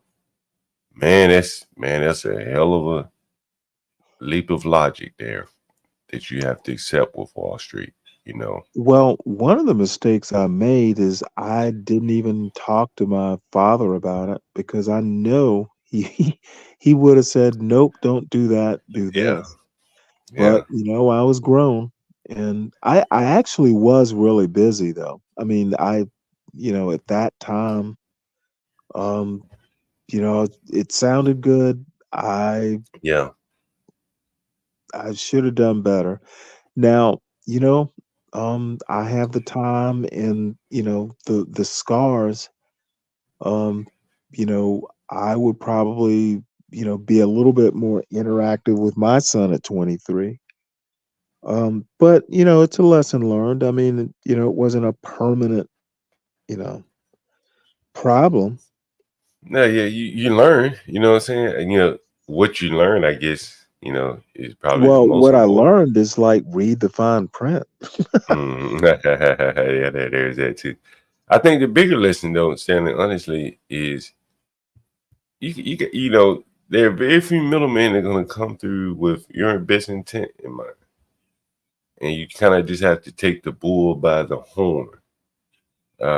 Because if you're not willing to, you open up, you know, a wide enough margin for other people to come and take advantage of you. Well, you bring up an even better point, or what I thought of a better point. Now, I would have never known this guy. It was another officer who was senior to me, and he thought it was a great deal. Hey, you ought to listen to this guy, et cetera, et cetera. And I don't think, sometimes, hey, if you bring me a new customer, I'll give you $15 or, something like that. There's a lot of that. I'm not sure if that happened, but, this guy was like, hey, yeah, it's a good idea. You need to listen to him. So, I will thoroughly agree with you. And you're an inspiration in confirming a lot of things that, I know. There is, if I'm going to make a fucking mistake, it's going to be my mistake. Yeah. I'm not going to be listening to people who may know more, but I need to know they know more. Remember I was saying about the 8%, Stanley. Years ago, I'd be reading so much stuff, and I was reading how, like, as I said, pensions have to have like a benchmark rate of return to justify people giving them their money, and to be justify, their pension payouts currently. And so built into all these calculations, actuarial tables, how many people going to die, how long people going to live, whatever. Right. They have to make assumptions, and one of the assumptions is 8%. That will grow our money 8%. And so in their financial reports, they'll tell you that this 8% is an assumption, right? This estimated or whatever. And then, I just Google 8% pensions, and where is it? And you've been amazed to see like how 8% is just an interesting number in finance. 8%. 8%. Yeah, but none of them are the U.S. I keep going. Because pensions, this is math here. It's like actuarial math here. So it doesn't really matter where it is. 8%. 8 brace for 8%. This is the UK now. We're from Canada to UK. 8%. Well, this is just a headline. 8% pension rise. New York City Comptroller announces positive 8% annual investment return. For fiscal year 2023, but there's nothing there about a guarantee. Well, no, it's not guaranteed. But what I'm saying is when they build their estimates out, like for 2024, they assume that they're going to get 8%. So he announces 8%. I'll keep going. Let's see if you can see a pattern. Yeah, but the thing about pension funds is, look at this. Look at this, Stanley. Guaranteed 8%. What is that? I wonder what's so magical about that 8. Futures fund bounces back with 8% investment return. It's fucking amazing. Right? 8%. Look at that. Yeah, but we're looking at pounds. But again, it's actuarial tables that they have to plug numbers in to make it all make sense. And so You have to see, start. that's the scary part. What are they going to do? If it's 7.5, what magic tricks or we'll get there. We'll get there. I promise you, we'll get there. Sally, I've been studying this for years. Promise you. I've been reading this shit for years. How do you think I just knew 8% pensions? It would bring all this funny money shit up. Look at all this shit. Like just keep looking. Again, I'm not trying to change your mind. I'm just opening your mind. you wouldn't do that, but I'm not trying to. Look. Look. Here's another. Can my 130,000 portfolio make 8%? Why do they keep talking about 8%? Well, 8% is kind of a low number, actually. Look, stop pension to rise 8%. This is Financial Times. It's along. But you also have to notice a lot of these are not New York City pension fund. 8%. I haven't seen anything outside of New York City that isn't European. What I'm saying to you though is that the interest rate numbers are global, and they're using a global rate as their.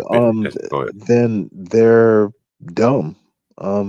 Well, they're having to do it to maintain. See, look at Missouri laggers. Now, this is a Missouri pension. Return 8% below the benchmark. See, in this case, what they did is 10.8%. Well, no, but what happened was they had a benchmark of 10. That's the term I was looking for. John, I'm getting Nivy to come to your show soon. I don't know Nivy. Yeah, tell me more about it or him. So, as again, what I'm saying in these pension funds, Stanley, in their reporting and their actuary, blah, blah, blah, blah, blah, they set benchmarks. And in this Missouri fund, they set a benchmark of 10. And that benchmark is how they make the basis for making payments to pensioners and things like that. It's how they set your contributions to your pension and things like that. And so they were below their benchmark, but they returned 8% magically. That 8% number just keeps coming back, huh? Okay, I see what they're doing. This is these pension funds are like very few equities, mostly like bonds. Some of them, I know the Alabama pension fund, my mother was in that one. And they were in real estate at the time. This was probably 15, 20 years ago when she was retired, yeah. But that 8% number, right? Look at this. University of Illinois Foundation notches net 8% annual return. Like they have to get a certain rate of return to pay out future and current pensioners. Right. Right. But these aren't equities. Well, they invest in equities. Well, they invest in them, but I guarantee you there are a lot of like bonds, like corporate bonds and that sort of thing. Probably, yeah. But what I'm telling you, I would be interested to know, like, generally, and I haven't done this in years, but generally those 8 to 10% like corporate bonds aren't all AAA rated. They'll be like AA. They'll be a little riskier. Yeah. Well, and that IPERS, as you saw here, they really had to were getting a little risky if they had a benchmark of 10%. Oh yeah, right, definitely. And they still fell below it, and they had to have that benchmark set so high because what they're saying is we're going to return 10% to justify the current payments to the pensioners, current and going forward, and so you have to set a benchmark. I mean, one day I may go into this and really explain it. But there's a reason why there's that 8%. That 8% is about the rate of return. On the majority investors in the 8% more return. I don't know what most people get. Most people probably don't even know what they get themselves. Let's see here. This is very interesting. 2022, New York City pensions lose 8.65%. And see again, just hovering around at 8%. Blah blah blah blah blah. Here's an article: pensions below standards. This is probably going to hit right at what I've been talking about here. Florida lawmakers altered the Florida retirement system in ways that improve the system while increasing the future burden. Let's see if they're talking about their rates.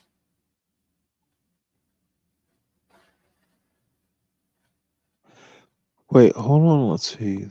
What's that? 14%? Oh, okay. Let me see if they talk about their benchmark. Employment. So look, this plan has about $38 billion in unfunded liabilities and relies too much on higher than realistic investment returns. We just saw that in the previous hot headline where Missouri estimated 10, but they got 8. That's a big, that's a big dip for a pension fund where they have all these types of unfunded liabilities. Actually, $38 billion is kind of low. You think so? For a retirement fund? And maybe that's unfunded. Well, that's unfunded. You see what I'm saying? So there are probably some funds in the pension, but probably they're net. Liabilities.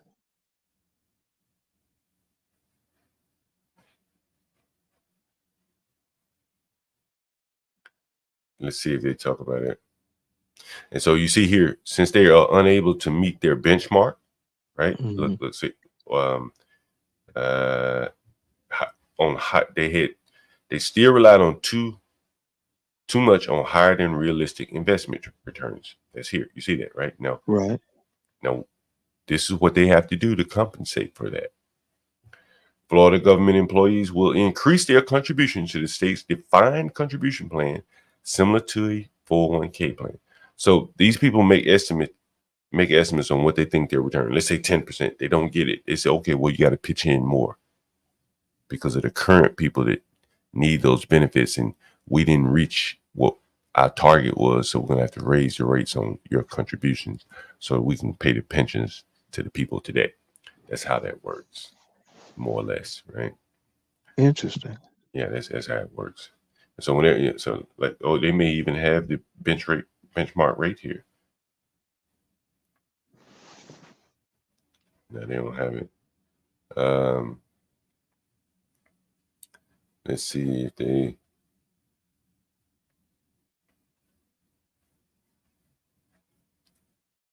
It looks like Florida, after years of wrestling with unpredictable runaway costs associated with traditional defined benefit plans, state legislators voted to make the existing defined contribution plan the default option for new hires, excluding police and firefighters. So in other words, they're getting rid of the pensions for all the new hires. Interesting. Yeah, probably going to force them into something like 401ks. Yeah. Here's something that's unfortunately the state set up. Essentially, what they're doing is privatizing their pension plan. More or less. See, I think once they started privatizing, then Wall Street would come in and get the business. I mean, I'm sure Wall Street is involved, but the state kind of is the fiduciary in a way. They probably do a lot of the investments themselves. Let's see, the state set up the investment plan with the lowest employer contribution rate among all states with similar retirement plans. This meant that even if state and local government workers put in the maximum allowed out of their own salaries, they would not have enough money in their retirement plan when they reached retirement age. This put the employees' retirement security in extreme risk and taxpayers at risk to build the system out years from now, when it is much more expensive to do so. I'm looking to see if they, what is their estimate, right?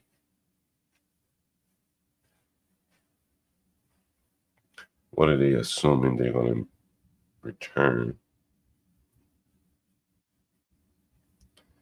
Adding more pension liabilities. And let me see. I don't know if they mentioned what the estimated rate of return is. Get Crack says California did 9.3. I'd be surprised if that wasn't some fraud, some hanky panky. But maybe so. Look at University of Illinois, negative 8%. Look at it. A goal with nearly Beats goal with nearly 8% gain. There's a reason why this 8% just keeps coming up. Let's see.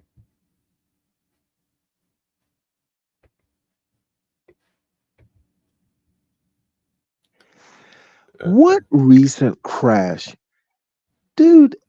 And I missed that part of the show, so I guess I'm not gonna fuss. But it's a 32,000 point market. Losing 1,000 points in a day is not a crash. Yeah, no, it's not that big of a deal. It's just a big number these days. I think it's just more of a big Well, number. yeah, I mean, but I don't know. Using words like crash. I think that's the news. I think that's just the news, Stanley. Let me see. Manhattan Institute. Man. Look at this, Stanley, right here. Take this. Some pension fund has a 12%. You see what it says? It's absolutely nuts. But what they're saying, what I bet you before I even scroll down, what's probably is happening is this fund has been performing poorly, and so now they're setting higher estimated rates of return to justify the current pension payouts. That's what happened. They're shifting it around, and they're using this estimated rate of return to justify current payments. Let's see what this is.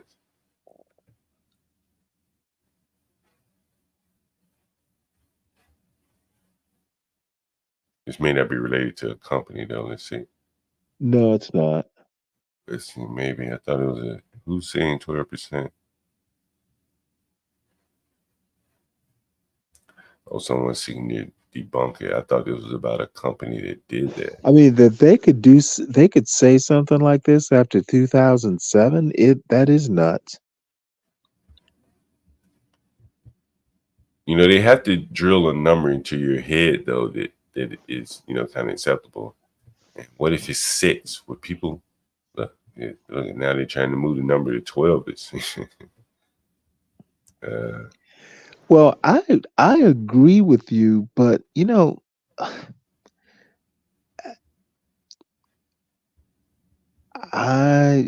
it's sales. A bunch of salesmen get in there. Mm-hmm. But the thing is that at least our version of capitalism is literally synonymous with part of capitalism is selling. Yeah, you got to be able to do that. Well, no, my point is that getting buy-in, getting people to buy your product, to a certain extent, Ragged Muffin is right. What are you calling Stanley a Ragged Muffin? That and a lot of other things. But the thing is I hear all this stuff. What's the alternative? Well, Stanley, honestly, I think if you listen to the success stories of the people that are having a modicum of success, the younger people, I think you start to see like a trend. The guy Jeremy, the one that was on the show yesterday. I mean, he's a comical guy. Well, I mean, hey, everybody's not going to be like you like them, right? But I think if you listen to him, apparently not everybody's going to be like Grace likes him either. Right? Apparently, but once you get beyond all that, you start to see a trend. He works with his brother, and assuming he's telling the truth, they had a little modicum of success, right? Righteous Muffin, as an example, he didn't want to take the vaccine and other things and whatever. he works with his brother. You know, that gives him a little shock absorber to the everyday ebbs and flows of the economy. Seriously, you know. But you know, more to the point, though, Stanley. I've told this story before, but my dad told me a story. You know, in teaching me how to work. And I was never able to necessarily work for my dad like in a company or anything. But he was telling me like when he worked at a little neighborhood store, the man told him, "Yo, find you something to do, or I'll find something for you to do, and you ain't gonna like it." Right? You fast That sounds forward, like my father. yeah. You fast forward to even when I was working, when there was nothing to do, they sent your ass home, right? Yeah. Yep. Clock out, man. Go home. The guy in my neighborhood, you know, he knew he needed neighborhood workers. He didn't want to send him home, and so he had kind of an incentive to make him a better worker. Today, they really, you know, if you don't work for friends, family, or someone that takes a liking in you, they're not going to press you hard to make you a good worker if you don't have it in you. And I think a lot of that has to come at very early ages, and a lot of young people today are missing that. You know, Well, see, I don't think it's young people's fault. And, you know, they send you home because they get to cut payroll. Yeah. You know, they're not going to pay payroll to, you know, have you stand there and, you know, do make busy work. Well, definitely a company won't. But back in my hometown, you know, 40 years ago now, and even longer, you know, there were little neighborhood stores, and, you know, not to bring race into it, but it was just a black and white town. Right. And when you don't have that much diversity, people tend to find a way to get along, right? And they may not be able to get very tribal. But once you start bringing different groups in, and so once they say the Arabs came in, they start running the stores. They didn't hire outsiders. Right. They only hired themselves. You know, but my dad, when he was growing up, he worked for the white man that owned the store. And he learned kind of how to run the store because the man saw him more than just a customer or an employee or you know, an employee in that sense. I don't think you get that with these immigrant groups. And within the inner cities, a lot of the immigrant groups are running the retail operations. And so the people, yeah, but the thing is Master Kim, you know, makes a point. I mean, you know what? Would he say his mother slapped him or something like that? yeah, You know, you can, you know, it winds up working for you in the end, but I mean, working for your family, working for your yeah. parents, or man, that means, you know what? I can call you at any time and expect your ass to be here, your family. Well, but you know what? I did work with my mother, to be honest with you, on a job. She had a cleaning company. Mhm. We would go around and clean banks. And, you know, so I'll ask you, like, you know, you're a parent. If you own the business and your son worked for you, above and beyond satisfying whoever your client is, you're not going to let your son half-ass. It would burn you up. You know what I mean? Exactly.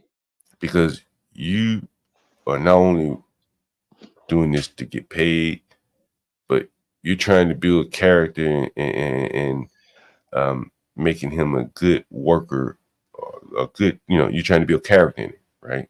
By Right, working. but he's Right? going to be the first person I call and the last person Right. to Well, leave. fair enough. That's fair. But, yeah, that's fair too. But what I'm saying is that if you hired a little boy from down the street, you're not gonna ride that young boy like you're gonna ride your son, because deep Right. down in the recess in your mind, you're not just doing it because you want him to do the job. You're doing it because you're trying to build something. It's your son. You have a vested interest in him. And I think the further you get away from that, and you start working for big corporations and things like that, they don't care. They just need you to do your little widget level work to their satisfaction. It doesn't have to be great. It just has to be good enough. And you have a lot of people who only know how to work just doing good enough, because their first entry into the job market has been with someone, I guess in some sense, has very low standards for them. Right? Well, I'm Walmart going to has go low standards for probably employees. 80% of the American workforce fits that category. Yeah. And I think a large part of it is that as you lose the mom and pop businesses where, you know, when I used to work, my mom could come in the store, see me working there, you know, and the neighbor may be working there too. And so the standards a little higher. Whereas if you come in Walmart, nobody cares. You in Walmart, who cares? Right, but I'm also gonna present the alternate because I have seen this personal experience where the fuck up son, works in the family business, and they try and plug him into the place he'll do the least damage. Yeah. But he makes a decent salary and gets to say, "Hey, I'm the owner, son." Yeah. So I mean, it's not always, sometimes it's Stanley, like, "Hey, I'm gonna plug this guy here because if he goes to if he's not working for me, he's gonna go out and he's a I'm fuck gonna up. spend more money Yeah. putting him in a rehab center." Yeah, you're a fucker. Or you're gonna constantly be getting laid off and blah blah blah this and that. And you just find a little place to put him in. But again, like that's kind of family, right? Right? That's finding a way to basic. It's like putting someone in position, Stanley, like in sports. I think that has been lost a lot in sports, but it's all about being in position. You know what I mean? Like you can have two sons. One just ain't. Someone saying Hunter. I think they're talking about Hunter Biden. Yeah, Hunter Biden, right? Like Joe Biden had two sons. One, unfortunately, he passed early. But if Joe had a business, he could have put the other boy probably in a little bit more responsibility. Hunter, Well, he the probably other could have. scary part is Hunter went to Harvard Law. Well, and, Joe probably was able to get him in Harvard That's Law and true. things, right? But then he couldn't protect him. He had no business or anything to bring him under his graces, or at least kind of his auspices, where he could kind of nurture the boy. He had the ability by his name to help the boy go out and make a lot of money, but money in that boy probably is like, gas and matches, right? Like him having money is probably not a good thing for him with his addiction. And I'm not picking on Biden. I'm just saying anyone with an addiction having a shitload of money that they don't have to really work for, it's just going to further fuel his addiction. So, I think that's a very good example. If Biden could have brought him in the White House, maybe, but he's probably too much of a liability to even bring in the White House. Oh hell yeah! There's no way he's gonna get a security clearance. No. I mean, he probably anybody could get one if you want him to have one, but he it would raise a lot of questions how he got a security clearance. It would raise a lot of questions. Stanley, have you been seeing the full-on push for Kamala? How you taking this Kamala stuff, Stanley? I figure that's what you want to talk about anyway. I'm taking it well. You liking? I've been seeing some clips of her. And I told you, Stanley, I don't vote, so it don't really matter to me one way or the other. But I've been seeing some clips of her on just on Twitter or whatever. And I tell you, she seems like a smart person. She looks smart, and she very well could be smart. And maybe she just doesn't speak well off the cuff. You ever thought about it? A lot of people don't, but I'll put it to you this way. And I haven't really been keeping up with her speeches and stuff. I've been keeping up more with Trump. But the honeymoon will be over, but she hasn't misstepped. Supposedly she's some goofy broad and from everything I've been able to gather, she hasn't misstepped yet, and she will. Trump is backing out of a debate with her. Vader now? Why not? Did he say why not? He wanted to change the rules. The one he was supposed to do with Biden was supposed to not have an audience, and it was supposed to be, I forget who the moderators were supposed to be. What Trump wants to do is have Fox moderate it with an audience, et cetera, et cetera. And she basically said, nope, we're going to go by what you agreed to. And Trump is backing out. And that's neither here nor there. But the woman is like literally a DA and an attorney general. She was a litigator. She wasn't a corporate lawyer. She was a litigator. So if nothing else, she knows how to, how to do debate, like an adversarial debate. Trump doesn't stand a chance. She's better. She's probably better than Hillary. I don't know. I don't even remember Hillary debating, to be honest with you. Well, she debated Trump a couple times, I think, at least once that I watched. She doesn't seem. Kamala doesn't seem to be. A good. I don't know what it is. Like, let me play this. You've seen her speeches. Let me play this to you. Let me play this for you. I think it's just, it's something just a little. I'm going to play a couple for you, and it's something just a little off. Listen to this. The power I have as a prosecutor is that with a swipe of my pen, I can charge someone with a misdemeanor, the lowest level offense possible. And by virtue of that swipe of my pen, you will have to go to a courthouse and stand in line. You will have to come out of pocket and hire an attorney. You may get arrested for a few hours. You will be embarrassed in your community. You will miss time from coming onto the Google campus, all because with the swipe of my pen, I've charged you with a crime, which I may choose to dismiss 2 weeks later. It's an incredible amount of power. The power I mean, that's, I mean, it's true. All of that is true. What exactly was weird about that? Well, she's talking to me, she talked to, I'm facing thing. Well, I never, she's talking about basically how, she can ruin your life. Yeah. I guess the angle of it, that she was speaking, was very, I don't like to use the word dictatorial, but kind of dictatorial. Because, like, again, she could have said, the power that I have to improve your life, to not charge you for I'm sorry, that's not what prosecutors do. What they do, yes, they do, because she said it. She said it at the end that I have the discretion. I can drop these charges. I don't have to charge. I can charge you if I choose to. I can drop them if I choose to. Right. And again, that's all of that is true. All she said was it's an incredible amount of power, isn't it? Yeah.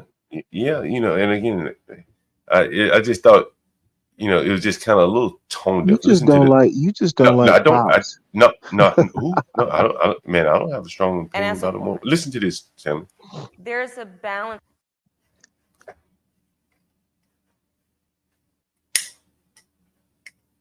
And as a woman, there's a balance to be struck between being tough and being a bitch. Turn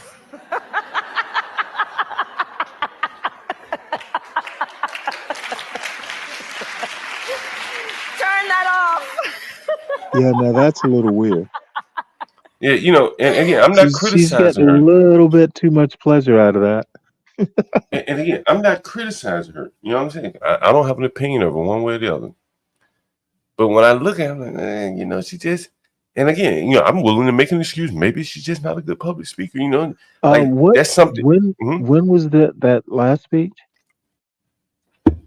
Let's see. I'm not sure. HB2N, what's going on? I don't think that was recently. I don't think it was in the. I don't think that's been since she looks a was. little younger here. Yeah, I Right. don't think that's after she became like a president. I hope she wouldn't be doing all that. Check this Now. out. Here, but Morning, it's fellas. what's up, HB? Morning. What's up, HB? But it's that silly ass laugh. You know what I'm saying? It's You like, know what? You just don't like powerful women. no, not man. Come on, Stanley. I don't have a problem with that. You know that. But like sometimes a laugh is when you don't have anything to say. I agree with that. You know what I'm saying? And again, I don't want you to think I'm criticizing. It's just. Yeah, you are though. Well, I'm just. I like to say a critique, right? I like to say a critique as a. It's like I'm not just criticizing. You know what I mean? Like it's just something's just kind of missing. Well, I'm gonna say this, and I'm partisan. I don't think even that little bitch thing wasn't as weird as Trump can be. So, I mean, I've seen Trump do some weirder things than that. Mm-hmm. But I think, and again, I'm not taking up for one or the other, but Trump did get elected by his party. I think she was, and when Kamala was running, however you supposed to pronounce it, she was kind of roundly rejected by her party. And that's fine. And maybe the opinions have changed about her. That's fine too. But I think that the people who are going to be forced to have by to the vote, way, elected to what? Trump wasn't elected, by a majority of Americans the first time around. But I'm saying whatever the rules were, we elected him. Whatever the rules are in the whatever the rules are in the Republican primary, they elected him. Right. I think with Kamala, and again, it's not a criticism, the people within the Democrat Party didn't seem to want her when she had a chance to make her case. Right? Correct.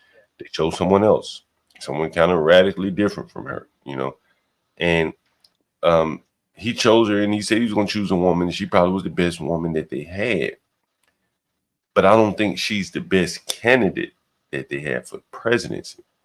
And now it seems to me currently, yeah, I don't think much has changed in 3 years for her. Like, I would tend to disagree with you. That's fine, and again, I haven't followed, so you follow her more, so you would know. I follow politics in general. I'm changing a little bit. Go ahead. Do you think she could have won a primary straight up this year? Yeah, this year. Well, it's a counterfactual. I'm guessing no. But then Biden was the incumbent.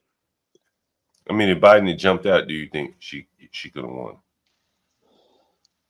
won? As a sitting vice president, yeah, probably. Okay. Man, I saw CT did a show on Deion yesterday. John, I think with Kamala, it's no, I just think with Kamala, she's on some sort of like either those weed gummies or she's on antidepressants. Cause I know, like, to get where she's gotten, she's like a shark. So I think she's on something that kind of suppresses her personality a little bit. I think that's why she comes off so soft. But I know women like that don't get to those positions by being soft. No, I think she's a tough woman, that's for sure. Yeah. But I think this is kind of part of her, maybe like her programming a little bit. Maybe, people around her put her on some stuff to kind of make her seem more motherly, maternal. I don't think you know what? She comes off less abrasive than Hillary did. Definitely, Yeah, I agree with that. definitely, Yeah. definitely. And it could just be, like my sister, and my mother. I guess I came up with tough women. They're perfectly. You would never doubt that they're women, but they know how to turn it off and turn it on. Like if you fuck with them, you're not. They're not going to bake you cookies. However, otherwise, they're okay. I did. When I first came on C. Go ahead. One last point. Yeah. This woman's from California, Mm. and y'all are gonna get pissed. And I know a bunch of black people from California. All those motherfuckers are weird. Yeah. Well, I don't think she's from Blacks California. from California are weird. Mm. They I wanted to. They're not from Mississippi. They're all a little high. Yeah, definitely. I was trying to search my profile for something. I saw CT did a show about Deion yesterday. Deion And Sanders? I almost did that show. I almost did a show similar.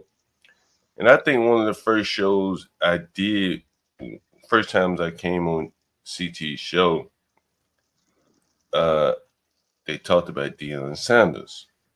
Yeah. Do you remember that, HB? Yeah, I do. It was very controversial what you said about Deion, but I think in hindsight, you're kind of spot on. Oh, I was spot on like a motherfucker.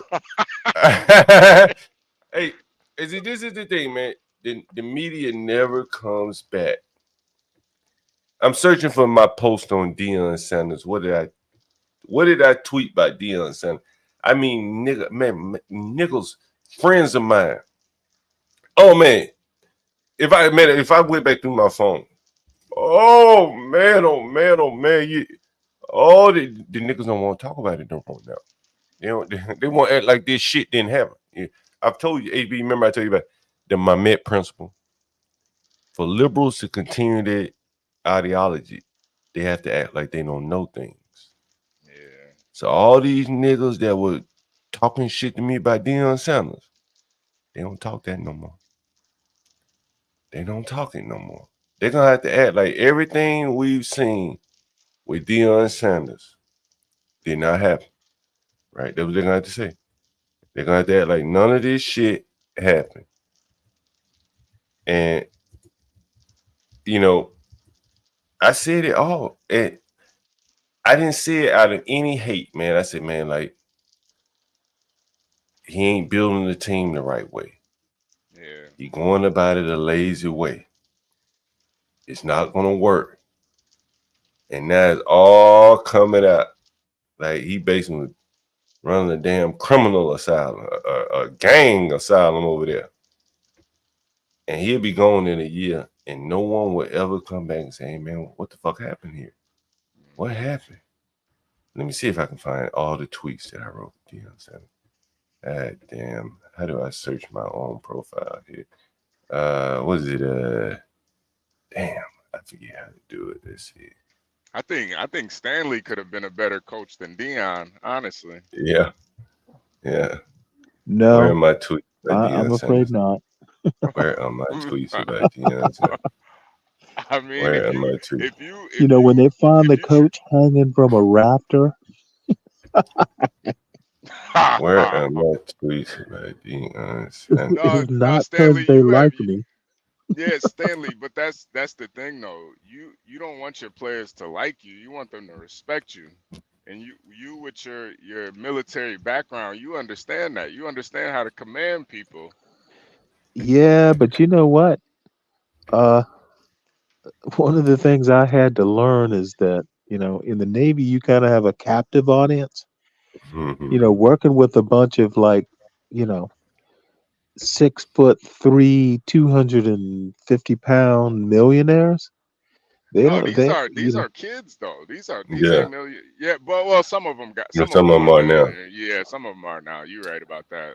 But Deion knows football. See, that's why I think you're wrong, I Sam. think he should have stayed at Jackson State. I said the same thing. Damn it. Sam, I hope I can find my tweets.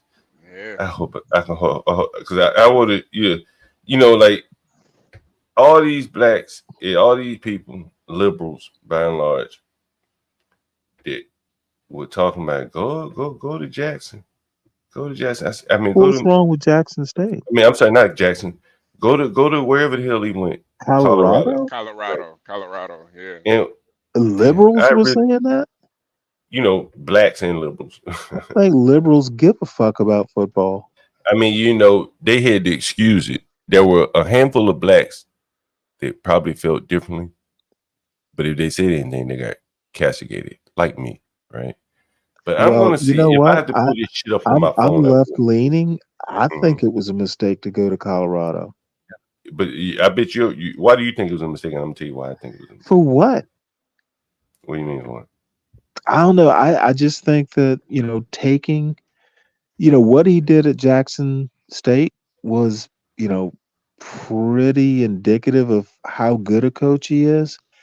In my opinion, going to Colorado, you know, it was a white move. You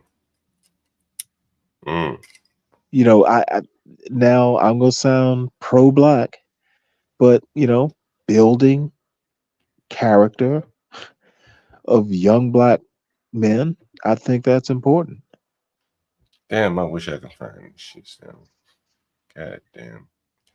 I know I could search it on my You know, phone, if I was gonna, if I were, you know, if they'd offered me like an actual, like, good school, like Penn State, you know, something like that, maybe. You weren't gonna be any good at that. But what you think about that? You weren't gonna be any good. See what you like? Well, I haven't like looked. Sam, Didn't he wind up at 500? He didn't do that bad last year, did he? Terrible. Yeah, he did terrible. He got players hurt. Oh wow. He got his own boy hurt. Yeah, some players walked away. Really? Yeah, players quit and shit. You know, left his. I mean, like Stanley, like that. See, this is what the news is not going to tell you. You know what I'm saying? Like the news. From J Sweet. I'm trying to find my tweets. Man, what the fuck? Well, I kind of lost track of it. From me, I won't say from people I follow. After the first couple games, I kind of didn't, you know, keep up with it. Man, I search this shit. The media too. The media lost track of it too. No, you know what Rush Limbaugh used to call these motherfuckers the media, man. He used to call them the drive-by media, right? And the reason why you call them drive-by media is because they drive by, shoot your ass down, and they never come back to report on the story. Right? Was this? Yeah. But it was true. You know what I mean? It really was true. You know what I mean? Like, the media would come report on Trayvon, and before the story, the truth could ever get out, they gone. They done lit a fire. Blew the whole town down. And then you left with nothing. I'd be damn, man, this is amazing. I just searched for this shit. What the fuck, man? I can't. Yeah, well, sometimes it's always the people who are the worst messengers, you know, delivering, you know, supposedly salient messages. I mean, Rush Limbaugh's a drug addict, or was. Well, I mean, you know, he's a prescription drug addict, you know. But what you don't mention is that man was damn near deaf and ran a show like that. Dude, you know what? Give him credit. I give people credit, Stanley. Like, come on. There man. was a back in like 1992. One of the first Rush rooms. You remember Rush rooms? No, don't tell me about it. There was a restaurant. Me and a buddy of mine, you know, we take lunch from the ship. We go to this restaurant. They played Rush Limbaugh over the PA system. Right. So I mean, I've known about Rush Limbaugh since the early '90s, and I thought he was a great entertainer. He was actually sometimes funny, but I didn't take him more serious than say somebody like even a George Will. He was an entertainer. Yeah, he's an entertainer. I mean, So, like, but I don't know how much you've watched him. Rush Limbaugh. But I watched. Yeah, I watched. I listened. I'm sorry, listened. He was on TV for a little bit. A lot. Yeah, you listen to him a lot. Yeah, man. Rush. He was good. You have to give him that much credit, man. You don't stay on the radio for 20, 30 years. Yeah, he was good, man. He's damn good. Well, I don't know about damn good, but you don't stay on the radio that long, Stanley. Like, you just can't hate on that, man. You stay on. If you're on the radio 30 years. Now, I'm saying if you're on the radio 30 years, bro, you did something. I listen to everybody who's, it doesn't. Can you really name matter. anybody been on the radio and did the type of numbers that he did for that long?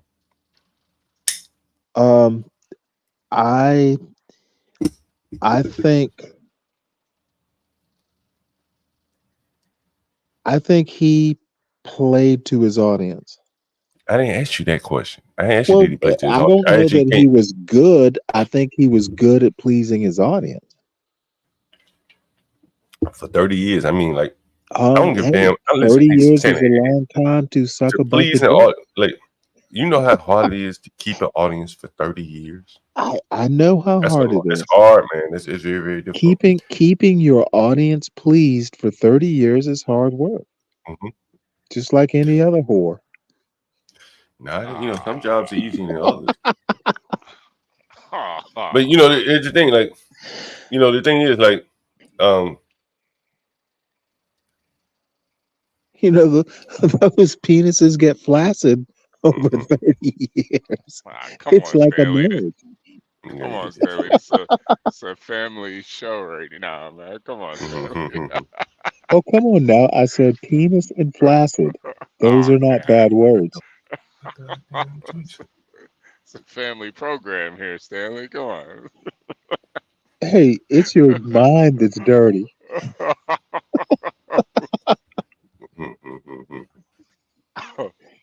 It's fucking crazy, man.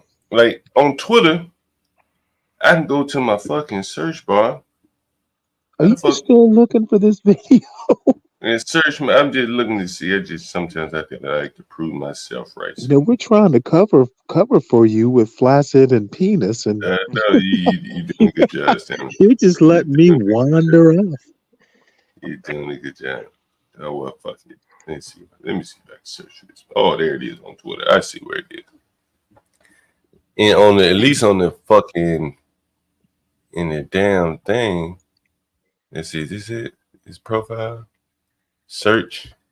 It should be right here.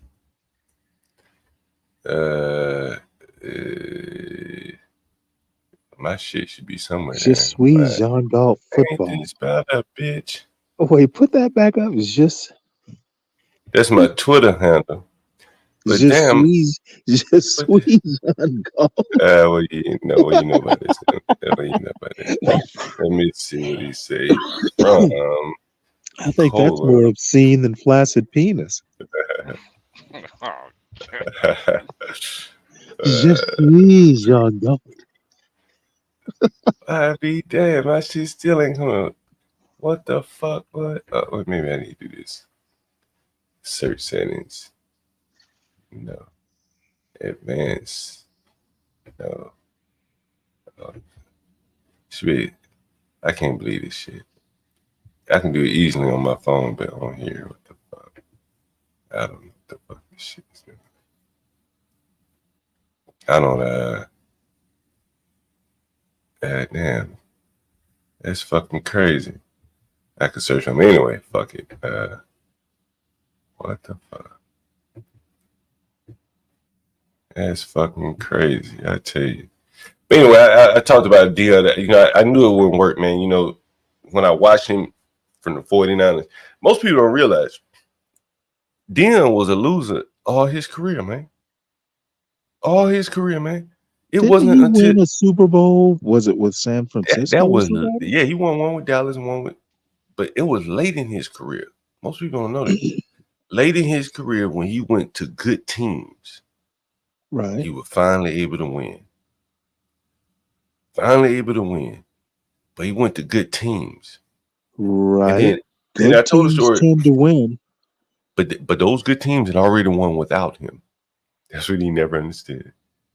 You know what I'm saying? Like all those teams that won Super Bowls before him, he had never won one, never come was close. he a cornerback or defensive back? He was cornerback, same thing. Cornerback is a defensive back. Okay, well, they generally don't carry teams on their back. That's correct. So all he was basically a show on a losing team. Yeah, prime time. Right. He was little. I called him Little Wayne. While the 49ers and the rest of the people were the Beatles. He Lil Wayne, he's solo artist, man. He give you a good solo show, man. Every now and then maybe jump on a song. Wayne and the Beatles. Yeah, but he wasn't the Beatles, man. No space in between. He was the sixth Beatle. No space between. Oh, this shit. Damn, I have a fucking space. God damn. There we go. So, oh man, listen, you can see the dates on here. You look at the dates. Everybody know. Man, where should I start? Where should I'm gonna jump right in? You see the first one right there. I say, what's Deion? The thing, And I posted something from. As you can see, this blog right here. This guy doesn't post anymore. Was it COVID? Anyway, COVID blog? COVID. I'm joking.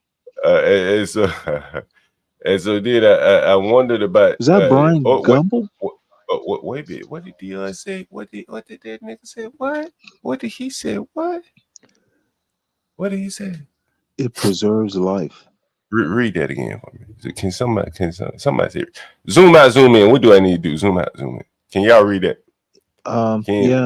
If I strain, it preserves life, but not my eyesight. You got to read it a little bit, John. You got to read it. I want a chance to dominate. I want a chance to take this university and these young men and women to another level. How am I going to do that if I'm not here? I'm still here, nigga. That's a little melodramatic. I'm still here, nigga. 10 toes down. That nigga he can't stand 10 toes down no more. Hey man, listen. Shit. I could right there. I could have read that shit right there and said, that boy, he can't win. We could have stopped right there and said, you know what, I'm done. But I'm gonna show you the rest of the tweets. Hold on one second. That nigga was out here shielding for that vax. Hard, man. Had them boys out there taking that vaccine. Look at that shit. Listen what he told them people, man. I'm gonna leave that there for one more second. That's amazing, man. This man is rich beyond mean. Most people will never see. And he done ran out there and did that thing for what?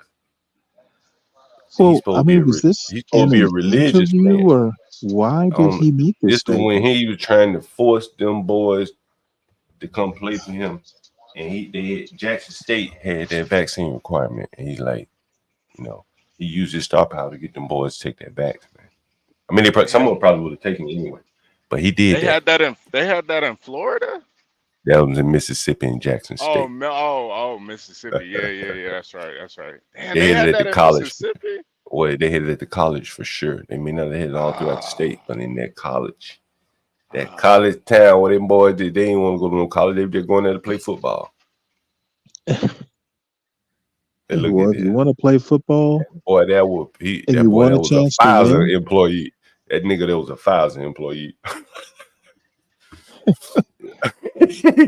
And he missing the toes to show for it. He missing his toes, right? The nigga missing toes. What he had? How did he lose toes? Bumba clots. What Well, you know what he had in them toe here, them. But you know what they say that one of them side effects. He had one of them side effects of that jab, bumble clock. He lost toes because of the jab. Well, you know they ain't gonna say that, but wait. Well, anybody know he lost his toe? Wait, I think he lost his toe way before the jab. Did he? Yeah, I think he lost his toe like after, like right after he retired or something like that. Didn't he have to go back in there for surgery or something for them toes recently? Yeah, that was recently. Yeah. I think he had blood clots, and he tried to say my mammy had blood clots. I'm like, nigga, the NFL would have checked you up and down. Does he have boy. diabetes or something? Yeah, nigga, the NFL would have checked that boy up and down, right? Yeah, every year they check these players, and he was playing baseball too. Man, they would have checked him for blood clot, the history of this and that. He's probably wearing his cleats. Man, he's probably wearing too small cleats. But that's what. Well, he did have turf toe. That's when ended his career, more or less. But he said he had blood clot running. Hey man, hey, whatever. If you willing to go for it, I will too. This is him. Deion sending health update. This is 2023. Should we go to this article? We got time. Let's see. Oh, these people ain't gonna let me read it. These dirty water people. Let's see. Former coach found out this week. Let's see. When is this? 2023, June 16th. Found out he is facing bigger problems to turn around the Colorado Buffaloes this fall. He talked to doctors to find a solution to pain in his left foot and learned he is risk of losing the whole hoof.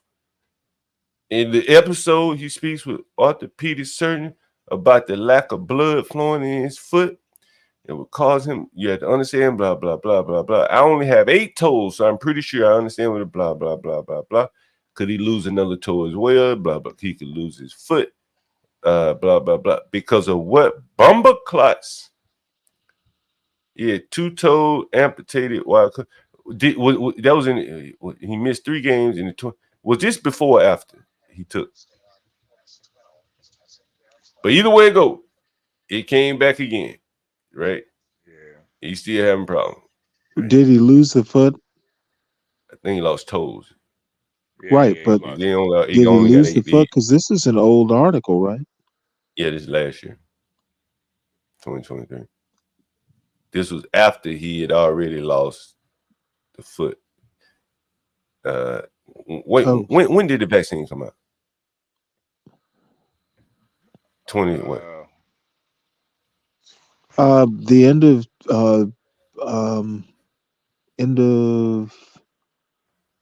2020, was closer to 2021 if I recall, like December or something like that. Yeah, it came out at the end of the election year, 2020, and by 2021, he had missed 3 games because of blood clot. Oh, I thought it was because of COVID. Because of the. No, he lost them toes, them clots. He probably got the vaccine in his toes. Let's go back to what else did I say about Deion? What did I say? What else did I say about Deion? Let me see. Oh, I gotta go back. You know, you shouldn't be doing that. You don't lose a toe to get a vaccine. Here's something else. This was interesting here. Rumor is that Warren Sapp is going to Colorado with Deion Sanders. If you want to know why blacks are at the bottom, ask yourself this question: why didn't Warren Sapp go help Deion at Jackson State? That's an interesting question, man. Let's see. I ain't sure. That is an interesting question. Because he doesn't like Mississippi. Okay, fair enough. Fair enough. Mississippi isn't as bad as you think it is, Dude, I know that. There's no southern state that's that bad. Yeah, no, I've been there a couple except times. for Mississippi. This is what this is what he was. This was when Deion was in Jackson, Mississippi. How can we go out there and dominate like that and take a child back to something like that, something that is shut down? You had no water. They ain't got no. I guess they at some point they didn't have water. Yeah, man. Like the picture that you see me in a tuxedo. Mm-hmm. Let me see if I can show you. I was at a water event for Africa. No lie. You had to get dressed up all hoity-toity, eat some fancy food, drink some wine, and then of course they cut a jig afterwards, dancing and shit. But the whole time they were there, the event was about water. Did y'all have Fixing water. jollof rice? Hell no, they eat American food. This was in New York City. But they were trying to help the people back in Africa get water. You know, these Africans don't come here and then made it big. And now they want to help the people back in their country, right? Get water and shit. And so anyway, I just thought about that, you know, I hear Deion down in Mississippi. And like, why didn't he do a big fundraiser to help these people get water? Shaquille O'Neal and Michael Jordan and whoever the hell is, Warren Sapp. Why didn't they help the one town? You know, I had the guy that's running for mayor called in the CT show one time. Remember that? Yeah. You remember that? Like they could have helped get some water down there in Jackson. Well, he's running for mayor of Jackson. He's on the radio down there. Yeah, he's a big deal. No, not the mayor. I'm talking about the guy who's running for mayor. He called into CT show. Yeah, he's mayor now, though, right? I don't know if I don't think they've had the election He's yet. a black guy. Well, yeah, Jackson. Well, yeah, but let's see. I don't think I'm trying to think yet. of his name. The Kim guy, Wade. The guy who called was, is Kim Wade. But you got who the mayor now is Chumman Lumumba shit. Right? Yeah, but Lumumba. he's actually, if you've ever heard him talk, he's actually pretty impressive. You know, and that's the thing, man. You know, like one of these days I'm gonna bring up so many Booker T. Washington quotes. Maybe we do a Booker T. Washington show. Yeah, and I'm gonna dress. I'm gonna do my let me see. Matter of fact, let me see. Hey Stanley, you know, my W.E.B. Du Bois. I'm gonna pull down all my W.E.B. Du Bois to. Maybe we have a debate. UBWB. Go ahead. Wait, Stanley. This is why I say you would have been a better coach than Deion, because you always talk about being in the Navy, how you had to kind of think on the whim, think on your feet. And right. this is those type of situations. Your school doesn't have water, but you're the head coach. How do you handle that situation? You have all the power. You got all the power and the pull and the celebrity to do something about it. But instead, well, what does he mean? There's no water at the stadium? In the dorms and shit. Oh, fuck that. I think that's what he's talking about. You know what? There would be one dorm that has water. It would be my athletic dorm. You think? I mean, they could have went down to Sam's Club, just bought a bunch of cases. I mean, that's funny. You gotta a figure bunch of something water out. coolers. You gotta figure something out besides complaining about it. I mean, he got the fuck out of there. He like, I'm out. Yeah, right. Like, bro, No, but you know what? Actually, you're kind of right. I'd have just solved the problem just to piss people off. Right. And it's not like he doesn't have a celebrity. The pull. I mean, you're the head coach. It'd be like, not only am I coach of the football team, I'm president of the university now. That probably maybe one of the reasons why he left. They probably bumping head. But that goes to John's point. This guy, he's not really a leader like that. He's not a leader I got you. Man. Yeah, you're right. He's not a problem solver. Hey, I just found a quote, Stanley. Man, you know, I read this book probably a million times. And, you know, what led me here was, you know, I've told you that of the tenants that really couldn't pay and had the hardest time, you know, accepting that they can pay were the educated ones. You know, it's like they've been filled with their head with so much mush, told they was smart and shit.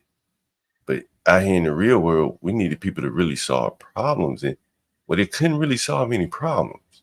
Right. You know, they could tell me, you know, when slavery started, who started it, how they brought the ships and shit over here. And it's great. But at the end of the day, man, I need you to help me mow this lawn or cut down this tree or something like that. And I'm going to share this tab with you. Yeah, I may need to zoom in, I'm sure. Let me zoom. Zoom. All right, and go down a little bit. Can you read that, Sally? Can you see it? I should say. Yeah, I can see it. Can everyone in chat see that?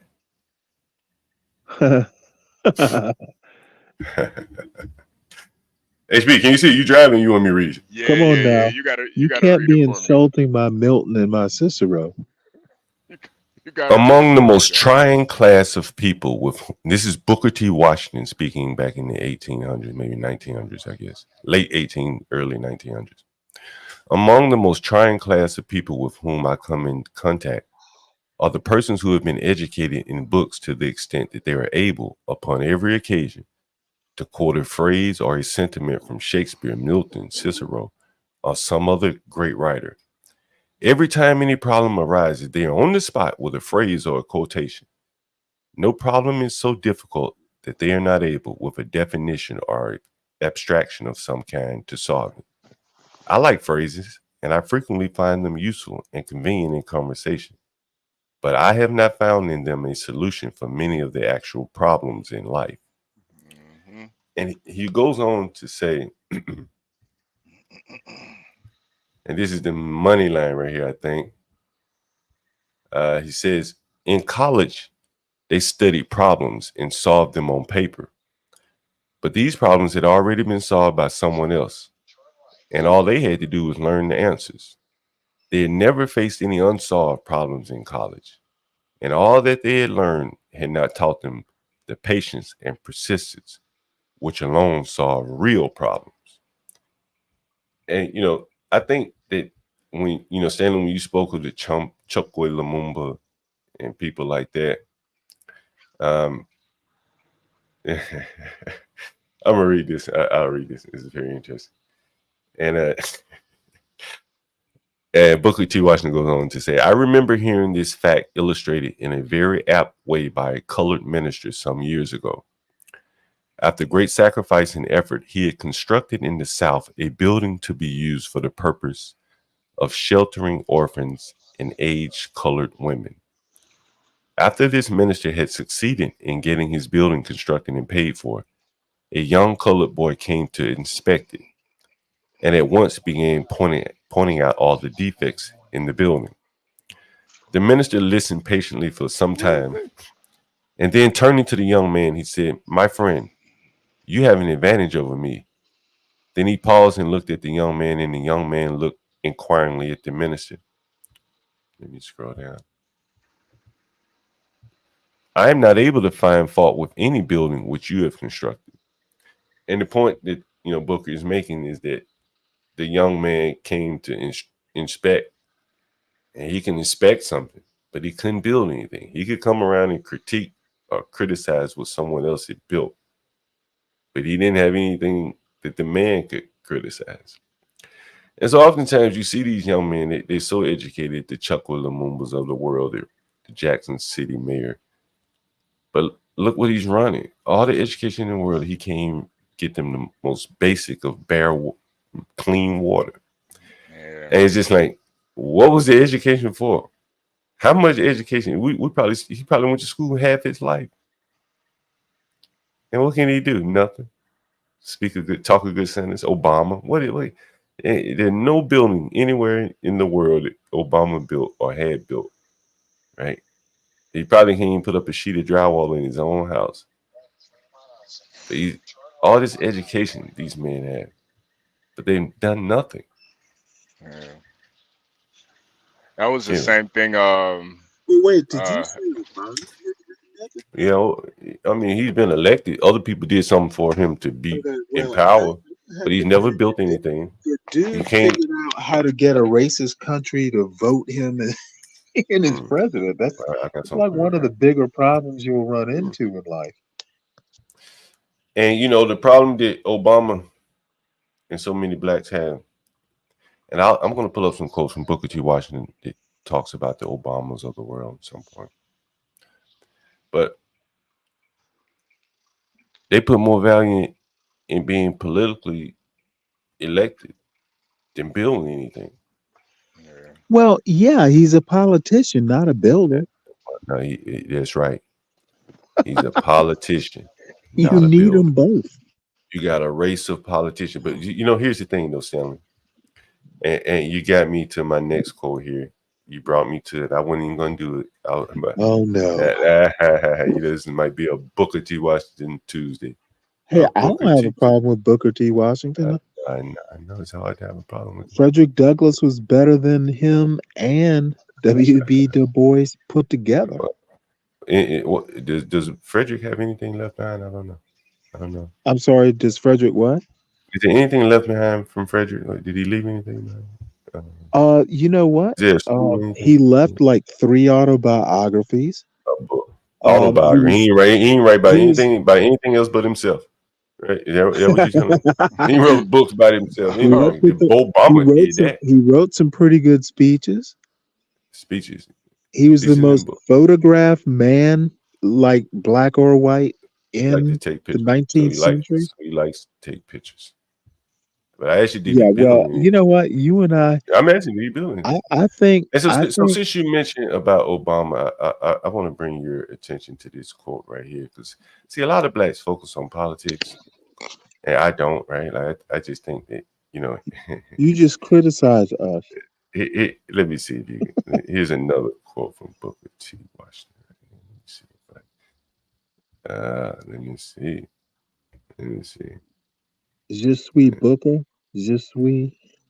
Let's see. Let's see. Let me see if you can read it. Can you read that right there?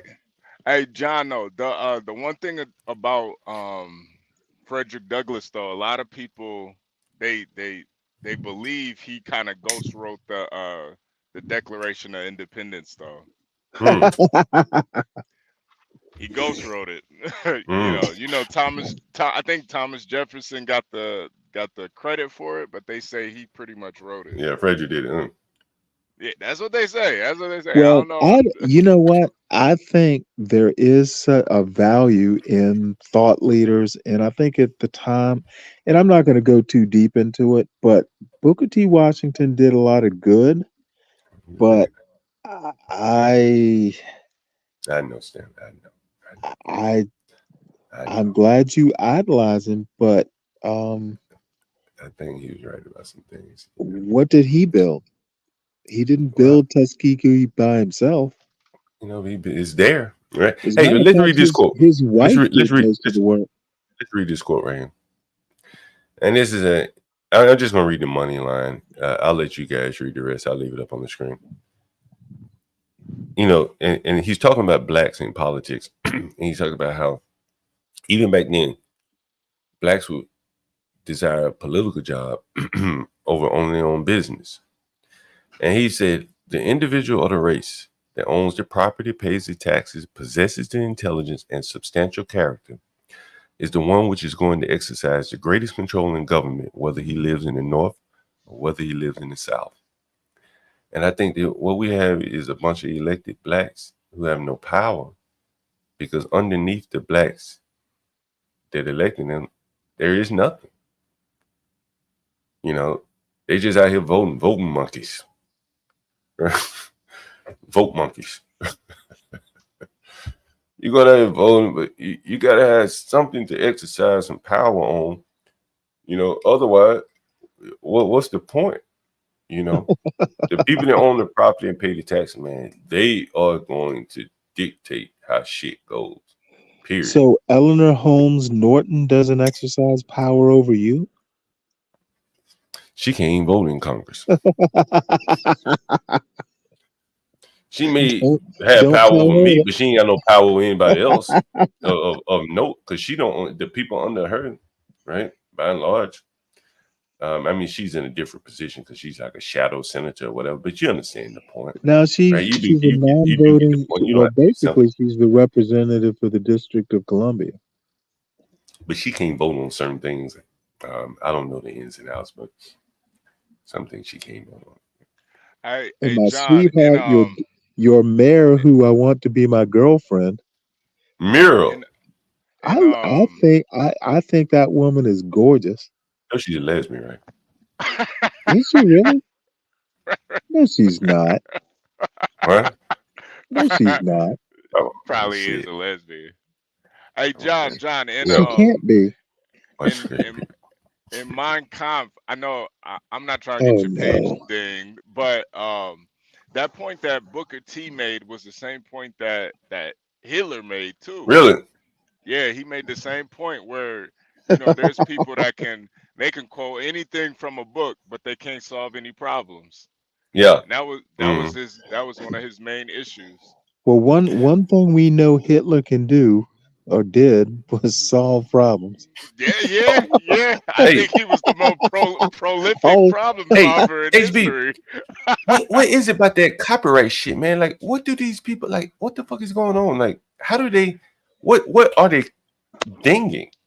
Yeah, John. Once you become monetized, every little thing gets dinged, man. It's damn near. I'm not even sure what dinged you. But it from what it looked like, from what you sent me, it looked like something musical. So it might be that Ja Rule thing. But they would been there hit that shit because they copyrighted some other shit a long time ago. It could have been something I played. Like the thing is, like I wish they would tell you like more immediately. It didn't 12 hours later. Like what the hell? You know? Yeah. You can go back and look at it, and they'll give you like the timestamp of what it is, so you can find out. But man, yeah, it's a dirty game with YouTube, man. Because the thing I was like, damn, like I was like, damn, because I looked and saw some people send some super chats, and I was like, damn, like, do they give those people their money back? Right? Do they just keep the shit? Right? Like, yeah, nah, they just keep it. They just keep it. Get the fuck out of here! Are you serious? Yeah. Damn, Can you dispute it? Did they give you an opportunity to dispute? Man, you gotta take them to court for fair use. You gotta go to court. No, they can't just tell you exactly what the problem was. They can, once you go back to the video on YouTube, they'll send you the timestamp, so you'll know where it's at. But first they send you an email and let you know that it got copyright written. But it's not like a strike, it's a copyright strike. It's not like a terms and policy strike. Now what is a terms and policy strike? That's when you do something against the platform, like you might say something or show something that goes against the terms and policy. That's where you get like an actual strike on your page, and once you get 3 strikes, your page gets deleted. But a copyright strike is just you're using copyrighted material without how like the NFL, they'll be like you can't use the NFL's footage without express written permission. That's pretty much the same thing with YouTube, but like under YouTube, it should there is fair use acts, but you got to be able to bring these people to court, and that's pretty much where they know you're not going to go to court over every little copyright strike. So check this out. It says, "Welcome back, Cotter," but it says John Sebastian. I don't know who that is. No impact. Get it? J like the alphabet. No impact. So it says no impact. What does that mean? I'm not sure. That might be the song title. I don't know. Oh no, because it's in both. I think it's saying like this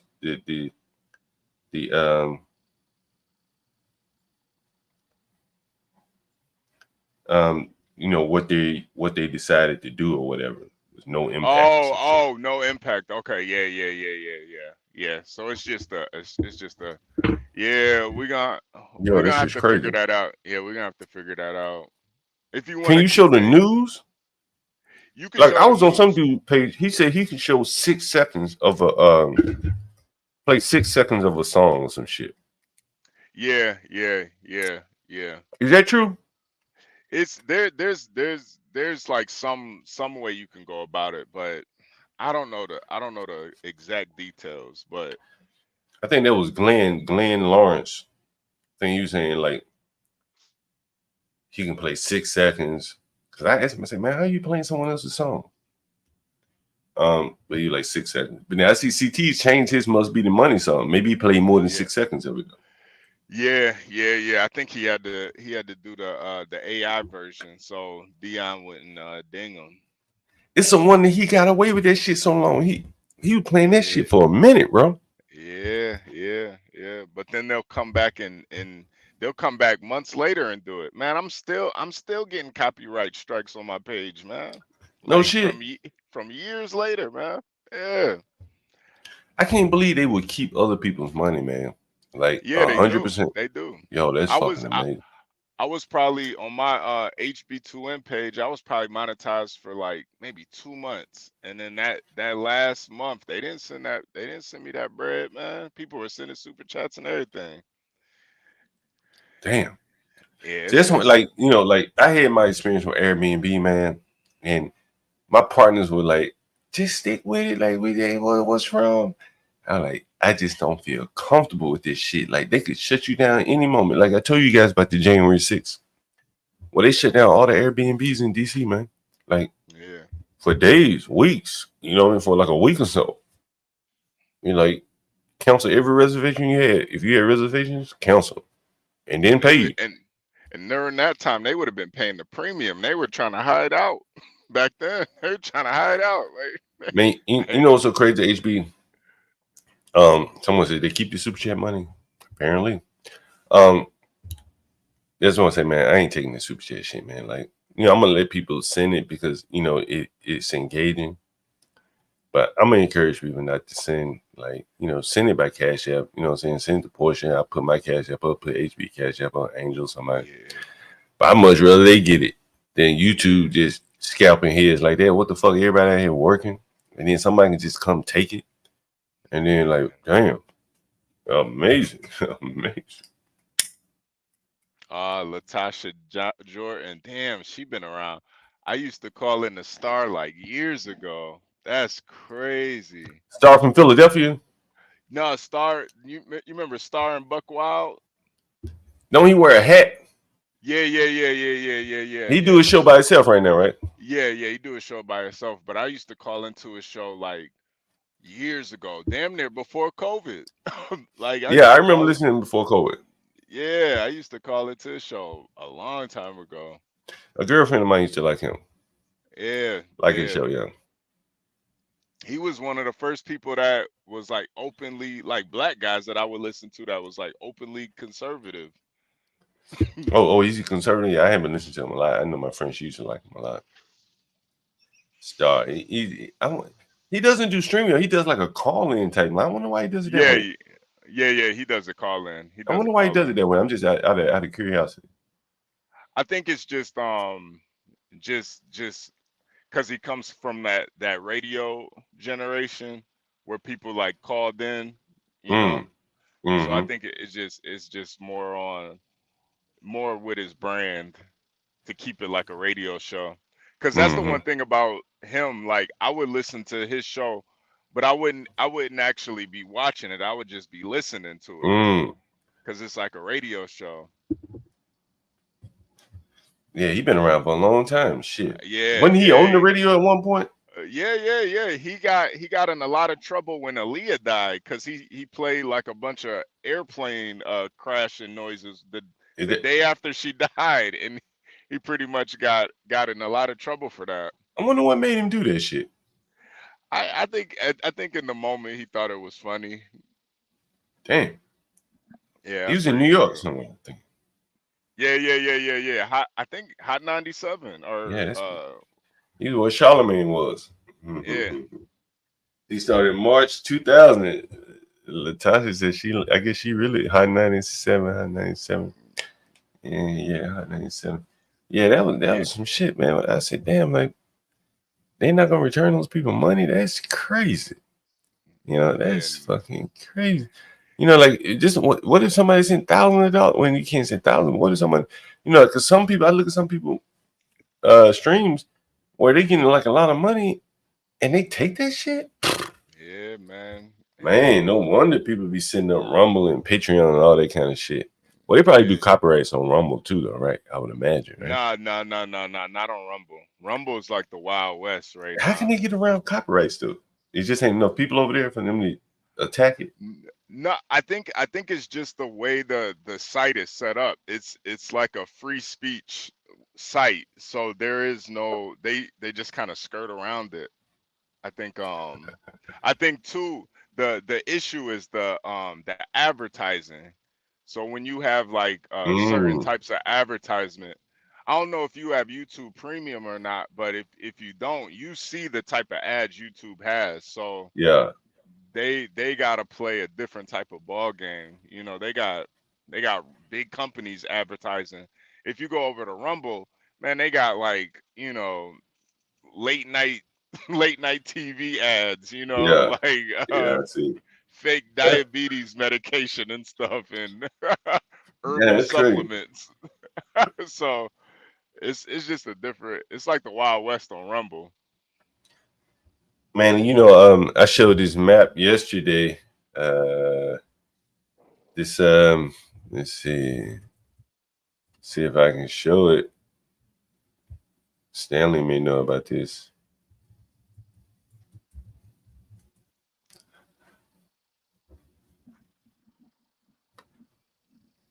Let's see if I can show this map. Yeah. Excuse me. Yeah, let's see.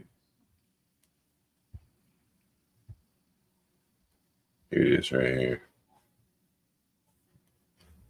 You ever see this? Nah, what's this? So like these are like the yellow is like the Western countries, right? Mm-hmm. And then, you know, as you see, we got Japan over here, probably Taiwan or something like that. You got Australia.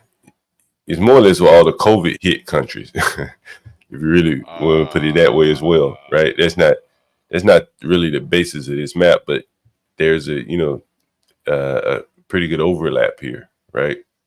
Yeah. Not to say China didn't have COVID either, but this is where the, you know, real extreme, you know, Canada, United States, of course, a lot of the Western Europe countries. Australia had some of the toughest lockdowns, clearly. But this is like this guy's representation of how the United States has cut off like Russia from SWIFT, right? You know, they put the sanctions on them. It's basically the messaging system. It's really all it is. Well, it ain't all it is, but you know, it's a big part of it. And so, but these countries still have to or still do business with Russia, China, you know, India, Pakistan, a lot of these countries, right? And so this guy posits that the United States, by way of the sanctions, has more or less cleaved the world into yellow and gray zones. Yeah. So you've heard of the BRICS, right? Brazil, Russia, India, and China, right? Everyone heard of that, right? Mm-hmm. And then now they're trying to get South Africa. I think South Africa may already be in the BRICS. So that would be the S in the BRICS. And so there's like this, more or less this trade war for where Africa is really at play. Has anyone heard this? But this not new to anyone, is it? Yeah, no. Definitely heard. So you heard about like Russia and Niger a while back, right? In the United States, I think it's Russia and Niger. In the United, I think it's Russia. Is it Russia and Niger? Let me see. Where is that country? I think it was on the west somewhere. Was it Sudan? Kimmy Cakes. Good morning. Yeah, isn't it just above Nigeria? Yeah, so maybe it wasn't there. Maybe it was Sudan.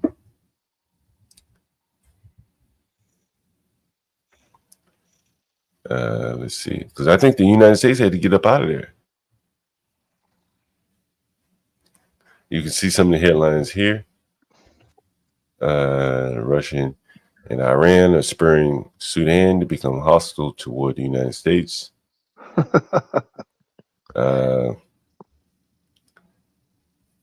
actually have a friend that was working in South Sudan. Then she went to North Sudan, and then the war broke out again. She had to go to Kenya. But yeah, I think it was Sudan where the United States had to pull out. If I'm not mistaken. Let's see. Sudan. I spelled it. Daniel Nixon saying it was a Niger base. Niger. Okay. Niger. Yep. U.S. troops withdraw from strategic West African base and militant threat grows. And the Russians came right in, if I'm not mistaken. I think it's Niger. I think Russia is still like they're like the 5th GDP. Well, it wasn't Russia. It was what's the name of the it's not exactly it's like a Russian hired militia, and I can't think of the name of it. Yeah, you're talking about the that group. Yeah, the Wagner group. Hey, do you know where those groups are named after? Does anyone know? The German composer? Yeah, I figured Stanley would know. And apparently that there's some like Nazi-ish components to it or something. Like he's German. Yeah, well, Wagner was like Hitler's favorite. Something like that, right? And then there's another one. This I don't know the name, but I read this, but I did not know that was the basis of the name. Did anyone know about it other than Stanley? Kimmy K said, "Good morning, Stanley." But look at this right here. Russian troops enter base housing U.S. military in Niger. They took over, man. Probably keep cleaner houses. The Russian military personnel have entered an air base in Niger that is hosting U.S. troops. A U.S. defense official told Reuters a move that follows a decision by nearest junta to expel U.S. forces. That's pretty amazing, no? Well, I have a buddy of mine who's a retired senior chief, E9. I'm sorry, E8, and he has a black guy. He has nothing good to say about Africa. So,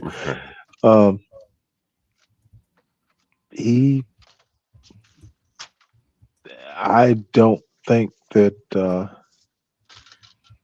I don't see a big deal. Russia, in Africa, have at it. I think there are reasons why they're there, though, Stanley. Mostly to piss off the United States, but they're nominally there also to take care of terrorism. But Russia and China, have forever, the number of allies in certain regions of the world. I mean, it's like they did during the Cold War. You collect a bunch of countries who are on your side. Africa probably has strategic value, but in my opinion, not currently. I think there's something to it, particularly on the eastern part of Africa. But what's up, Ivan? We got Ivan in here. What's up, man? I heard you talking about my neighbors from Russia. No, not my neighbors, more like my distant cousins. How's it going? All right, where you from, Ivan? I'm at work. I don't have that much time because I'm at my office job. Not a problem. Where you from, Ivan? No, I'm in Bulgaria. Is that where you are now? Bulgaria, yeah, I'm in Bulgaria. Oh wow, is that was Andrew Tate in Bulgaria? I'm sorry, what?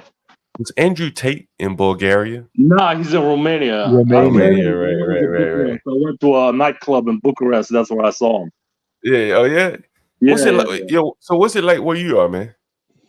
It's like is that Eastern Europe? For me, it's fine. For me, it's fine. Yeah, I've never been there before. So like, how would you? Is it worth a visit? I mean, if you live in a major city like me, you got an office job. You got my family's got good money, so I'm not worried about moving anywhere else. The people who Yeah. usually move are the gypsies and shit.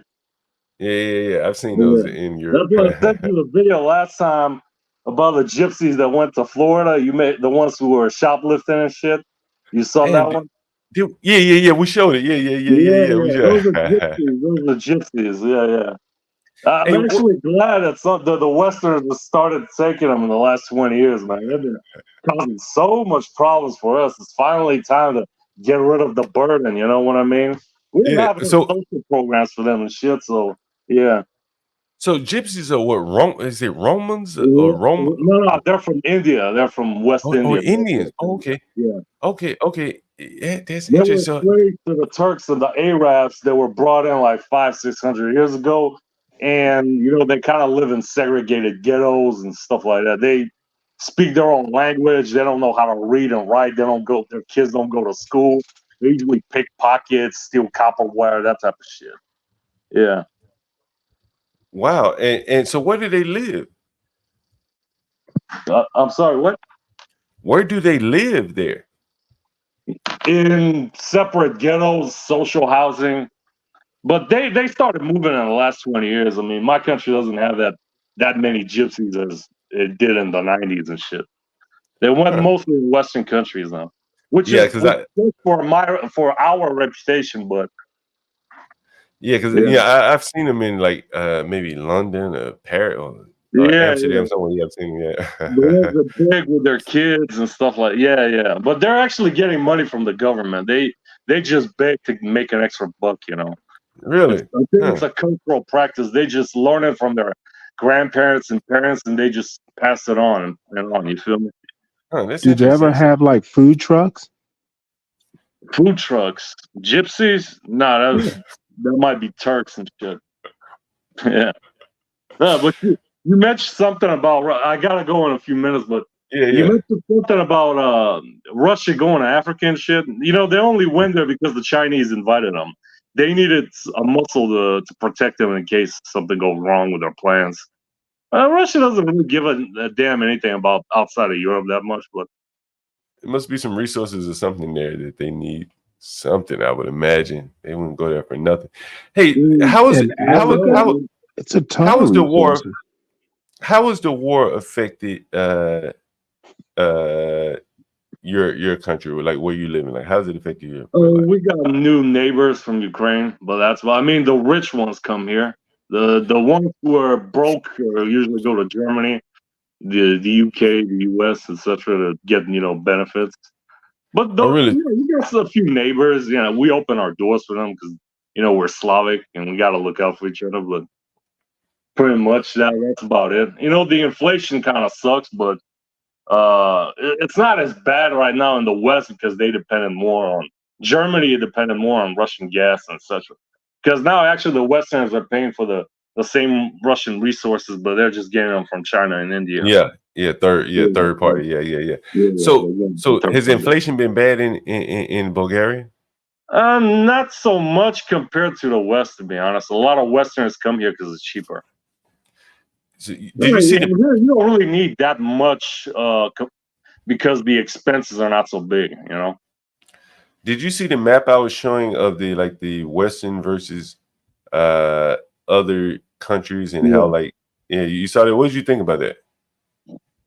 The map? Yeah.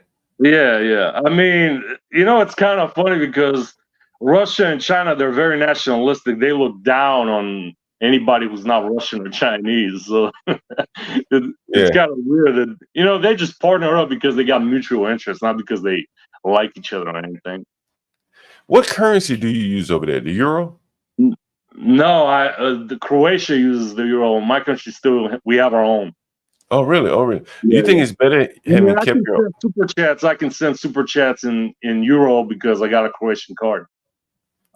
Oh, really? Let me ask you. I got business in Croatia, so yeah. What are there technological differences? I was reading about how certain apps work over there, but once you come here, they don't work. Have you traveled to the United States? Yeah, I've been 2000. Last time I went was 2019. Oh yeah, been recently since all those sanctions and stuff like that. Yeah. Someone has a comment. Is Bulgaria socialist? No. It ended in 1989. I was born in 91. I never knew socialism. Oh, you never knew. Did your parents ever talk about it? Yeah. What did they say about it? It fucking sucked. We hate the commies, man, because they're traitors to a cause. But yeah, look, I might get back in a few minutes. I just got some work I gotta finish here. Yeah, go ahead, do what you gotta do, man. Glad you joined. All right, yeah. A guy from Bulgaria there. That's interesting, Stanley. Stanley, you ever been to Bulgaria? No. Me either. I've never been there before. I'd go though. Let's see what it looks like. Yeah, if I ever get that way, sure I will. But it's not on my bucket list. It ain't on the bucket. Let's see what it looks like in Bulgaria here. I'm sure it's beautiful. Yeah, that shit does look nice. Look at that. Look at that. Yeah, that's nice right there. Wow. Patriarchal Cathedral, St. Alexander. You see that? It's nice, right? Nice. On the water, too. It's close to Turkey, Istanbul. Yeah, I've never been in Bulgaria, but I would go. That's for sure, Stanley. Yeah, one of the regrets, we were supposed to go to Turkey when I was in the Navy, and we didn't make it because some female soldier or sailor pissed Turkey off. How did she piss him off? She something with a statue. I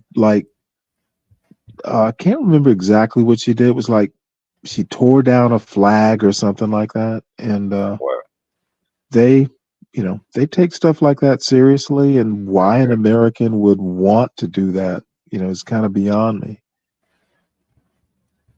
Yeah, that is kind of crazy. Let me man, I saw some things on Twitter overnight, Stanley. Amazing, bro. Amazing. Well, what can I say? I don't even have a Twitter account. Some of the things you see on Twitter, you be like, damn, is this real? Let me show you this. Take a look. Take a look. Take a look at this, Stanley.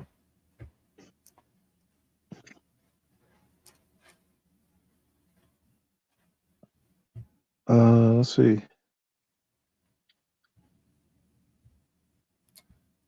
Damn. Well, what's they're holding up? What's that? A full face mask? I think they covered up the lady's face. Let me see if I. Damn, did I just lose it? Don't tell me I lost it that fast. Go back. Did I just lose it? Did I lose the damn picture? Oh fuck, maybe I lost it. But anyway, it was a guy. Damn, did I lose it, Stanley? What the fuck? I know how to search for it. Let's see.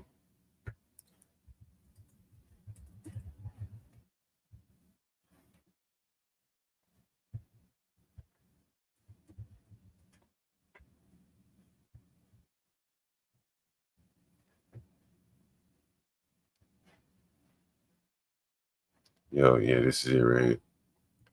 Yo, this is wild. You see this?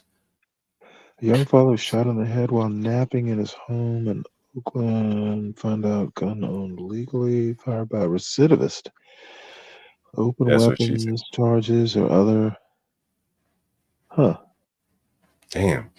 Can you imagine being in your home and getting shot in the head, bro? Well, was it a random shot or was it like an assassination? Random. Let's see. There it is. It looks random. That sucks. Damn, he's on life support. Damn.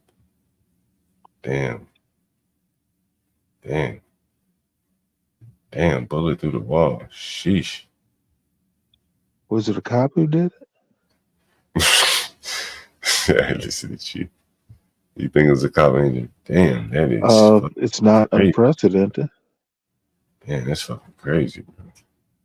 Shit, before I could even get to my bookmarks. That was crazy right there. Let me see if I can find it. Damn. Yeah, that's crazy. Here's what I want to show you. I'm tempted to show this, but I better not. You know I will show this. יש את הסנאט, יש את הקונגרס, אנחנו הולכים למסלול התנגשות עם הממשל האמריקאי. ארצות הברית זה לא מקשה אחת, זה לא מקשה אחת. יש את הסנאט, יש את הקונגרס, יש את הכוח היהודי שהוא עצום, יותר חזק משהיה אי פעם. יש דעת קהל, יש לנו כוחות כבירים בדעת הקהל שמתנגדים למדיניות הזאת, גדולי הפרשנים. אמריקה לא תכפה לנו דבר, אם לא נראה, אנחנו הולכים למסלול. That was 1980s. Hey, someone said you don't want to piss off anyone in Serbia. You know, it was a black guy there was a black guy that went over to Greece and he was flirting with a girl. And he got to fighting with some Serbian guy. Man, they beat the hell out of him, killed him. Man, those people live hard lives over there, man. They're tough over there, man. Well, wait, hold it. He fought a Serbian in Greece? Yeah, I guess Serbs go to Greece, but yeah, he interesting. Yeah. Mm-hmm. Hey, Stanley, you been following what's going on in England, man? I've heard about it. I haven't really been following it. Yo, that shit's wild over there, bro. They make you think. Yeah, I think England is slowly but surely losing the bubble. Yeah, they losing their grip on everything over there. And I keep teasing that I know a couple English folks, and I honestly think that England's going to become a caliphate. You think so? Well, I don't think it'll actually happen, but they made a huge mistake when they allowed these Sharia councils.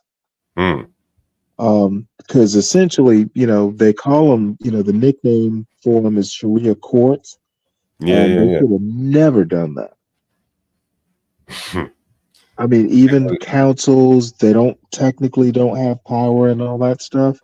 They should have never even let that sort of stuff. Like, you know what? Everybody is subject to English law. We don't care, about Sharia or anything else. Take a look at this, Sammy.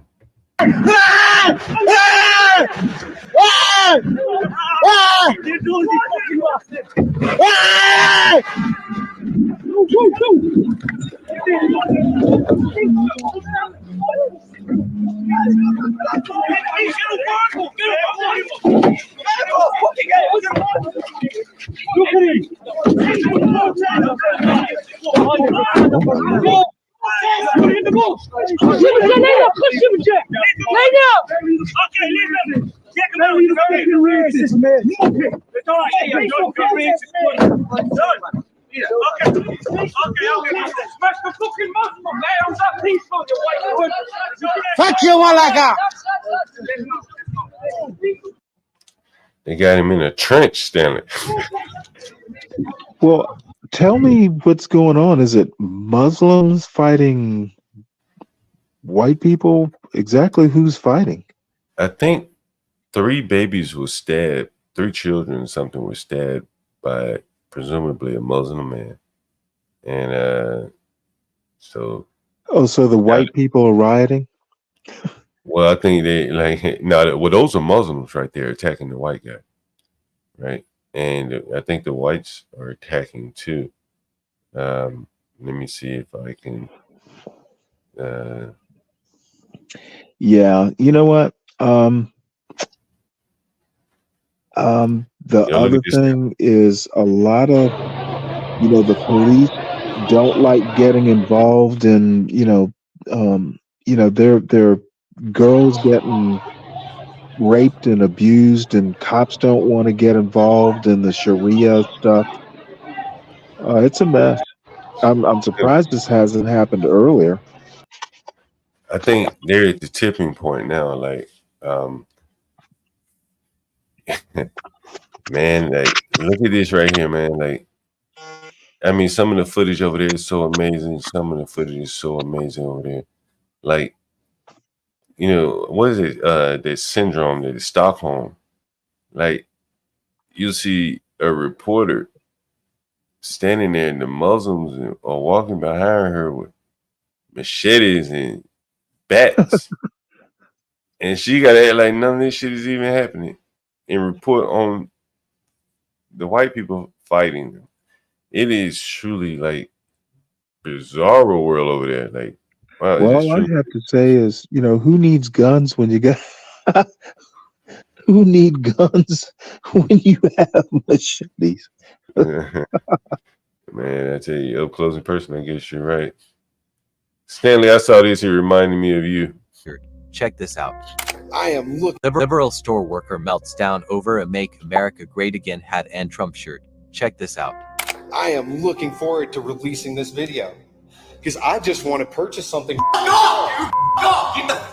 off in here, man. Fuck, man. I thought about you when I saw this show. What, because he's wearing a Trump shirt? No, the guy responded to him. You know what? I'm not serving anyone that has to do with that. I don't have a problem with you, sir. I'd like to purchase some of this naked vape juice, though. If that'd be all right. All right, see, because okay, here's where we're at. Leave the store. Here's where you're at. Leave the store. Here's Leave where the store. Here's where we're at. Leave the store. I don't get a. Get out. Get out. Help your customer.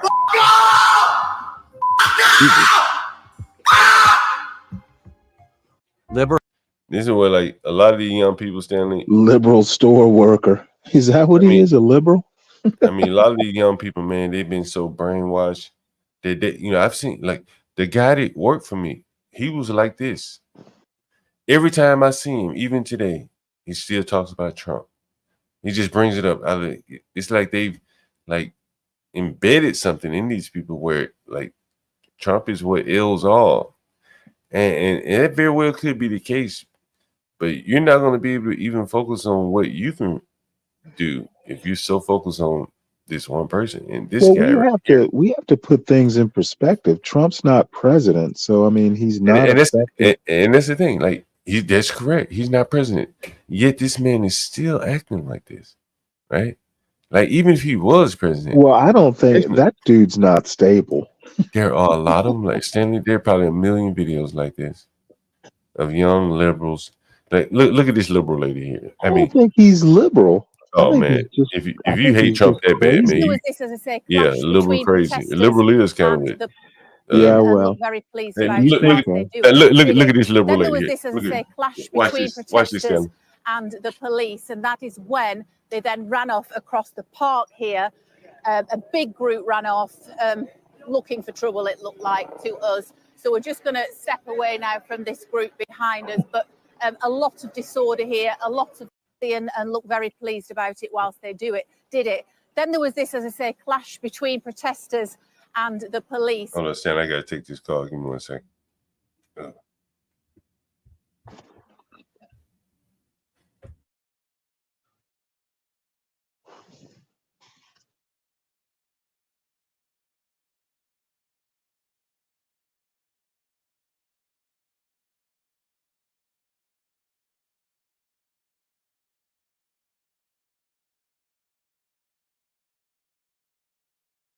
About shit right there. Yeah, you see the lady. I mean, you see these guys walking around with machetes, weapons. I mean, I'm trying to figure out why she's wearing that helmet. Because they fighting a damn civil war out there. Well, I don't think that helmet's going to protect her for much. It looks like a bike helmet. I guess it'll help if someone hit her in the top of the head. Not going to stop a machete. No, not a machete. Then you're gonna need something different for a machete. Just for Cam, it couldn't be a home video because I don't allow Trump to be spoken in my more home. than once. The grandmother of his. Hey, check this out. Check this out, man. I'm telling you. I saw this on Twitter. At his first court hearing 5 years ago, Jamarion Lawhorn wore shackles. Today, at his review hearing, he smiled more than once. Well, the grandmother of his victim sat in the courtroom behind him to support him. I feel like as growing up, this was the love I needed, and this love I'm getting now. Lawhorn stabbed Connor Verkerke at random in 2014 with a kitchen knife, believing that responding police would kill him and end what was a miserable childhood. They're going to come and kill me. Yes, I did it. Because I'm fed up with life and I want to die. He had been abused by his mom and stepdad. I had no right to kill Connor. I killed him out of anger that I was feeling. And it's only for me. It's like, it's time for me to make it right, to own up to my mistakes and just give back to the community for what I took. Since the death, he has been locked up and getting counseling at the Muskegon River Youth Home near Everett. He's in the 11th grade, is planning for college. It kind of sounds like a broken record at this point, but that's a good broken record because what I mean by that is that Jamarion continues to do extremely well. Today, the judge gave him permission to take excursions with his victim's grandmother, who already visits him regularly and even wrote a book about the case. He wants to go to the YMCA and maybe movies and yeah, just wherever he wants some adventures. At his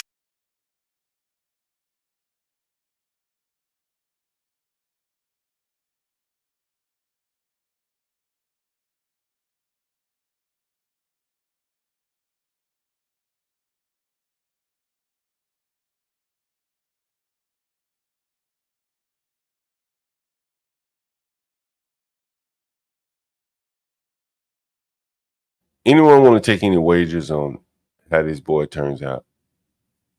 Any wagers? He's done his time in jail now. He's done about 6 years. Where's the father of the victim? I don't know. We could probably look him up. I mean, what are we betting on? Whether he goes back to jail? Yeah, well, okay, we can bet that. You think he goes back to prison? You think this boy goes back to prison here? Probably not. But he just killed somebody and got away with it. He's crazy enough to kill somebody 12 years old. Well, I think he killed that person 6 years ago or something like that. Yeah. It was a little baby, actually. Yeah, little boy.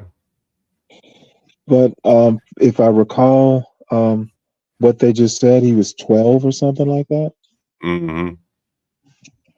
Well, I mean, what should a 12-year-old get? The death penalty? Yeah, that's a good question. Someone says, I don't see it panning out well. The mindset someone has the intention to kill someone is not. Yeah, I think I agree with Kimmy Case. Okay, you know what? Go ahead. Mm-hmm. I can't mess with her because she's a psychologist, but I disagree. I'm not sure that you want to be putting a 12-year-old in jail for life. Someone said the victim's grandmother, but not his own or anyone from his side of the family, his life will remain challenging. So prayers up for his continued. I don't think he has family. Well, they say his family abused him or something, so he had something like that. I can't believe the grandmother lost her child in such a savage way like that, and it's okay with Yeah, that is extreme forgiveness. Yeah, that's very extreme. Let's see. Let me see if I can see anything about his father. He has a little brother. So he does have a little brother. Damn, that's crazy as hell. Damn, that's crazy.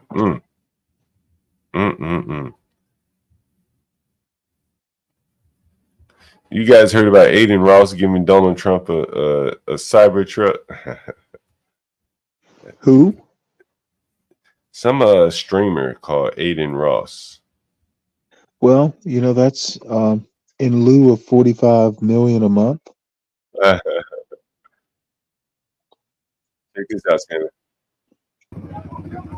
This is in Britain, right here. That Cybertruck is the closest Trump's going to get to Elon, apparently. Look at it. Look at this. This is in Britain. They say the migrants are going in the pubs attacking the Britain. Well, they don't like alcohol, right?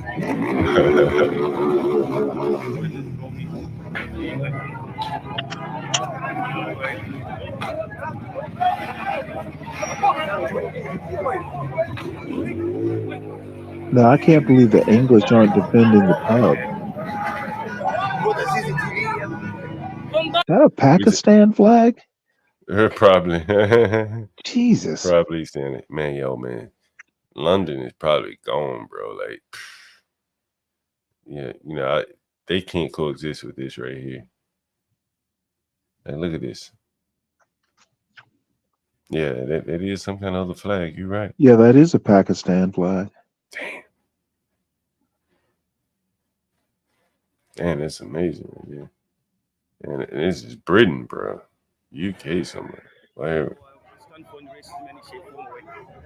Yeah, well, Britain's been on the decline for decades.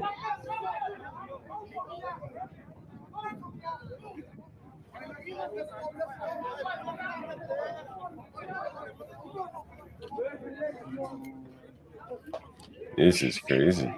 Mayhem right here. And it's so much. I'm surprised you haven't seen any of this footage, Stanley. I've heard about it, but you know,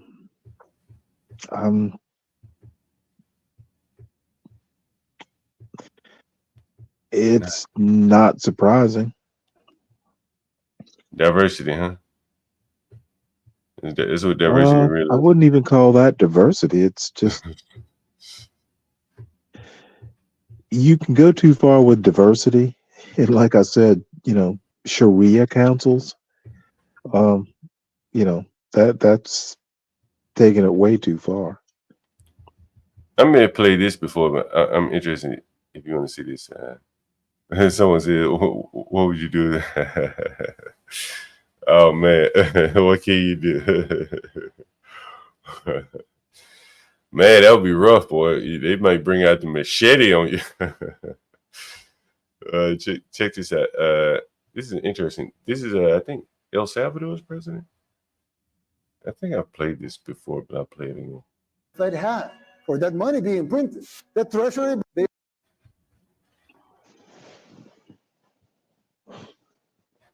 This is the point I think I want to get. Always tell me that the problem is high taxes, but they're wrong. Of course, high taxes are extremely high here in the United States. I give you that. The real problem is not the high taxes themselves, but the fact that they are not even really funding the government. Not even those high taxes, higher than a lot of places in the world, not even those taxes are really funding the government. So who's financing the government? Government is financed by treasury bonds. And who buys the treasury bonds? Mostly the Fed. And how does the Fed buy them? By printing money. But what backing does the Fed have for that money being printed? The treasury bonds themselves. So basically, you finance the government by printing money out of thin air. Well, so if the government can print the limited amounts of money out of thin air, why do they collect taxes? The answer is simple, but it's very shocking. The real problem is that you pay high taxes only to uphold the illusion that you are funding the government, which you are not. It's shocking, but it's true. The government is funding.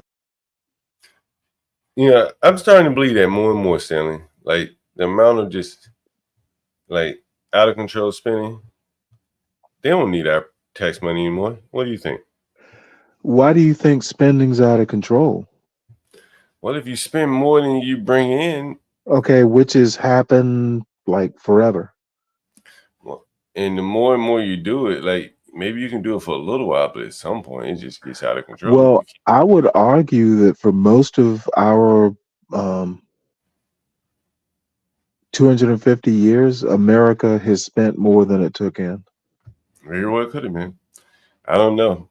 But the numbers are getting so astronomical now that it's going to take like more and more creative solutions to solve it. Wouldn't you think so? I can. We need to reduce the defense budget. HB said he don't believe our taxes pay for anything. Hey, I'm about to grab some breakfast. HB, you want to come up? Well, HB, it does buy lot lizards. You get the more lot lizards you get, the bigger the tax write-off. I guess you got a point there, Sally. I guess you got a point there. HB, what you got planned this morning? You busy this morning?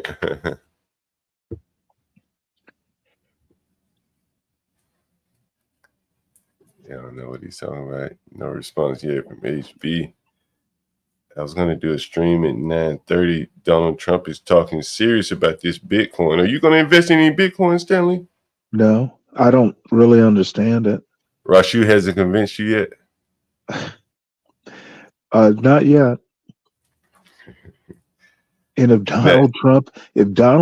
what I saw was Donald Trump thinking he can pay off the national debt with Bitcoin.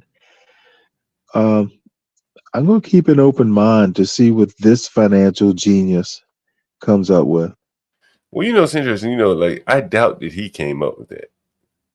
I seriously doubt that, right? Like, I would bet you that people around him have come I'm up trying to figure out how Bitcoin would pay off the national debt. I mean, where would you can't, is he talking about like making a big Bitcoin for the national debt? Well, I think what he's talking about doing, he's hinting at it, is that the government will basically get in the mining business. And if they get into the mining business, they're going to control most of the Bitcoin. And if there's any value, all they're going to do is privatize it out. It's going to be Amazon Web Services and the other big web services. I mean, they'll contract it out. Well, but I don't think, like right now, there are companies that mine Bitcoin, right? Right. And they have to be able to mine, say, a Bitcoin, with a certain amount of energy usage. And as that rate, as the rate of energy usage versus the Bitcoins mine, whether it increases or decreases, it's just not profitable for them anymore. Well, I have to talk to Rashu or somebody or get cracked because, Bitcoin doesn't have intrinsic value. Mm-hmm. So, there's got to be an underlying asset to back it up. I don't see. What they won't tell you, or what they try not to talk about, is the underlying value is the dollar, Stanley. Exactly. So how do you pay off? I'd have to see what they're. I'd have to see what they're talking about. But using dollars, it sounds like what they're trying to do is basically create like a fancy bond. If you collateralize the national debt, you're just really privatizing debt. Yeah, I guess you could look at it that way.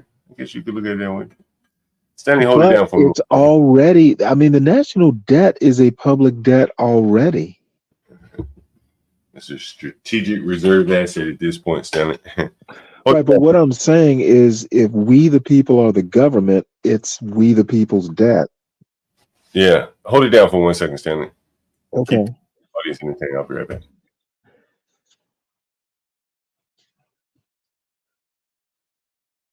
Let's see here. The value is the black market. Oh, HB, I can only think of jokes for that one. We need to put more money in the military. It's the only power we have. Okay. Basically use drug and human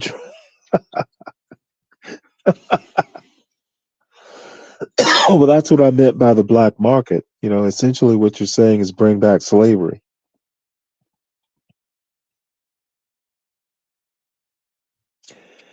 What's up, DG?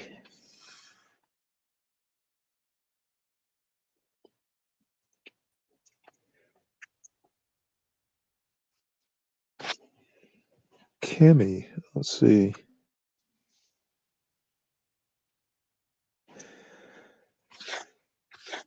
Where is Ryan? He should be talking about the national debt.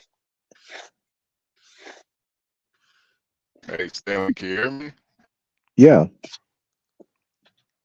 Man, I'm getting no service. Hold on, let me I see. want to hear Ryan's thoughts on this.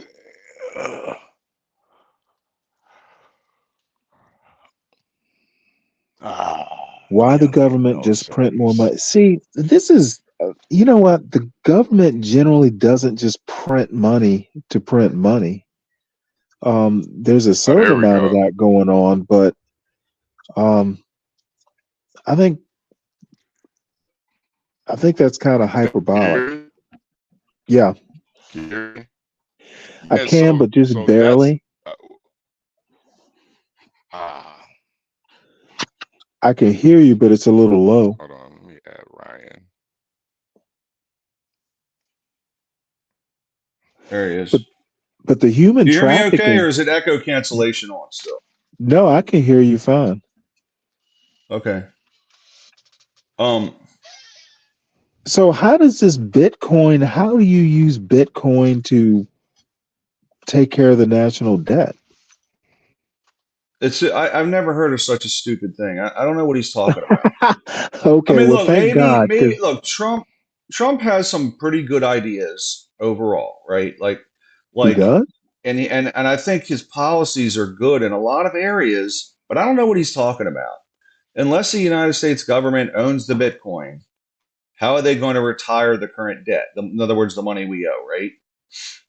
Right now, we got a cyclical debt situation where debt comes due in T-bills, and people cash them in.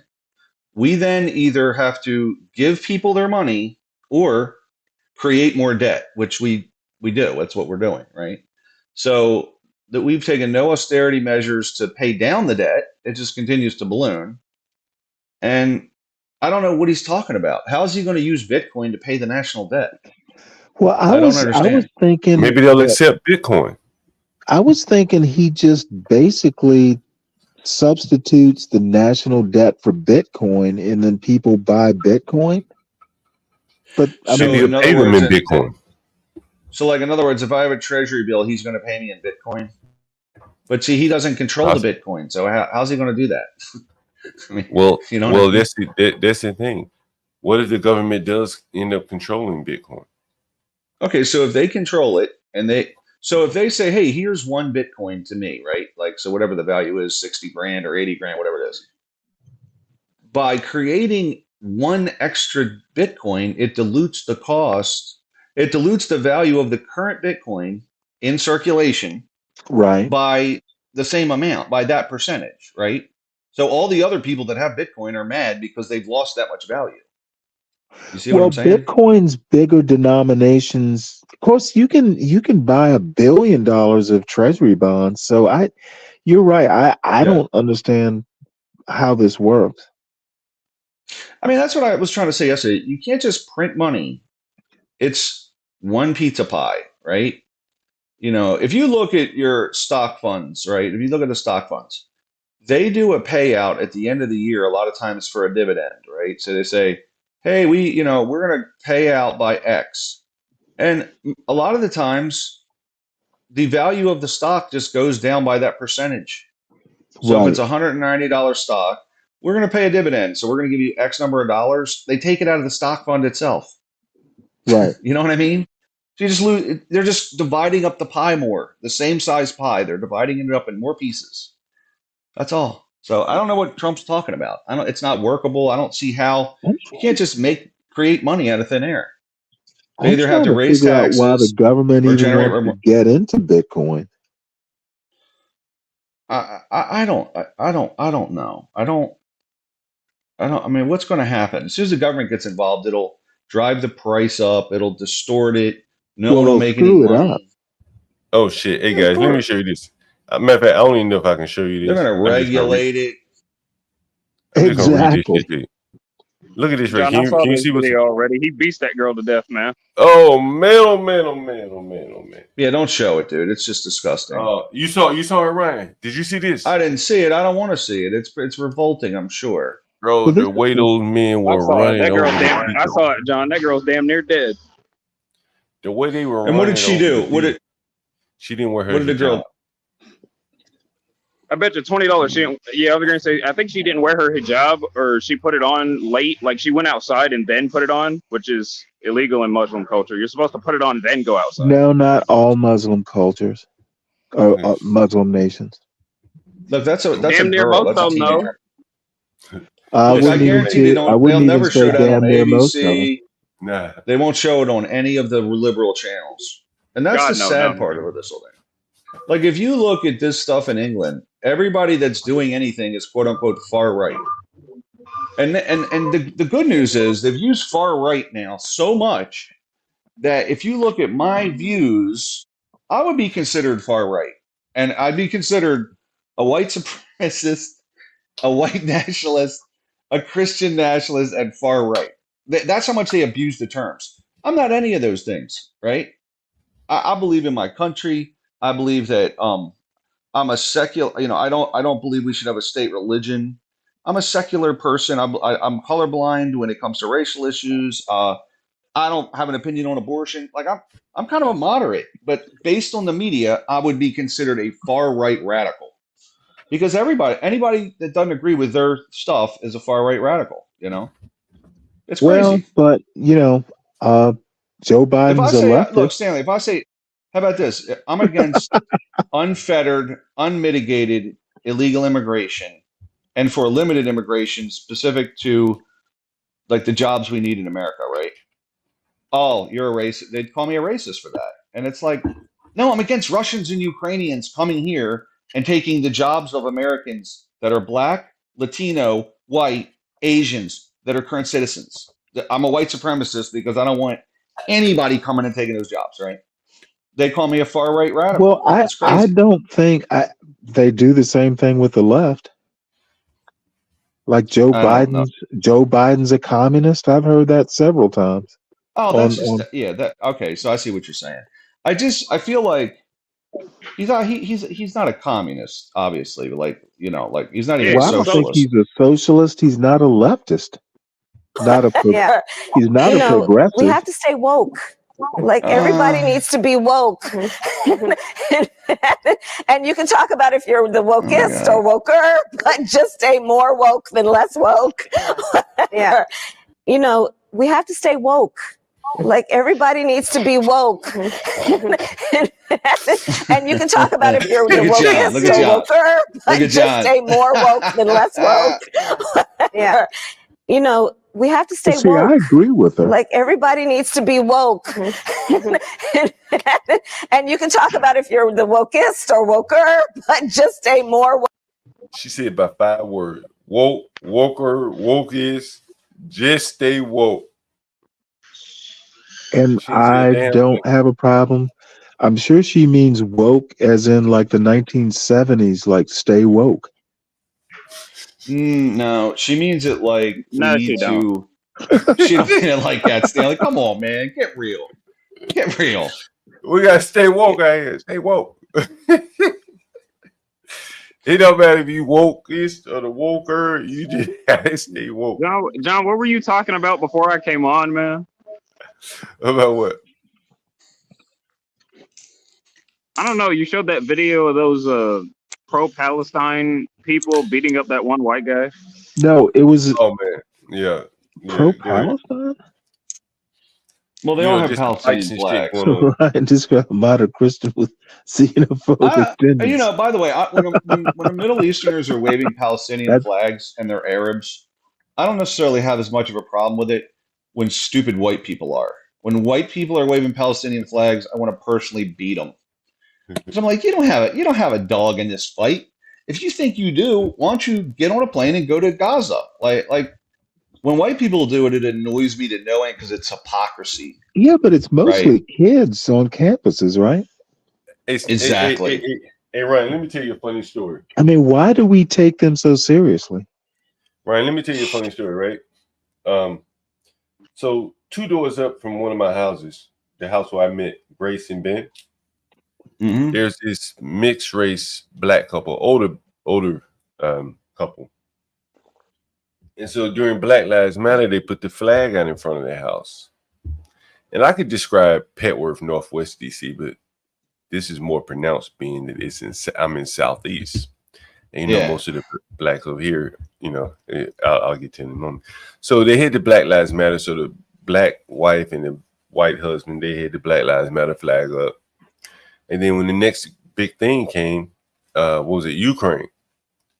They had the Ukraine flag up. Yeah, of course. You know it. But they didn't put that Israel flag up. They just didn't put up any flag, right? They didn't put the Palestine or the Israel because, you know, that's really picking a side. The funny, I had this avatar, John, that had it said, "I support the current thing."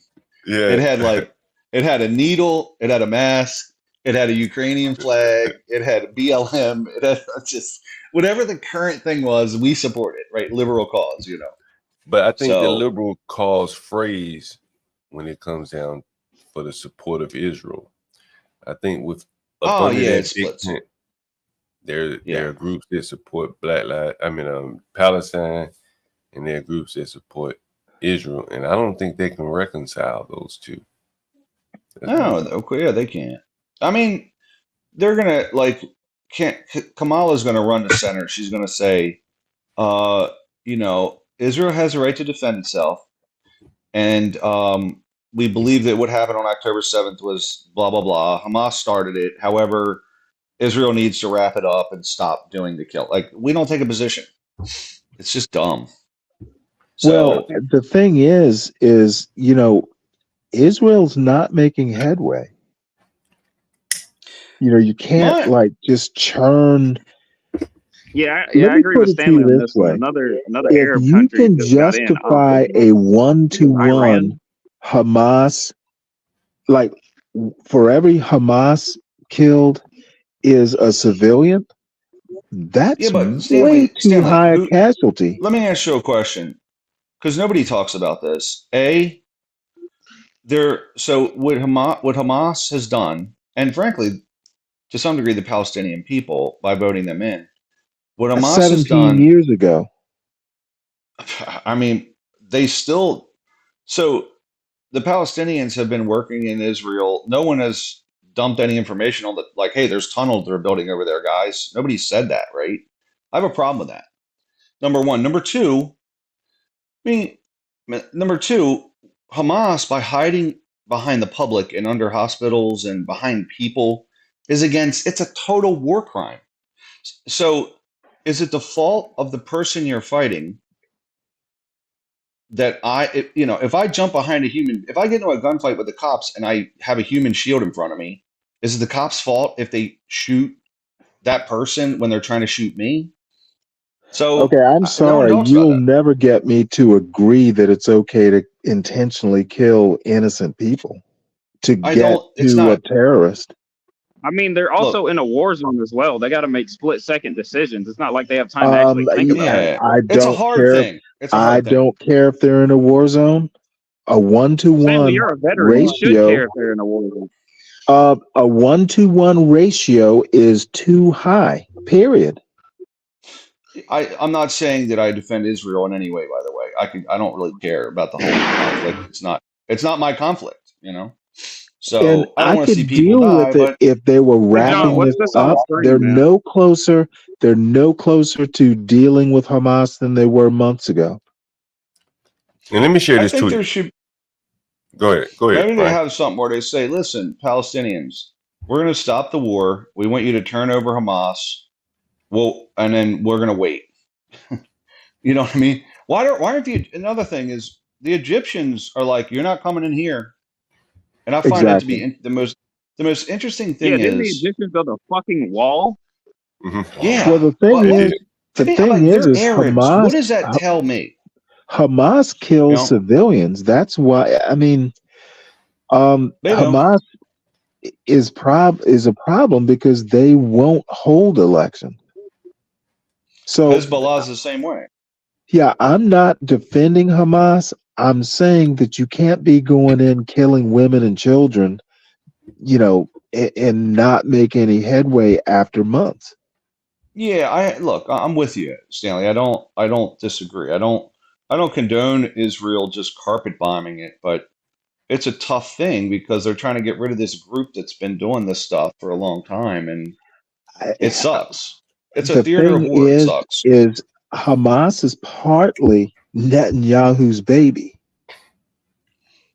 I think that if Hamas is in power, they're going to want. He literally funded Hamas because he favored them over what is it now? Hezbollah, the PLO. No, the West Bank folks. It used to be the PLO. I forget what they call it, Palestinian Authority. Well, I think they favor the PLO now because they want a deal. Right, but the deal is Netanyahu bears a lot of responsibility for funding Hamas in the first place. No one ever talks about that, but it is literally partly his fault. Natasha, she said it is a conflict of interest and direct benefit to so-called Western nations. The tech and innovation coming out of Israel is curiously disproportionate to me. Natasha, have you heard of Palantir? We talk about that. We've talked about that quite a bit. We trade technology with the Israelis because they have a tech industry now. Well, Natasha, feel free to move east then, because we're working with other allies that we trade tech with. It works for everybody. The Western nations benefit. So Natasha, join the panel. It's good. Yeah, come on up, Natasha. Let's talk about I don't disagree with you. I think that we do business with Saudi Arabia, right? Like, is that a conflict of interest? I don't think it is. What did she say exactly? Yeah, maybe she can come up and clarify herself. Daniel says, how do we benefit, Ryan? They currently have a laser, for example, that can take drones out of the sky. They've developed some technology that's advanced of ours, and we want that laser. This laser can shoot down the 400,000 drones that the Chinese are going to launch during the upcoming Taiwan war. So we want to trade with them, for sure. And by the way, a lot of the Palestinians that were in Palestine, they worked in Israel. They wanted to come over and work in Israel because it's good, right? Daniel said, didn't we fund the Iron Dome? We didn't fund the dome. So we've given them, we trade, we've given them some of the technology for the dome. They've also shared technology with us for the dome, or defense systems, in other words, right? So we do this with all countries. We trade back and forth everything and, cut the best deal we can, etc. So, and I'm not pro-Israeli. I'm not. I don't have any skin in that game. But I do have a problem when the college campuses erupt for quote unquote pro-Hamas blah blah blah based on faulty grounds, like, oh, it's their land. It hasn't been anybody's really land forever. Everyone's Daniel is digging in the crates here, Ryan. You see what he has on the screen? Israel attacked the U.S. liberally in 1968, I believe. I don't think they intentionally did that. I can't imagine. I mean, I don't think that they would intentionally blow up one of our ships. So perhaps it was accidental. But I mean, it is a U.S. ally, right? So I'm actually I love Israel. If I had a place, you other said than that the yesterday, United States Stanley. That I was wanted to interesting. live, it would be Israel. Why is it, Stanley? I got to visit when I was in the Navy and loved it. Mm-hmm. And I'm not, Christian or anything like that. Haifa specifically, it was my type of town. Natasha don't want to come up? I'm trying to bring my friend up. He's from Ashdod. I don't think Natasha wants to come up. You ever heard of Ashdod? I think that's how you pronounce it. Is it a business? No, it's in Israel. No. Natasha, we don't bite. Come on up. Ryan is being delusional. We love new people. Yeah, we definitely love to hear about people in the chat, things like that. So it'd be interesting. I think I have a resentment against the college students, Stanley, to answer your earlier question. I can't stand that they're protesting because it just annoys me to death. None of them have skin in the game. It's like something to do, and they're just out there to not go to class. Right? Half of them are just trying to like, hey, I want to impress this girl. Exactly. All these simp men out there that are out there protesting for something, they don't care. They're like, look, there's two girls out here. There's some weed, like they don't care. They couldn't care less about it, See, there I agree with you. I'm like, who the hell takes college students seriously? Yeah, it's dumb. I mean, and at the end of the day, I think that the fear is their future leaders because it's all the Ivy League. You know what? And They'll grow out of their problems. I mean, I hope so. Hey, Ryan, you have a comment from Nina. Stop being old school superhero. What? It's not. What's she talking about? They have a doctrine that gives them permission. Stop being old school superhero white. Oh, Is she talking about Hamas? I think she's talking. I want to hear this Nina. response. Pull up. Pull up, Nina. Come on up. You're hammering oh on my that keyboard. Lord! What did you put in your coffee, Nina? I think Nina's on to something too. Is she coming up? What's it say? They have a doctrine. Is she talking about Hamas? No, I think at first I thought she was talking about Israel. I don't know which one she's talking about. Nina has had like a triple espresso.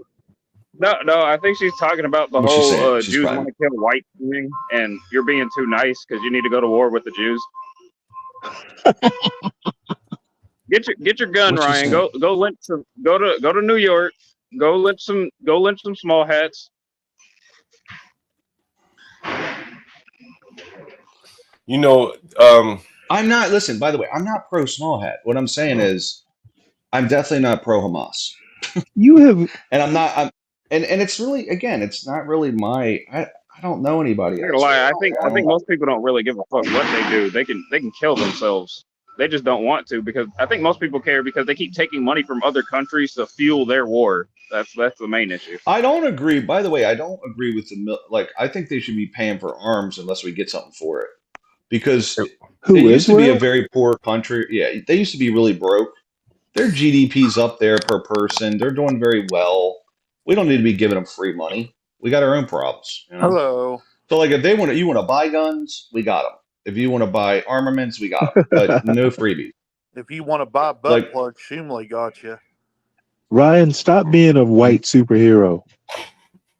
I don't know what that Ryan, means. Stop being nice and go start lynching some small hats for the white kind. Well, she's basically calling you Captain America. You got to do what Nina says. You got to do what Nina says. So no, I think they're actually been.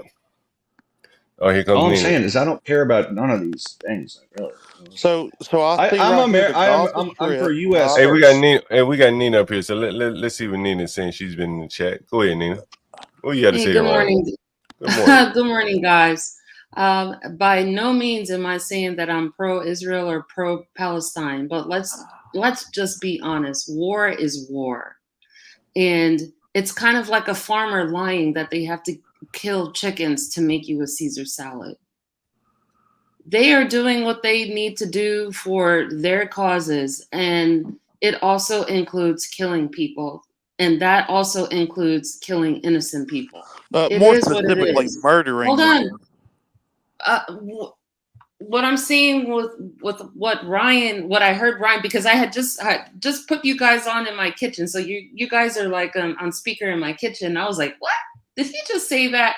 No, stop it. Israel is not innocent in any of this. And I live amongst a bunch of Israelis. So they wanted, once that October 7th thing happened, they wanted that place to be a parking lot. Yeah, I don't And disagree they with that. were putting all of their money into it to make sure that that happened. Now, what do you think is going to happen to the people that were still there that are civilians? Of course, they were going to be carpet bombs. It is what it is. This is reality. So death is part of war. And No, do you it's in think not America, reality. hold on, Ryan. In No, America, not we hold have the on. It's luxury. not Hold reality. on. I'm not No, talking no, about Government no. is one at a time. In Infinite. against war, reality. Hold on. America has Right. had the luxury of not having war on our own ground.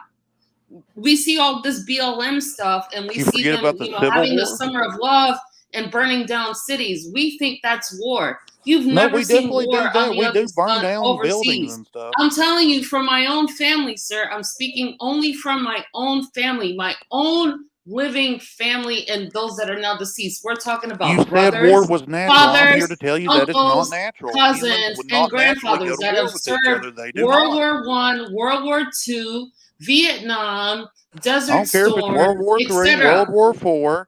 Listen, Humans there are has to be not a certain war thing that creatures. clicks in We your do not mind fight. that has to understand that you are going to kill civilians, and you have to be okay with that because the ends justify the means. It is what it is. I'm not going to condemn Israel for wanting to, and I'm using air quotes right now, to defend itself. But let's not be stupid here. They know that I they're think fighting So you're not going retards. to condemn Israel. No, and You're not I'm going to not condemn condemning any Israel of it. government No, stop it. for Don't killing, put words in my murdering mouth. people. You're All right. better off putting a cock in your mouth than putting words in mine. I promise Can you. I can I What can I'm I saying can I is that respond to all of it Nina? is Can I effed respond up, to but Nina? it is reality. So I don't want Ryan to be like, well, you know, we're trying to be really nice about it because this is what You a lot of don't want times to in the kill verbs that white civilians, people tend I to period. didn't do. say They try that. to make I you didn't say sound that. nicer than what they are, and I'm telling you the I didn't truth. say Well, that. That's let all. me Nina, say it. You don't hold want on. to kill Can I respond to civilians Nina? if Can it I can respond be to Nina? helped. Can I respond to Nina briefly? Nina, what I'm saying is I believe the American media and a lot of people are going, hey, Israel is doing these things, right? And I'm not saying that they're not. What I am saying is we also have to find Hamas culpable in the fact that they're hiding behind civilians and under hospitals, right? So you see what I'm saying? That's my point is everybody's blaming Israel for blowing up this thing. Well, Hamas is hiding in the thing, which is a war crime in and of itself. Like you got to wear a uniform in war per the Geneva Convention. Ryan, my lovely Ryan, I'm trying to tell you the truth. Yes, two things are happening at once. Yes, Yes. Hamas is hiding themselves amongst children and women in hospitals. But I'm also trying to tell you that I know Israelis play dirty because they admit it. I have dinner parties with these motherfuckers, okay? Listen, I don't disagree with that. So Period. both things are I'm true. trying to tell you the truth. That is the only reason why I called in. Don't walk around like this crazy, you know, everything is okay white boy in the white boy rose glasses. I'm telling you, even the white boys from my family are What like, in the no, hell this does is skin not the color way the have to world is do? actually working, sir. That's what Hey, I'm trying to cunt, do tell you you. ever listen to You've never been anybody in but your own combat. fucking You've never self, had to deal cunt? with somebody Oh that my had God, shut trauma up! coming from combat. You Goddamn, never cunt. What had does to white bear people witness have to for do them with going it? to court because they had to testify against their own platoon members for Shut the fuck up, unjust you fucking murder Jew. and Nobody torture. believes in I your did, sir, and goddamn I'm telling you, religion. you And are I being don't give a fuck oblivious about to Israel reality. or no government. It has nothing, at the end of the day, it Get doesn't your have anything goddamn ass out of specifically to do with Gaza. Israel. Quit Israel is warring in with war people. And and as they for play Hamas dirty. too, fuck all militaries everywhere. I'm telling Because the you, government doesn't have the Israelis right to play fucking dirty in exist. What war. the I fuck live is amongst Israel? them. They're I don't cool believe with in no it. So goddamn Israel. I don't believe I in don't no believe in goddamn it either, but I'm America. telling I don't stop believe it. in none I of that still live government amongst them, and what bullshit that you're trying I to only say. called in to Government's tell bad Ryan people. that he's Of course living they're in a bad bubble. people. They He's murder living in a people. bubble. All of them do. Are you Donald really Trump, talking over me for no reason Israel, at all, sir? Gaza. Are you really All doing these that? governments are the fucking same. They murder It people. tells That's me what that they Hold you on, need do. hold to on, run. Nimsy. Murder I people, wasn't talking take Nimsy. over their you. land. The Somebody was problem Hey, is arguing Nimsy. with you. government I All called right, in to itself, Nimsy. talk you to We can't Ryan, talk about it dense like and that. I think you fucking probably need goddamn to go and look retard. intake. You Right now, dense you sound goddamn crazy. retard. It's government. That's the Sir, that's problem. not a nice thing to say, sir. It's not a nice thing to say, I sir. had to put him on mute for 1 second. Come I on, don't even know Nimsy. what he said because he was just rambling. I only called in to address what Rambling my Ryan said goddamn because I ass. lost You're my rambling. mission. You're the one ignoring me. I'm not You're the ignoring one not you. I'm listening to talking what the fuck specifically I'm about Hey, saying. Israel. I'm You want sorry to that say you that didn't it's get a Israel's blowjob this problem. morning from You your want to woman, say that it's but I'm Hamas' good. problem. I called No, in to it's talk the to Ryan. goddamn Why are you so government. angry? The At idea of 7:51 in the government. morning, you're so fucking John done weird. lost the panel, And man. with that said, It's Ryan, government, John, you the rest of fucking the chat, cunt. have It's a not good day. Israel. I'm It's getting my not day Hamas. started. I It's already have all government everything got my everywhere run. that And does this it. guy is They're yelling for all at no war, fucking dumbass. We can't hear either one of John, you put your guys. foot down, man. Yeah, we can't. Go jerk off because that's all the dick you're getting. All right, all right. You are a Jew. Nemesis. What? What are you talking Nemesis. God, that bitch Damn, is I forgot where we retarded. were going. Like, she's sitting here saying Israel does bad things, Hamas does bad things. What do they have in common? They're both militaries and they're both governments. I think there's a common denominator here. Oh, okay, fair enough. Do you suggest we don't What have the a hell government, was that? sir? Do we not have a government? Like, what do we do? Do we just not have one? Oh, what will we do without government? What would we do without a parasitic ruling class telling us what to do? Are you goddamn serious, boy?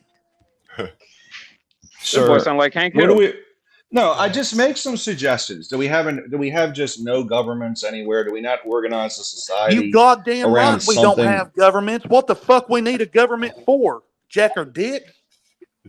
I mean, government does provide some functions. I No, think they every don't. society They in don't history provide.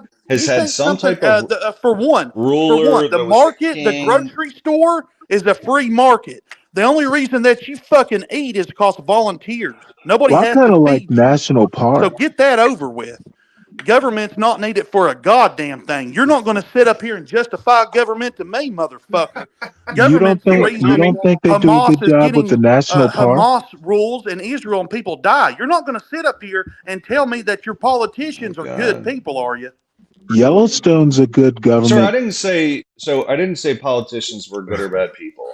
Well, What I who the said fuck was, what makes do you up the government suggest that then? we You do think they're without a fucking government? good? Hold on, No, they thank are you, bad Have Abby. you ever read the You think they're good Constitution? people? What Hey, in the hold on, hell's guy. your problem? You think Donald Hey, Trump's a good country person? boy. You think Hold on, Kamala Harris Stanley. is a Let me good read this person super chat. or Don't make me put you neutral? guys in the No, back here. they're I bad think you. people. They're I think bad you've heard people. enough, Now, country I boy. read this. Let somebody else Let talk.